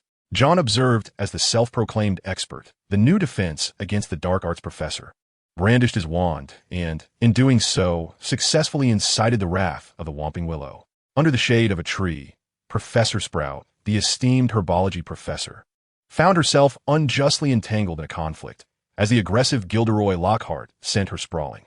In that moment, the thought of ending Lockhart's existence crossed her mind. This former Ravenclaw student was nothing short of insufferable. "Fear not, Professor Sprout," she reassured herself. "I have journeyed alongside trolls. This injury is but a trifling matter." "Stop. Do not approach," she implored, as her stout frame summoned an unexpected surge of strength, enabling her to scurry away from Lockhart's reach. The fear gripped her. Should this man persist, it could very well lead to either his demise or her own. Thus, she feigned urgency, claiming an impending class to hasten his departure. Lockhart, the so-called professor of defense against the dark arts? John, who had witnessed the debacle unfold, fell into deep contemplation. Even if the defense against the dark arts professor were a mere novice, it was unfathomable that someone of Lockhart's ilk would be granted entry. Recalling his earlier encounter with Lockhart's writings, John harbored grave doubts about whether these two Lockharts were indeed the same individual. Was ghostwriting a phenomenon even in the magical realm? The seeds of suspicion had been sown, and after the pair departed, John approached the vicinity of the Whomping Willow. He had seen a secret passage beneath its branches on the Marauder's map, but the challenge lay in drawing near. The Whomping Willow was notoriously fierce. Its formerly towering branches now sagged, a clear testament to its father's handiwork. As John ventured closer, a branch lashed out towards him. He deftly evaded it, observing that the tree's movements were not to be trifled with. Its heightened sensitivity and vigor suggested it might yield unexpected results if crafted into a protective charm. Contemplating the sight before him, John stroked his chin, his gaze fixed on the wounded section of the tree. He had already begun to devise a plan to procure a sample. As for healing the Whomping Willow, sustaining injuries seemed a rather ordinary occurrence for such a creature. With his wand in one hand and a sword in the other, John uttered, "Petri ficus totalis." The thrashing branch froze mid-motion. Seizing the moment, John activated his enchanted boots and leaped to sever a portion of the broken limb. Having completed his task, he soared away, leaving the Whomping Willow to recover and thrash its branches in a furious display. "Fear not. My intentions are purely scholarly," John reassured the irate tree, feeling quite justified in his actions, even considering the willow's apparent stinginess. "Such a grand specimen, surely a little for myself, is not too much to ask." With a wave, he tucked the branch into his satchel and departed without a trace. As for the matter of healing the Whomping Willow, he mused that perhaps a more specialized expert, like Professor Sprout, would be an excellent choice. With class time approaching, John, well acquainted with the hidden passages of Hogwarts, remained unperturbed. Just seconds before the History of Magic class commenced, he stepped into the classroom. Professor Binns, the ghostly instructor, had once forgotten to take his body with him upon awakening from slumber, rendering his lectures drearily monotonous, much like his own ancient and lifeless visage, which induced drowsiness in all who attended. Even John found it difficult to keep himself awake. He feigned attention to the history of magic while secretly studying his alchemy notes. After enduring the history class, the afternoon brought them to the defense against the dark arts. During the lunch hour, Ron was lamenting the unfortunate fate of his broken wand. My mother had claimed that Lockhart was a brave wizard. Unlike the eager Daphne, John recalled the scene he had witnessed that morning and felt no anticipation for the forthcoming class. He meticulously peeled a potato and popped a piece into his mouth. Malfoy was absent, having previously mocked Harry. This morning, Harry had been subjected to a promotional spectacle by Lockhart, which had incited considerable jealousy in the young Malfoy. John hesitated to reveal the truth, sensing that Hermione, with her infatuated demeanor, would likely be heartbroken upon learning it. In the past, Hermione would have discerned the underlying meaning in John's words, but now she remained enraptured by her admiration for Lockhart. John found the situation amusing. If this moment were captured, it would undoubtedly serve as scandalous material when Hermione eventually became the Minister of Magic. Meanwhile, Harry was in a predicament, not only due to Malfoy's scornful taunts, but also because of the awkwardness that ensued following Lockhart's arrival. Colin Creevey, a first-year student from Gryffindor and an ardent admirer of Harry Potter, was snapping photographs of Harry with his camera. When Lockhart approached, he insisted on having a picture taken with both of them, much to Harry's discomfort. As the afternoon class bell rang, Lockhart smugly took Harry under his arm and led him away, leaving Ron and Hermione behind. The newly appointed professor of defense against the dark arts seemed to revel in the attention. John had finished his last potato and moved to Ron's side, who was visibly flushed from Malfoy's taunts. "Ron, don't take it to heart. By the way, I heard your wand is broken." Upon hearing John's words, Ron despondently produced the shattered wand. John examined it and noted that the core was intact, which was indeed good news. After all, it was a product of his father's craftsmanship, and John felt a sense of duty as a son to salvage it. After a moment of contemplation, John remarked, "I happen to be studying wand making. Perhaps I could assist you in repairing it." "Really? That would be wonderful. Thank you, John," Ron exclaimed with unrestrained joy. If Mrs. Weasley were to discover that he had broken his wand, she would undoubtedly send him a furious letter. It felt like a lifeline, and he was immensely grateful. "Class is about to start. I'll help you fix it once I gather the necessary materials." The afternoon's defense against the dark arts class was to be attended by both houses. John returned the wand to Ron, and the group made their way to the classroom. Upon entering, they were greeted by an array of photographs adorning the walls, all featuring none other than Gilderoy Lockhart. Shortly after they settled in, Lockhart entered the classroom. He was unlike any other professor, adorned in a flamboyant turquoise robe, topped with a striking gold-trimmed hat that complemented his shimmering golden hair. His ostentatious appearance provoked a wave of discomfort in Malfoy, who couldn't help but scoff at the memory of this individual holding a grudge over the photographs taken with Lockhart and Harry. In stark contrast, the female students were utterly enthralled, their eyes sparkling with admiration and their cheeks flushed with excitement, resembling starstruck fans. Most of them had mothers who were ardent admirers of Lockhart's literary works, or they themselves were devoted followers. As a charlatan, Lockhart not only wielded an impressive forgetting charm, but also possessed an undeniable charm of his own. His entrance was as flamboyant as his self-introduction. 5-time winner of the Most Charming Smile Award from Which Weekly, though I seldom mention it, for I am not merely a smiling face who drives away the banshees. He concluded with a rather obscure joke that fell flat, leaving no one truly comprehending its humor. John was left speechless after such an elaborate introduction. The only noteworthy title was that of an honorary member of the Defense Against the Dark Arts League, which made him seem like a mere decorative figure. The content of the questionnaire left John bewildered. 1. What is Gilderoy Lockhart's favorite color? 2. What is Gilderoy Lockhart's secret ambition? 3. What do you consider Gilderoy Lockhart's greatest achievement to date? What nonsense was this? Were they attending a class or a fan meeting? Chapter 56. House Elves and Dissuasion. TSK. Hardly anyone remembers that my favorite color is lilac, which I mentioned a year with the Yeti. Nevertheless, he playfully winked at the group of young wizards to reassure them.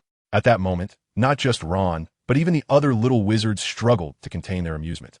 It seemed only Hermione remained diligently attentive, until Lockhart unexpectedly invoked her name, startling her.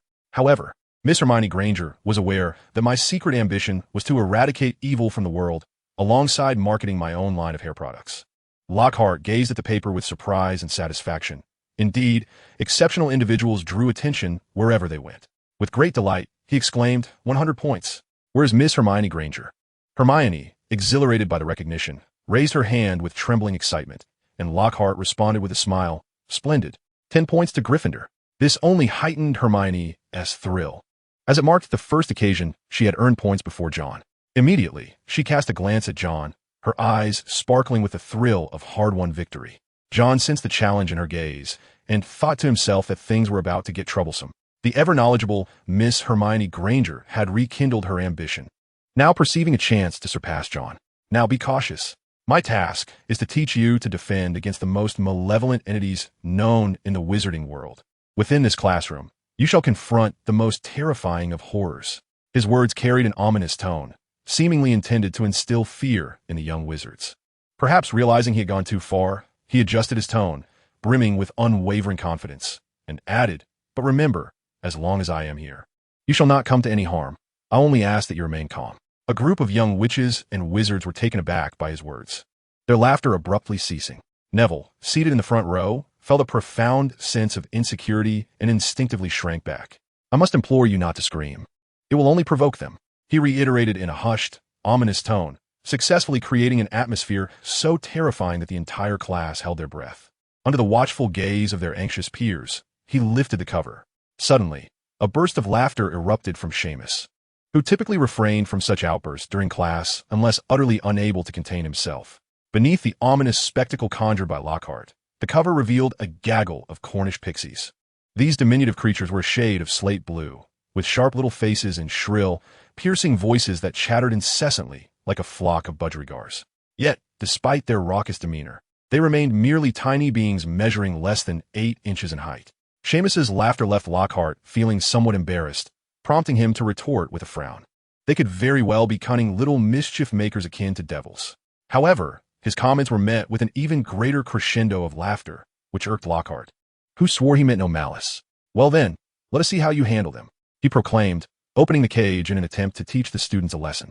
The moment they were released, the pixies erupted into chaos, darting around the classroom like miniature firecrackers. Some young witches and wizards found themselves yanked by their ears, while others burst through the windows, shattering the glass and scattering it across the floor. Lockhart was right. These creatures wreaked havoc with devilish glee. Ink splattered everywhere, and a pixie zoomed towards John, intent on tugging at his ear, only to be deterred by a fierce glare that left it trembling in fear. How could the Cornish pixies dare to touch the whiskers of dragon? They shrieked in fright and fled. Lockhart frantically directed the students to corral the pixies. mumbling improvised incantations in an attempt to regain control. His efforts proved futile, resulting in Neville being unceremoniously yanked by his ear. John furrowed his brow as he noticed a pixie chasing a girl while clutching a bottle of ink. Enough! In the midst of the chaos, John rose to his feet. With a commanding shout, he unleashed the aura of a dragon, immobilizing all the troublesome pixies in their tracks. Lockhart felt as though he had encountered a fire dragon, his fear prompting a shriek as he dashed for the exit. The pixies, quaking in terror, huddled together on the ground, their pitiable appearance striking.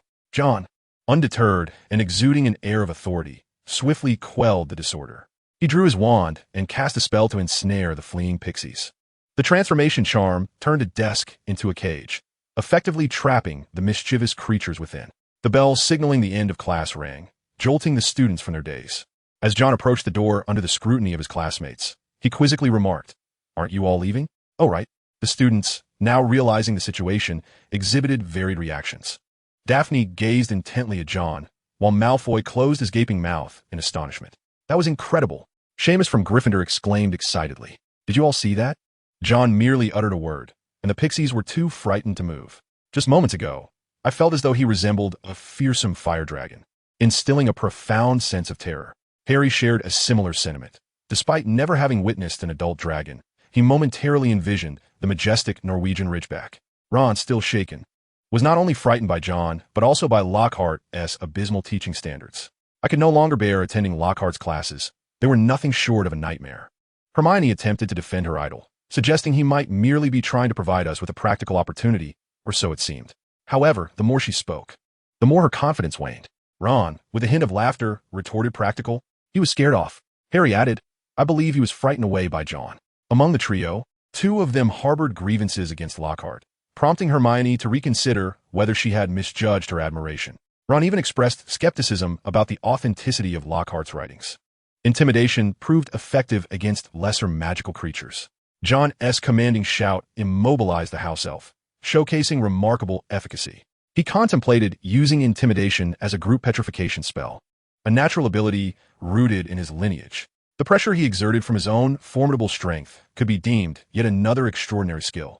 The afternoon class concluded amidst a flurry of chaos. John proceeded to the herbology greenhouse to fetch 2 large buckets of dragon dung for the Whomping Willow. Since Dumbledore entrusted him with its care until it recovered, John dutifully complied. Upon reaching the vicinity of the Whomping Willow, John refrained from using his wand to subdue it immediately. Instead, he unleashed his intimidation, exclaiming, "Stop!" Yet, before he could step into the willow's range, it began thrashing its branches wildly, as if offended. Unable to approach, John resorted to using the petrification spell to immobilize the willow. It appeared that his intimidation was insufficient to subdue such an aggressive plant. Indeed, the Whomping Willow's nature likely rendered his efforts counterproductive. He spread the dragon dung around the Whomping Willow, knowing it would benefit the plant. After stepping outside its range, the willow's frenzy subsided. Nodding to himself, he felt he had fulfilled his duty. Back in the dormitory, John fashioned the willow's branches into a protective charm, one that would alert him to any impending danger. This charm proved to be more sensitive than the blast-ended screwits, capable of detecting even the slightest hint of malice. With this in place, he felt ready to embark on an adventure. Remembering he still had the trial of the forest bird awaiting him, John donned his full gear. With a small satchel, he packed various potions, including antidotes and fire-resistant elixirs. Once his preparations were complete, he made his way to the room of requirement on the 8th floor. Silently reciting training ground 3 times in his mind, a door materialized before him. Upon entering, he found Gryffindor already waiting. John nodded and declared, "I am ready. Let the trial commence." With a flick of his wand, Gryffindor transformed the room of requirement. Vegetation erupted from the training ground, enveloping it, as trees sprung up from the earth. The transformation continued for quite some time, and when everything settled, John found himself amidst an expansive forest. It was his first realization that the wishful house had such an application. Had he not witnessed it with his own eyes, he might have believed he had been transported into the Forbidden Forest. Chapter 57. The Bird in the Woods and the Lion in the Mountains. Gryffindor stood beside John, having perched comfortably on a tree, remarked, "In this forest, there exists a small golden bird known as the Golden Snidget, which you must seek out." "Are you certain it is here?" John inquired, casting a glance at the vast, seemingly forbidden expanse of woods. It was challenging enough to find a person, let alone a creature the size of a golden snidget. Gryffindor, with a hint of a smile, replied, Of course it is here. By the way, you would do well to find it before nightfall. Otherwise, other entities may appear after dark. With that, Gryffindor wore an expression of amusement, prompting John to consider his next steps. He ventured forth, searching within the depths of the forest. The golden snidget was an incredibly swift bird, elusive as the golden snitch in Quidditch. Finding the snitch was already a formidable task. Now, John felt as though he were searching for a needle in a haystack. After wandering for quite some time without sight of the golden snidget, he raised his wand and directed a spell at a nearby tree. Shatter. The white light collided with the tree, instantly exploding it, causing a cacophony that startled a multitude of birds into flight. John scrutinized the flock, but failed to spot any glimmer of gold among them. In that case, let us unleash a barrage, John declared, and without hesitation. He activated his flying boots and soared into the air, commencing an aerial onslaught. Each shattering spell detonated upon the ground, sending tremors throughout the forest. Gryffindor was astonished by John's approach, never expecting someone would opt for such a blunt method to locate the golden snidget. However, upon reflection, John's strategy was indeed sound. The golden snidget was a sensitive creature, capable of evading danger with remarkable swiftness. Therefore, John's seemingly reckless approach was, in fact, quite astute. The clever wizard had swiftly discerned the most efficient tactic, yet he remained young. A smile crept across Gryffindor's lips, although this method was indeed effective. It demanded a tremendous amount of magical energy, and he could not sustain it for long. A human bombardier? Gryffondor anticipated a spectacle. Yet after a while, as John's magical reserves began to dwindle, he produced a small satchel and retrieved a vial of restorative potion. With a quick gulp, the magic within him began to replenish. Thus, he commenced a new round of bombardment. Gryffindor watched in disbelief. He could hardly believe John had sufficient reserves left. It seemed implausible that a mere individual, regardless of potion consumption, could possess such endurance. As John downed vial after vial of restorative potion, Gryffindor grew increasingly perplexed. Wasn't it said that John hailed from a Muggle lineage? How could he possess more potions than an ancient pureblood family? John consumed at least a dozen vials of restorative potion, and the forest bore the marks of his explosive endeavors. Finally, after draining yet another vial, a fleeting golden figure burst forth from a thicket. John, with his vision enhanced by the blood of the fire dragon, fixed his gaze upon the golden figure and, without hesitation, activated his flying boots to pursue it. The golden flyer soared through the air with remarkable speed and agility, skillfully maneuvering through the trees to increase the distance between them. After several hours of relentless chasing, John found himself no closer to his quarry, and as dusk approached, eerie cries echoed through the forest. Suddenly, a creature resembling a feathered beast with the form of a furry dragon burst forth. Recognizing the danger, John swiftly drew his wand and aimed it at the creature, unleashing an attack. A beam of white light struck the monstrous bird, sending it soaring away. But soon more of these grotesque avians emerged. Even after sustaining damage from a shattering spell, they persisted in their relentless pursuit. Identifying them as man-eating bird-like creatures, John intensified his efforts, casting a powerful spell to create a path. Seizing the moment, he ascended higher, but the golden flyer had already become a mere speck in the sky. "All shall be petrified," he declared, aiming at the location of the golden flyer as he chanted spells from behind. The golden flyer proved too elusive, even with the finest broom. Catching it would be a formidable task, especially amidst the chaos caused by the swarm of man-eating birds. John's mind raced as he unleashed a fire spell upon the trees. Flames engulfed one tree, then another, and a third, as the inferno spread, causing the bird-like monsters to screech and flail in agony. Some succumbed to the thick smoke, plummeting to the ground. With the golden flyer now unencumbered, John summoned all his speed. He maximized the capabilities of his flying boots, the smoke and flames creating further distractions for his elusive target. Gradually, the golden flyer began to falter, its wings ceasing to flutter as it descended. Just before it plummeted into the fiery abyss, John grasped it firmly, completing his trial. However, the price paid was the conflagration of the entire forest, causing Gryffindor to furrow his brow. With a gesture, John conjured a massive orb of water and directed it towards the burning area. Observing this, Gryffindor's furrowed brow finally relaxed. Internally acknowledging John's efforts, he noted that John had successfully controlled the flames. Landing before Gryffindor, John opened his palm to reveal a small golden bird struggling to regain its footing. "You have passed the trial of the birds in the forest," Gryffindor acknowledged with a nod, waving his wand to dissipate the forest scene. "A lion lacks neither courage nor strength.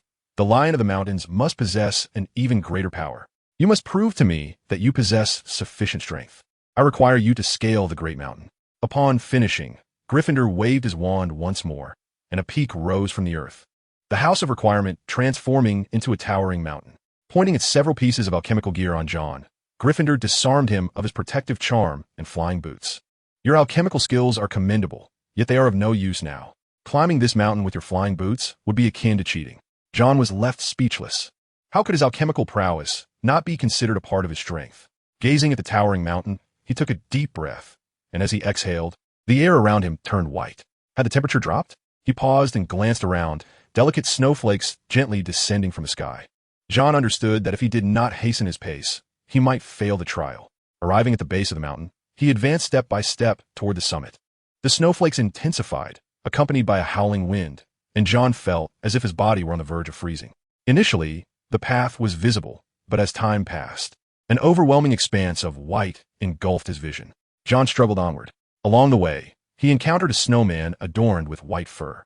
With a stern expression, he deftly evaded a collision with a Tibetan snowman and, without hesitation, drew his wand, casting a spell aimed at the snowman's head. The white-furred snowman tumbled down the mountain, accumulating into a massive snowball. "Is this what you call a trial?" John's lips moved, yet he refrained from uttering a curse. Casting a disillusionment charm upon himself, he intended to circumvent the snowman. However, he underestimated the snowman's keen sense of smell, and as he passed by, one snowman detected him. The snowman opened its mouth to roar, but John shot a piercing glare, activating his intimidation. The white-furred snowman froze in place, and John swiftly unsheathed the sword of Iron Wick. "I am a fire dragon."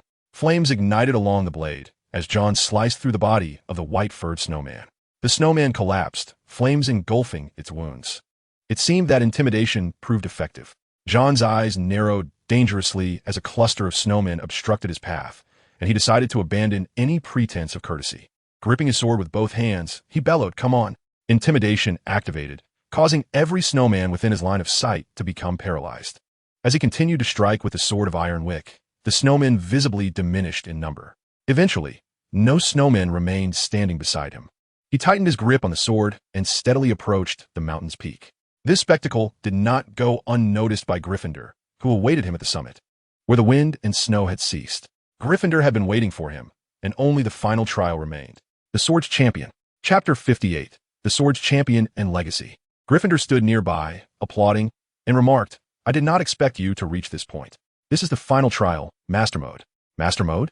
John looked at Gryffindor, uncertain of the outcome against Master Mode given his current strength. Nevertheless, he was confident that he could easily conquer the challenging mode once more. Gryffindor returned the alchemical equipment to John, and with the aid of the protective talisman, Master Mode was not beyond his reach. Simultaneously, Master Mode commenced.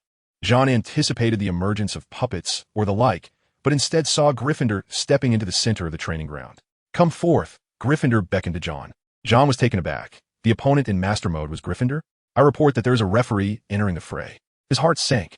Despite his considerable growth since his first year, he felt inadequate to contend with one of the 4 founders of Hogwarts. Moreover, this individual was Gryffindor, the most skilled duelist among the 4 great founders. However, having already triumphed over 2 formidable challenges, he could not afford to falter here. With heavy steps, John arrived at the training ground. Gryffindor stood there, wielding nothing more than a twig-like wand, and chuckled lightly. "I admire your courage. Rest assured, I am but a shadow of my former self, far from the formidable presence you may envision." Gryffindor was genuinely pleased with John's audacity to confront strength, a true embodiment of the courage that Gryffindor represented. Hearing the comforting words, John felt a hint of skepticism, yet it also provided him an opportunity to test himself. "Please wait a moment." John retrieved a small satchel and extracted a vial of enhancement potion. In the presence of Gryffindor, he consumed the potion. Gryffindor regarded this with indifference. While such pre-battle caution seemed excessive, he mused, how much could a young wizard truly drink? In the subsequent half-minute, Gryffindor observed as John downed vial after vial of potion. Had John been adept at brewing Felix Felicis, he might have consumed even more. Fire-resistant potions, enhancement potions, restorative potions. Any potion that could augment his power was consumed by John. "I am prepared." Now imbued with strength, John grasped his sword in his right hand and his wand in his left. Gazing at his reflection, Gryffindor felt as though he were looking into a mirror. A subtle smile graced his lips as he raised his wand to his chest, addressing John with a warm expression. I hope your instructor has taught you the art of dueling. A courteous bow before a duel is essential. After all, you are about to engage in a true contest. John mirrored the gesture, both raising their wands to their chests before turning to step back. As they counted to 10, John turned and was instantly met by a flash of red light. The protective charm activated in an instant, the shield charm deflecting the attack. A cold sweat broke out on John's back. It was too swift. An intriguing little item, Gryffindor praised, launching another attack, revealing to John what it meant to be a master duelist. Despite being a mere shadow of his former self, Gryffindor's wealth of experience proved challenging for John. As the protective charm activated once more, John understood that he could not remain passive. He began to counterattack, white and red lights entwining in a dazzling display. I'm a fire dragon. Flames ignited along the blade as John cleaved through the oncoming red light, his wand parrying the next assault. Coordinating his movements, he grew increasingly adept. Gryffindor narrowed his eyes, casting a spell that detonated upon contact with John's defense, shattering the training ground.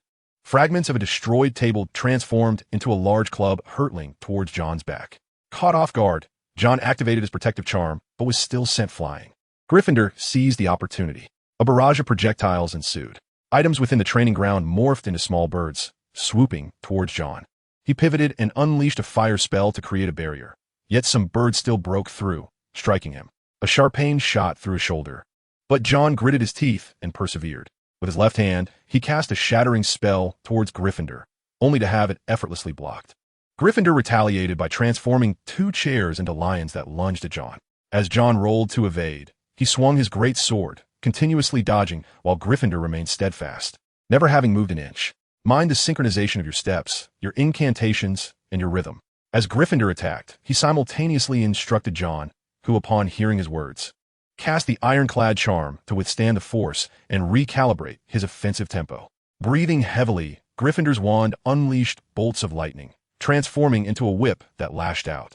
John evaded and defended himself, but Gryffindor unleashed a crimson beam that struck John's wrist. The sword of Gryffindor flew uncontrollably, nearing Gryffindor's grasp when a spark ignited in John's eyes. With a pointed wand, he redirected the sword's trajectory, causing it to descend elsewhere. Rising to his feet, John launched his assault without hesitation, enhancing his transfiguration spell.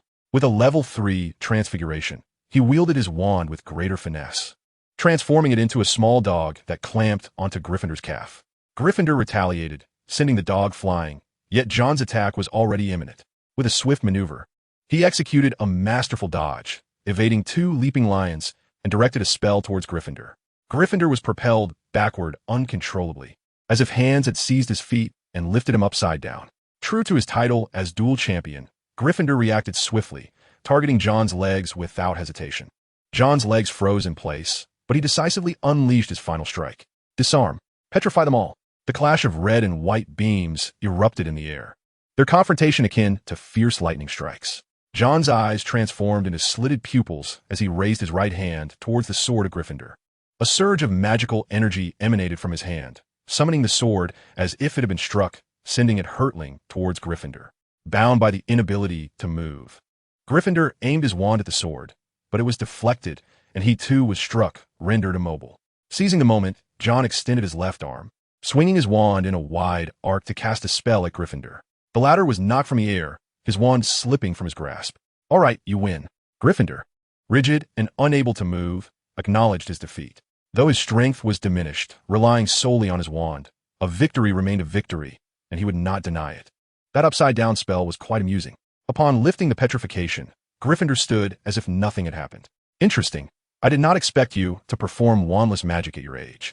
I underestimated you. Gryffindor applauded, while John remained perplexed by his own achievement. Scratching his head, he eagerly inquired, "Did I pass?" Gryffindor nodded, igniting John's excitement. The legacy of the 4 founders filled him with exhilaration. With a hint of pride, Gryffindor declared, "You shall receive an immensely powerful sword, the very weapon I wielded." John gazed at Gryffindor's confident demeanor, contemplating for a moment before asking, "You don't mean the sword of Gryffindor, do you?" "Indeed, that sword is Gryffindor's beloved. A magnificent blade crafted by the Fairy King." John felt a wave of despair. After all his efforts, it turned out to be the sword of Gryffindor. That item is indeed remarkable, yet it resides in the hands of Dumbledore. One cannot simply seize the sword for oneself. After all, I am not Harry, and to take the sword of Gryffindor would be tantamount to rebellion. At present, I find Gryffindor to be quite a conundrum, with a hint of resignation. I remarked, I have seen that sword. It belongs to Headmaster Dumbledore. Upon observing John's despondent expression, Gryffindor felt a twinge of discomfort. What if I teach you how to forge one yourself? Despite Gryffindor's seemingly carefree demeanor, his forging skills were undeniably formidable. As a gesture of compensation for the sword of Gryffindor, he waved his wand, causing the surroundings to shift once more. This time, the setting was neither a forest nor a mountain, but rather a cozy chamber. It was Gryffindor's room from his lifetime, known as the Chamber of Secrets. Within lay all the knowledge he had left behind, his most treasured legacy. Chapter 59, A Transformation for Neville and the Mad Girl. I hope you shall cherish this place, while striving to become an exceptional and benevolent wizard. Though the lion is powerful, it too requires companions. You are indeed powerful, yet I hope you will extend your aid to many others. Child, I have departed this world. What remains here is but a fragment of my soul. As the remnants of Gryffindor's essence faded, his visage, adorned with a red beard, gazed kindly at John. In you, I perceive the future of the magical realm. You possess extraordinary talent. Thank you, Headmaster Gryffindor. John expressed his heartfelt gratitude. Despite their brief acquaintance, Gryffindor's strength and magnanimity were truly inspiring. Just as the wood shavings were on the verge of vanishing entirely, Gryffindor, with a sudden realization, exclaimed in frustration, "That wretched hat must be malfunctioning to have placed you in Slytherin." Indeed, had Gryffindor not met his untimely demise, he might have considered tossing the sorting hat into the water to ascertain whether it was simply gathering dust in its mind.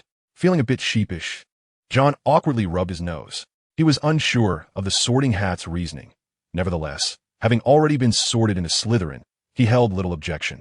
With Gryffindor's presence dissipated, the training ground transformed into the warm room once more. He picked up a tome detailing Gryffindor's forging techniques, which would greatly assist him.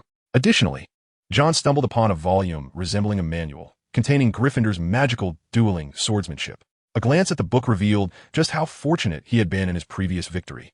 Had he faced Gryffindor with a sword in hand, he would have surely found himself at the losing end. Tucking the book into his pocket, John resolved to draw inspiration from it. In the great hall, John, somewhat sleep-deprived, stuffed bread into his mouth, having concluded 3 trials late into the night. Neville, perhaps you ought to rebel a bit. Observing Neville's cheeks swollen to the size of dumplings, John lifted the curse afflicting him. Thank you, John. I want to, but I feel so weak. It was evident that Draco Malfoy was behind this, and John found himself momentarily at a loss for words. He regarded Neville, his voice laced with subtle persuasion. Neville, do you wish to grow stronger? Stronger? Yes. Empowered enough to withstand any form of bullying, John bore a serious expression, revealing to Neville the sincerity of his intentions. Reflecting on his own experiences of being tormented by Malfoy and recalling the faces of his parents, Neville hesitated and inquired, "What should I do?" "Meet me by the Whomping Willow after class," John replied, glancing at the time, aware that their lesson was about to commence. He swiftly finished his bread and stood up. As he passed by Neville, John gently patted his shoulder, earnestly stating, "Neville, you are certainly not a fool. You simply have yet to recognize your own strength." Neville stared blankly as John departed, and during class, he found his mind wandering, repeatedly contemplating John's words, which did not go unnoticed by Professor Flitwick. In the afternoon, as John exited the classroom, he had successfully transformed a beetle into a delicate button during Transfiguration class. For someone at his level, achieving Transfiguration level 3, such feats were trivial. The legacy of Gryffindor had granted him 3 discretionary points, of which he had utilized 1 for Transfiguration, leaving him with 2, although he yearned to immediately allocate them to further enhance his skills. It was evident that he was not yet ready for the next level. Thus, he chose to reserve the points for the time being. Before making his way to the Whomping Willow, he encountered Daphne. "John, are you interested in joining the Quidditch team?" she inquired, walking alongside him, while her friend Pansy discreetly excused herself. Taken aback by her question, John listened as Daphne mysteriously added, "Draco's father has donated a new set of brooms to the Quidditch team. You flew remarkably well in your first year. Perhaps you should consider trying out." "Quidditch does intrigue me, but my schedule does not permit me to engage in additional activities," John replied, unable to suppress a shake of his head at the thought of Malfoy leveraging donations for personal gain. It was a clear indication of his own lack of confidence. The previous seeker of the Slytherin team had departed, leaving a vacancy. Even without the monetary influence of Malfoy, John's flying prowess could easily secure him the position. Ultimately, it was the influence of wealth at play. potentially allowing Malfoy to ascend rapidly to a pivotal role within the team. Upon hearing John's disinterest, Daphne shifted the conversation away from Quidditch to the newly appointed defense against the dark arts professor. Initially, she had anticipated a formidable wizard, but after yesterday's class, she had come to recognize Gilderoy Lockhart as true nature. I told my mother, but she refuses to believe it. It's simply dreadful, Daphne lamented in John's ear, to which he nodded in agreement. Suddenly, Daphne remarked, perhaps we should have John substitute for him. At least we wouldn't be subjected to the house elf tugging our ears. John merely chuckled at her jest, recognizing that the school would never allow a student to teach defense against the dark arts. He considered her words as mere venting and did not take them to heart. After parting ways with Daphne on the first floor, John proceeded to the Whomping Willow. Upon arrival, he did not see Neville, but instead noticed a small girl nearby, seemingly searching for something. John called out, I believe you should move away from there. The Whomping Willow may strike you. The young girl paused upon hearing a sound, turning around to ethereally declare, I am in search of the Crumplehorn Snorkack. It is a rather timid creature. John halted, gazing at the girl, unable to suppress a peculiar expression at her eccentric attire. Clad in Ravenclaw robes, adorned with a necklace fashioned from butterbeer corks, and sporting bizarre decorations on her ears, she was quite the sight. John refrained from voicing his thoughts and stepped forward, stating, The Crumplehorn Snorkack? I have not seen one around here. I am John Wick, pleased to meet you. Hello, John Wick, am Luna Lovegood. The two exchange a handshake, a gesture of acquaintance. John scrutinized Luna. She possessed a wild mane of dirty blonde hair cascading down to her waist, and her gray eyes appeared dreamy and bulging, complemented by lightly colored eyebrows. Her attire exuded an air of whimsical eccentricity. Are you a first-year Ravenclaw? He inquired. Indeed, I know of you, John from Slytherin, Luna replied, her voice ethereal as if she were singing. John shrugged in response. I hope that is a good thing.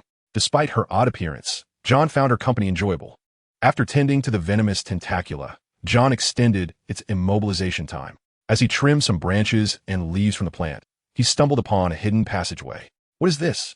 Luna inquired, approaching curiously, seemingly unperturbed by John's ability to hold the tentacula in place. John, having seen it on the Marauder's map, casually remarked, perhaps it leads to a haunted house. This is the secret passage to the Shrieking Shack. John felt an irresistible urge to explore it. Yet, recalling his agreement with Neville, he decided to wait. After a short while, Neville appeared, slightly out of breath. He bent over, hands on his knees, and upon noticing the girl beside John, he grew somewhat anxious. This is Luna Lovegood, a first-year Ravenclaw, John introduced. Hello, Luna Gritif. Neville, whether from exertion or shyness, flushed red. Why you?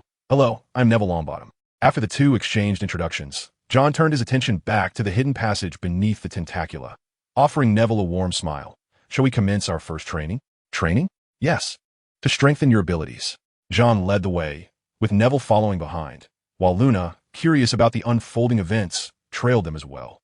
As they arrived beneath the tentacula, Neville gazed apprehensively at the dark opening. John patted his shoulder reassuringly. Relax, there are no ghosts here. Well, perhaps Peeves might dwell within.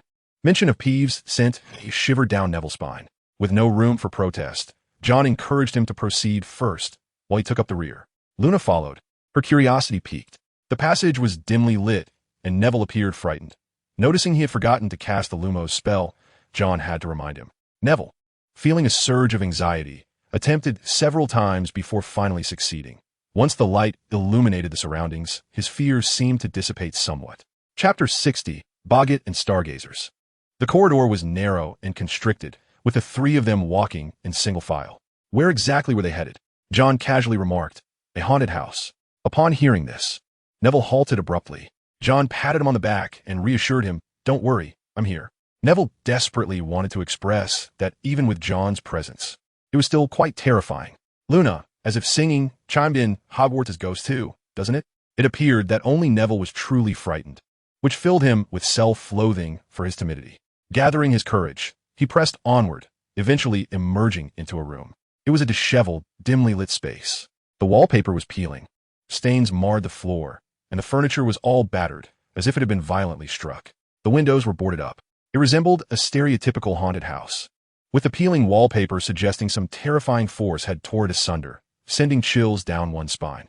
John sensed that Luna had moved closer to him. He momentarily forgot about his nightmare's enchantment that negated the need for light, while Luna, on the other hand, did not share this luxury. The flickering luminescence of their wands offered a sense of security. The house was shrouded in darkness, and John decided to challenge Neville by suggesting, "Let us split up and explore." Neville swallowed hard, surveying the eerie atmosphere of the house, yet he still mustered the courage to proceed. As John watched him venture forth, he turned to examine the surroundings. The house had evidently been deserted for quite some time, and the worn furniture hinted at a once opulent style. John pushed open a wooden door, which creaked ominously with age. Luna, intrigued, stepped inside, her eyes devoid of fear. This peculiar girl, whom he had known for less than a day, seemed to trust John implicitly. The room appeared to be a kitchen, with a tree visible outside. Through the cracks of the boarded-up windows, the shadows of swaying branches could be seen. A timid individual would likely not last long in such a place. We must find Neville Longbottom. He must be terrified. Luna had an uncanny ability to see through people, and John thought it prudent to agree. This environment was perhaps not very welcoming for Neville. Turning to search for him, John had not gone far when he heard Neville's voice, trembling with fear. "Professor Snape, I didn't mean to." "No need for explanations, Neville Longbottom. Because of you, Gryffindor has lost 100 points. Professor Snape's voice was cold and merciless. The notion that Gryffindor had lost 100 points due to his actions filled Neville with dread at the thought of his classmates' potential scorn. He cowered, covering his head in terror as Professor Snape advanced ominously towards him. John, overhearing from outside, sensed something was amiss. Even if Professor Snape had a penchant for deducting points, he would not impose such a severe penalty. The deduction of 100 points was a punishment only the head of the house would administer. Suddenly, he realized that this Professor Snape might be an imposter. As Snape moved closer to Neville, John kicked the door open with determination. The scene before him was one of utter chaos. A beam of crimson light struck Professor Snape, sending him hurtling into the cabinet. John, wand aimed at his adversary, calmly inquired, "Who are you?" "No, John, you will be expelled for this." Neville could scarcely fathom John's audacity to attack a professor, a thought that filled him with dread. Yet, John remained fixated on the figure of Professor Snape. Upon noticing John, Snape's form morphed into a swirling mass of shadow. After a brief rotation, a freshly baked pie, dubbed the Skyward Gaze, tumbled to the floor, and the previous incarnation of Professor Snape vanished without a trace. "What is this?" Not only John, but even Neville stood in stunned silence. Upon seeing the pie adorned with 4 fish heads, a grimace of discomfort crossed John's face. The dark culinary creation of the British Empire was decidedly unpalatable to him. It can transform, and in dimly lit spaces, is this a boggart? I recall that boggarts manifest as objects of one's deepest fears. While I can understand Neville's apprehension toward Professor Snape, why should I fear a pie? After a moment of contemplation, John fixated on the pie and suddenly recalled his mind's constant operation of the mental block. Perhaps this is why the boggart morphed into the dark dish he despised. He was at a loss for words, casting a glance at the cabinet, knowing that boggarts thrive in dark, confined spaces. "Neville, it's fine. That was merely a boggart. What were you thinking to conjure Snape?" John remarked, his expression peculiar. Although Neville's fear of Snape was no secret, the fact that he could summon him in such a scenario was indeed alarming. Flustered, Neville stammered, "I remembered the points I lost last year, and thought of how Professor Snape might be lurking in the room to deduct more points." Well, one cannot blame the boy too much. He had been penalized for notifying Harry in their first year, leaving him with a psychological scar regarding point deductions. However, it was Professor McGonagall who had taken the points. Why would he assume Snape was lying in wait? John glanced at Luna, who remained oblivious to the peril of the situation, intrigued instead by the boggart-esque transformation into a fish pie. "It seems our adventure concludes here for today. The sky has darkened, and we have a first year with us," John resolved, deciding against being a rogue and leading them on a nocturnal escapade. Upon returning to the castle, the trio parted ways. "Thank you, John. Today's adventure was delightful," Luna chirped, her voice ethereal as if she were singing. "If you're interested, there are many fascinating places within Hogwarts." John waved farewell to Luna, for he still needed to head to the room of requirement for training. During his journey, John pondered Neville. Perhaps he could select a superior weapon for him. After all, he was the sword master of Gryffindor, capable of vanquishing Horcruxes with a single strike. John mused that if a sword master did not wield a sword, what merit would the title hold? He gathered some materials, requiring no elaborate craftsmanship. Merely a rough semblance of a sword would suffice. With John's current level of alchemy paired with Gryffindor's forging techniques, he could swiftly create a sword. Although it would be far coarser than the sword of Gryffindor, it would serve as an excellent training tool for Neville. The following morning, John delivered something to Neville. Confused, Neville was left speechless as John cryptically suggested the possibility that he might be a swordmaster. Stunned and at a loss for words, Neville received encouragement from John to diligently practice his swordsmanship, aspiring to become an impressive sword master in the future. The adoration of fans can indeed be daunting. One can only hope she soon sees through Lockhart's true nature. After finishing breakfast, John headed to class, anticipating the potion lesson with the headmaster. He dreaded the thought of being late and facing Professor Snape's withering gaze. Despite accumulating so many points, John couldn't fathom why Snape remained so unfriendly. He found it perplexing, considering that although he had gotten into a fight at the start of the term, it shouldn't warrant such lingering animosity. On his way, he encountered Malfoy, who taunted him to watch how he would humiliate the Gryffindor lot on Saturday. His father had sponsored the entire team with a Nimbus 2001, a broomstick far superior to Potter's Nimbus 2000. As for the other Gryffindors, their inferior brooms, the Comet and Shooting Star series, were hardly fit for anything other than sweeping the floor. Malfoy envisioned the day he would lead Slytherin to victory, a dream John hesitated to shatter. Knowing full well that with Harry around, such aspirations would be difficult to realize, given that he was the protagonist. Chapter 61. The Oblivion Charm and True Identities. Friday. In defense against the dark arts, Lockhart appeared as if nothing had transpired. His teaching methods remained as dreadful as ever, particularly when he summoned several students to portray trolls and werewolves, reenacting his so-called glorious history. Neville lamented that it was indeed the worst class he had ever attended, and even Malfoy was not spared from being dragged into the role of a vampire. John, however, remained unperturbed, as Lockhart initially intended to have him play the Yeti of Tibet, but upon encountering John's lethal gaze, he thought better of it. "Why are you carrying a sword, Neville?" Ron questioned, still vexed over his wand's unfortunate flight that morning, which had struck Professor Flitwick on the head. Turning, he noticed Neville with a sword slung over his back. "Are you planning to confront Malfoy with that?" Harry asked in astonishment. "No, ne vi plaive. It's John who said I should become stronger and aspire to be a swordmaster." Feeling the weight of many curious gazes, Neville was reluctant to carry the sword. Yet John urged him to grow accustomed to it. This sparked a memory in Harry of John wielding a large sword against a troll last year, leading him to ponder that perhaps John was merely trying to protect Neville from Malfoy as bullying, for Malfoy feared John more than anyone else. Ron mused that carrying a sword didn't necessarily mean Neville would turn into John, but it was entirely impossible either. "Let us visit Hagrid tomorrow," Harry suggested. With no prior commitments for that day, Hermione readily agreed. As the four of them walked down the corridor, John emerged from a door. "Hello, everyone. Ron. I've been looking for you," John greeted. Surprised to be the focus of John's attention, Ron blinked in confusion. "What do you need, John? Don't you remember? I promised to help you fix your wand." John lifted his small bag and smiled, saying, "I've gathered some materials these past few days. Let's see if I can repair it for you."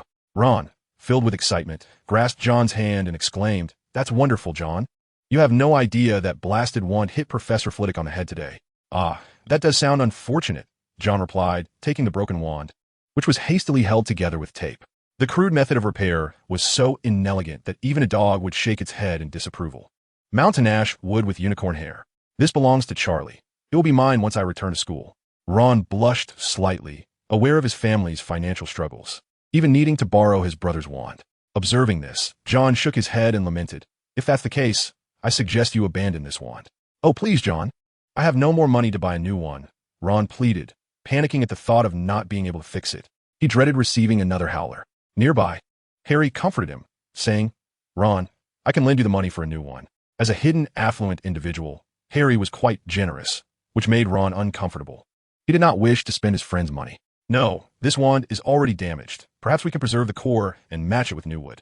I happen to have fine material on hand." As Ollivander stated, wizards choose their wands, and wands choose their wizards. John had some doubts that Ron's frequent mishaps in magic might be due to the wand itself. He extracted the unicorn hair core from within and casually handed Ron the mountain ash wood. Producing his spare wand, John smiled. "This one also has a unicorn hair core." Ron accepted it. Although it was noticeably shorter, it was still functional. "I shall take my leave now. Neville, you happen to be leaving with me." Taking Neville along, John bid farewell to the trio. Neville, having endured John's rigorous training, was so exhausted that he could barely lift his arms as they departed. On their way back, he encountered Gilderoy Lockhart. This fraudulent teacher greeted John with a smile. "Mr. Weasley, I believe we can have a chat in my office." Lockhart extended an invitation to John, who was curious about his motives. However, he was not overly concerned. Surely Lockhart could not be a minion of Voldemort like Quirrell. Nodding in agreement, John followed Lockhart to the defense against the dark arts office on the second floor. The room was adorned with Lockhart's photographs, clearly revealing his narcissistic and vain nature. Once seated, Lockhart began, "I heard you defeated a troll in your first year? You truly are a gifted wizard. Of course. That pales in comparison to the 5 consecutive Charming Smile Awards from Witch Weekly." As he rambled on, John maintained a stoic expression, causing Lockhart to feel somewhat awkward after a while. Clearing his throat, he inquired, "May I ask how you perceive me? I mean, what are your thoughts on defense against the dark arts?" Lockhart had come to Hogwarts for fame and fortune. Despite being a best-selling author, his abilities and tales were often met with skepticism. To quell the external doubts, he had volunteered to teach at Hogwarts. He merely forgot that the mysterious figure had left a curse in the position of the defense against the dark arts professor. He noticed that both Slytherin and Gryffindor held a certain respect for John. This stirred other thoughts within Lockhart, who earnestly remarked, "I am not devoid of means. However, as you are aware, the life of a celebrity is fraught with numerous responsibilities. Thus, I seek to hire an assistant, preferably one who can alleviate some of my burdens." "Are you implying that your teaching abilities are lacking, prompting you to wish to abandon your post?" John shot a glance at Lockhart and replied bluntly, "With all due respect, you must have heard the legends surrounding the defense against the dark arts professor, correct? This position is hardly a coveted one." Lockhart, stung by the truth of John's words, felt a surge of anger. He had not anticipated that his attempt at a candid conversation would lead to the student holding him in contempt. "Very well. If you require my assistance, I can only offer help during second-year classes. At other times, I am unable to assist." John interrupted him, growing increasingly suspicious that the tales Lockhart spun were perhaps crafted by Ghostwriter. Lockhart's expression darkened, acknowledging that John's assertion posed a significant dilemma. He could not afford to hire an assistant for every year. Recognizing John's lack of respect and the burgeoning doubt in his mind, Lockhart realized he must maintain his facade as a formidable wizard, leading him to abandon the plan. In light of this, he resolved to take preemptive action. As John turned away, he swiftly drew his wand, invoking the spell that he mastered best, one that had allowed him to pilfer numerous captivating stories from various wizards. A smile graced his face. If John could be made to forget their conversation, he could continue his lackluster teaching as the defense against the dark arts professor. In that moment, John's protective charm issued a warning. The forgetfulness charm was countered by the shield charm. John's expression darkened. This man dared to attack him within the confines of the school. He turned to face the astonished Lockhart and coldly declared, "It seems you are not a good person. How is it that you remain unscathed?" This marked the first failure of Lockhart's once infallible forgetfulness charm. John brandished his wand, aiming it at Lockhart. In the next instant, a blinding light erupted within the office, fissures appearing in the walls. All photographs of Lockhart in the room were destroyed, while Lockhart leaned against the wall, his face a mask of panic. "Wait, I shall leave Hogwarts immediately. I implore you, spare me." Lockhart was in a frenzy, astonished that this young wizard had the audacity to retaliate. Moreover, the spell had been directed at his head. Should it connect, his skull might burst like a balloon. As he pleaded for mercy, Lockhart's hand stealthily inched towards his wand. Just as he was on the verge of grasping it, John's wand emitted a flash of white light, creating a crater beside Lockhart's hand. Now immobilized by fear, Lockhart ceased his movements, while John scrutinized him, contemplating how to handle the situation. Chapter 62. The Nimbus 2001 and the Snivellus. Since John resolved to become the next Dumbledore of the magical realm, he had begun to amass his strength. Like Damaris, Alex, Monks, and Tongmi, he has established connections with various individuals in the outside world. Although Lockhart possesses feeble abilities, incapable of even handling a mere pixie, he boasts a vast following of devoted readers and numerous acquaintances among publishers. This stirred some thoughts within John. "Gilderoy Lockhart, will you choose to reveal the truth to me, or shall I offer you a dose of the truth serum?" John casually retrieved a vial from his satchel, instilling considerable fear in Lockhart. Lacking any real power, the truth serum was a substance that could render one's mind utterly deranged if consumed excessively. The mere suggestion of John administering such a potion sent Lockhart stumbling backward in panic. Unfortunately, the wall behind him offered no escape, forcing him to relent. As if stripped of his backbone, he sank to the floor, recounting how he had deceived others by utilizing the Obliviate charm to appropriate their tales and fashion them as his own. John's expression turned peculiar as he absorbed Lockhart's words. "Are you implying that your stories are mere imitations of others?" Fixating on Lockhart's awkward smile, John felt a surge of surprise. With a gentle flick of his wand, he conjured a chair. Perched upon it, he remarked with a wry smile, "I never anticipated that you would be a social adept, despite your lack of prowess and your propensity for falsehoods." Seeing that John had no intention of demolishing him, Lockhart awkwardly rose to his feet, stammering, "I truly aspired to be an adventurer, but my abilities are woefully inadequate. The only skill I possess is the Obliviate charm." After graduating from Hogwarts, he endeavored to travel the world as depicted in books, only to be met with relentless beatings. One day, he encountered an elderly wizard in a tavern who recounted a thrilling adventure with the Yeti of Tibet, sparking Lockhart's nefarious ambition. After documenting the tale and publishing it, he became the beloved Gilderoy Lockhart, recipient of the Most Charming Smile Award from Witch Weekly. This success led him deeper into the vortex of fame and fortune. As he continued to extract stories from others, embellishing them to create his own, he ascended to great heights, becoming the darling of publishers and the object of admiration for countless women. Gradually, he became lost in the allure of celebrity. "You are quite the character," John remarked after listening, tapping his cup, which was promptly refilled with tea. Taking a sip, he assured, "Fear not, I shall not expel you from Hogwarts. On the contrary, you may remain here to continue your teaching." "Really?" The unexpected joy overwhelmed Lockhart, prompting him to rush forward. "What do you desire? I mean, what must I offer?" He resolved that, as long as John did not expose him, he would acquiesce to any request, be it monetary or otherwise. John glanced at the eager Lockhart, extending a finger toward him, and casually stated, "I want you." "Huh?" Lockhart was taken aback, wondering if John held an affection for him. The thought sent a shiver down his spine. Could we possibly arrange for something else? "I fear it may upset my fans, and you are still rather young." Lockhart's bashful demeanor nearly caused John to spit out his drink. Setting down the cup with mild exasperation, he clarified, "I require your assistance." Realizing his misunderstanding, Lockhart sighed in relief, albeit still puzzled by what a second-year student could possibly want from him. "Lockhart, you are an astute individual, and you should be aware that cleverness alone is not a lasting asset. I can ensure the preservation of your position as the defense against the dark arts professor at Hogwarts. In return, you must assist me in certain endeavors. What these tasks entail may range from drafting letters to seeking out specific individuals." A glimmer of cunning flashed in John's eyes, for Lockhart had amassed quite a network over the years, particularly among the noble women of ancient pure-blood families, who would be utterly devoted to him at the mere sound of his voice. As long as Lockhart maintained his facade, these women would constitute a formidable force. John rose, extending his hand toward the somewhat disheveled Lockhart, and smiled, saying, "Let us collaborate joyfully, Professor Lockhart." Though Lockhart was uncertain how John would aid him, he recognized this as a sole option and grasped John's hand to seal the agreement. On Saturday, John had intended to remain in the Gryffindor common room, yet Malfoy knocked on his dormitory door. "Watch closely, John, as we humiliate those impoverished Gryffindors." Malfoy brandished a Firebolt 2001, the latest model in the Firebolt series, which surpassed the Firebolt 2000 in performance. The Slytherin Quidditch team possessed 7 of such brooms. John shook his head in resignation. The extravagant spending was one matter.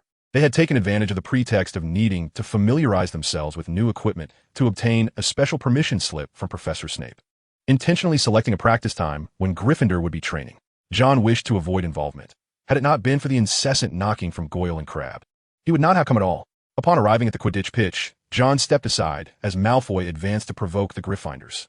Harry had intended to visit Hagrid, but Wood, the Quidditch enthusiast, had devised new strategies and summoned them for training. Ron and Hermione accompanied Harry to observe his practice, and young Colin, an avid admirer, had also come, his camera incessantly clicking. This led Wood to suspect that Colin was a spy sent by Slytherin. "Slytherin does not require spies, Oliver," George reminded him. Once Quidditch was involved, Wood transformed entirely, demanding furiously, "How do you know?" George pointed below, where a large group clad in green Quidditch robes was approaching, stating, "Because they have come themselves." Wood looked up to find the Slytherins arriving and promptly intercepted them with an unfriendly demeanor. "Flint, this is our practice time. You must leave." Marcus Flint, the burly captain of the Slytherin Quidditch team, wore a cunning expression and sneered, "This place is quite spacious, Wood." The Gryffindor team, sensing the antagonism, gathered close. While Wood insisted vehemently, "But I have reserved the pitch." "I have." He reiterated this point, but Flint had come prepared. "I possess a special permission slip signed by Professor Snape for training our new seeker." Flint produced the signed slip, leaving Wood momentarily speechless. Wood inquired with reluctance, "Have you added a new seeker? Where?" Malfoy wore a sly smile, fully aware that it was his moment to shine. Emerging from behind the towering player, he sported a smug grin that made Harry's hands itch with irritation. Fred Weasley recalled the altercation between Lucius Malfoy and his father, expressing his disdain. Aren't you Lucius Malfoy's son? This remark struck a chord with the Slytherins, who erupted into boisterous laughter. You dare mention Draco's father? Then you should witness the generous gifts he has bestowed upon Slytherin. 7 brand-new Nimbus 2001 brooms gleamed brilliantly, dazzling the Gryffindor players. They could only watch helplessly as Slytherin reveled in their triumph. Ron and Hermione, upon arriving and witnessing Malfoy's arrogance, could hardly contain their disdain. Hermione stood up for Gryffindor, sharply retorting, "At least no member of Gryffindor has to pay to join the team." This statement struck a nerve with Malfoy, darkening his expression as he venomously replied, "No one asked you, you filthy little mudblood."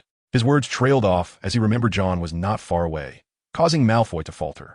Although he did not complete his statement, the Gryffindor players grasped his implication, and they angrily surrounded him, forcing Slytherin to intervene. Just as Malfoy looked up in search of assistance, Ron, filled with fury, took action. "Eat slugs." With a newly acquired wand, Ron acted decisively, and Malfoy was struck, tumbling to the ground. He felt something slimy sliding in his throat, as if trying to escape. Opening his mouth, he expelled a large slug, which was utterly revolting. This quickly spiraled out of control as Malfoy continued to vomit slugs, leading him to the hospital wing. The Gryffindors encircled Ron, cheering his impressive feat, causing him to swell with pride, even earning Hermione's respectful glance. John shook his head at the scene, remarking, "Draco ought to learn a lesson. In this world, power reigns supreme, and he should not mock those who are stronger than he." Judging a person's worth by their lineage struck John as exceedingly foolish. While both sides were his friends, John felt that Draco's punishment was entirely justified. He could have intervened to lift the curse, but he believed Draco deserved his comeuppance. Had it not been for John's provision of a new wand to Ron, Draco would not have found himself in such a predicament. One could only say that those who seek trouble will inevitably find it. Chapter 63. Restoration and Assistance. John made his way to Hagrid's hut, seeking some oak sap. The crafting and restoration of wands is a complex endeavor, requiring not only the procurement of materials, but also patient refinement and waiting. Upon arriving at Hagrid's abode, he found Gilderoy Lockhart monopolizing Hagrid's time, eager to flaunt his knowledge by instructing a magical creature expert on how to prevent mermaids from entering wells. John approached and knocked on the door, prompting Hagrid to rush over, visibly relieved to answer. Lockhart, still intent on promoting his book to Hagrid, froze at the sight of John entering. "Professor Lord, I recall that you have yet to complete your handling of the textbooks." John cast a glance at Lowart, providing him with an excuse to depart.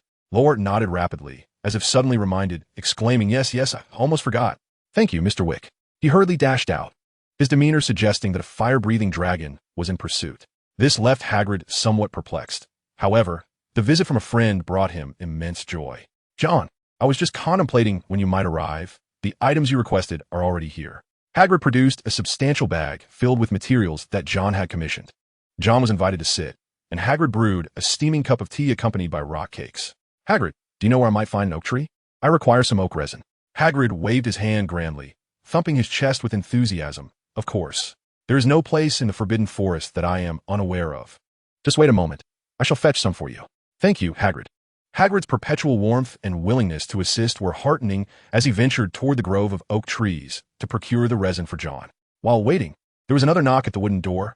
It was Harry and the others. "John, are you here?" Hermione exclaimed, surprised to see him.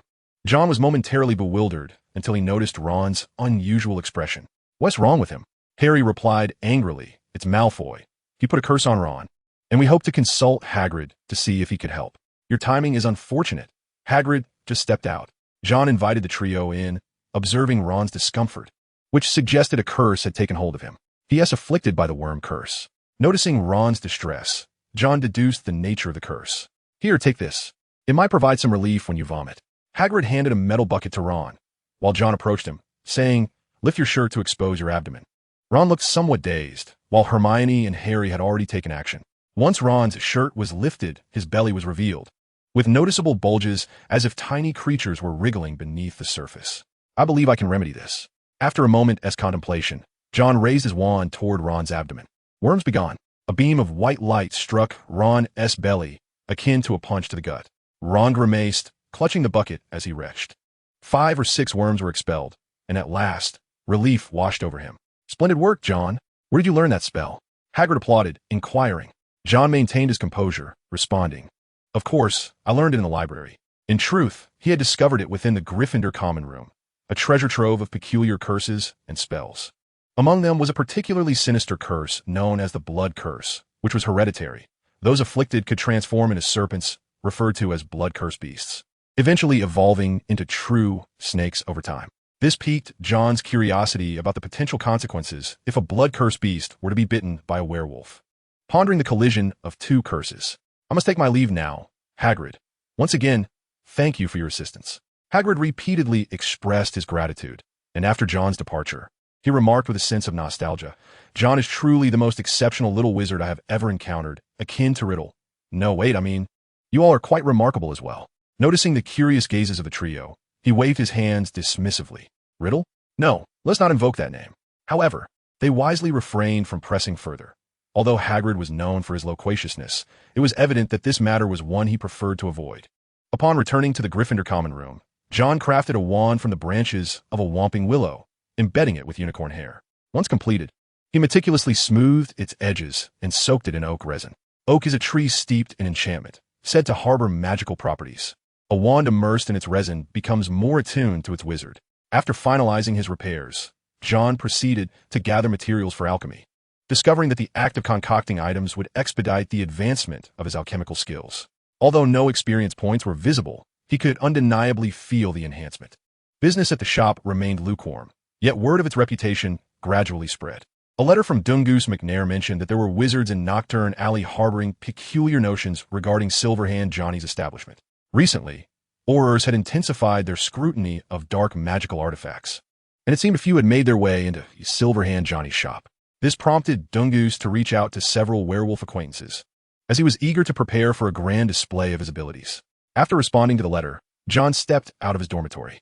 Having pledged to allow Lockhart to remain at the school, he was determined to uphold his word.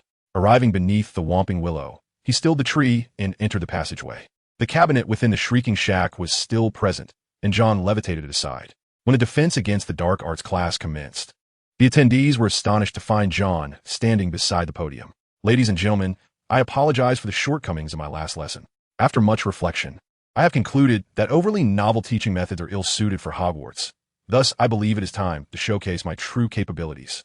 Lockhart, never one to shy away from embellishment, flashed a dazzling smile, revealing his pearly whites, and declared, Mr. John Wick is my appointed assistant, tasked with aiding in the instruction of defense against the dark arts. Rest assured, he has already familiarized himself under my guidance. The crowd gazed at John in disbelief, prompting him to roll his eyes at Lockhart's theatrical flair. With a flourish, he unveiled the covered cabinet, revealing a sight that was undeniably familiar to Neville. It must be said that Lockhart possessed a remarkable talent for stirring emotions.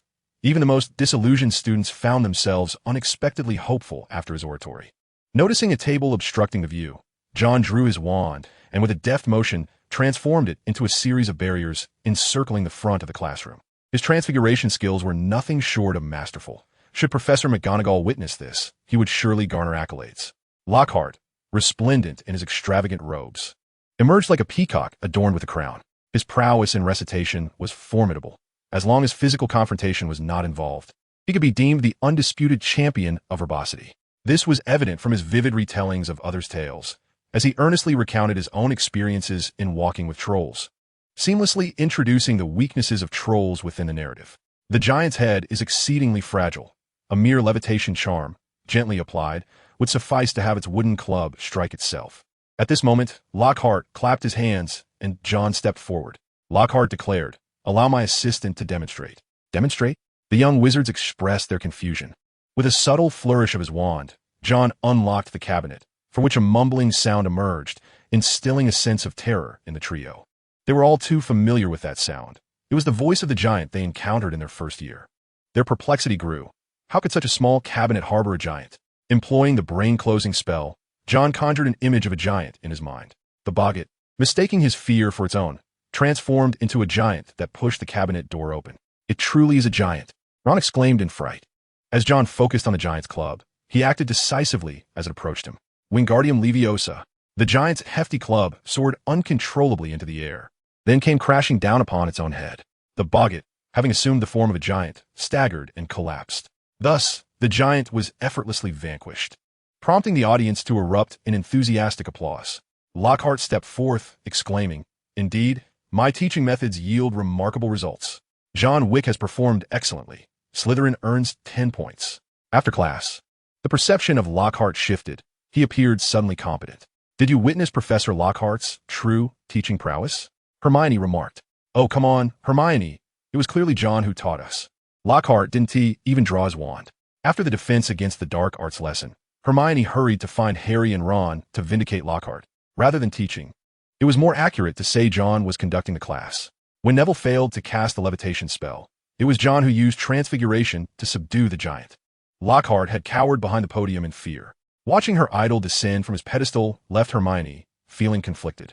Ron shrugged nonchalantly, stating, if John could teach all the time, I would mind Lockhart at all. Due to their misdeeds of casting jinxes at one another, both Ron and Draco faced attention. The silver lining was that Draco's overprotective father did not cause a scene at Hogwarts. It was said that John had smoothed everything over. This left Harry filled with gratitude towards John. At that moment, Filch's roar echoed through the halls. The Weasley twins snickered nearby, having splattered frog guts across the walls, which sent Filch into a furious rage. Being a squib, he possessed no magic and could only clean up the mess bit by bit. It was clear that this was a prank orchestrated by the Weasley twins. Percy, upon witnessing the scene, approached sternly to reprimand them. You should not engage in such mischief. Oh, come on, Percy. No, it should be head boy. Perhaps you could enter the Ministry of Magic, for you are as rigid and dull as those who work there. George and Fred chimed in unison, inciting Percy's ire. Percy is a peculiar anomaly within the Weasley family, although Mrs. Weasley regards him with pride. He starkly contrasts with the familial atmosphere. After all, apart from Percy, no one in the Weasley clan would ever entertain the ghastly tedium of a book titled How Prefects Acquire Power. Percy finds himself helpless in his aspirations for greater authority. Thus, despite Gilderoy Lockhart's abysmal teaching prowess, he treats him with utmost deference. Ultimately, familial bonds prevailed, prompting him to depart with a warning. His retreat marked by a sense of defeat. Meanwhile, the Weasley twins made faces behind him, and Ron, witnessing this, felt a twinge of embarrassment for his brother. The twins often tormented him, yet they lacked the rigid severity that Percy embodied in his condescension. Indeed, within Gryffindor, Percy appeared an oddity. One could struggle academically, but the absence of friends and a sense of humor was simply unacceptable. John, you are right. I'll ensure Dad doesn't come to school. Next time I see a Weasley, I'll make him weep, Ron declared. In the Slytherin ranks, Malfoy boasted to John about intercepting Mr. Malfoy. After being ambushed by Ron and subjected to a hex on Saturday, Malfoy cursed that he would see the Weasleys expelled from Hogwarts. Retaliation would only render both parties culpable, and it was doubtful that Mr. Malfoy would fare well in this regard. Daphne trotted over to John, her eyes gleaming with admiration as she exclaimed, You are magnificent. The Transfiguration class was simply flawless. Where did you procure a troll? Oh, that was conjured by Professor Lockhart, John replied, maintaining the facade of Lockhart as competence, at least to quell the doubts surrounding him. Yet, Daphne was no fool. She scrunched her lovely nose in irritation and retorted, Come on, he lacks such capabilities. Goodness, I can't fathom why my mother is so fond of him. John chuckled non-committally, recalling that the troll was merely a boggart. A boggart reflects one's innermost fears, yet it holds little strength in terms of power. Even when transformed into a troll, it likely possesses less than half the troll's might. By employing the spell to contain one's fear, one could construct a terrifying image of a troll, and standing slightly ahead would prompt the boggart to morph into the desired creature. He remembered in Harry's third year, a defense against the dark arts professor had captured a boggart, of course, to teach how to deal with it rather than with trolls. Lockhart's abilities were lacking, yet his tales were borrowed from others. The knowledge contained within was indeed valuable. Following the instructions, even if criticized for being theoretical, could hardly be deemed poor. Unfortunately, Lockhart remained oblivious to this fact. The lesson plan John devised for him stipulated that, barring the second year, hands-on practice was to be minimized, with most instruction based on the stories intertwined with theory. Defense against the dark arts primarily addressed the counteraction and defense against magical creatures and dark magical persecutions.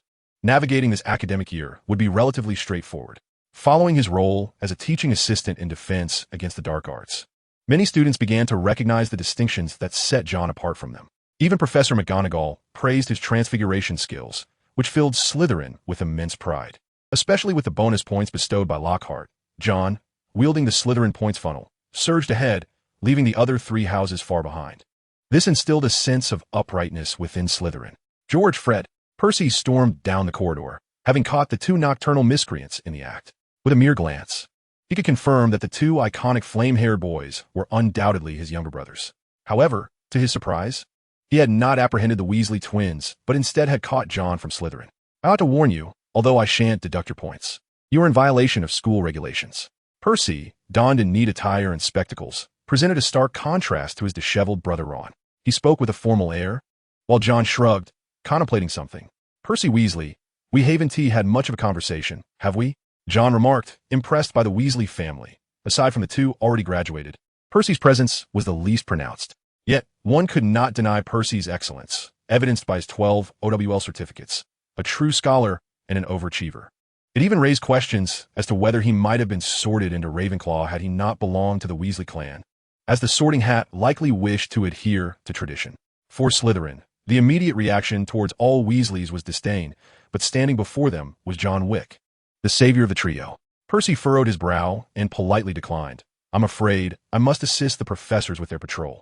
On that note, I believe you needn't worry. John replied with a slight smile. Would you care to join me for a cup of tea in the Dark Arts Defense Office? Lockhart, though unreliable, was still a professor, and he appeared overly relaxed. Considering John's role as the assistant in Dark Arts Defense, Percy eased his furrowed brow and graciously acquiesced. All right, but only for a short while. That will suffice, John beamed, although his mind wandered elsewhere.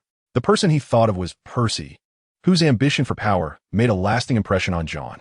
He recalled how Percy was doing quite well in the Ministry of Magic, even willing to jeopardize his relations with the Weasley family for advancement. This relentless pursuit of success was precisely what John sought. An idea began to form in his mind.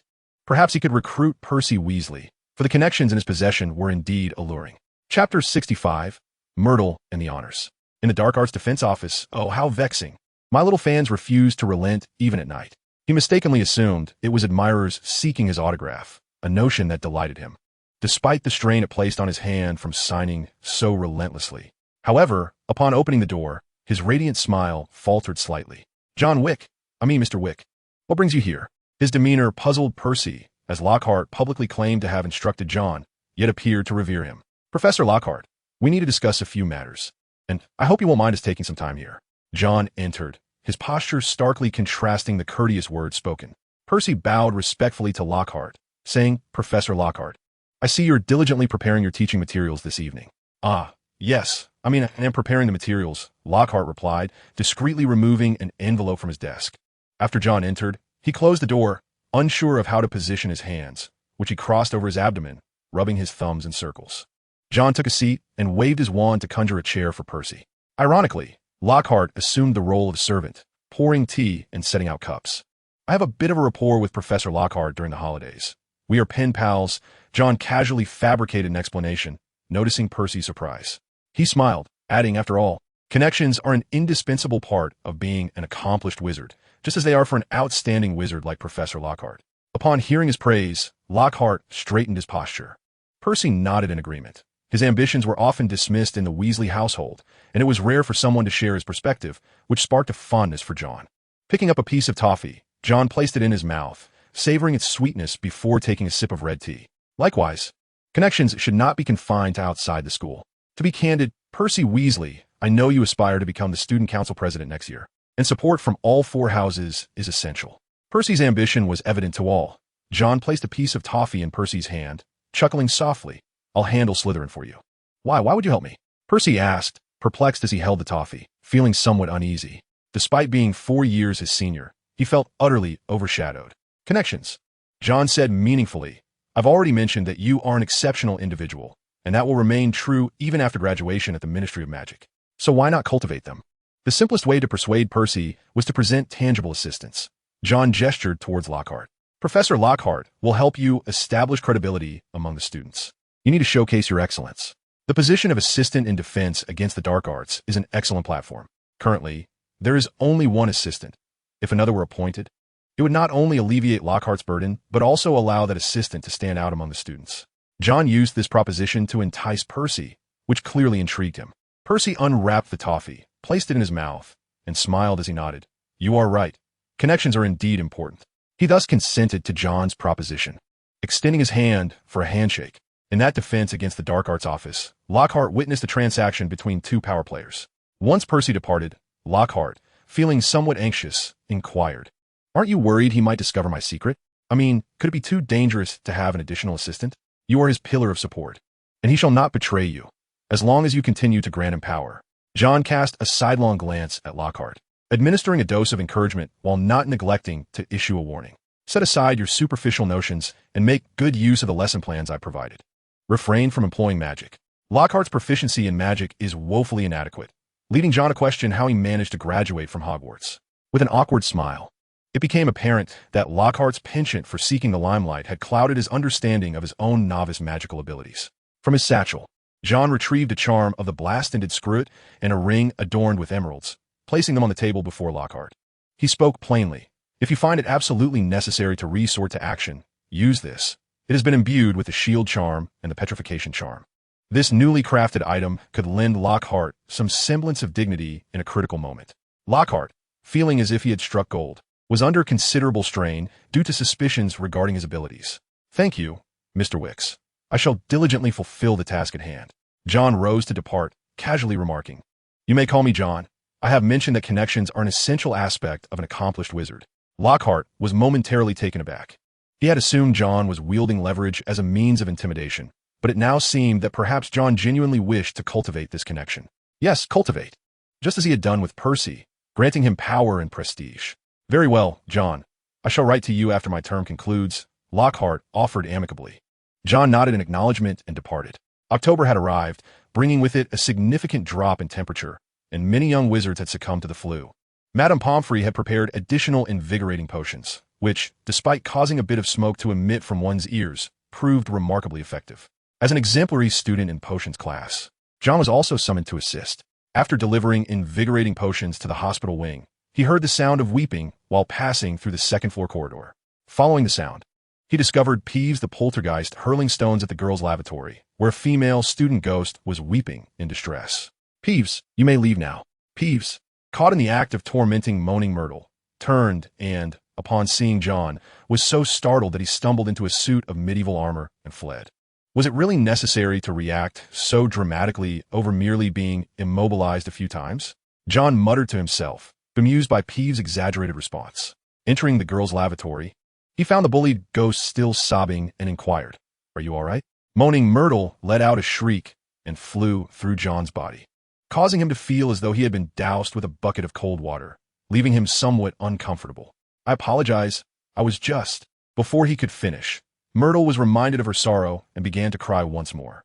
John, feeling quite helpless in dealing with ghosts, grew increasingly exasperated. However, he was intrigued by Myrtle's attire. "Are you a student of Hogwarts?"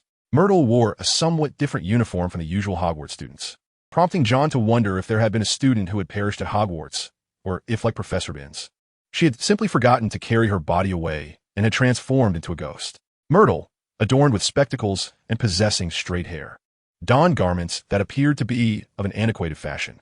"Naturally, I'm a student of Hogwarts." Myrtle ceased her weeping and shot a glare at John before leaping into a malfunctioning toilet. "It seems not all spirits are amenable." With a shrug, John exited the restroom. "Goyle, do refrain from overeating. You are on the verge of resembling a pig. And you, Crabbe, cease at once. Do not provoke my ire, if you please." Daphne chastised Goyle and Crabbe in the Slytherin common room, utterly perplexed by their insatiable appetites. Pansy, with her sharp tongue, mocked. Perhaps they were born as household swine. Daphne promptly composed herself, embodying the demeanor of a refined lady, as she handed 2 envelopes to John, resembling the mistress of Slytherin. "From Tom?" John raised an eyebrow.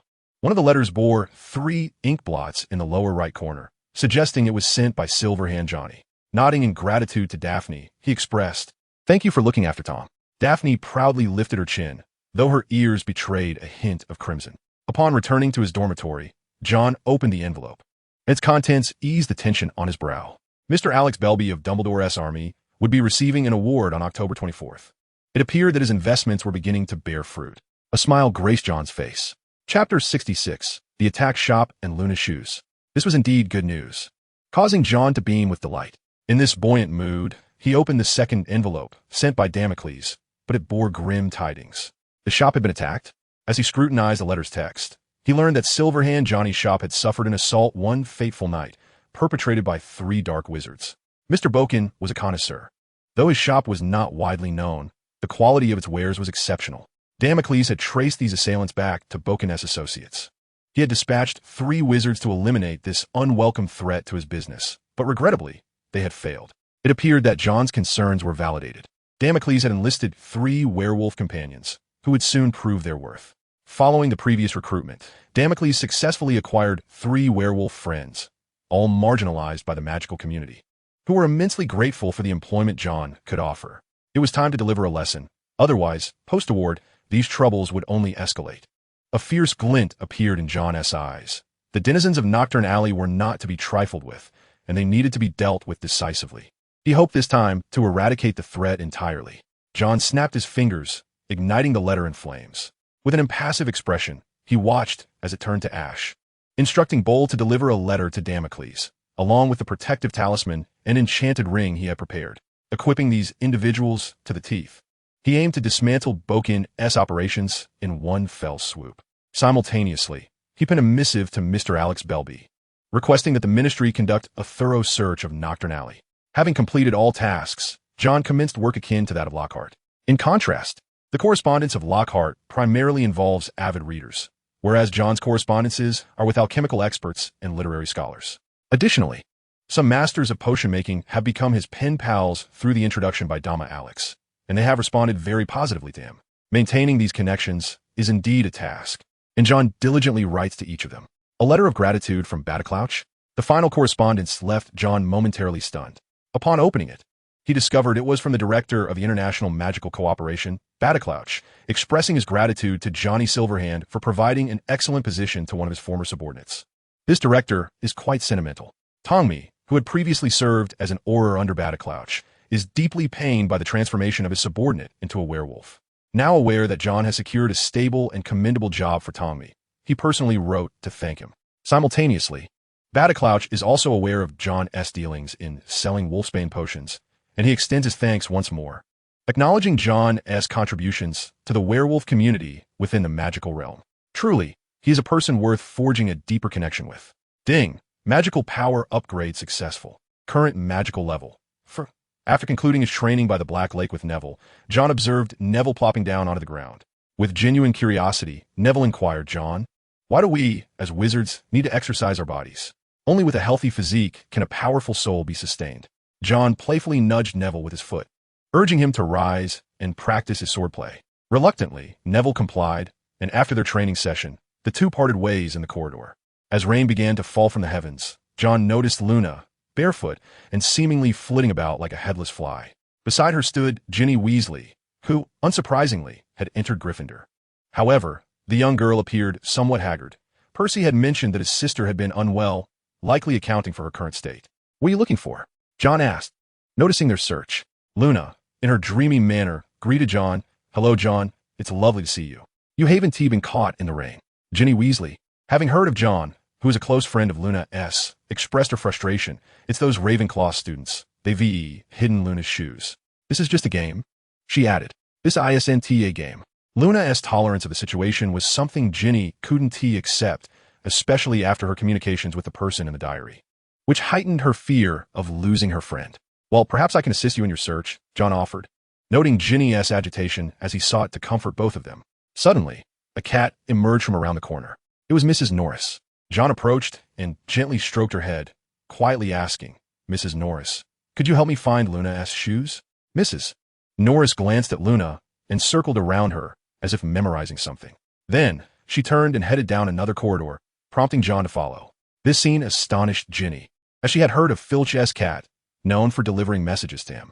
Upon reaching the 5th-floor corridor, Mrs. Norris sat and called out toward the upper levels. John looked up to see Luna's shoes dangling above. With a flourish of his wand, John summoned his shoes, while offering the cat treats he carried to Madame Loris. "I must find a moment to groom you properly," he remarked. After Madame Loris finished her treats, she departed, and John bid farewell to the two others. "Should you require assistance, do not hesitate to seek me." Noticing that Luna seemed to be struggling in Ravenclaw, John left her with those words of encouragement. Arriving at the library, he entered, holding the note written by Lockhart, granting him access to the restricted section. For convenience, he had requested Lockhart to write several such notes. Once inside the restricted area, John sought tomes concerning curses. The Book of Spells might prove beneficial, he mused, picking it up. As he prepared to leave, he paused before another volume, contemplating the vacant space. I recall there being a book here, he said thoughtfully. When I first arrived in my first year, it held revealing the dark arts, but now it is absent. Finding this rather peculiar, he soon spotted another book titled The Most Deadly Magic and decided to take it as well. Under the piercing gaze of Madame Pants, John remained unflustered as he produced 2 notes. Successfully acquiring both books, he made his way to the Gryffindor common room. When he emerged once more, it was already evening, and he now possessed Ron's wand. The process of crafting a wand took longer than he had anticipated. The wand measured a lengthy 14 inches. During Monday's defense against the Dark Arts class, Lockhart had settled into his role as a mere figurehead. After discussing his materials, he transitioned to practical demonstrations. Naturally, it was John who orchestrated the proceedings. Lockhart was the first professor in Hogwarts history to have 2 assistants, and John felt a sense of responsibility toward his classmates, demonstrating how to swiftly subdue a Yeti. After class, John handed Ron a newly crafted wand made from the old wand core. I nearly forgot I had another wand, Ron exclaimed, finally recalling that he had been using John's wand. Upon regaining it, he found it quite agreeable to wield. You truly know how to craft wands, Hermione interjected sharply. Of course, do you think I jest? John replied with a grin.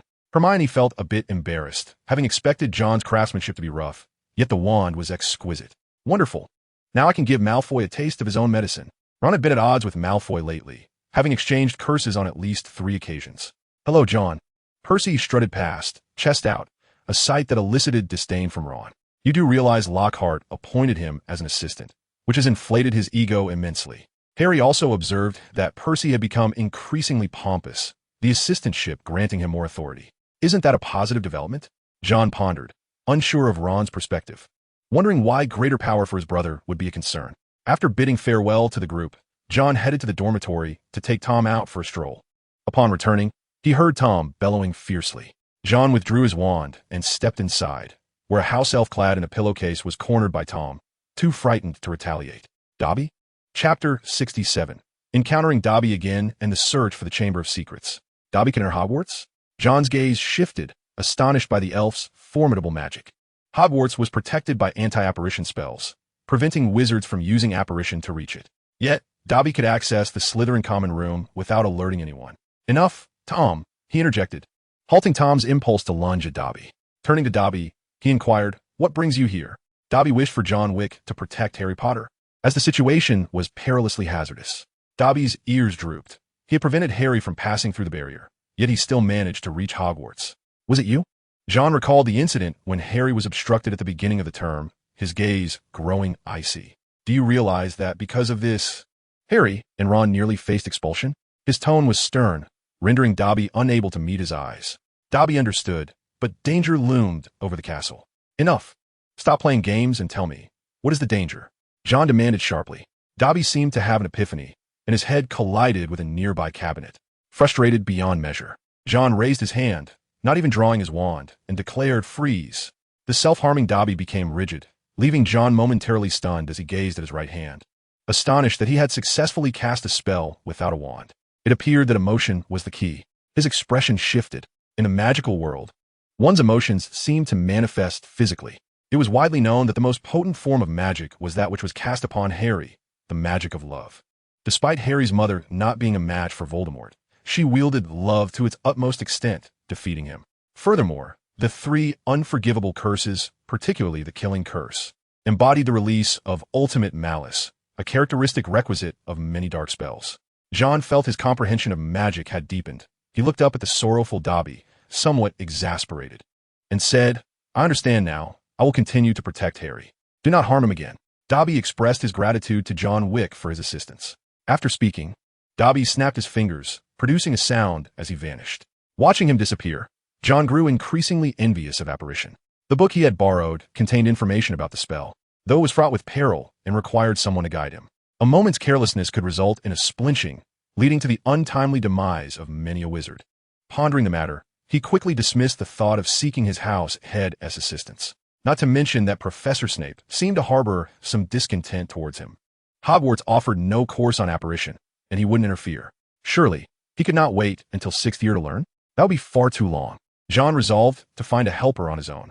As for the four house heads, they were unlikely to lead a breach of protocol. Among the Hogwarts faculty, the other professors were too specialized. He certainly could not enlist Lockhart as a practice partner. If that were the case, John mused that perhaps he might as well await the 6th grade. Perhaps during the holidays, I could enlist Tongmi as my practice partner. Tongmi, a former Auror, would undoubtedly possess knowledge of disapparition. Approaching the window, John gazed into the depths of the Black Lake, its color profound and enigmatic. The moonlight cascaded through the water, prompting John to mutter to himself, "It's a full moon." In Diagon Alley, for wizards completed their transformations under the chilling gaze of Montague. They had consumed Wolf's Bane potion before their metamorphosis, yet retained their sanity after. For pairs of oil-green eyes scanned the street, oblivious to the peril they had attracted at Bokingbach Antiques.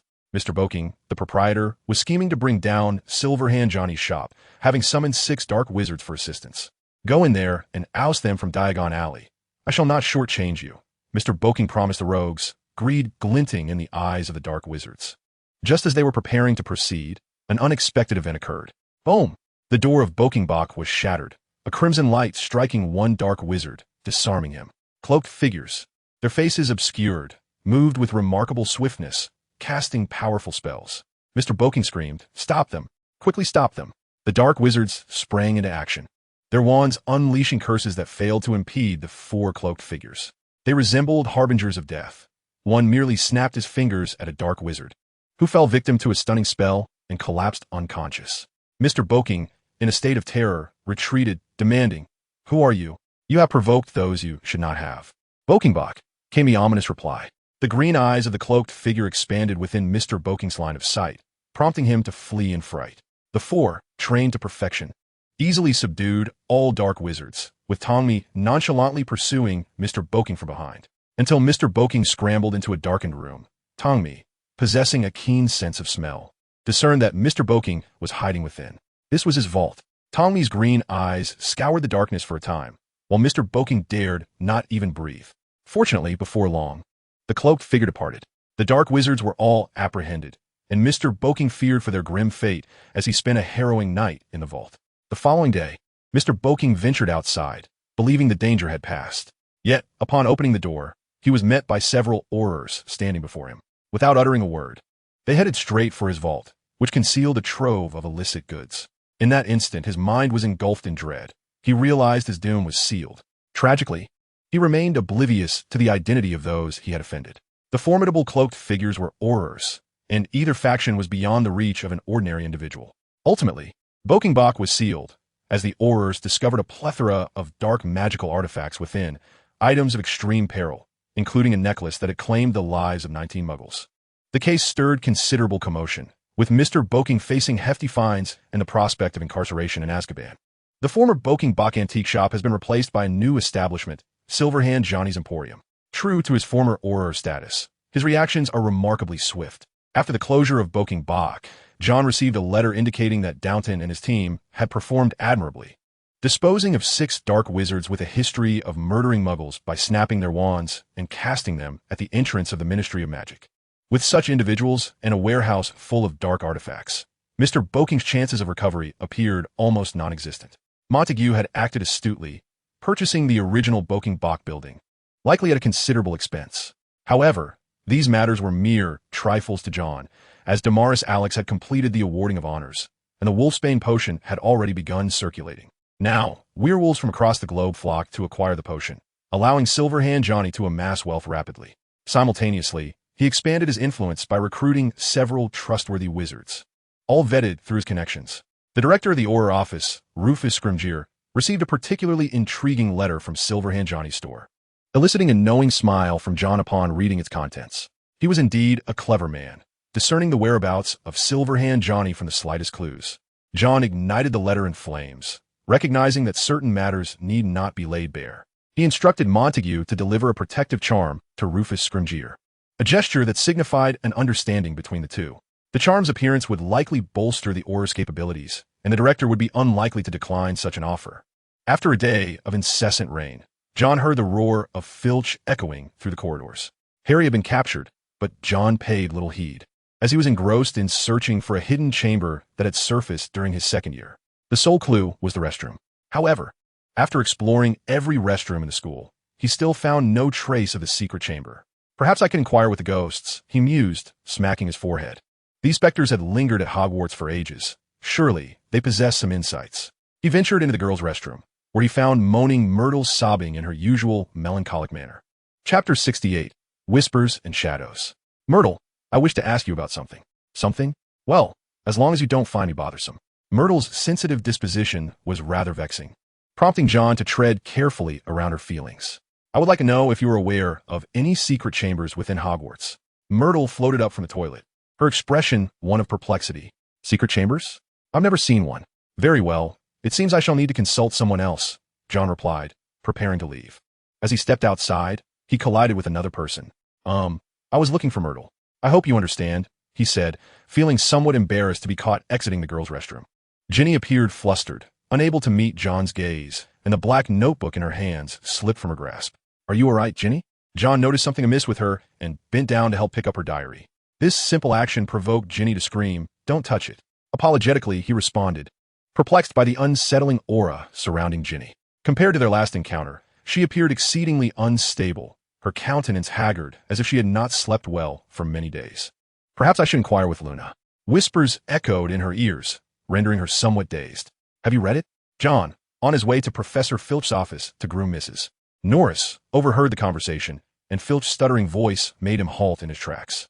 This I sent mine. It's for a friend, he stammered, lacking his usual assertiveness. As John approached, he caught sight of Harry in the office, while Filch stood there, flustered as if he had committed a grave error. Ultimately, Filch released Harry without administering any punishment. Curious, John pondered the peculiar behavior of those around him. After Harry departed, he saw Filch anxiously concealing a letter. He knocked and entered, greeted by Mrs. Norris's plaintive meow. Filch stiffened, but visibly relaxed upon seeing John. Not wanting to dwell on it, John waved to Mrs. Norris, who scampered over. I hope you won't mind if I groom her, he said. Of course, Filch replied, still somewhat tense. John shrugged and led Mrs. Norris outside. He produced a comb and meticulously untangled her matted fur. At last, her coat was free of knots, and Mrs. Norris circled around John in apparent gratitude. John waved her off. As he traversed the corridor, John heard an odd rustling sound, reminiscent of creeping movements. Pressing his ear against the wall, he discerned faint noises that eventually faded away. Pondering aloud, he mused, that doesn't sound like a rat. It resembles the sound of something dragging. Something crawled past his feet, and upon looking down, he discovered a swarm of spiders scuttling away. What could be the cause of their exodus? Watching them depart in droves, a sense of unease washed over John. The sight of the spiders brought to mind the spider nest from his first year with Hagrid. Never mind. I should check on Hagrid, he decided, shaking his head as he made his way to Hagrid's hut. Upon arrival, he found no sign of Hagrid, but did encounter Fong. Fong, where's Hagrid? John casually inquired, and Fong led him around to the back of the hut. There, he stumbled upon a gruesome scene. A cluster of Hagrid's chickens lay lifeless. Hagrid was investigating the matter, and upon John's arrival, he exclaimed in fury, "Someone has killed my chickens. It's utterly cruel. These chickens weren't killed by animals. There are no bite marks, indicating it was the work of a human." Hagrid's anger was palpable. He had raised these chickens with care. Lost in thought, John contemplated the simultaneous departure of the spiders from the castle and the brutal slaughter of Hagrid's chickens, a tapestry of eerie happenings unfurling before him. After spending some time at Hagrid's, John made his way to the Whomping Willow. The tree had nearly recovered, and he estimated that it would be fully restored within a week. However, it had lost quite a few branches, which John had used for potion making. As a result, he had expanded his collection of protective charms and enchanted rings. These two items had proven immensely useful during the attack on Borgin and Burks and Mr. Borgin had no suspicion that it was the work of werewolves, as they do not employ magic once transformed. While dumping dragon dung nearby, John encountered Luna near the Whomping Willow. Ginny had something to attend to. Luna possessed keen observational skills, her ethereal voice akin to a melody, and she had not been paying attention to him lately, which troubled him. John nodded in agreement, acknowledging that he was not well acquainted with Ginny. He decided to consult Ron to see if something was amiss. During potions class, John tossed sliced bat spleens into the cauldron, stirring counterclockwise and heating it at a low temperature for 30 seconds. With a flourish of his wand, he completed a swelling solution. Professor Snape awarded 20 points to Slytherin. After class, John approached Ron to discuss Ginny's situation. Ron promised to keep an eye out, but quickly redirected the conversation to the wand, lavishing praise upon it. John humbly nodded in response. Harry joined them, inviting John to the nearly headless Nick's death day party. "Would you like to join us?" he asked. John preferred celebrating with classmates rather than a throng of ghosts. He politely declined, saying, "Sorry, I have no time that day. I need to tend to the Whomping Willow." Harry, understanding John's unavailability, refrained from pressing further. What could it be? Observing the path of a spider, John pondered. He recalled Dobby's warning about danger. Could this be it? Following the trail, John arrived at a corridor on the second floor, where he discovered a puddle of water in a corner. Where did this water come from? It hadn't rained here. Finding the puddle suspicious, he traced its origin. Just as he was about to enter, he recalled a prior embarrassment and hesitated. Surely, no one was around. He felt a twinge of guilt glancing about. Upon entering the girls' restroom, he noticed another puddle on the floor, prompting further thought. Could this have been caused by moaning Myrtle? John approached the toilet area to see if Myrtle was present. At that moment, a shadow flickered in the mirror, causing John's heart to race. Without hesitation, he drew his wand and turned around, hearing something shift nearby. Cautiously, he felt an inexplicable heaviness in his chest as he approached each stall, finding them all empty. As he pondered the source of the disturbance, he suddenly heard a cat's meow. "Mrs. Norris?" Recognizing the sound, John stepped out into the corridor, where he spotted the feline. Lady Loris was ascending and descending cautiously, seemingly having detected something. "Be careful, Lady Loris. There may be peril lurking nearby." John reached out to caress Lady Loris's chin, following closely behind her as he searched the corridor. The fleeting shadow was an enigma, yet John's instinct warned him of its danger. He felt an unseen presence watching him, which heightened his anxiety. Lady Loris approached a puddle around the corner, likely parched and drinking from it. Suddenly, John heard a rustling sound followed by a cat's anguished cry. He turned to see a large black creature in the distance. Without hesitation, John sprang into action. All were petrified. The petrification spell cast upon the shadow proved ineffective, and John cursed under his breath. Before the creature could turn, he cast an illusion spell, concealing himself in the corner. He noted that Lady Loris had become rigid, her body seemingly turning to stone, and he realized the gravity of the threat before him. Drawing the sword of Tywick, John attacked instinctively. Shattered to pieces, a radiant light struck the wall. Chapter 69. The Chamber Incident and the Blood Letter. To ascertain the shadow's location, John utilized the mirror-like blade of the sword of Tywick. It revealed a colossal creature adorned with black scales and a crimson crest atop its head, a beast formidable enough to devour giants. John cursed the origin of this creature as the shadow turned towards him. Through the sword's reflection, he glimpsed a pair of large yellow eyes, and at the mere instant of contact, he felt his body grow rigid. "This is bad. It's petrification." He was taken aback, realizing that merely seeing those eyes had ensnared him. John's magical resistance fought against the petrification, but to little avail. Damn it! Should he succumb to stone, his fate would be sealed. With a low growl, his eyes transformed into slits, and the petrifying effect began to slow. Without hesitation, he reached into his small satchel, retrieving vial after vial of potions. He poured a detoxifying elixir into his mouth, but it had little effect, prompting him to switch to another. In this race against time, just before he was fully turned to stone, John grasped a potion brewed from Mandrake. After consuming it, the petrification was lifted. It was a concoction he had stealthily extracted from Professor Sprout's greenhouse last semester, and he possessed only this single vial. Was it a curse? Activating his dragon's eye, John discerned a potent curse enveloping those eyes. Without a moment's pause, he activated flame mode.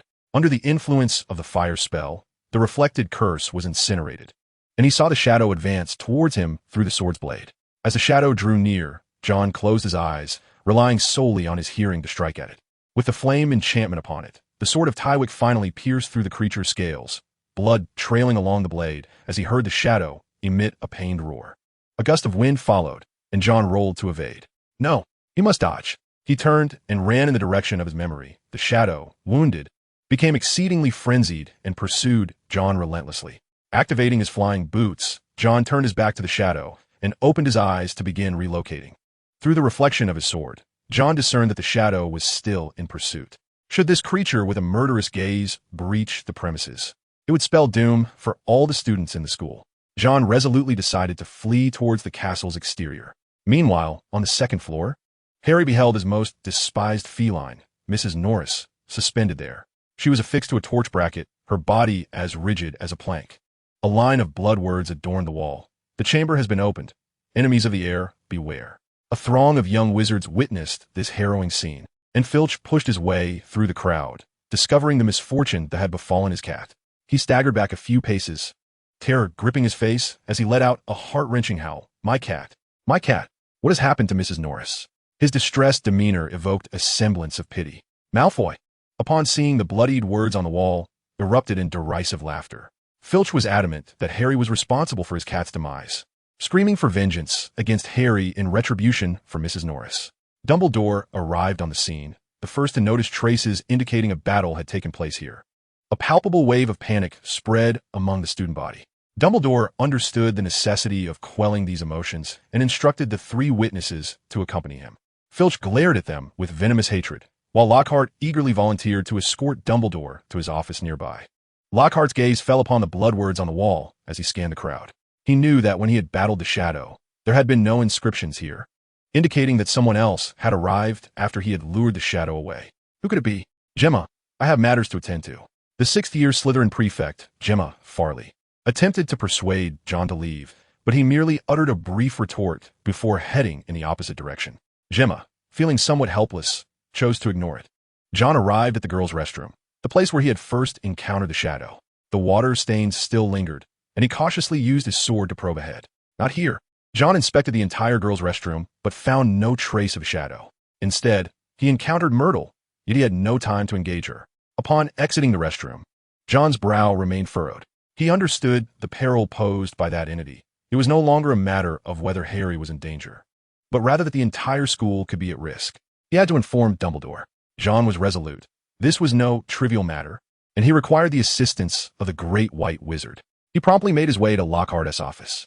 I recall a similar incident occurring in Wakatagu, a series of attacks. It is detailed extensively in my autobiography. Lockhart began to boast shamelessly about his memoir, yet not a single professor present truly believed him. Dumbledore deduced that Mrs. Norris had not perished, but had instead been petrified. Filch wept sorrowfully, his tear-streaked face turning menacingly towards Harry. Dumbledore had informed him that a second-year student could not possibly achieve such a feat yet. As he uttered this phrase, thoughts of John crossed his mind. If anyone among the second years were capable, it would likely be John. However, John was notably absent from this evening's gathering. Filch harbored complex emotions regarding John. His brilliance and eagerness to learn exuded a charm reminiscent of Hogwarts' most exceptional students, which left Filch deeply troubled. He firmly insisted that Harry and his companions were responsible. For Harry had glimpsed his own hastily penned letter about spell casting, and he recognized his own ineptitude. What astonished him further was Snape's interjection, who, with a mocking tone, asserted that Harry could never possess such magical prowess. It was merely the timing of the trio's appearance that aroused suspicion.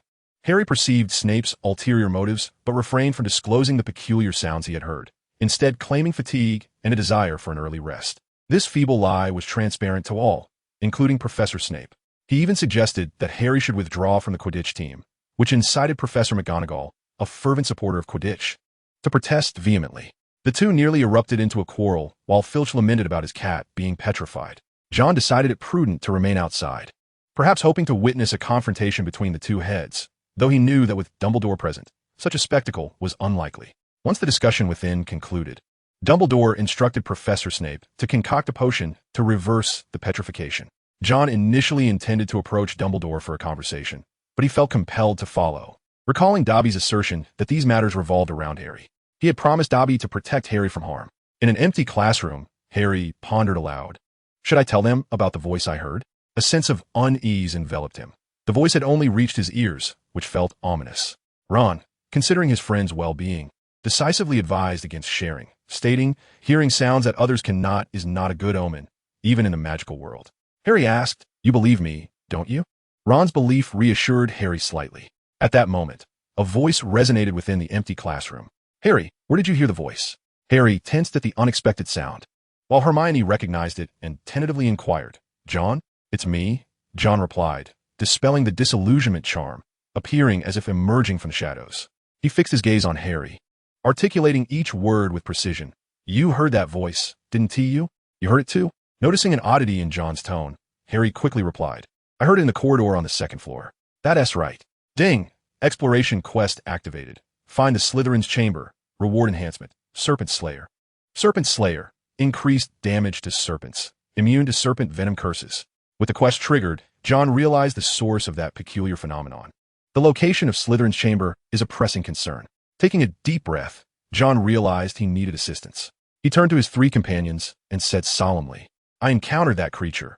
It was a colossal serpent with dangerously menacing eyes." The trio stared in astonishment, shocked that John had faced the murderer. Harry quickly pressed on, "Are you saying you know who the killer is?" "Not precisely. Besides the serpent, there was another individual present who inscribed blood-written words after I left. We must uncover their identity." Naturally, the most suitable assistance would come from the protagonist. Upon hearing this, the trio grasped the gravity of the situation. The air of the chamber was indeed the most perilous threat. John entrusted the trio with the task of identifying the chamber's heir while he proceeded to Dumbledore's office. However, upon arriving at the door, he found himself at a loss. He lacked the password. Chapter 70. Supremacy of Power and Fomenting Hatred. After wandering before the grotesque statue for a while, he reluctantly dispelled the disillusionment charm and spoke to the statue. "Inform Professor Dumbledore that John Wick seeks him." The statue's head turned slightly, as if it understood. John realized that Dumbledore was aware of his arrival and walked inside. It was a spiraling passageway, leading directly to the headmaster's office. He knocked on the wooden door adorned with a brass knocker shaped like a griffin, and to his surprise, the door swung open without a breeze. Stepping inside, he was greeted by the sight for the first time. A spacious, beautifully circular room filled with an array of whimsical sounds. On a long-legged table lay numerous peculiar silver artifacts, spinning and emitting small puffs of smoke. The patched sorting hat rested on a shelf, while beside it, in a glass case, gleamed a silver sword encrusted with large rubies. There was even a nearly featherless bird perched on the shelf behind the door. It was often said that a plucked phoenix was inferior to a chicken, and now John finally witnessed this for himself. Dumbledore, his gaze concealed behind half-moon glasses, regarded John with a serious demeanor. "John, it is now past curfew." "I am aware, Professor Dumbledore," John replied respectfully, his tone earnest. "However, I cannot stand idly by while Hogwarts is in peril." His words did not sound like mere alarmism. Dumbledore's expression turned grave as he responded, "I hope to receive a conclusive answer. There is a serpent in the school, and it is exceedingly large. I have encountered it." As John spoke, Dumbledore's countenance became solemn. "John Wick, if what you say is true, Hogwarts is indeed in grave danger." Dumbledore took John's words seriously, for similar occurrences had transpired within Hogwarts in the past. He stated resolutely, "I will instruct the professors to increase their patrols within the castle. John, I require your assistance to uncover the chamber." Dumbledore was also unaware of the chamber's location. Otherwise, he would not have been left with no choice but to protect Hagrid when he was wrongfully accused. Slytherin's ideology was at odds with those of the other three founders, and the chamber he left behind remained an enigma for Hogwarts. The only glimmer of hope lay with Slytherin's heir. He intends to assemble professors to avert more severe consequences, facilitating the matter for the student John to investigate. Additionally, there exists another motive. Slytherin seeks to eradicate Muggleborns, with John being their primary target. John has come to gain Dumbledore's support, and now that his objective is achieved, he inadvertently casts a glance at the bookshelf before departing. There, he spots the missing secrets of dark arts. He wonders, is this book truly worthy of Dumbledore's personal collection? Those wizards of Muggle origin have no right to attend this school. As Malfoy passionately expounds his views, he suddenly realizes the surrounding chatter has ceased. He looks up to find John standing at the entrance. John. Malfoy is instantly drenched in cold sweat, having forgotten that John is among the Muggleborns. Taking a deep breath, John walks into the common room with an impassive expression. The Slytherin students within swiftly part ways, leaving Malfoy in a quandary of indecision. As he surveys the room, he notices several wizards meet his gaze with a hint of guilt, lowering their eyes. John calmly states, "Is it your belief that Muggles do not deserve entry to this school?" "John, that is not our intention," Daphne attempts to clarify, but John raises his hand to halt her. He coolly replies, "I understand that some of you have once embraced an extreme pureblood ideology, but it matters not. I offer you a chance to demonstrate the superiority of purebloods." Some Slytherin students furrow their brows, displeased by John's words. Yet, John remains unfazed, determined to silence any further gossip from Slytherin. "In tomorrow's defense against the dark arts class, I expect to see all of you present." He is, in essence, declaring war against the entire Slytherin house. Not only the second-year students, but even the upperclassmen deem him mad. But is John truly insane? Daphne angrily approaches Malfoy, pointing a finger at his nose, exclaiming, "John is furious. Malfoy." Malfoy's expression shifts. He is accustomed to flaunting the superiority of pure bloods, yet did not anticipate such a commotion. News of John Wick's declaration of war against Slytherin spreads like wildfire. The initial reaction from all four houses is unanimous. They believe John has lost his mind. The next day, Harry quickly seeks out Ron and Hermione. Ron exclaims in astonishment, "Goodness, has John gone mad? He is taking on the whole of Slytherin. We must assist him." Hermione is eager to support her friend, and her sentiment resonates with the others. Soon, they make their way to the defense against the dark arts classroom, which is already crowded. The Weasley twins spot an opportunity and begin taking bets from the students. "Aren't you afraid John might lose?" Harry questions, bewildered by the twins' audacity to offer odds of 1100. Do they truly believe John is akin to Dumbledore? George winks and replies, "Of course, he is John Wick. He defeated a troll in his first year." Fred adds, "And he vanquished Professor Quirrell. But that Slytherin, he is facing the entire house alone." Ron felt that his brother would be utterly defeated, yet the Weasley twins remained unconvinced. In the defense against the dark arts classroom, a long table had been added, and upon witnessing this, Lockhart's eyes sparkled with the thought of emulating the spectacle. Professor Flitwick, the champion of dueling, was summoned to officiate, while Percy, accompanied by other prefects, maintained order. Oliver Wood, the Quidditch fanatic, generously decided to forego training for the day to watch the event unfold. The classroom was overflowing with students, leaving no room to spare. His mere presence seemed to draw all light towards him. It is a privilege for everyone to gather in this arena, both comedic and tragic. Countless times in the wizarding world, Muggle-born wizards have demonstrated their equal talents alongside purebloods. Yet there remain those who cling to arrogance and prejudice. Their biases are both ludicrous and lamentable, rendering one speechless. I have orchestrated this contest. The magical community should not be judged by lineage, but rather by merit. Anyone who believes they can best me is welcome to step forward. John's calm voice resonated, addressing the long-standing prejudice against Muggle-borns. He aimed to convey that true power is what matters. All else is mere illusion. Shortly after his declaration, a fifth-year Slytherin approached, Edgar Filch. The opponent boasted of his lineage, to which John replied serenely, "Are you ready?" "Ready." A flash of red light sent the Slytherin student flying. With his wand raised in his left hand, John coolly stated, "Next." The encounter concluded so swiftly that many students scarcely had time to react. Some Slytherins turned crimson, shouting accusations of ambush. John merely cast a sidelong glance, silencing the accuser instantly. "I have stated that anyone dissatisfied may step up." His demeanor remained tranquil, yet an air of arrogance permeated the atmosphere. This arrogance was intolerable to the proud Slytherins, who advanced one after another. However, without exception, whether upperclassmen or underclassmen, they were all bested by John. These were the very students who had triumphed over Gryffindor in dueling. The current students were no match for him. Professor Flitwick's hands were nearly sore from clapping, his eyes alight with admiration. This was indeed a prodigy in the art of dueling. With a fourth-level magical prowess combined with a fourth-level shattering curse, John did not even need to shift his stance. By the end of the contest, over 20 Slytherins lay sprawled on the ground. Sensing the moment was ripe, he cast a sonorous charm upon himself. "I am aware of the rumors circulating within the school regarding the Chamber of Secrets and its intent to eliminate Muggle-borns. Here, I can assure you, such efforts will be in vain." John sought to identify the air, his gaze sweeping across the faces before him, noting their surprise, admiration, and fear. "As long as I am present, his endeavors are doomed to fail." John issued a challenge to the air. "Are you not intent on striking against Muggle-borns? Then come forth, for the greatest Muggle-born wizard stands before you." Should he dare to act again, John would trace the source back to him. His words invigorated the panicked students, who cheered his name with fervor. Amidst the throng, a look of panic flitted across Ginny's pale visage. The trio, stirred to fervor by John, yearned to unearth the air and deliver a sound thrashing. Remember, it is not blood purity that reigns supreme, but rather the supremacy of power. As John surveyed the crowd, those harboring dissent averted their gazes, unwilling to meet his eyes. He descended from the dais, decisively subjugating Slytherin. Chapter 71. The Crafting of Felix Felicis and Malfoy's Apology.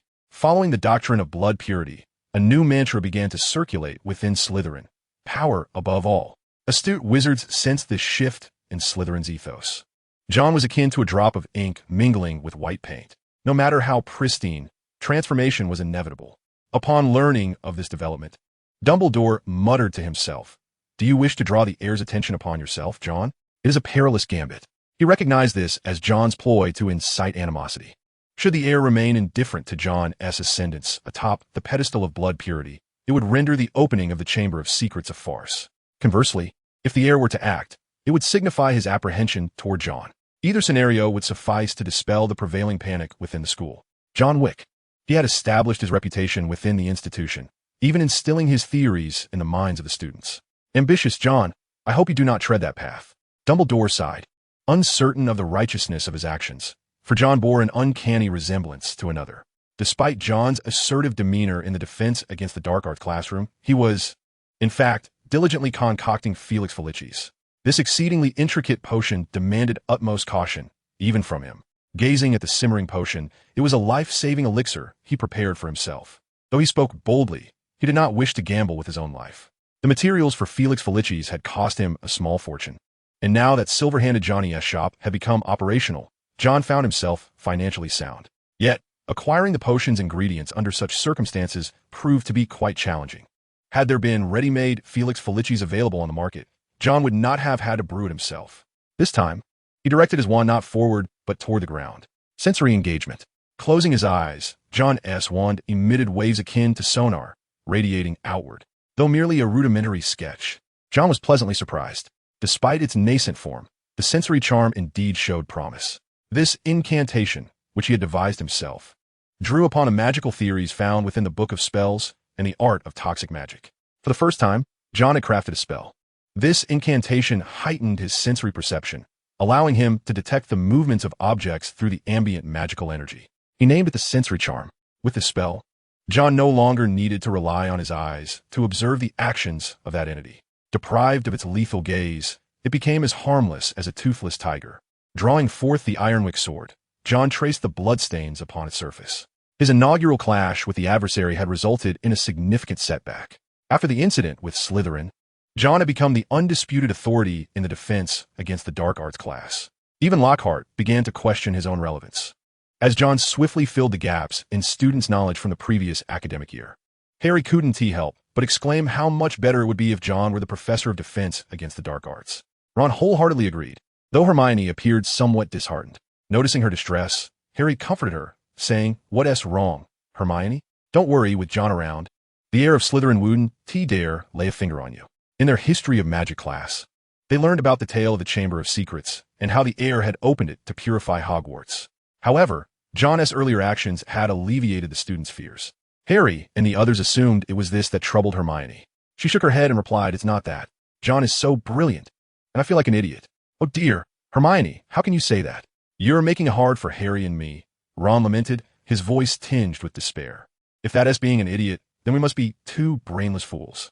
Only Hermione was aware that her knowledge stemmed from rote memorization rather than innate intelligence. She exerted 3 to 10 times the effort of her peers. Yet, in the face of John's prowess, her efforts seemed insignificant. And while she was still striving to catch up, John was already qualified to be a teaching assistant. The confidence she had painstakingly built was shattered by John's brilliance, leaving her feeling demoralized. To uplift Hermione's spirits, the trio ventured to the corridor where Madame Pomfrey had encountered trouble. There, they stumbled upon spiders, and Ron's fear of them elicited peals of laughter from Hermione, brightening her mood.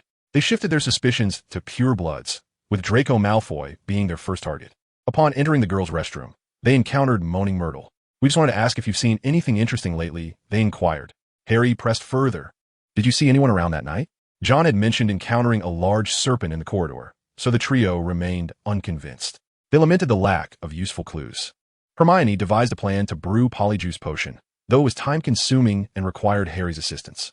Initially perplexed about how he could help, Harry realized he needed to obtain a signature from Lockhart. This prospect distressed him. He would rather face a troll than endure that ordeal. Yet, Hermione hesitated, contemplating, should we tell John? Harry was taken aback. Tell John? But he is, after all, a Slytherin, and Malfoy is considered a friend of his. Ron scoffed, "Come on. Malfoy once said that Muggle-born wizards should die. If it weren't for him, we wouldn't have witnessed John putting Slytherin in their place." Ron genuinely relished the thought, regretting that Malfoy hadn't been present to be flung aside by John. With Ron's encouragement, Hermione resolved her doubts. They planned to brew the Polyjuice Potion. Meanwhile, John sought out the blood-curdling Barrow. "Mr. Barrow, I kindly request that you instruct the spirits within the castle to be more vigilant. Bloodman Barrow is the most fearsome ghost at Hogwarts, and should he take action, the other spirits will undoubtedly heed his command." observing John find his resolve. Bloodman Barrow nodded in agreement and stated, "I can convey your message." John is among the few who dare to converse with Bloodman Barrow, who recognizes John's prowess. After securing information from the spirits, John did not neglect the existence of the Marauder's map. Utilizing it, he scrutinized the comings and goings of individuals depicted on the parchment. He mused aloud, "I wonder how long you can remain concealed." The focus of his attention was the girls' lavatory on the second floor. John speculated that this might be the entrance to the Chamber of Secrets, though regrettably, he was unaware of the method to unlock it. In the dormitory, John was engaged in physical training. His magical prowess had now reached level 4, and his physique had become notably more robust. Tom was in pursuit of Riddle when a knock sounded at his door. Upon opening it, he found Draco Malfoy standing there, his face betraying a mix of guilt and fear. As John opened the door, Malfoy spoke first. "I am sorry, John." Malfoy was genuinely apprehensive, not only because of John's impressive display in the defense against the dark arts classroom, but also due to the fear of losing him as a friend. His circle was limited, primarily consisting of the insipid Goyle and Crabbe, who were uncertain whether they were friends or mere lackeys. The sole individual he could truly consider a friend was John. The camaraderie exhibited by his Quidditch teammates stemmed from his name and wealth. Only John valued Draco Malfoy as a person. This understanding prompted Malfoy to take the initiative to apologize. Following the incident, Malfoy noticed an increase in the number of people around him.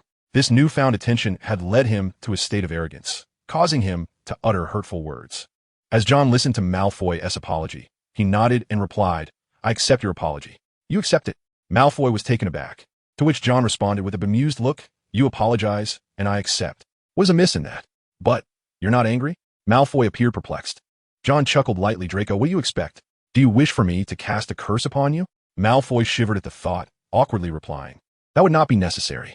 Power is paramount. Draco, you must comprehend that neither pure blood nor noble lineage can rival one's own strength. I hope you remember this." John did not wish for Malfoy to align himself with the Death Eaters. He spoke earnestly. "Do you recall what I said? For the sake of eternal glory. For the sake of eternal glory." Malfoy exhaled in relief, realizing how foolish he had been in the past. The two set aside their differences and rekindled their friendship. Chapter 72. The Frenzied Bludger and Malfoy's Transformation. On Saturday, John was invited to witness a Quidditch match, where Malfoy vowed to ensure that Harry Potter would eat dust from his broomstick. Furthermore, Malfoy affectionately bestowed upon Harry the nickname Scarhead. In response, John fixed his gaze on Malfoy, his slicked-back hair prompting him to speak yet remain silent. If he were to sport a scar, he would not be outdone by such an oily mane. Goyle and Crabbe were temporarily lent to John, serving as his vanguard. Upon reaching the Quidditch pitch, John realized his earlier apprehensions were unfounded. As he walked through, the Slytherin students parted to grant him a clear path. It resembled the scene of subjects welcoming a new king to the throne, a spectacle that did not escape Hermione and the others' notice. Taking a seat in the Slytherin stands, Daphne settled beside John. "You truly resemble a king," she remarked. Moments ago, she had traversed effortlessly with John's influence, her smile radiant as she blinked in admiration. "Power is paramount. I assenti it," she boldly hinted. "When shall I receive such a favor?" John chuckled softly. "Opportunities will arise, for the sake of eternal glory." Daphne laughed as well, nodding vigorously, "For the sake of eternal glory." As Madame Hooch's whistle pierced the air, 14 players ascended into the gray sky. Harry soared higher than all, a seeker needing to be acutely aware. "Are you all right, Scarhead?" The Firebolt 2001 flaunted its speed as Malfoy, like a child with a new toy, boasted before Harry. At that moment, a black bludger hurtled toward Harry, barely evading it. He felt the rush of air as it whisked past. A wave of relief mingled with dread surged within him. George, witnessing this, rushed forward with his bat to fend off the bludger. Struck, the bludger altered its trajectory and once again aimed for Harry. Startled, Harry dodged, while George, undeterred, swung again, only for the bludger to seemingly fixate on Harry's head. This scene evoked a sense of déjà vu in Harry. Reminiscent of last year's match when his broom had spiraled out of control, now the bludger was in a frenzy. He lowered his broomstick and accelerated towards the opposite end of the pitch. "Harry!" Fred called out, prompting Harry to instinctively duck. Fred summoned all his strength and struck the bludger, sending it flying away. He presumed that would be the end. However, the bludger, as if drawn by some magnetic force, veered back towards Harry. Under the brooding sky, rain began to pour, large droplets splattering against Harry's face. His glasses became blurred by the rain, obscuring his view of the match. Only the commentator Lee Jordan's voice broke through the chaos. Slytherin leads 60-0. With the financial backing, Slytherin's team had indeed elevated their prowess with the Firebolt 2001. Meanwhile, Harry, pursued by the rampaging bludger, had no time to search for the golden snitch. This was an unusual game. Fred gestured to Wood to call for a timeout. This action drew the jeers of Slytherin. It was evident to all that the bludger had been tampered with. Wood, flustered, realized Slytherin's equipment was superior, and their sole hope was being thwarted by the relentless bludger. The time for pausing was limited. Ultimately, Harry resolved to confront the golden snitch himself while the others focused on scoring points. As Madame Hooch's whistle pierced the air once more, the match resumed. The rain intensified, and as Harry took flight, he heard the ominous sound of the bludger pursuing him. He could only attempt to evade the relentless ball while pondering whether this was Draco's scheme. Though he suspected Draco had cast a spell, he dismissed the thought as unlikely. As he spiraled through the sky, he became the target of Draco's mockery. The bludger seemed determined to knock him out, with his team on the brink of defeat. Harry's agitation grew, mirrored by Hermione and Ron in the stands. "Let me take it down," Ron urged, but Hermione restrained him, arguing that not only was hitting the bludger unlikely, but the distance made it nearly impossible.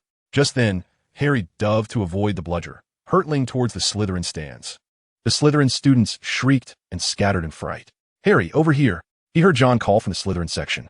Initially inclined to evade him, Harry noticed John beckoning him forward. Gritting his teeth, he charged towards John. "Run!" Goyle shouted, darting aside, while Daphne realized John had not moved. John, transfixed by the bludger, recognized it had been enchanted. Was it the heir's doing? Why target Harry instead of him? Puzzled yet resolute, John decided to act. As Harry swept past, John's eyes transformed into slits. Just as the bludger whizzed by, he seized it with precision, though the force of its momentum pushed him back a step. With a firm grip on the bludger, John extracted his wand. Immobulus. The persistent bludger ceased its struggle, and John released it, allowing it to fly away unimpeded. "You caught the bludger with your bare hands?" Daphne exclaimed, astonished to witness such audacity. John shrugged, replying, "This is the second time." Compared to his last attempt, he appeared stronger and emerged unscathed. His boldness left the Slytherin students wide-eyed. In the Gryffindor stands, Hermione applauded excitedly, exclaiming, "I knew John would help." Ron swallowed hard, remarking, "Is he even human? How did he escape unhurt?" "Potter, are you practicing ballet?" Draco jeered upon seeing Harry spinning in circles. Frustrated from being pursued, Harry finally eluded the bludger and caught sight of a glimmer of gold behind Draco. In his moment of distraction, Draco failed to notice. This revelation lifted Harry's spirits as he stealthily approached, careful not to alert Draco. Yet, his unusual behavior ultimately drew Draco's attention, who looked up and spotted the golden snitch. "The golden snitch!" Draco exclaimed with delight, while Harry, disregarding everything else, surged forward. The two collided midair, and Harry felt as though his hand might fracture. Draco cursed vehemently, but refused to yield an inch. Chasing the elusive golden snitch, the two engaged in a relentless clash amidst the skies. As the snitch plummeted downward, they pursued it fervently. Just as they were about to collide with the ground, Malfoy faltered. In stark contrast, Harry, disregarding all caution, seized the snitch, but once again succumbed to unconsciousness as he fell. Lee Jordan exuberantly announced Gryffindor's triumph, rousing Harry from his slumber. As his eyes fluttered open, he beheld Lockhart rushing towards him, eager to administer treatment, which sent Harry into a panicked, incoherent refusal. Yet, it was too late. With a single healing charm, Lockhart inadvertently sent Harry to the hospital wing. John, witnessing this scene, was left speechless, musing that if only Lockhart had refrained from using magic, they might have resolved the matter in a day. Instead, due to Lockhart's spell, Harry would be confined to the hospital for an entire week. John shook his head, contemplating that perhaps had he not intercepted the Quidditch ball, Harry might not have triumphed, but that would have contradicted his promise to his friend. As Harry was carried away to the hospital wing, John noticed Marcus Flint expressing dissatisfaction towards Malfoy for failing to capture the snitch, which only incensed Malfoy further.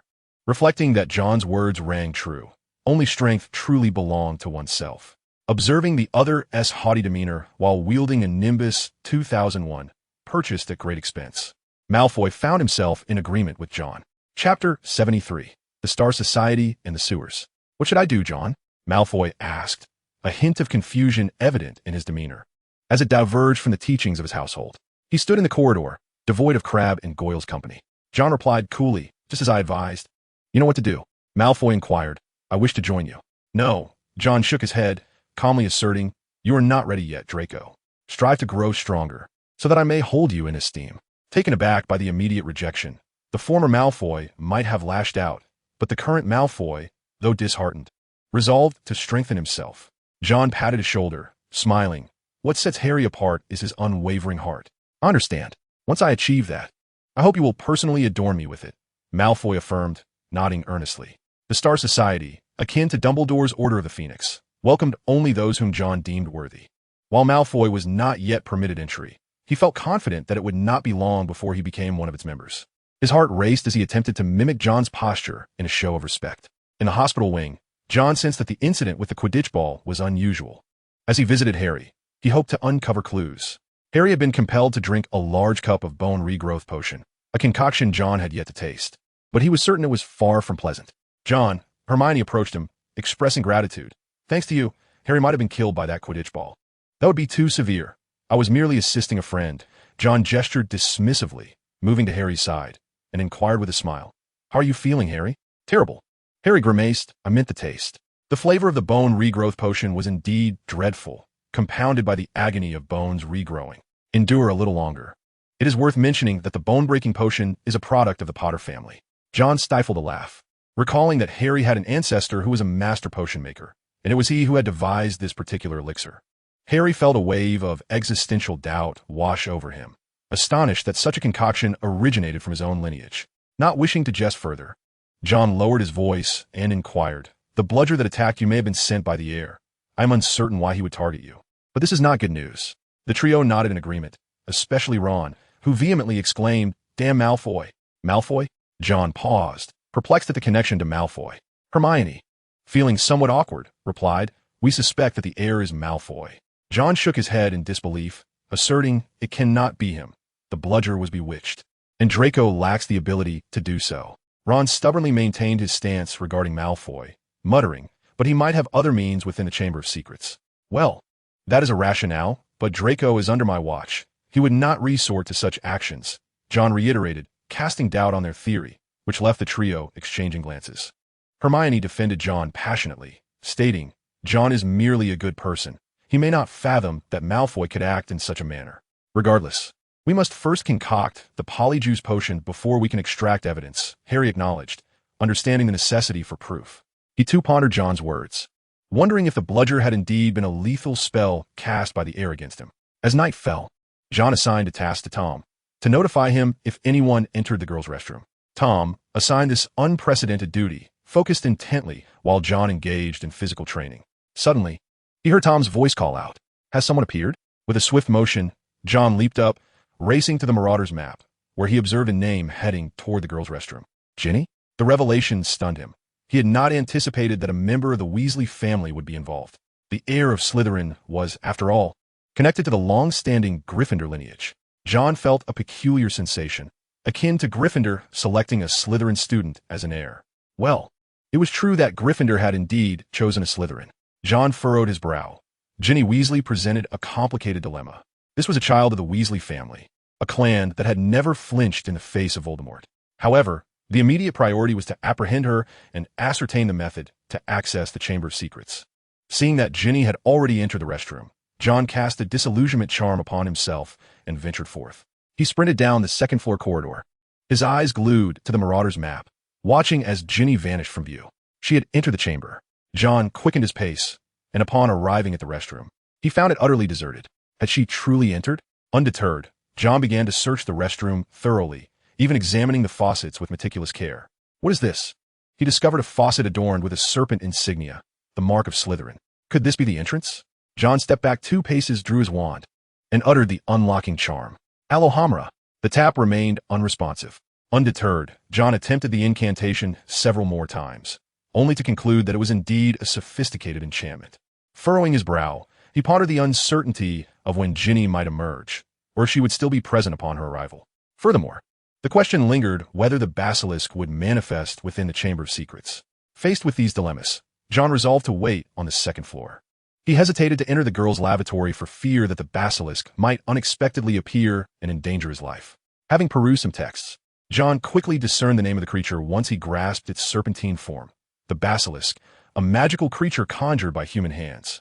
Historical records indicated that Salazar's Slytherin had once bred such beasts. If this was indeed the case, this basilisk had likely existed for nearly 1,000 years. Now, that was true immortality. John mused, recalling that Nicholas Flamel had aged to a frail state through the Philosopher's Stone, living for just over 6 centuries, while this basilisk had thrived for almost a millennium.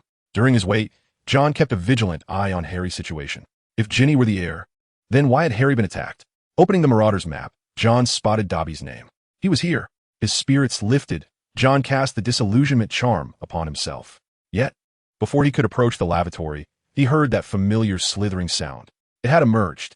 Initially, John contemplated casting a stunning spell to clear his path, but hesitated, fearing he might strike Ginny inadvertently. Not seeing her emerge, he closed his eyes and gently tapped his wand against the ground to sense the surroundings.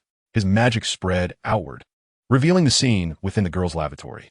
Ginny stood by the tap, emitting peculiar sounds from her lips. The tap's original position had been supplanted by another passageway, which John sensed led to a vast chamber, the Chamber of Secrets.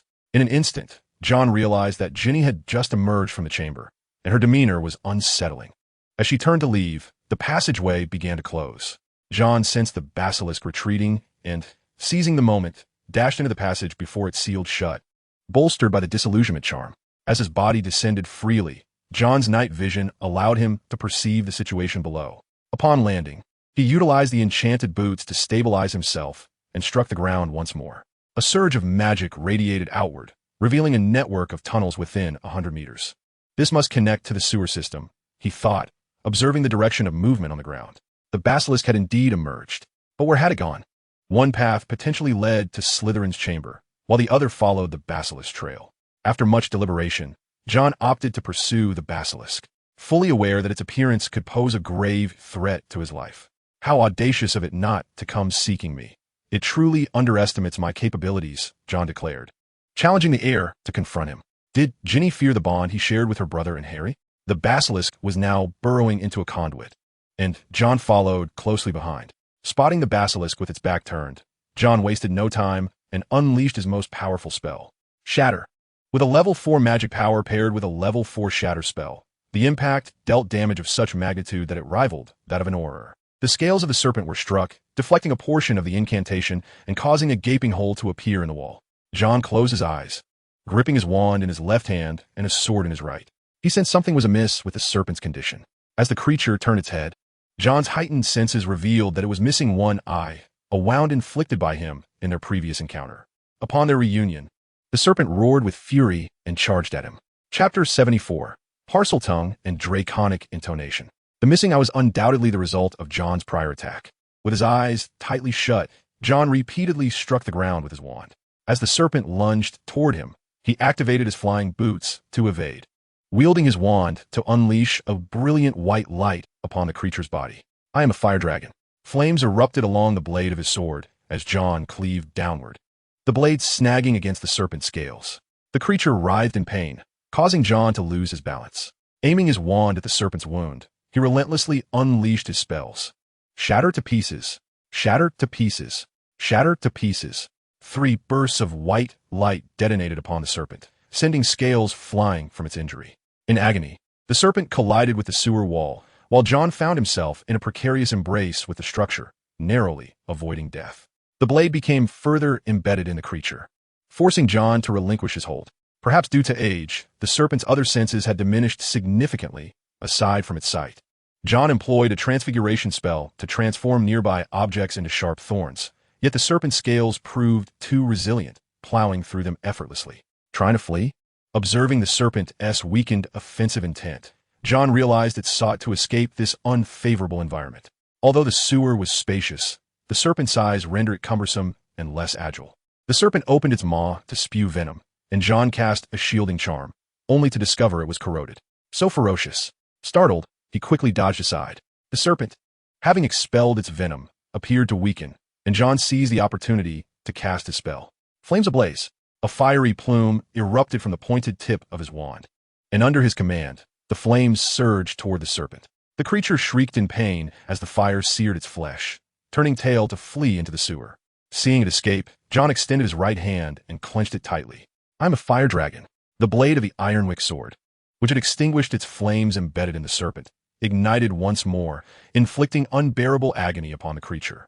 It rampaged through the sewer, its tail striking John and shattering 2 of his protective charms. That nearly cost me my life. Crashing against the wall, he felt as though his insides were crushed together. Without the charms, he might have already perished. The serpent, now wielding the Ironwick sword, fled, prompting John to steady his breath and consume a strength-enhancing potion from his satchel. Once revitalized, he followed the trail of the Ironwick sword through the depths of the sewer. "Colin, are you coming?" "Of course, I wish to see Harry Potter." Colin Creevey, armed with his camera, brought along grapes and other fruits. Today, he witnessed the most exhilarating Quidditch match and came to visit the injured Harry. He felt somewhat apprehensive. Accompanied by Sylvia Bradley, a fellow Gryffindor student. This young lady was notably attractive, characterized by her compassion and amiable disposition. She, too, hailed from a Muggle family of wizards. Sylvia was a close friend to Colin in Gryffindor, and he harbored a budding affection for her, though he remained unaware of his feelings. Initially, Sylvia was hesitant to join him, as the terrifying rumors about the Chamber of Secrets circulated throughout the school. The possibility of Muggle-born wizards being purged left her so frightened that she found it difficult to sleep. Fortunately, John Wick appeared just in time, challenging the air with a power formidable enough to impress even Slytherin. This development reassured Sylvia, alleviating her fears. As the two made their way to the hospital wing, Colin documented Hogwarts with his camera. Just as they neared their destination, a cacophony erupted from a nearby pipe. Sylvia, trembling with trepidation, inquired about the source of the noise. Colin, equally unsettled, instinctively raised his camera to capture the moment. At that instant, a massive head emerged from the wall-connected pipe, prompting Colin to subconsciously press the shutter. The basilisk surged forth from the sewer, its scales shattered, the once vibrant emerald hue turned dark, and its eyes, singed by flames, struggled to open. Upon hearing the click of the camera, the creature charged in their direction. Colin and Sylvia screamed, feeling as though death was imminent. Obstacles loomed ahead. The basilisk's pace slowed, and John burst forth from the sewer, his eyes transforming into slitted pupils as he summoned the sword of Gryffindor. "I am a dragon," he declared. The sword ignited in flames, causing the basilisk to bellow in pain. Seizing the moment, John brandished his wand at the 2 young Gryffindors, casting a levitation spell to push them away. Noticing the basilisk was about to open its eyes, John cast a beam of white light from his wand, striking the creature's head. The basilisk recoiled in agony, and John shouted to the 2 young wizards, "Run! Fetch a professor!" The creature stretched an imposing 50 feet, enough to weaken anyone's knees. Just as the basilisk collided with him, nearly sending him flying, John endured the pain and unleashed a shattering spell upon it. In the fierce exchange between wizard and serpent, John's magic began to wane. "Vida verto," he exclaimed, transforming a torch into a rope that ensnared the basilisk. He activated his flying boots, leaping onto the creature's back, gripping the sword's hilt. "I'm a dragon," he roared, his voice echoing like a low growl in the tongue of dragons. The blade blazed with intensity, searing the scales and gradually drawing it out. As he extracted the sword, blood splattered onto John, sending a sharp sting across his skin. The rope snapped, and John fell as the basilisk thrashed in a frenzy. Just as he prepared to deliver a fatal blow, a strange tone resonated. Suddenly, the basilisk seemed to regain its composure, turning towards the pipe once more. John was determined not to let it escape, but as he prepared to take action, a spell enveloped in white light struck him. Damn it! The protective charm had been exhausted during the battle with the basilisk, and John was hurled backward, feeling a sharp pain in his back. He turned his head to see a figure leaping into the pipes alongside the creature. Though he wished to pursue, he found himself powerless to do so. Muttering angrily about the youth's lack of martial ethics in conducting a sneak attack, the commotion quickly attracted the attention of the professors, and Colin and another student fetched the professor. Upon seeing them, John nearly fainted. John, are you all right?" Lockhart, with curlers still in his hair, received a curt reply from John. "I'm not dead yet." He rubbed his back and stood up. Had it been any other professor, he would have raced after the creature into the sewers. Unfortunately, Lockhart had arrived, and John felt that with him along. The most they could do was to satisfy the basilisk's hunger. John's demeanor was far from friendly, and Lockhart offered a sheepish smile. "What happened here?" Other professors soon arrived, and upon witnessing the devastation of the corridor, Professor McGonagall's eyes widened in shock. John promptly shoved Lockhart in front of him as a human shield. All he desired was to lie down, his back having been struck by a shattering curse that made him feel as if his spine might snap. Lockhart immediately caught on, embellishing a tale of how he had battled the monster. The arriving professors subtly shifted their focus to John, whose pallor was concerning. "John Wick, what is wrong with you?" Professor McGonagall was the first to sense something amiss, noting John's ashen face and bloodless lips. Professor Snape came forth to examine him and noticed the blood on John's clothing, frowning as he said, "There's poison in this." The gravity of his words sent a chill through the crowd, but fortunately, the hospital wing was not far, and they carried him there. Meanwhile, Harry realized that it had been Dobby controlling the rogue bludger, and fury surged within him as he contemplated throttling the house elf. He wanted to question Dobby about the opening of the Chamber of Secrets, but was interrupted by the sounds from outside. Dobby, having used disapparation, vanished. Harry quickly pretended to be asleep, peeking through his eyelids toward the door. The first figure he noticed was Snape, seemingly carrying someone. Following him were Professors McGonagall, Sprout, and Flitwick, the latter being too short for Harry to spot. Eventually, Dumbledore arrived. They gathered around the hospital bed, and Dumbledore's grave expression softened slightly as he sighed in relief. "Thank goodness, you saved 2 young wizards." It was thanks to John's warning to Dumbledore to increase patrols that they had arrived in such numbers. Colin, having seen the basilisk, had frantically sought out the professors. Dumbledore understood that had it not been for John, the 2 young wizards would surely have perished. When Madame Pomfrey arrived, she let out a scream, for John appeared on the verge of death. After a thorough examination, it was determined that the most severe injury was from the shattering curse. However, John's robust constitution meant that a night's rest would suffice. The blood contained poison, but fortunately, John's resistance was commendable, though he would likely suffer from diarrhea. A collective sigh of relief escaped the professors, and Dumbledore had something to discuss, but it could wait until the following day.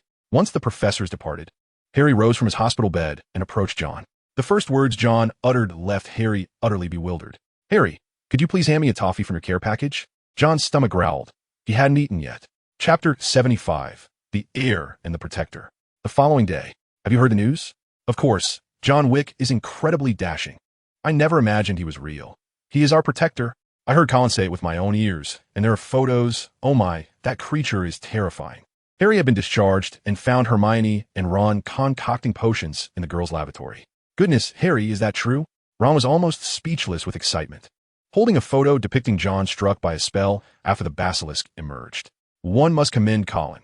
He truly has a knack for photography, capturing the moment with impeccable timing. Even the strands of hair dancing around John's face were perfectly framed. Ron sought to confirm with Harry, as this incident occurred near the infirmary. And Harry must have witnessed it too. Harry felt a bit awkward. He had been chatting with Dobby at the time, and hadn't he noticed? However, he did see John being brought into the infirmary. Hermione's heart raced with concern as she asked, "Was John seriously injured?" "No." Harry recollected that John had finished all his toffees yesterday, his expression peculiar as he replied, "He's fine.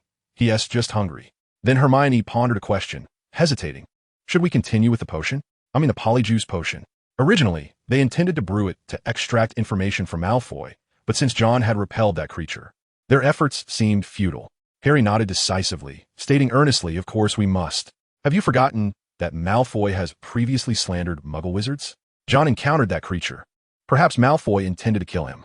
It was not unreasonable for Harry to think this way, considering Malfoy's previous provocations had led John to single-handedly challenge the entire Slytherin house. Given Malfoy's arrogant nature, it was not beyond reason that he would unleash the monster to take revenge on John.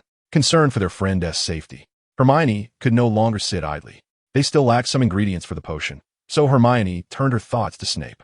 As a master of potions, no one possessed a more comprehensive collection of materials than he did.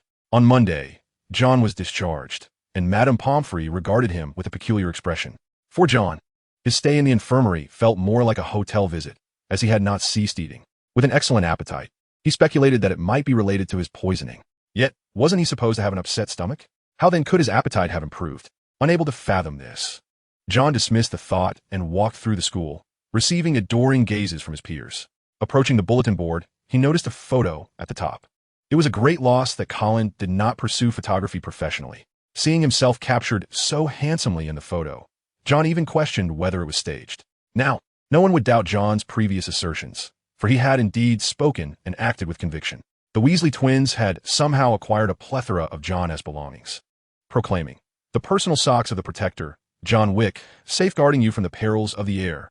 John was incredulous, exclaiming, "How on earth did you come by my socks?"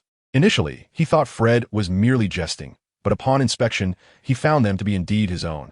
George boldly asserted, "Of course they are yours. We never peddle counterfeit goods." Fred winked and whispered, "We paid a handsome sum to have someone let us in. There are nefarious individuals among the crowd." It was shocking that Slytherin had been bribed. Was there no sense of justice left? John's expression darkened as he leaned closer to George and Fred, murmuring, 50-50 split. "What?" "We spent money," they protested, but disregarding their objections, John cast them a glance and coolly remarked, "Then I shall declare you are selling fakes." This was a matter of life and death for the twins. The merchandise was exceedingly popular, and they had sold a considerable quantity. If accused of selling forgeries, they would surely be pursued by an angry mob. George grumbled, "Take it, you Slytherin." Satisfied, John inquired if he could purchase a brand new set of pencils individually. Though he was financially secure, one should never turn down a good bargain.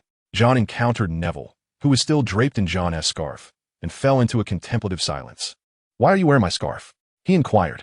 Neville scratched his head, looking quite embarrassed. It felt akin to being caught wearing someone else's clothes. John was inclined to think that appearances could be deceiving, yet he was taken aback by Neville's choice.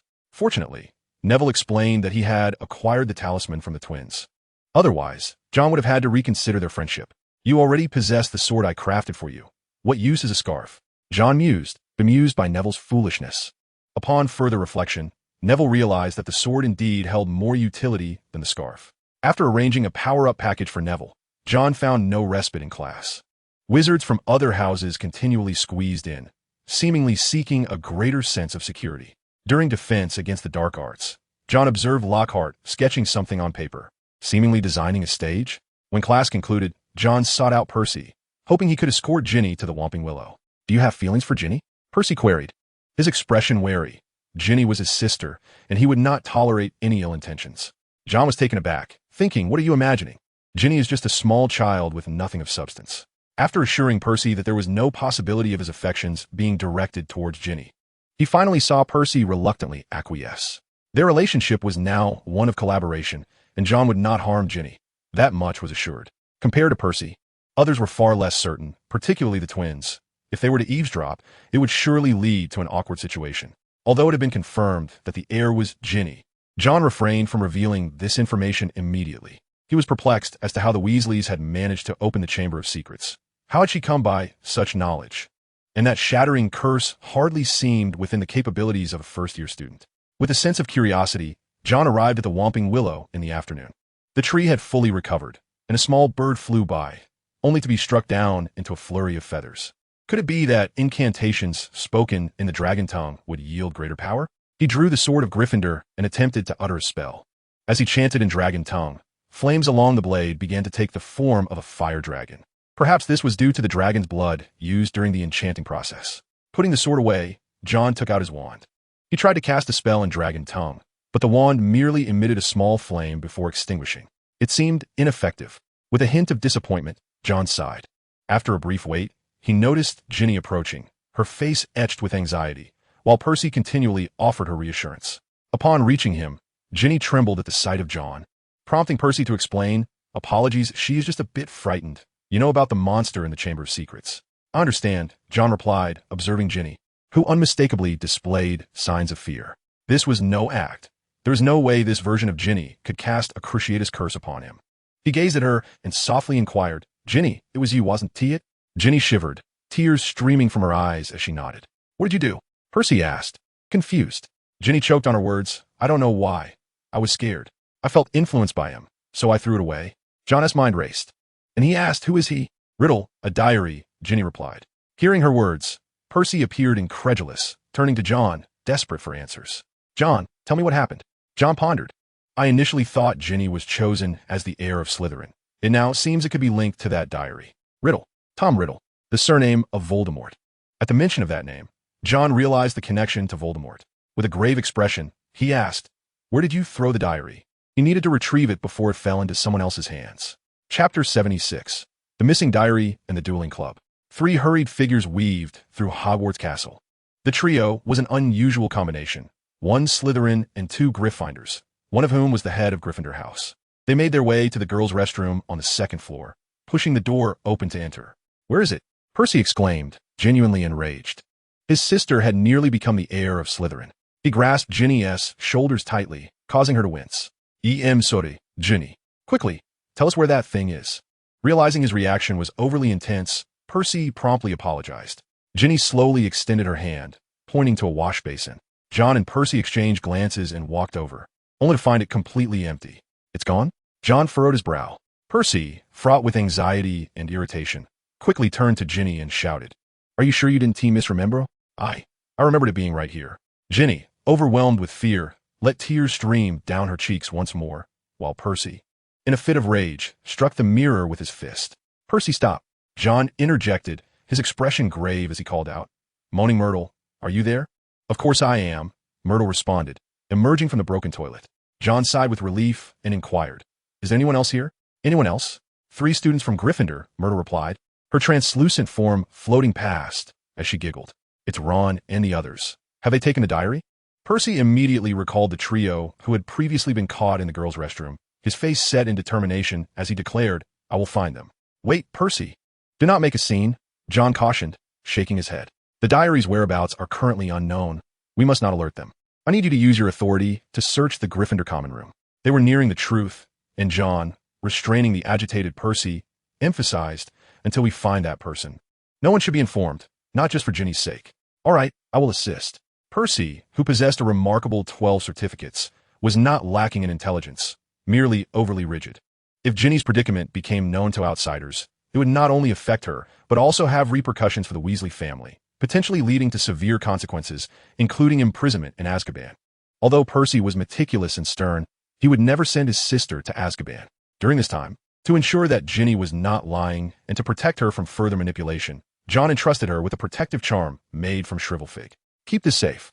Do not remove it at any time," John instructed seriously, and Ginny, pale and anxious, nodded vigorously. After sending Ginny away, the following day, Percy sought out John. It was not until Percy had lost his temper and sent his 2 younger brothers away, repeatedly urging them to keep a watchful eye on Ginny and not let her out of their sight, that the Weasley twins began to suspect something was amiss. Though they were also intimidated by Percy's tone. "George and Fred must think I've lost my mind," Percy sighed, feeling he may have overstepped with his brothers the previous day. John cast a sympathetic glance at Percy. The Weasley twins were no lightweights, and with them around, it was no wonder Percy was troubled. At this point, John's tone turned teasing. "How did you know?" Percy stammered, as if caught in a secret. "I just happened to know you were on patrol with Penelope Clearwater," John replied with a smirk. This revelation left Percy exclaiming in disbelief, "Merlin's beard. What else can he possibly know?" Unbeknownst to Percy, John possessed the Marauders map and had observed Percy frequently mingling with Ravenclaw prefect Penelope Clearwater. Had he not known, John might as well have torn up the map. With a wave of his hand, John left Percy with an enigmatic expression and departed. December arrived. He instructed Borage to send a letter to Madame Wickworth, along with 2 wizard cards.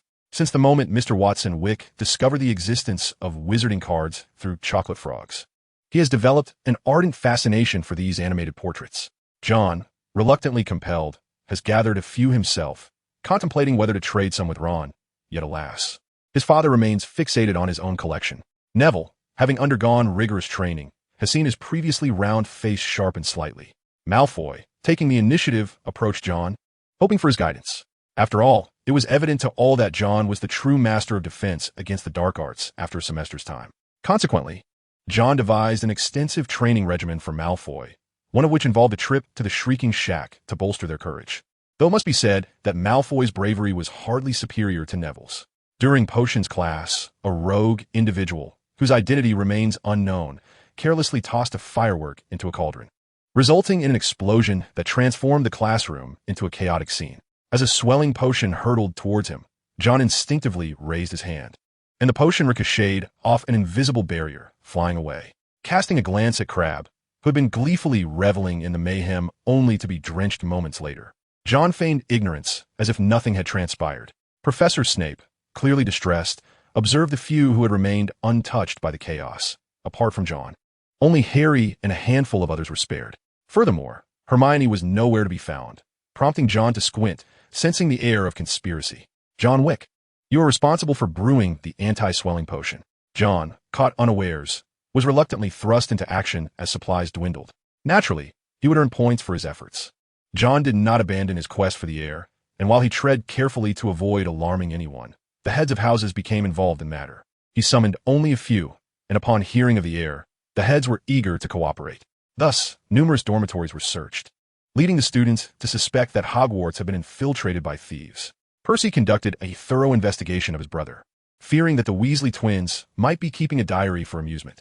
Unfortunately, apart from a collection of prank items, nothing else was found. Ron was not spared either, as Percy searched multiple times, even discarding the slothful rat aside. A week passed. John had hoped for tranquility before Christmas, yet he was mistaken. A new parchment appeared on the notice board, signaling that Gilderoy Lockhart was up to no good once again. So you have no points? John gazed at Lockhart, who wore a pleading expression, having warned him against causing disturbances, only to create a dueling club. Not content with merely establishing the club, Lockhart had the audacity to seek John's assistance. With a frown, John regarded him, while Lockhart shrank back slightly, forcing a sheepish smile. "John, I know you have a way." Just like this, the illustrious Lockhart could not simply fade into the background. John cast a sidelong glance at him, replying coolly, "Everything comes at a price, Gilderoy." He deliberately omitted the title of professor, addressing him as Gilderoy instead. Lockhart grasped John's implication, his expression a mix of struggle and resignation as he slightly bowed, gritting his teeth. He said, "I hope Gilderoy Lockhart can become your friend." "Very well, I shall not refuse a friend's request." John slightly tilted his chin, recognizing that Lockhart had now become part of his network.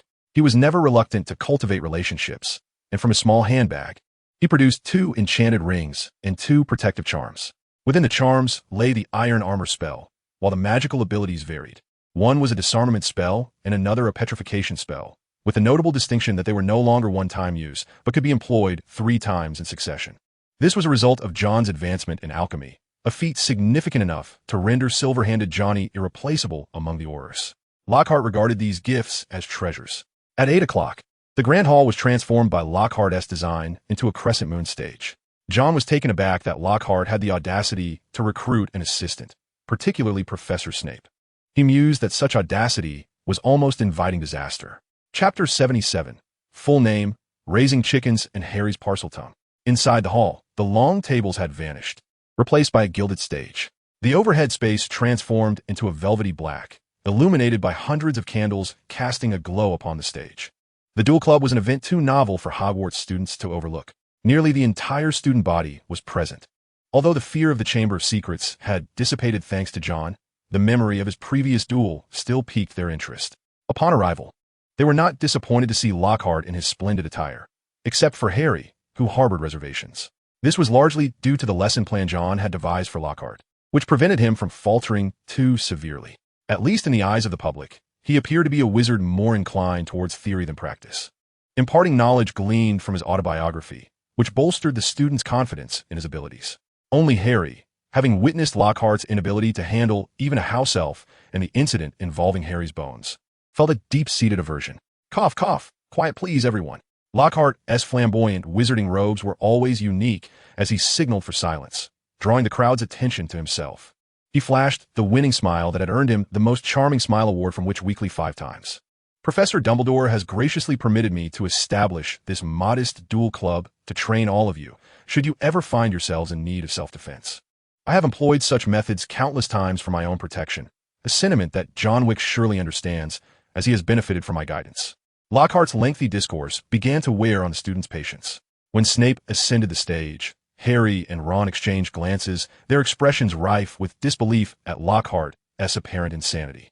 "Rest assured, I will return your potions, Professor, to you in one piece." Lockhart winked, oblivious to the dark aura emanating from Snape beside him. He gestured dramatically. "Now, I invite Professor Snape to say a few words." Professor Snape coldly remarked, "Some of you simpletons are raising chickens in your dormitories. I hope that after learning to duel, you will remember that you are wizards." The students below felt a twinge of guilt, having discovered that the monster in the chamber was a basilisk. They knew that the creature feared the crowing of a rooster, leading to a recent trend of chicken keeping among the students. With the dawn's light, there was no need for an alarm, as the crowing of roosters pierced the morning with a cacophony that could induce a headache. In a mere 2 sentences, Professor Snape had already turned to face Lockhart. Harry could discern the subtle curling of Snape's upper lip, a foreboding sign of danger. Were Snape to gaze upon him in such a manner, Harry might find himself unable to resist the urge to flee in terror. Lockhart, ever the showman, executed a bow with a flourish, eliciting an exasperated shake of Snape's head. After both wizards raised their wands in salute, they stepped to opposite sides of the stage. As you can observe, we hold our wands in a conventional dueling stance. Lockhart continued his incessant chatter, while Snape's impatience became increasingly palpable. Counting down, they both raised their wands sharply over their shoulders. Upon reaching 3, Snape was quick to strike. Expelliarmus. A brilliant red light surged across the stage, striking Lockhart. However, contrary to Harry's expectations, Lockhart did not go flying. Instead, a protective charm akin to armor intercepted the attack, leaving Lockhart momentarily stunned. Snape's eyes reflected a flicker of surprise and intrigue. "Behold, a splendid display of offense and defense," Lockhart proclaimed, regaining his composure and activating his protective ring, sending a red beam towards Snape. The professor reacted with remarkable swiftness, deflecting the spell back at Lockhart. The two exchanged spells with fervor, and Lockhart consistently managed to counter Snape's curses. Gasps of awe erupted from the students, particularly from the girls, whose eyes shone with admiration for Lockhart. As the duel progressed, Snape grew increasingly serious. Flipendo, the protective charm reappeared to block the spell, and Lockhart, in a state of hubris, failed to notice that his protective amulet had been depleted. He retaliated with a petrifying curse, which Snape deftly countered with a disarming spell that sent Lockhart's wand flying from his grasp. Only then did Lockhart realize the gravity of his situation. Hastily, he halted Snape's next move, rising to his feet with a hearty laugh. "Did you see that? That was the disarming charm. I have lost my wand, and I believe it is time for you all to witness this."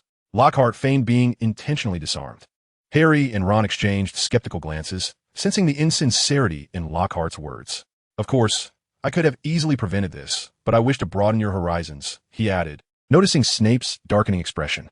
Lockhart promptly concluded the demonstration, announcing, "Now, I shall join you, and you two will duel in pairs."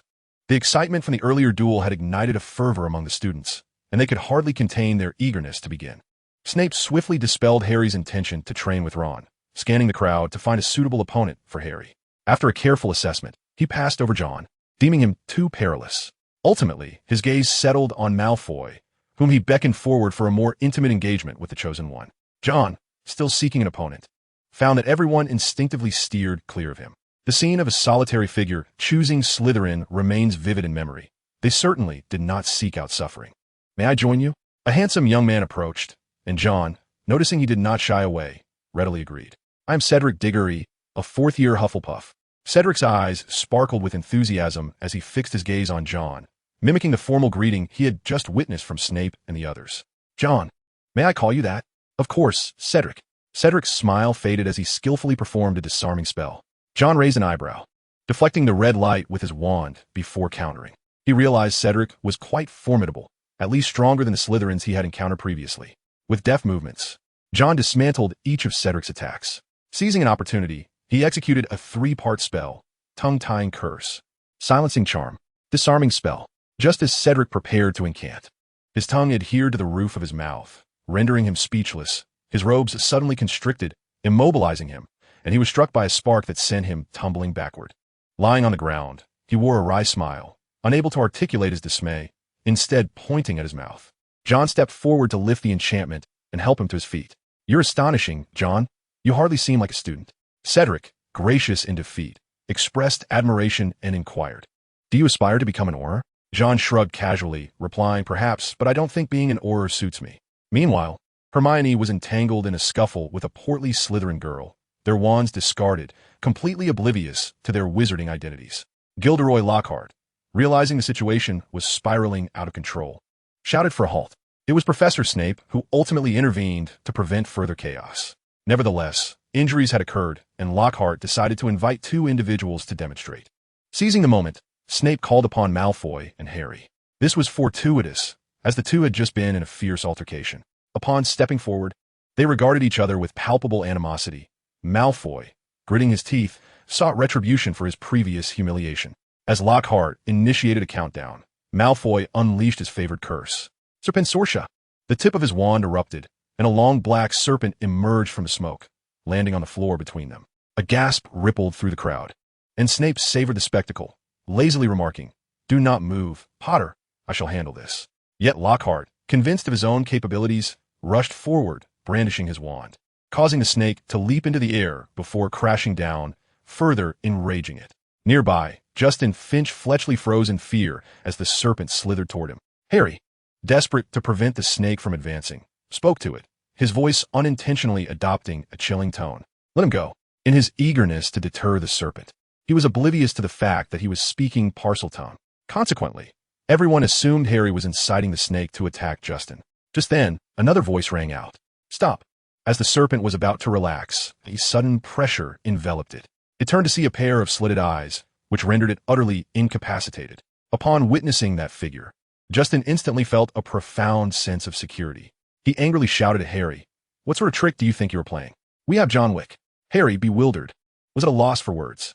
John drew his wand and transformed the serpent into black smoke. He then gazed at Harry with an intensity that instilled a sense of fear within him. The dueling club has concluded for today.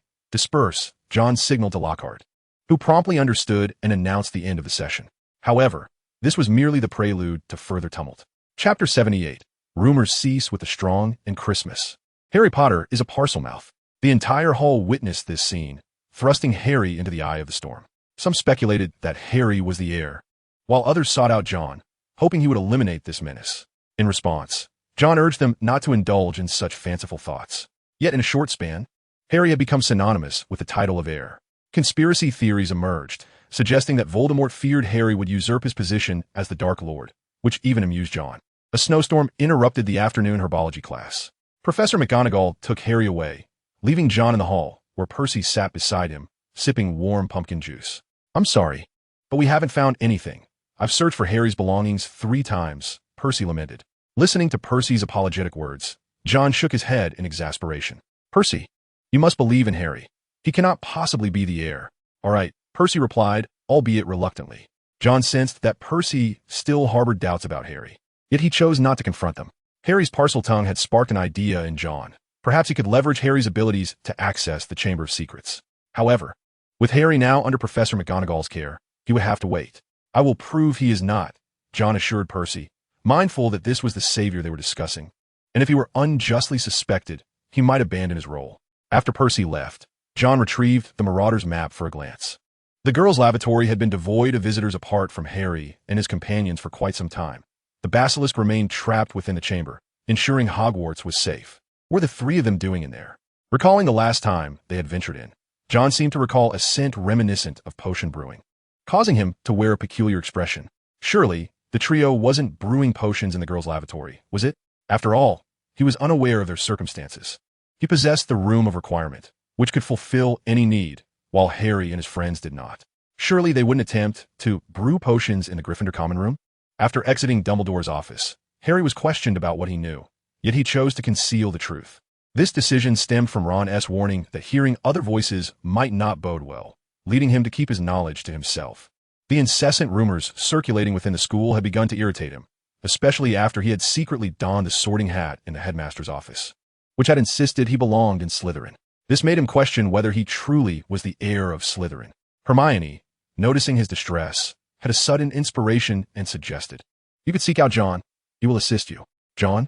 Those eyes resembled those of a serpent. After a moment of hesitation, he inquired, "Is it troublesome?" Hermione, well acquainted with John, confidently replied, "John will undoubtedly be waiting for you. You know how good he is to his friends."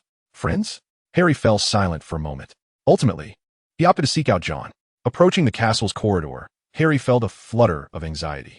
John, upon seeing him, was unsurprised and gently remarked, "Are you troubled by your differences?" Harry shot back, "John, do you think I'm heir Slytherin?" He fixed his gaze on John's eyes. John chuckled heartily, his laughter bright and infectious. "Oh, come now, you're the savior. How could you possibly be the heir of Slytherin?" His laughter echoed as though he had just heard a marvelous jest. Harry, increasingly irritated by the laughter, exclaimed, "Enough, it's not funny." He was startled by his own volume. John ceased his laughter, fixing his gaze on Harry, and earnestly stated, "You are not the heir of Slytherin. At least, not at this moment."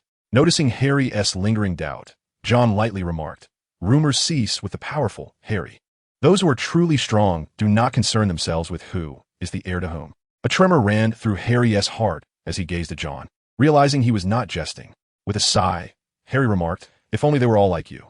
You cannot expect everyone to be so. The strong must lead the weak. It is an immutable truth." John leaned against the railing of the corridor, gazing into the distance where snowflakes danced in the air. Many students were wandering about the school, but not all had departed. Some muggle wizards remained, finding solace in John Wick's presence. John Wick would protect them, as he did Justin Finch-Fletchley.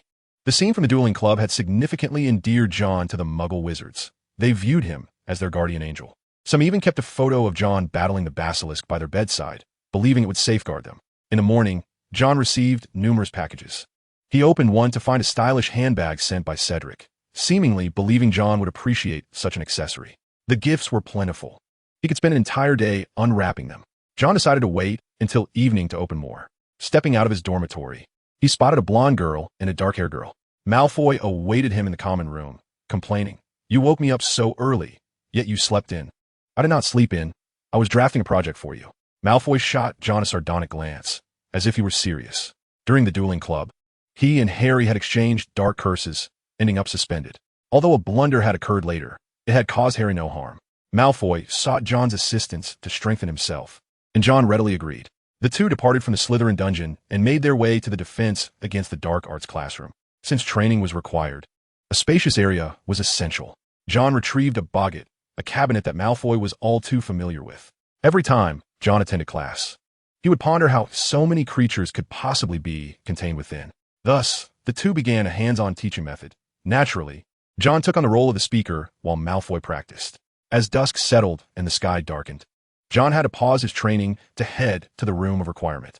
Unbeknownst to him, the two were actually Harry and Ron in disguise. Whenever Malfoy found himself idle, he relished the opportunity to boast, having gleaned numerous secrets from Lucius Malfoy, including tales of the legendary Chamber of Secrets. The creation of Felix Felicis proved to be quite a challenge. John, gazing at the yet-to-be successfully brewed potion, could not help but shake his head. Truly, it was the pinnacle of potions, long in its preparation and demanding utmost precision. Potions are a branch of alchemy, a skill John had mastered, thus enabling him to learn potion-making as well. Having attained the third level of expertise, he was now considered a seasoned alchemist. After placing the necessary ingredients for Felix Felicis into the cauldron, John monitored the mixture for a while, ensuring all was in order. Inside the room of requirement, he endeavored to imbue the sword of Gryffindor with a new enchantment. While dragon's blood could enhance fire spells, he contemplated what other magical creatures could augment. After a moment of reflection, he remained uncertain about which enchantment to bestow upon the sword of Gryffindor. Unlike the alchemical creations of the sword of Gryffindor, the sword of Ravenclaw was still fundamentally a Muggle artifact. A misstep could jeopardize the entire sword, which would pose quite a dilemma. He extended his hand, opting not to use his wand, and attempted wandless magic. Emotion, he mused. I require an emotion. John closed his eyes in contemplation. Emotions could fuel magic. His expression gradually shifted to one of anger, and he raised his hand to strike. The human-shaped target before him exploded at the chest. Anger, while difficult to control, could indeed be harnessed. Among the simplest and most intense emotions, anger proved to be an excellent choice. Just then, John recalled being forced to eat a starry sky pie, and that surge of anger welled up within him. Wandless magic was indeed feasible. John tried several times, managing to conjure simple spells in his fury. The castle was never devoid of feasts, and after concluding his training, John made his way to dinner. Along the way, he encountered a groggy Goyle and Crabbe, which struck him as odd. Chapter 79. Uncle's Gift and Catgirl Hermione. John's social misfit status was already well known in Slytherin.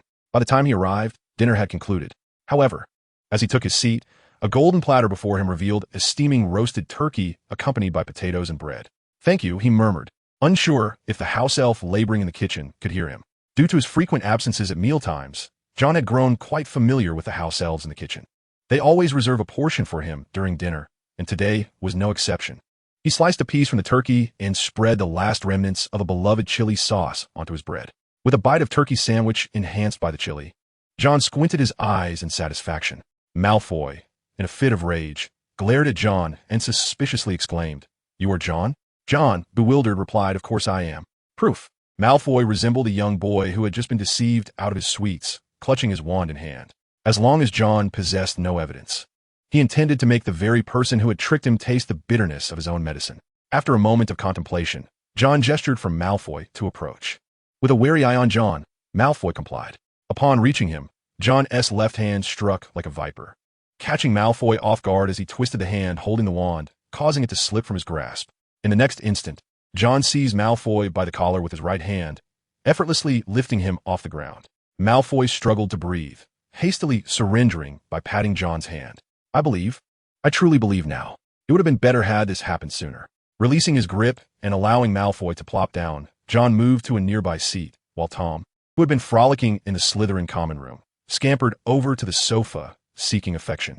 Ahem, two fellows were masquerading as Goyle and Crabbe. Malfoy was firmly convinced that, apart from John, no other student at Hogwarts possessed such strength. He growled, "If I discover who it is, they shall learn the true power of curses." Disguised as Goyle and Crabbe? Could it be a polyjuice potion? John stroked Tom's head, and the dog, feeling comfortable, lay down completely. He thought of the trio.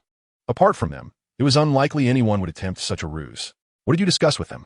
John, curious about what the trio had inquired, wondered if it revolved around the heir or similar matters, as they had always suspected Malfoy. Malfoy hesitated before stating, "Essentially, it was mostly me doing the talking." "Draco, you ought to amend this habit of yours," John replied, exasperated.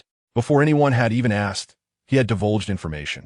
Embarrassed, Malfoy redirected his frustration towards Goyle and Crabbe. "We had a slice of cake and then fainted." Goyle and Crabbe, equally aggrieved, received a pat on the head from John, prompting Tom to rise from the ground. "All right, that's enough. By the way, they also inquired about you." "Me?" John was taken aback as Malfoy nodded, saying, "I mentioned that you often vanish without a trace." Was this self-doubt? John thought it unlikely, for he was a genuine Muggle wizard. It was probably just Harry asking out of curiosity about his life in Slytherin. Now he had time to address the pile of Christmas gifts awaiting him. Opening one, he found a beautiful glass orb sent by Neville, which projected stars when placed beside a candle. Hermione had sent an exquisite feather quill, while Ron gifted him a wizard chess set, and Harry, a book on Quidditch. There were also cufflinks from his mother and a wizard hat from his father, clearly crafted by Muggles with fine craftsmanship. Mrs. Weasley's letter contained a succinct message: "Tell your father to go to hell, and do not heed his advice." Having nearly unwrapped all the gifts, John turned his attention to the final one. The address took him by surprise. It was indeed from his own family. Unwrapping the gift, he discovered a letter inside. He picked it up and cast a glance over it. "My dearest Udani, I hope this gift reaches you. The situation is tumultuous, and your uncles have also been affected. Father has grown older, yet there are still some who wish to invite him out. I have driven them away. This heartless bunch seeks to extract the last vestiges of value. Enough of that. Do you remember the brown bear? Its cubs have grown stronger than their mother. I truly hope you can visit next year. I have yet to take you hunting. With love, your uncle, Serioza Shovanovich." Udani Shovanovich. This name is only uttered by my maternal grandfather's family. This letter was sent by my uncle to our home and then forwarded by Mrs. Wick. A glimmer of nostalgia flickered in John's eyes. Despite their burly demeanor and penchant for wrestling with brown bears, his uncles genuinely cared for him. He wondered what his uncle had sent. With anticipation, John opened the gift box, which resembled the size of a book. Upon unwrapping the white polka-dotted gift paper, he revealed an elegant black box. John solemnly opened the box to find a matte black object lying quietly within. Upon seeing it, John fell into contemplation. He maintained the position of opening, stubbornly closing and reopening the box. No, the contents had not changed. With an expressionless face, he picked up the item inside. The grip was somewhat large for a child, yet John had developed more quickly than his peers, so it was nearly perfect. The synthetic grip, in its matte black finish, effectively concealed itself without reflecting light. The overall weight was light. It featured a 9mm caliber, an effective range of 50 meters, and a magazine capacity of 17 rounds. Indeed, this was a firearm. His uncle had gifted him a handgun. A wizard with a gun? The box contained only a modest supply of ammunition, just 17 rounds. It seemed his uncle did not wish to encourage violence. What respectable person gifts a child a handgun, especially when he is merely 12 years old? "Oh, dear uncle, you are far too hardcore." Upon learning that Hermione was hospitalized, John, adhering to the principles of friendship, visited the school hospital, only to be greeted by a furry face. Rubbing his eyes, he looked again, but the face was now obscured by hands. "Don't look, John. Leave quickly," Hermione cried, hiding her face in shame. John, with a peculiar expression, remarked, "Are you trying to transform into a cat girl out of admiration for Professor McGonagall? I don't recall your transfiguration skills reaching this level." Hermione felt even more embarrassed. She had intended to transform into Millicent Bulstrode for a close duel at the dueling club. However, Millicent owned a cat, and the fur she had acquired left her feeling utterly mortified. John stifled his laughter as Hermione urged him to leave. "Well, you look rather adorable like this, don't you?" John felt an impulse to reach out and pet her feline head, but considering the potential bite from a future Minister of Magic, he restrained himself. Before Hermione could throw her pillow at him, John conjured a curtain with his wand to shield her. Just as Hermione and Harry last shared a bed, She pondered whether these items truly required washing. Observing her bemusement, John casually remarked, "Last time Harry was struck by a bludger. I thought it prudent to ascertain who was responsible. It appears the heir has not sought him out." The mention of the heir made Hermione feel a twinge of guilt, prompting them to transform into Slytherins to inquire with Malfoy. After bidding farewell to Hermione, John exited the hospital wing. Chapter 80. Snape's Suspicion and the Durmstrang Letter. "If you cannot endure, feel free to express it. I shall never coerce you," John stated calmly, standing outside the Whomping Willow as Malfoy was pursued by its branches. "Silence," John Malfoy retorted. Having been struck several times, he initially questioned why wizards trained in evasion. It was not until John adeptly dodged 3 of Malfoy's spells that he grasped the significance of agility. John, unabashedly vocal, taunted, "It is wise of you not to summon Goyle and the others. You appear utterly disheveled." The scion of the Sacred 28, Malfoy struggled against a mere tree. "Perhaps your father is correct. After all, your family's fortune allows you to live like a wastrel. I forgot, perhaps it's more than just that." His words pierced like daggers, leaving Malfoy agitated, and with a moment's lapse, he was sent sprawling by the willow. "Look at you, resembling a rat driven away by a broom. How much has your family donated to Hogwarts to persuade them to admit you?" John produced a turkey sandwich, biting into it with a satisfaction that brimmed with disdain. Malfoy seethed with resentment, a voice in his mind questioning why he had to witness that muggle wizardess enjoyment. A noble pureblood should not endure such humiliation. His fury peaked, and, after being hurled away once more, he could no longer tolerate it. Drawing his wand, Malfoy aimed at the bothersome willow, casting spell. Just as the incantation was about to strike, a shield charm materialized. The first layer shattered, while the second layer successfully thwarted the attack. Infuriated, the willow's branches became swifter and more ferocious. Malfoy, unable to evade, braced for impact. Witnessing his anger and indignation, John clapped in mock admiration. "This time, your spell's power has increased. Maintain that feeling." John was testing the influence of emotions on spell efficacy, noting that Malfoy's anger had augmented his spell's potency by half. Although this emotion affected accuracy, the enhancement in power was remarkable. John jotted notes, casting a glance at the still irate Malfoy, muttering, "Once again, you are my training partner." Malfoy recognized that John was honing his own abilities, yet he struggled to maintain control. Typically, at this juncture, John would merely cast a sleep charm to subdue him. "Very well, it is time for slumber." Without granting Malfoy a chance to react, John cast a sleep charm over his face, granting him an infant-like repose. Scribbling in his notebook, John closed it and stowed it in his satchel. Anger, though potent, should be wielded sparingly. Draco's emotional turmoil has lingered longer than usual. Should this continue, John fears that one day Malfoy may strike against him. Although it is somewhat regrettable, John resolves to temporarily cease his interactions. Unbeknownst to him, every move he makes is being observed by another. Severus Snape, with a shadowed gaze, sought out Dumbledore. "Dumbledore, it is time to intervene with John Wick." Within the confines of the headmaster's office, Snape shed his usual sardonic demeanor, his voice tinged with unmistakable ire. "What troubles you, Severus?" Dumbledore inquired, lifting his gaze from his desk, surprised by Snape's demeanor. "He is amassing power. Do not feign ignorance, Dumbledore." As a former Death Eater, Snape perceived in John the reflection of another. The same extraordinary talent, the same striking handsomeness, the same ability to bewitch those around him. John Wick. This boy, apart from his lineage, is an uncanny replica of that man.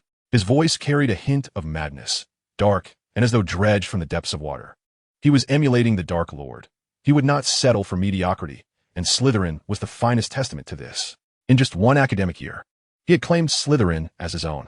Seeing Snape so agitated, Dumbledore spoke calmly. "Control yourself, Severus. He is merely a child." Voldemort was once a child as well. Snape articulated each word with gravity, even uttering that name. He was apprehensive about John Wick. A sardonic expression crossed Snape's face as he retorted, "Do not tell me you are unaware of his actions. In his first year, he has engaged with dark magic, exhibiting restraint while revealing ambition. Even Draco Malfoy now bows before him. Dumbledore, we both understand the implications of this. How can you be certain he is not the heir of Slytherin?" "Severus." Dumbledore's expression turned grave, momentarily calming Snape. "That is a serious accusation. Do you realize this?" His wise eyes lingered on the sword of Gryffindor as he softly asserted, "I believe John Wick will not become that man. He is different. He has family, friends, and love." By this time, Snape had regained his composure. directing a cold gaze at Dumbledore, his voice reverting to its usual tone. "I hope you are correct. We cannot afford another Dumbledore." With that, he departed, leaving Dumbledore immersed in contemplation. Voldemort remained a source of anguish for Snape, having taken the life of his beloved. Dumbledore was acutely aware of this and also understood that Voldemort, in his second year, was far less remarkable than John. Those drawn to John were attracted by his strength, not his bloodline. This fact echoed the legacy of another. Dumbledore gazed at the sword of Gryffindor and sighed. "I hope you are the one, John." Having once opened the Chamber of Secrets, Dumbledore could not conceive of anyone more exceptional than John, save for Harry. If it were John, then he would not become the next Voldemort. Severus Snape was indeed correct. There exists no second Albus Dumbledore in the realm of magic. The emergence of a third Dark Lord would be too great a burden for them to bear. Unbeknownst to John, his mere presence had instigated a quarrel between Snape and Dumbledore. He was in the process of unsealing an envelope delivered by an owl, which appeared utterly exhausted after completing its task. The seal on the envelope bore an unfamiliar insignia, a bat grasping a sword. The address read Durmstrang. Upon opening it, he discovered a letter accompanied by an object reminiscent of dragon scales. Could it be a dragon's scale? As he unfolded the letter, John's eyes fell upon elegantly flowing script. "I have come for you." The tone of the message struck him as somewhat menacing. Was it a prank orchestrated by the Weasley twins? His gaze was drawn to the sender's name. Hydrick Edgar, the Durmstrang student with whom he had dueled. "Come for me?" Upon reflection, John realized he had not provoked this individual in any way. Why then had he received such a threatening missive? He decided to dismiss these troubling thoughts and headed towards the room of requirement. Clutching a fresh piece of parchment, John contemplated whether he could replicate the Marauder's map. This creation belonged to students, and theoretically, even the highest level of alchemy must have its limits. Level 3 alchemy should suffice for a rudimentary imitation. Although the replication might not hold much utility, he was primarily interested in learning the application of the tracing spell contained within. This map was capable of indicating those who entered Hogwarts, employing a magic akin to the tracing spell. John had previously utilized the tracing spell and possessed some understanding of it. The four individuals who had managed to combine both into a cohesive map were truly brilliant. Inside the room of requirement, John first added a new ingredient to the Felix Felicis potion. The potion was nearing completion, likely to be ready shortly after the commencement of the next term. John also planned to venture into the Slytherin chamber at that time. Chapter 81, Seeds of Doubt and Pansy's Romance. In the hospital wing, Hermione vehemently countered Harry's assertions, her frustration palpable. "Harry, you are mistaken. How could you doubt John? He is our friend and moreover a muggle." Even Ron found Harry's suspicions to be rather absurd. After all, it was John Wick who had single-handedly dispelled the fear surrounding the heir of Slytherin and had saved the Gryffindor students from the basilisk. How could Harry even entertain such doubts about John? Seeing his companion's disbelief, Harry voiced his suspicions. "Consider this. Who was the first to discover the basilisk? It was John. Is that not peculiar? Had it not been for John, you would now be regarded by Filch as the murderer of cats." Hermione's expression turned indignant, resembling that of a disgruntled feline. Ron, however, found a sliver of logic in Harry's words. Think about it. Why is it that John emerged from such a perilous encounter with the basilisk largely unscathed? He merely took a nap in the hospital wing and recovered. Hermione remained unconvinced. Perhaps it is simply because John is exceptionally powerful. Indeed, he is formidable. He single-handedly triumphed over Slytherin. Don't you think all of this seems rather coincidental? Reflecting on his inexplicable urge to inquire with Malfoy, Harry found himself harboring doubts about John. He remarked, "John often disappears without a trace. No one knows where he goes." Each appearance of the basilisk only seems to elevate John's reputation, as if it were deliberately orchestrated to bolster his standing. Don't you think? "Harry, you're utterly mistaken. John is merely a muggle wizard. Slytherin would never seek out a muggle." Hermione interjected vehemently, her face flushed with indignation. "What if he isn't?" Harry countered. Hermione paused, while Ron expressed his astonishment. "Are you suggesting that John is not a muggle wizard?" With a glint of insight in his eyes, Harry replied, "Perhaps John has a squib in his family, which will make him half-blood. And consider this. Malfoy is his friend, and Malfoy despises muggle wizards." Hermione wrinkled her nose. "That is merely conjecture, Harry. You need to remain calm." Ron nodded in agreement, believing Harry might be overly fatigued. Feeling the weight of disbelief from his friends, Harry's frustration grew. A persistent voice in his mind whispered that John was the heir. During the dueling club, John's slit-like pupils had intensified Harry's suspicions. The seed of doubt had been sown deep within him, fostering a heightened vigilance toward John. John sneezed and, perplexed, remarked, "But there's no wind?" Glancing at the 2 sheets of parchment on the table, he tapped his finger upon them. "I solemnly swear I mean no harm." The parchments unfurled, revealing the same map. The moving footprints and names were identical, indicating that John had successfully replicated the Marauder's map. Noticing a diminutive figure resembling Peter Pettigrew accompanying Ron on the map, John mused aloud. The Marauder's map is not infallible. Perhaps it merely requires a sufficiently potent confundus charm to confuse it. While map is akin to an advanced version of the trace, it can still be disrupted by spells. John was uncertain how high the level of confundus charm needed to achieve this might be, but it would undoubtedly be at least level 4. He surmised that aside from Professor Flitwick and a few others, no one at the school could accomplish such a feat ordinary professors would be incapable, and only the heads of the 4 houses would possess the requisite skill. After tapping the Marauder's map once more, John closed it. He had now become adept at wandless magic for simple applications. He stowed the 2 copies of the map away, not wishing for them to fall into the hands of the unscrupulous. However, if the Weasley twins discovered he had taken the map, he would be most generous in returning it.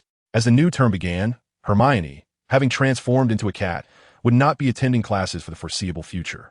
Without this rival of his, John felt a tinge of loneliness in the classroom. Thus, the notion of seeking solitary triumph became apparent. Neville's exercise regimen had significantly trimmed his weight, which brought both joy and concern to Madame Pomfrey. February arrived swiftly.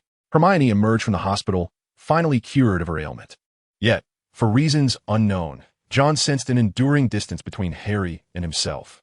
Did the incident of Harry being scapegoated last time come to light? John thought that Harry had discovered his misdeed over the summer, and if that were the case, an apology might be in order. The potion was nearing completion, and John still required Harry's Parseltongue to guide him. With the entrance now known, all that remained was the ability to speak with snakes. The heir of Slytherin had yet to reveal themselves, leading John to wonder if perhaps someone had carelessly taken their toilet paper. Regardless, John was determined to venture into the Chamber of Slytherin. That place was a veritable treasure trove. Moreover, the Chamber of Slytherin could very well trigger a challenge akin to that of the Chamber of Gryffindor, and missing out on such an opportunity would be heart-wrenching. As the new semester commenced, it felt as though the previous fears had vanished. Laughter filled Hogwarts, and Wood's booming voice resonated from the Quidditch pitch. Tom scampered about, and the school had grown accustomed to the presence of such a little dog. Each time Tom dashed out, he would wait by the entrance for students returning to the Slytherin common room. "Pansy, are you all right? You seem rather distracted lately," Daphne noted, observing Pansy's newfound obsession with journaling, often catching her scribbling away before bedtime. Upon hearing this, Pansy's lips curved into a faint smile, reminiscent of a bashful young lady in love. "I have developed feelings for someone." "Really?" Daphne exclaimed, momentarily taken aback. "I haven't seen you interacting with any boys. What's so strange about that? Aren't you in the same boat, yet you still harbor feelings?" Pansy's mouth was swiftly covered by Daphne, whose ears flushed red. Her fair cheeks tinged with pink. "Don't say such things." Pansy shot her a disapproving glance and pouted. "It's not like it's a secret." "That doesn't matter," Daphne insisted, urging Pansy to be quiet. Tom, trailing behind, tilted his head, sensing they were discussing his master. Barking twice, he struggled to climb the stairs with his short legs. Observing this, Daphne picked him up. Being a small dog, he fit perfectly in her arms. "Thank you for taking care of Tom," she smiled. "I adore Tom as well. By the way, what are your plans for tomorrow?" "Him? A surprise?" Upon hearing this, John instantly realized that the restless Lockhart was up to his usual antics again. His eyelids twitched, an instinct telling him that Lockhart would undoubtedly stir up trouble. The dueling club had piqued the students' interest due to Lockhart's impressive display of skill at the outset, and it had continued to thrive. Every Saturday evening, dueling club activities took place. John had thought that this would keep Lockhart occupied, but it seemed he still sought to cause more mischief. It was clear that Lockhart could not be allowed too much free time, otherwise he would constantly concoct schemes. John resolved that Lockhart must be kept busy. If he fancied writing books, he should be left to do just that instead of meddling with students. The next day, upon seeing the 12 little figures dressed as Cupid, John could only cover his face, especially when he received a greeting card that the little figures animatedly brought to life. In a moment of utter embarrassment, Malfoy found himself stifling a laugh, for John was fixedly gazing at him. Chapter 82. The completion of the Felix Felicis and the Riddle Medal. "Your eyes are as enchanting as those of a fire lizard, and your hair glistens like oiled silk." John chuckled. "Oh dear, this is truly an atrocious love letter."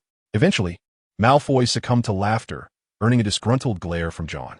"Let me dispose of it. Perhaps it's that insufferable Weasley playing a prank." Malfoy, taking matters into his own hands, attempted to collect John's love letter, but John snatched it back, exclaiming, "Never mind, I shall keep it." He folded the letter, pondering that if it were indeed from a girl, discarding it might be rather hurtful. Malfoy raked his fingers through his hair and directed his gaze at Harry, deliberately exclaiming, "Look, our savior has received a love letter." "Shut it, Malfoy." Harry was ensnared by a gnome, unable to escape, and had no choice but to endure the gnome's theatrical rendition. His green eyes were likened to those of a pickled toad, eerily reminiscent of John's fire lizard gaze. This led John to suspect that the Weasley twins were behind the mischief. Upon leaving the Great Hall, John sought out Lockhart, assigning him a task. "Since you fancy writing, I command you to compose a book." He ordered Lockhart to write my adventures with a sword at Hogwarts, finally liberating himself from Lockhart's antics. The entrance to the Gryffindor chamber beckoned, and the potion neared its conclusion. With the final ingredient added, the Felix Felicis transformed into a liquid as clear as water. Carefully, he filled a water bottle-shaped glass vial using a dropper. After months of labor, he was rewarded with but a small quantity. Sealing it, John finally exhaled in relief. The potion shimmered, its reflective surface dancing with the flickering candlelight. John murmured, "Now, my journey to the chamber is assured." He fashioned a pendant by wrapping a protective charm around the vial's neck, opting not to stow it in his bag. The potion was far too precious. It needed to be kept close. He donned the pendant around his neck, tucking it securely into his collar. He made his way to the girls' lavatory on the second floor. Aside from himself, no one else was aware of the chamber's existence within the washroom. After scanning the vicinity to ensure he was alone, he snapped his fingers. The serpent did not emerge, save for moaning Myrtle and Harry's group. Approaching the broken toilet, John politely knocked on the door. "Myrtle, I need your assistance." Myrtle floated out from the toilet, her voice sharp and irate. "Myrtle, Myrtle, could you all refrain from tormenting me?" "Very well, if you are willing to assist me. I will be delighted to offer you a gift." John shrugged. As a former citizen of the Celestial Empire, he understood the nuances of human interactions.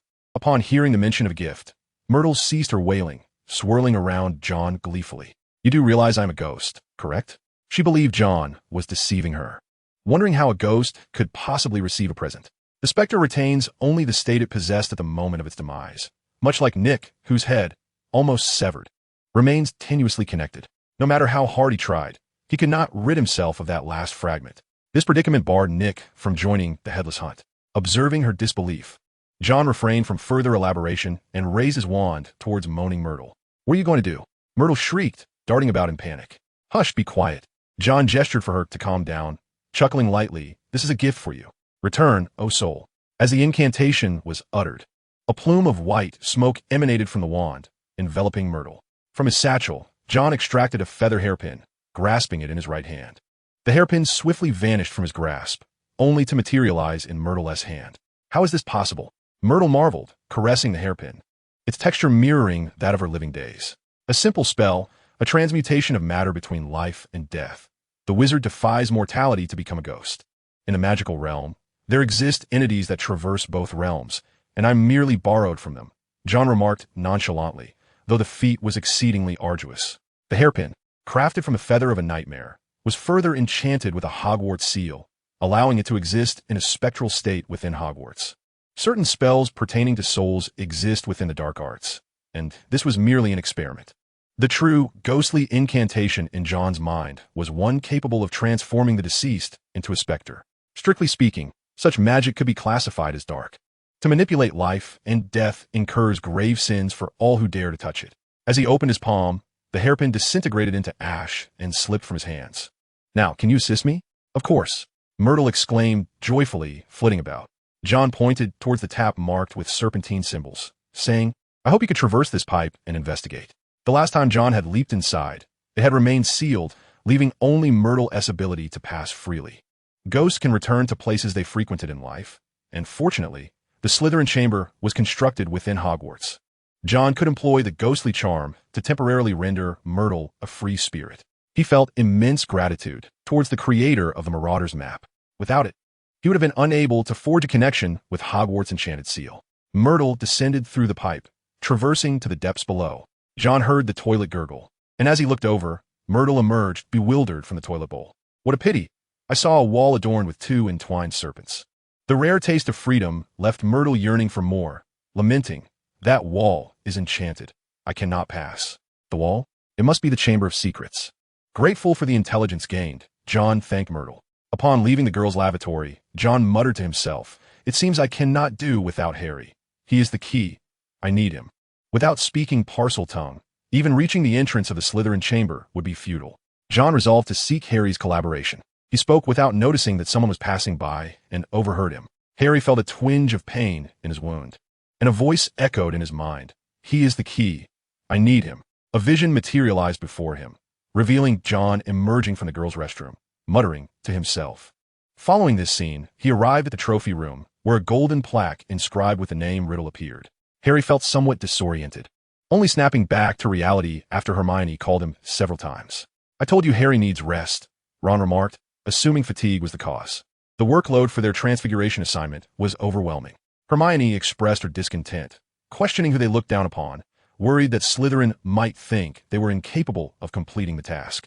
"Let us do 10 more, 10 each," Ron chimed in, to which Harry suddenly replied, "You're right, I do need a break." He stood and walked outside, his behavior peculiar. Hermione and Ron exchanged glances, each reflecting the other's confusion. "What is wrong with Harry?" John encountered Gemma Farley on the first floor, where they discussed the diary. "I haven't found Riddle's diary. I've searched everywhere." "Well, thank you anyway. It would be disastrous if that fell into another wizard's hands." Gemma was already quite commendable for her efforts, and John felt no need to be overly critical. After she departed, he sighed, "Tom Riddle, where on earth are you? Stop hiding." Voldemort was akin to a maggot in the gutter. Although presently not a danger, he was undeniably repulsive. John was wary of Riddle. Why? Harry sensed he was nearing the truth and made his way to the trophy room he had envisioned. There he spotted Riddle's plaque, and in the corner, an old diary seemed to have been waiting a long time. Chapter 83, Harry and Tom. He must have been exceptional. Gazing at the list of student council presidents, Harry uttered this sentiment. He felt this individual might be as remarkable as John. Otherwise, he wouldn't have received such accolades. Suddenly, as if guided by an unseen force, he turned his gaze toward the corner. The weathered diary was inconspicuous, blending almost seamlessly with the floor. Tom Marvolo Riddle. Harry noticed the diary and opened its faded cover. The first page bore a name. Upon seeing this name, Harry instantly recalled John's words. "The Great Hall." Harry returned, and Hermione urged him to hurry with his assignment. Harry absent-mindedly nodded, waiting until most people had left before he mysteriously revealed the diary. "What is this? It looks very old," Ron commented as he pulled it out. "You're quite right, Ron. It is indeed very old, at least 50 years. Hermione noticed the faded date on it, took the diary, and flipped it open, discovering the name inscribed within. "Tom Riddle? Who is this? Wait, I recognize that name." "That is not important. John seems to be searching for it." "What?" Hermione was taken aback, initially believing it to be John's possession. "We ought to return it to John," she declared. "No, Hermione, listen to me." Halting Hermione, who was intent on returning it to John, Harry recounted all that he had witnessed in the trophy room. "Ron, do you recall that Malfoy mentioned the Chamber of Secrets was opened 50 years ago?" He turned to Ron, who, after a moment of consideration, remembered as well. Harry lowered his voice, excitement evident on his face. Hermione hesitated, whispering, "If it's so significant, why not hand it over to John? For goodness sake, Hermione, stop with the John." John. After this outburst, Harry looked at the two, who appeared somewhat bewildered, and continued, "We can investigate this ourselves. If we uncover the truth before anyone else, we shall be the heroes of Hogwarts." Noting that Hermione still wished to protest, Harry impatiently interjected, "Don't forget, John could very well be the heir of Slytherin." This remark silenced Hermione. The trio endeavored to decipher the secrets within the diary, but regrettably found it void of any inscriptions. After some time studying it, Hermione speculated that it might be concealed by a protective charm, and attempts to reveal it with their wands proved futile. The following day, Harry flipped through the diary page by page, only to discover it was blank. Hermione suggested they focus on the medal, prompting the three of them to revisit the trophy room, yet they uncovered nothing of significance. Days passed with the diary remaining in Harry's possession. One day, while idly perusing it in the library, Hermione rushed over, exclaiming, "Harry, John has been looking for you repeatedly." Harry, indifferent, rested his chin on one hand while continuing to flip through the diary. This behavior alarmed Hermione, who, resembling an irate lion, shouted, "Stop meddling with that thing." In her frustration, she snatched the diary and hurled it, causing it to collide with an inkpot on the table, startling Harry. "I truly can't comprehend why you seem bewitched." Angered, Hermione turned and left the library. Madame Pants opened her mouth, intending to shoo Hermione away, but the latter had already departed. Harry was torn, uncertain whether to pursue Hermione or rescue the diary. After much deliberation, he chose to attend to the diary. Upon doing so, he noticed something amiss. Instead of the ink flowing toward the table, it was now gravitating toward the diary. Harry's eyes widened as he opened the diary, observing the ink being absorbed within. Suddenly inspired, he hastily took out a pen and inscribed a line on the blank page. "My name is Harry Potter." Anxiously, he gazed at the diary. In less than 3 seconds, the inscription began to be absorbed by the paper, which then exuded words that Harry had never penned. "Hello, Harry Potter. My name is Tom Riddle. How did you come upon my diary?" This astonishing scene caused Harry's eyes to widen, and, as the writing faded, he quickly wrote another sentence. "I found it in a corner of the trophy room. Thankfully, I recorded my memories in a manner more enduring than ink. For that person has always sought to find me." That person? Harry's heart raced with fervor as he felt he was on the verge of uncovering the truth. "What do you mean?" He scribbled excitedly, his hands trembling slightly, onto the paper. The ink quickly absorbed, revealing a line of text anew. This diary contained harrowing truths, some obscured, secrets that certain individuals wished to keep hidden. Breathing heavily as if he had just sprinted, Harry endeavored to steady his emotions. For his intuition whispered that he had finally unearthed the truth of the chamber.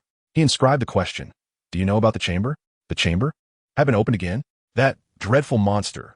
When I was in 5th year, the chamber was opened, and the creature attacked several students.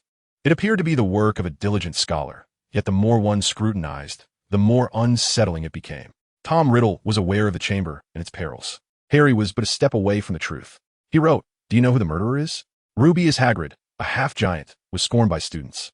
In a bid for recognition, he had deliberately unleashed the monster." This line of text plunged Harry into a chilling abyss. He found it difficult to breathe. Steadying his trembling right hand with his left, he laboriously wrote, "Isn't it possible to be non-pure blood? The heir of Slytherin only selects the exceptional and the malevolent." Everything clicked into place. Leaning back in his chair, Harry stared blankly at the diary. John Wick, a muggle-born wizard, resided at the bottom tier of Slytherin. In a quest for validation, he had opened the chamber of Slytherin, employing the serpent to establish his reputation. "Why do you become this way, John?" Harry lamented, sorrowful for his friend's degradation, while a resolute thought began to take root within him. He must stop John. He could not allow him to stray further astray. Much like Tom Riddle had intervened with Hagrid. Unbeknownst to him, Harry had begun to harbor doubts even about Hagrid. In the past, he would never have entertained such notions, at most suspecting Hagrid of inadvertently unlocking it. Yet now, not only did he find nothing amiss, but he also affirmed this line of thought. Meanwhile, within the diary, the youthful Tom Riddle wore an uncontainable grin. He held a diary identical to Harry's, and with pen in hand, he inscribed, "I know where the entrance to the chamber lies. If it opens again, I hope you can intervene." Upon discovering the chamber's location, Harry's eyes glittered with excitement. He envisioned himself thwarting John, becoming a hero among his peers, and shaking hands with Dumbledore. With conviction, he wrote, "I will." Where has that boy been these days?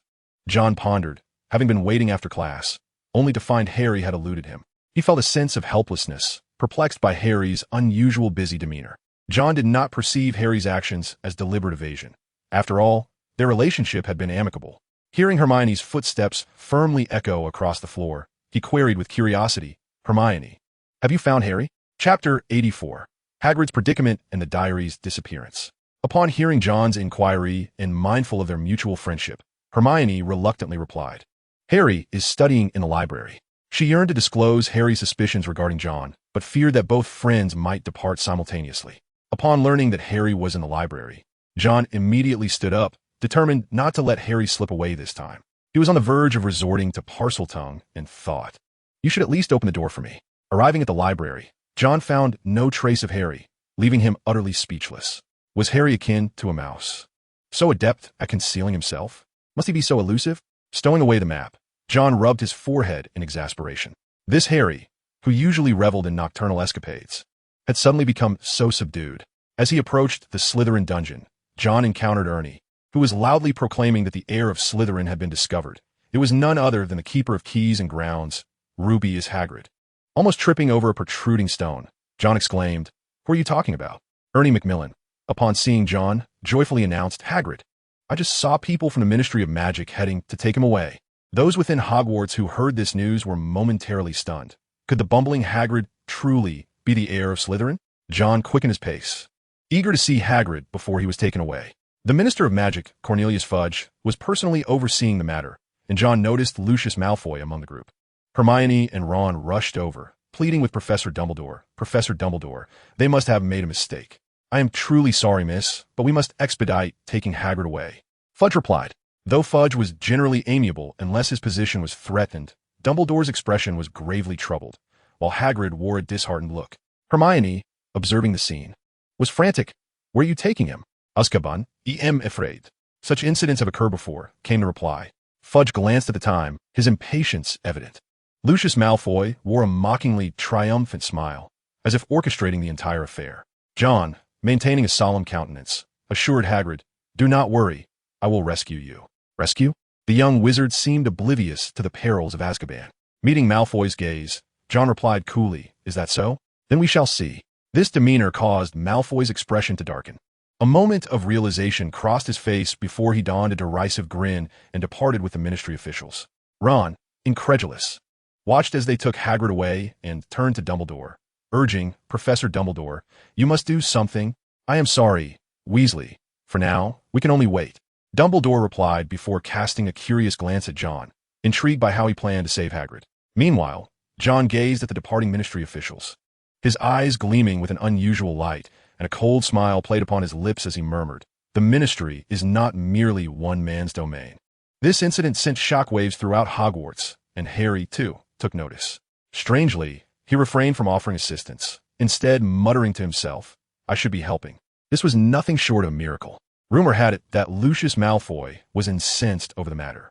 He, in conjunction with the other governors of Hogwarts, temporarily suspended Dumbledore, believing that once Dumbledore was sidelined, everything would proceed smoothly. Little did he anticipate an unexpected interference, which left Lucius's plans in disarray. All of this was instigated by a letter penned by John.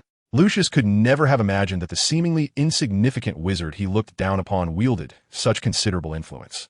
The Auror office, with its 20 sets of protective amulets and counterjinx rings, piqued John's interest as he contemplated the conditions proposed by Rufus Scrimgeour. Their acquaintance was brief, and he knew that the other party would not offer assistance without a price. The Auror office was intrigued by the equipment John had previously provided. As being an Auror is perilous, one can never be certain when a dark wizard might unleash the killing curse upon them. The amulets effectively addressed this concern, particularly the one fashioned from the Whomping Willow, which is exceptionally sensitive to even the slightest malice.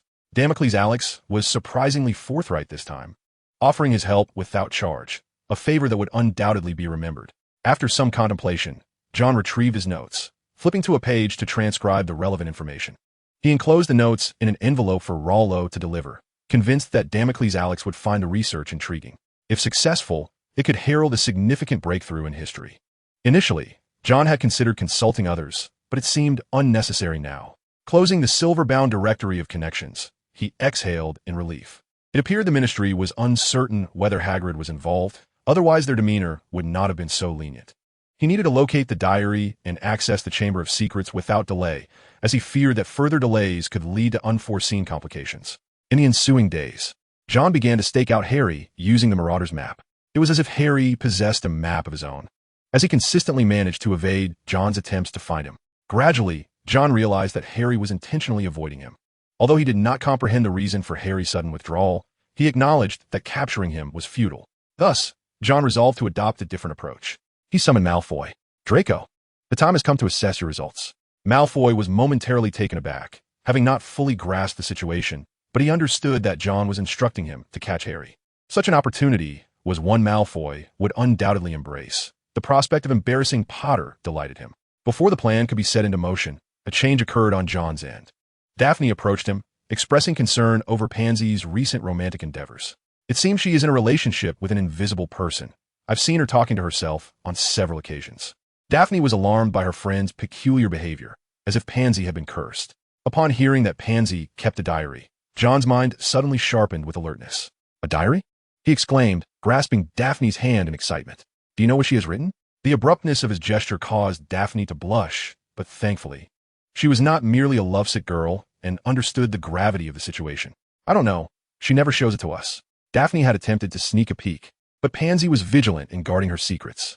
Though her words were somewhat convoluted, John was certain that it was the elusive diary he had been searching for.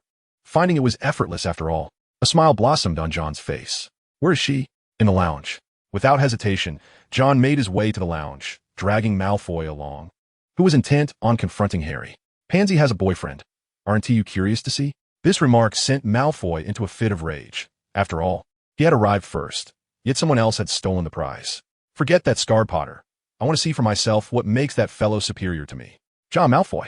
Daphne, Goyle, and Crabbe marched towards the lounge, where Pansy had been gazing dreamily out the window at the giant squid. Suddenly, she found herself surrounded. John commanded Goyle and Crabbe to pin Pansy down on the sofa. He ordered Daphne, go to the dormitory and fetch the diary. Daphne dashed toward the dormitory, causing Pansy to struggle at the sound of those words. Seeing this, John became increasingly convinced that Voldemort's diary was indeed in Pansy's possession. He had underestimated the situation, not realizing that Voldemort lurked right beneath his nose. Daphne and Pansy shared the same dormitory, so finding her location meant a thorough search. Malfoy lamented to Pansy, I never imagined you were this kind of person. Having played together since childhood, he had expected loyalty, only to find himself betrayed by the Sea King. In that moment, Malfoy yearned to unleash his fury upon that Tom. One can only imagine the turmoil in the mind of the son of a Death Eater. Surely his father would be devastated to learn of such a betrayal.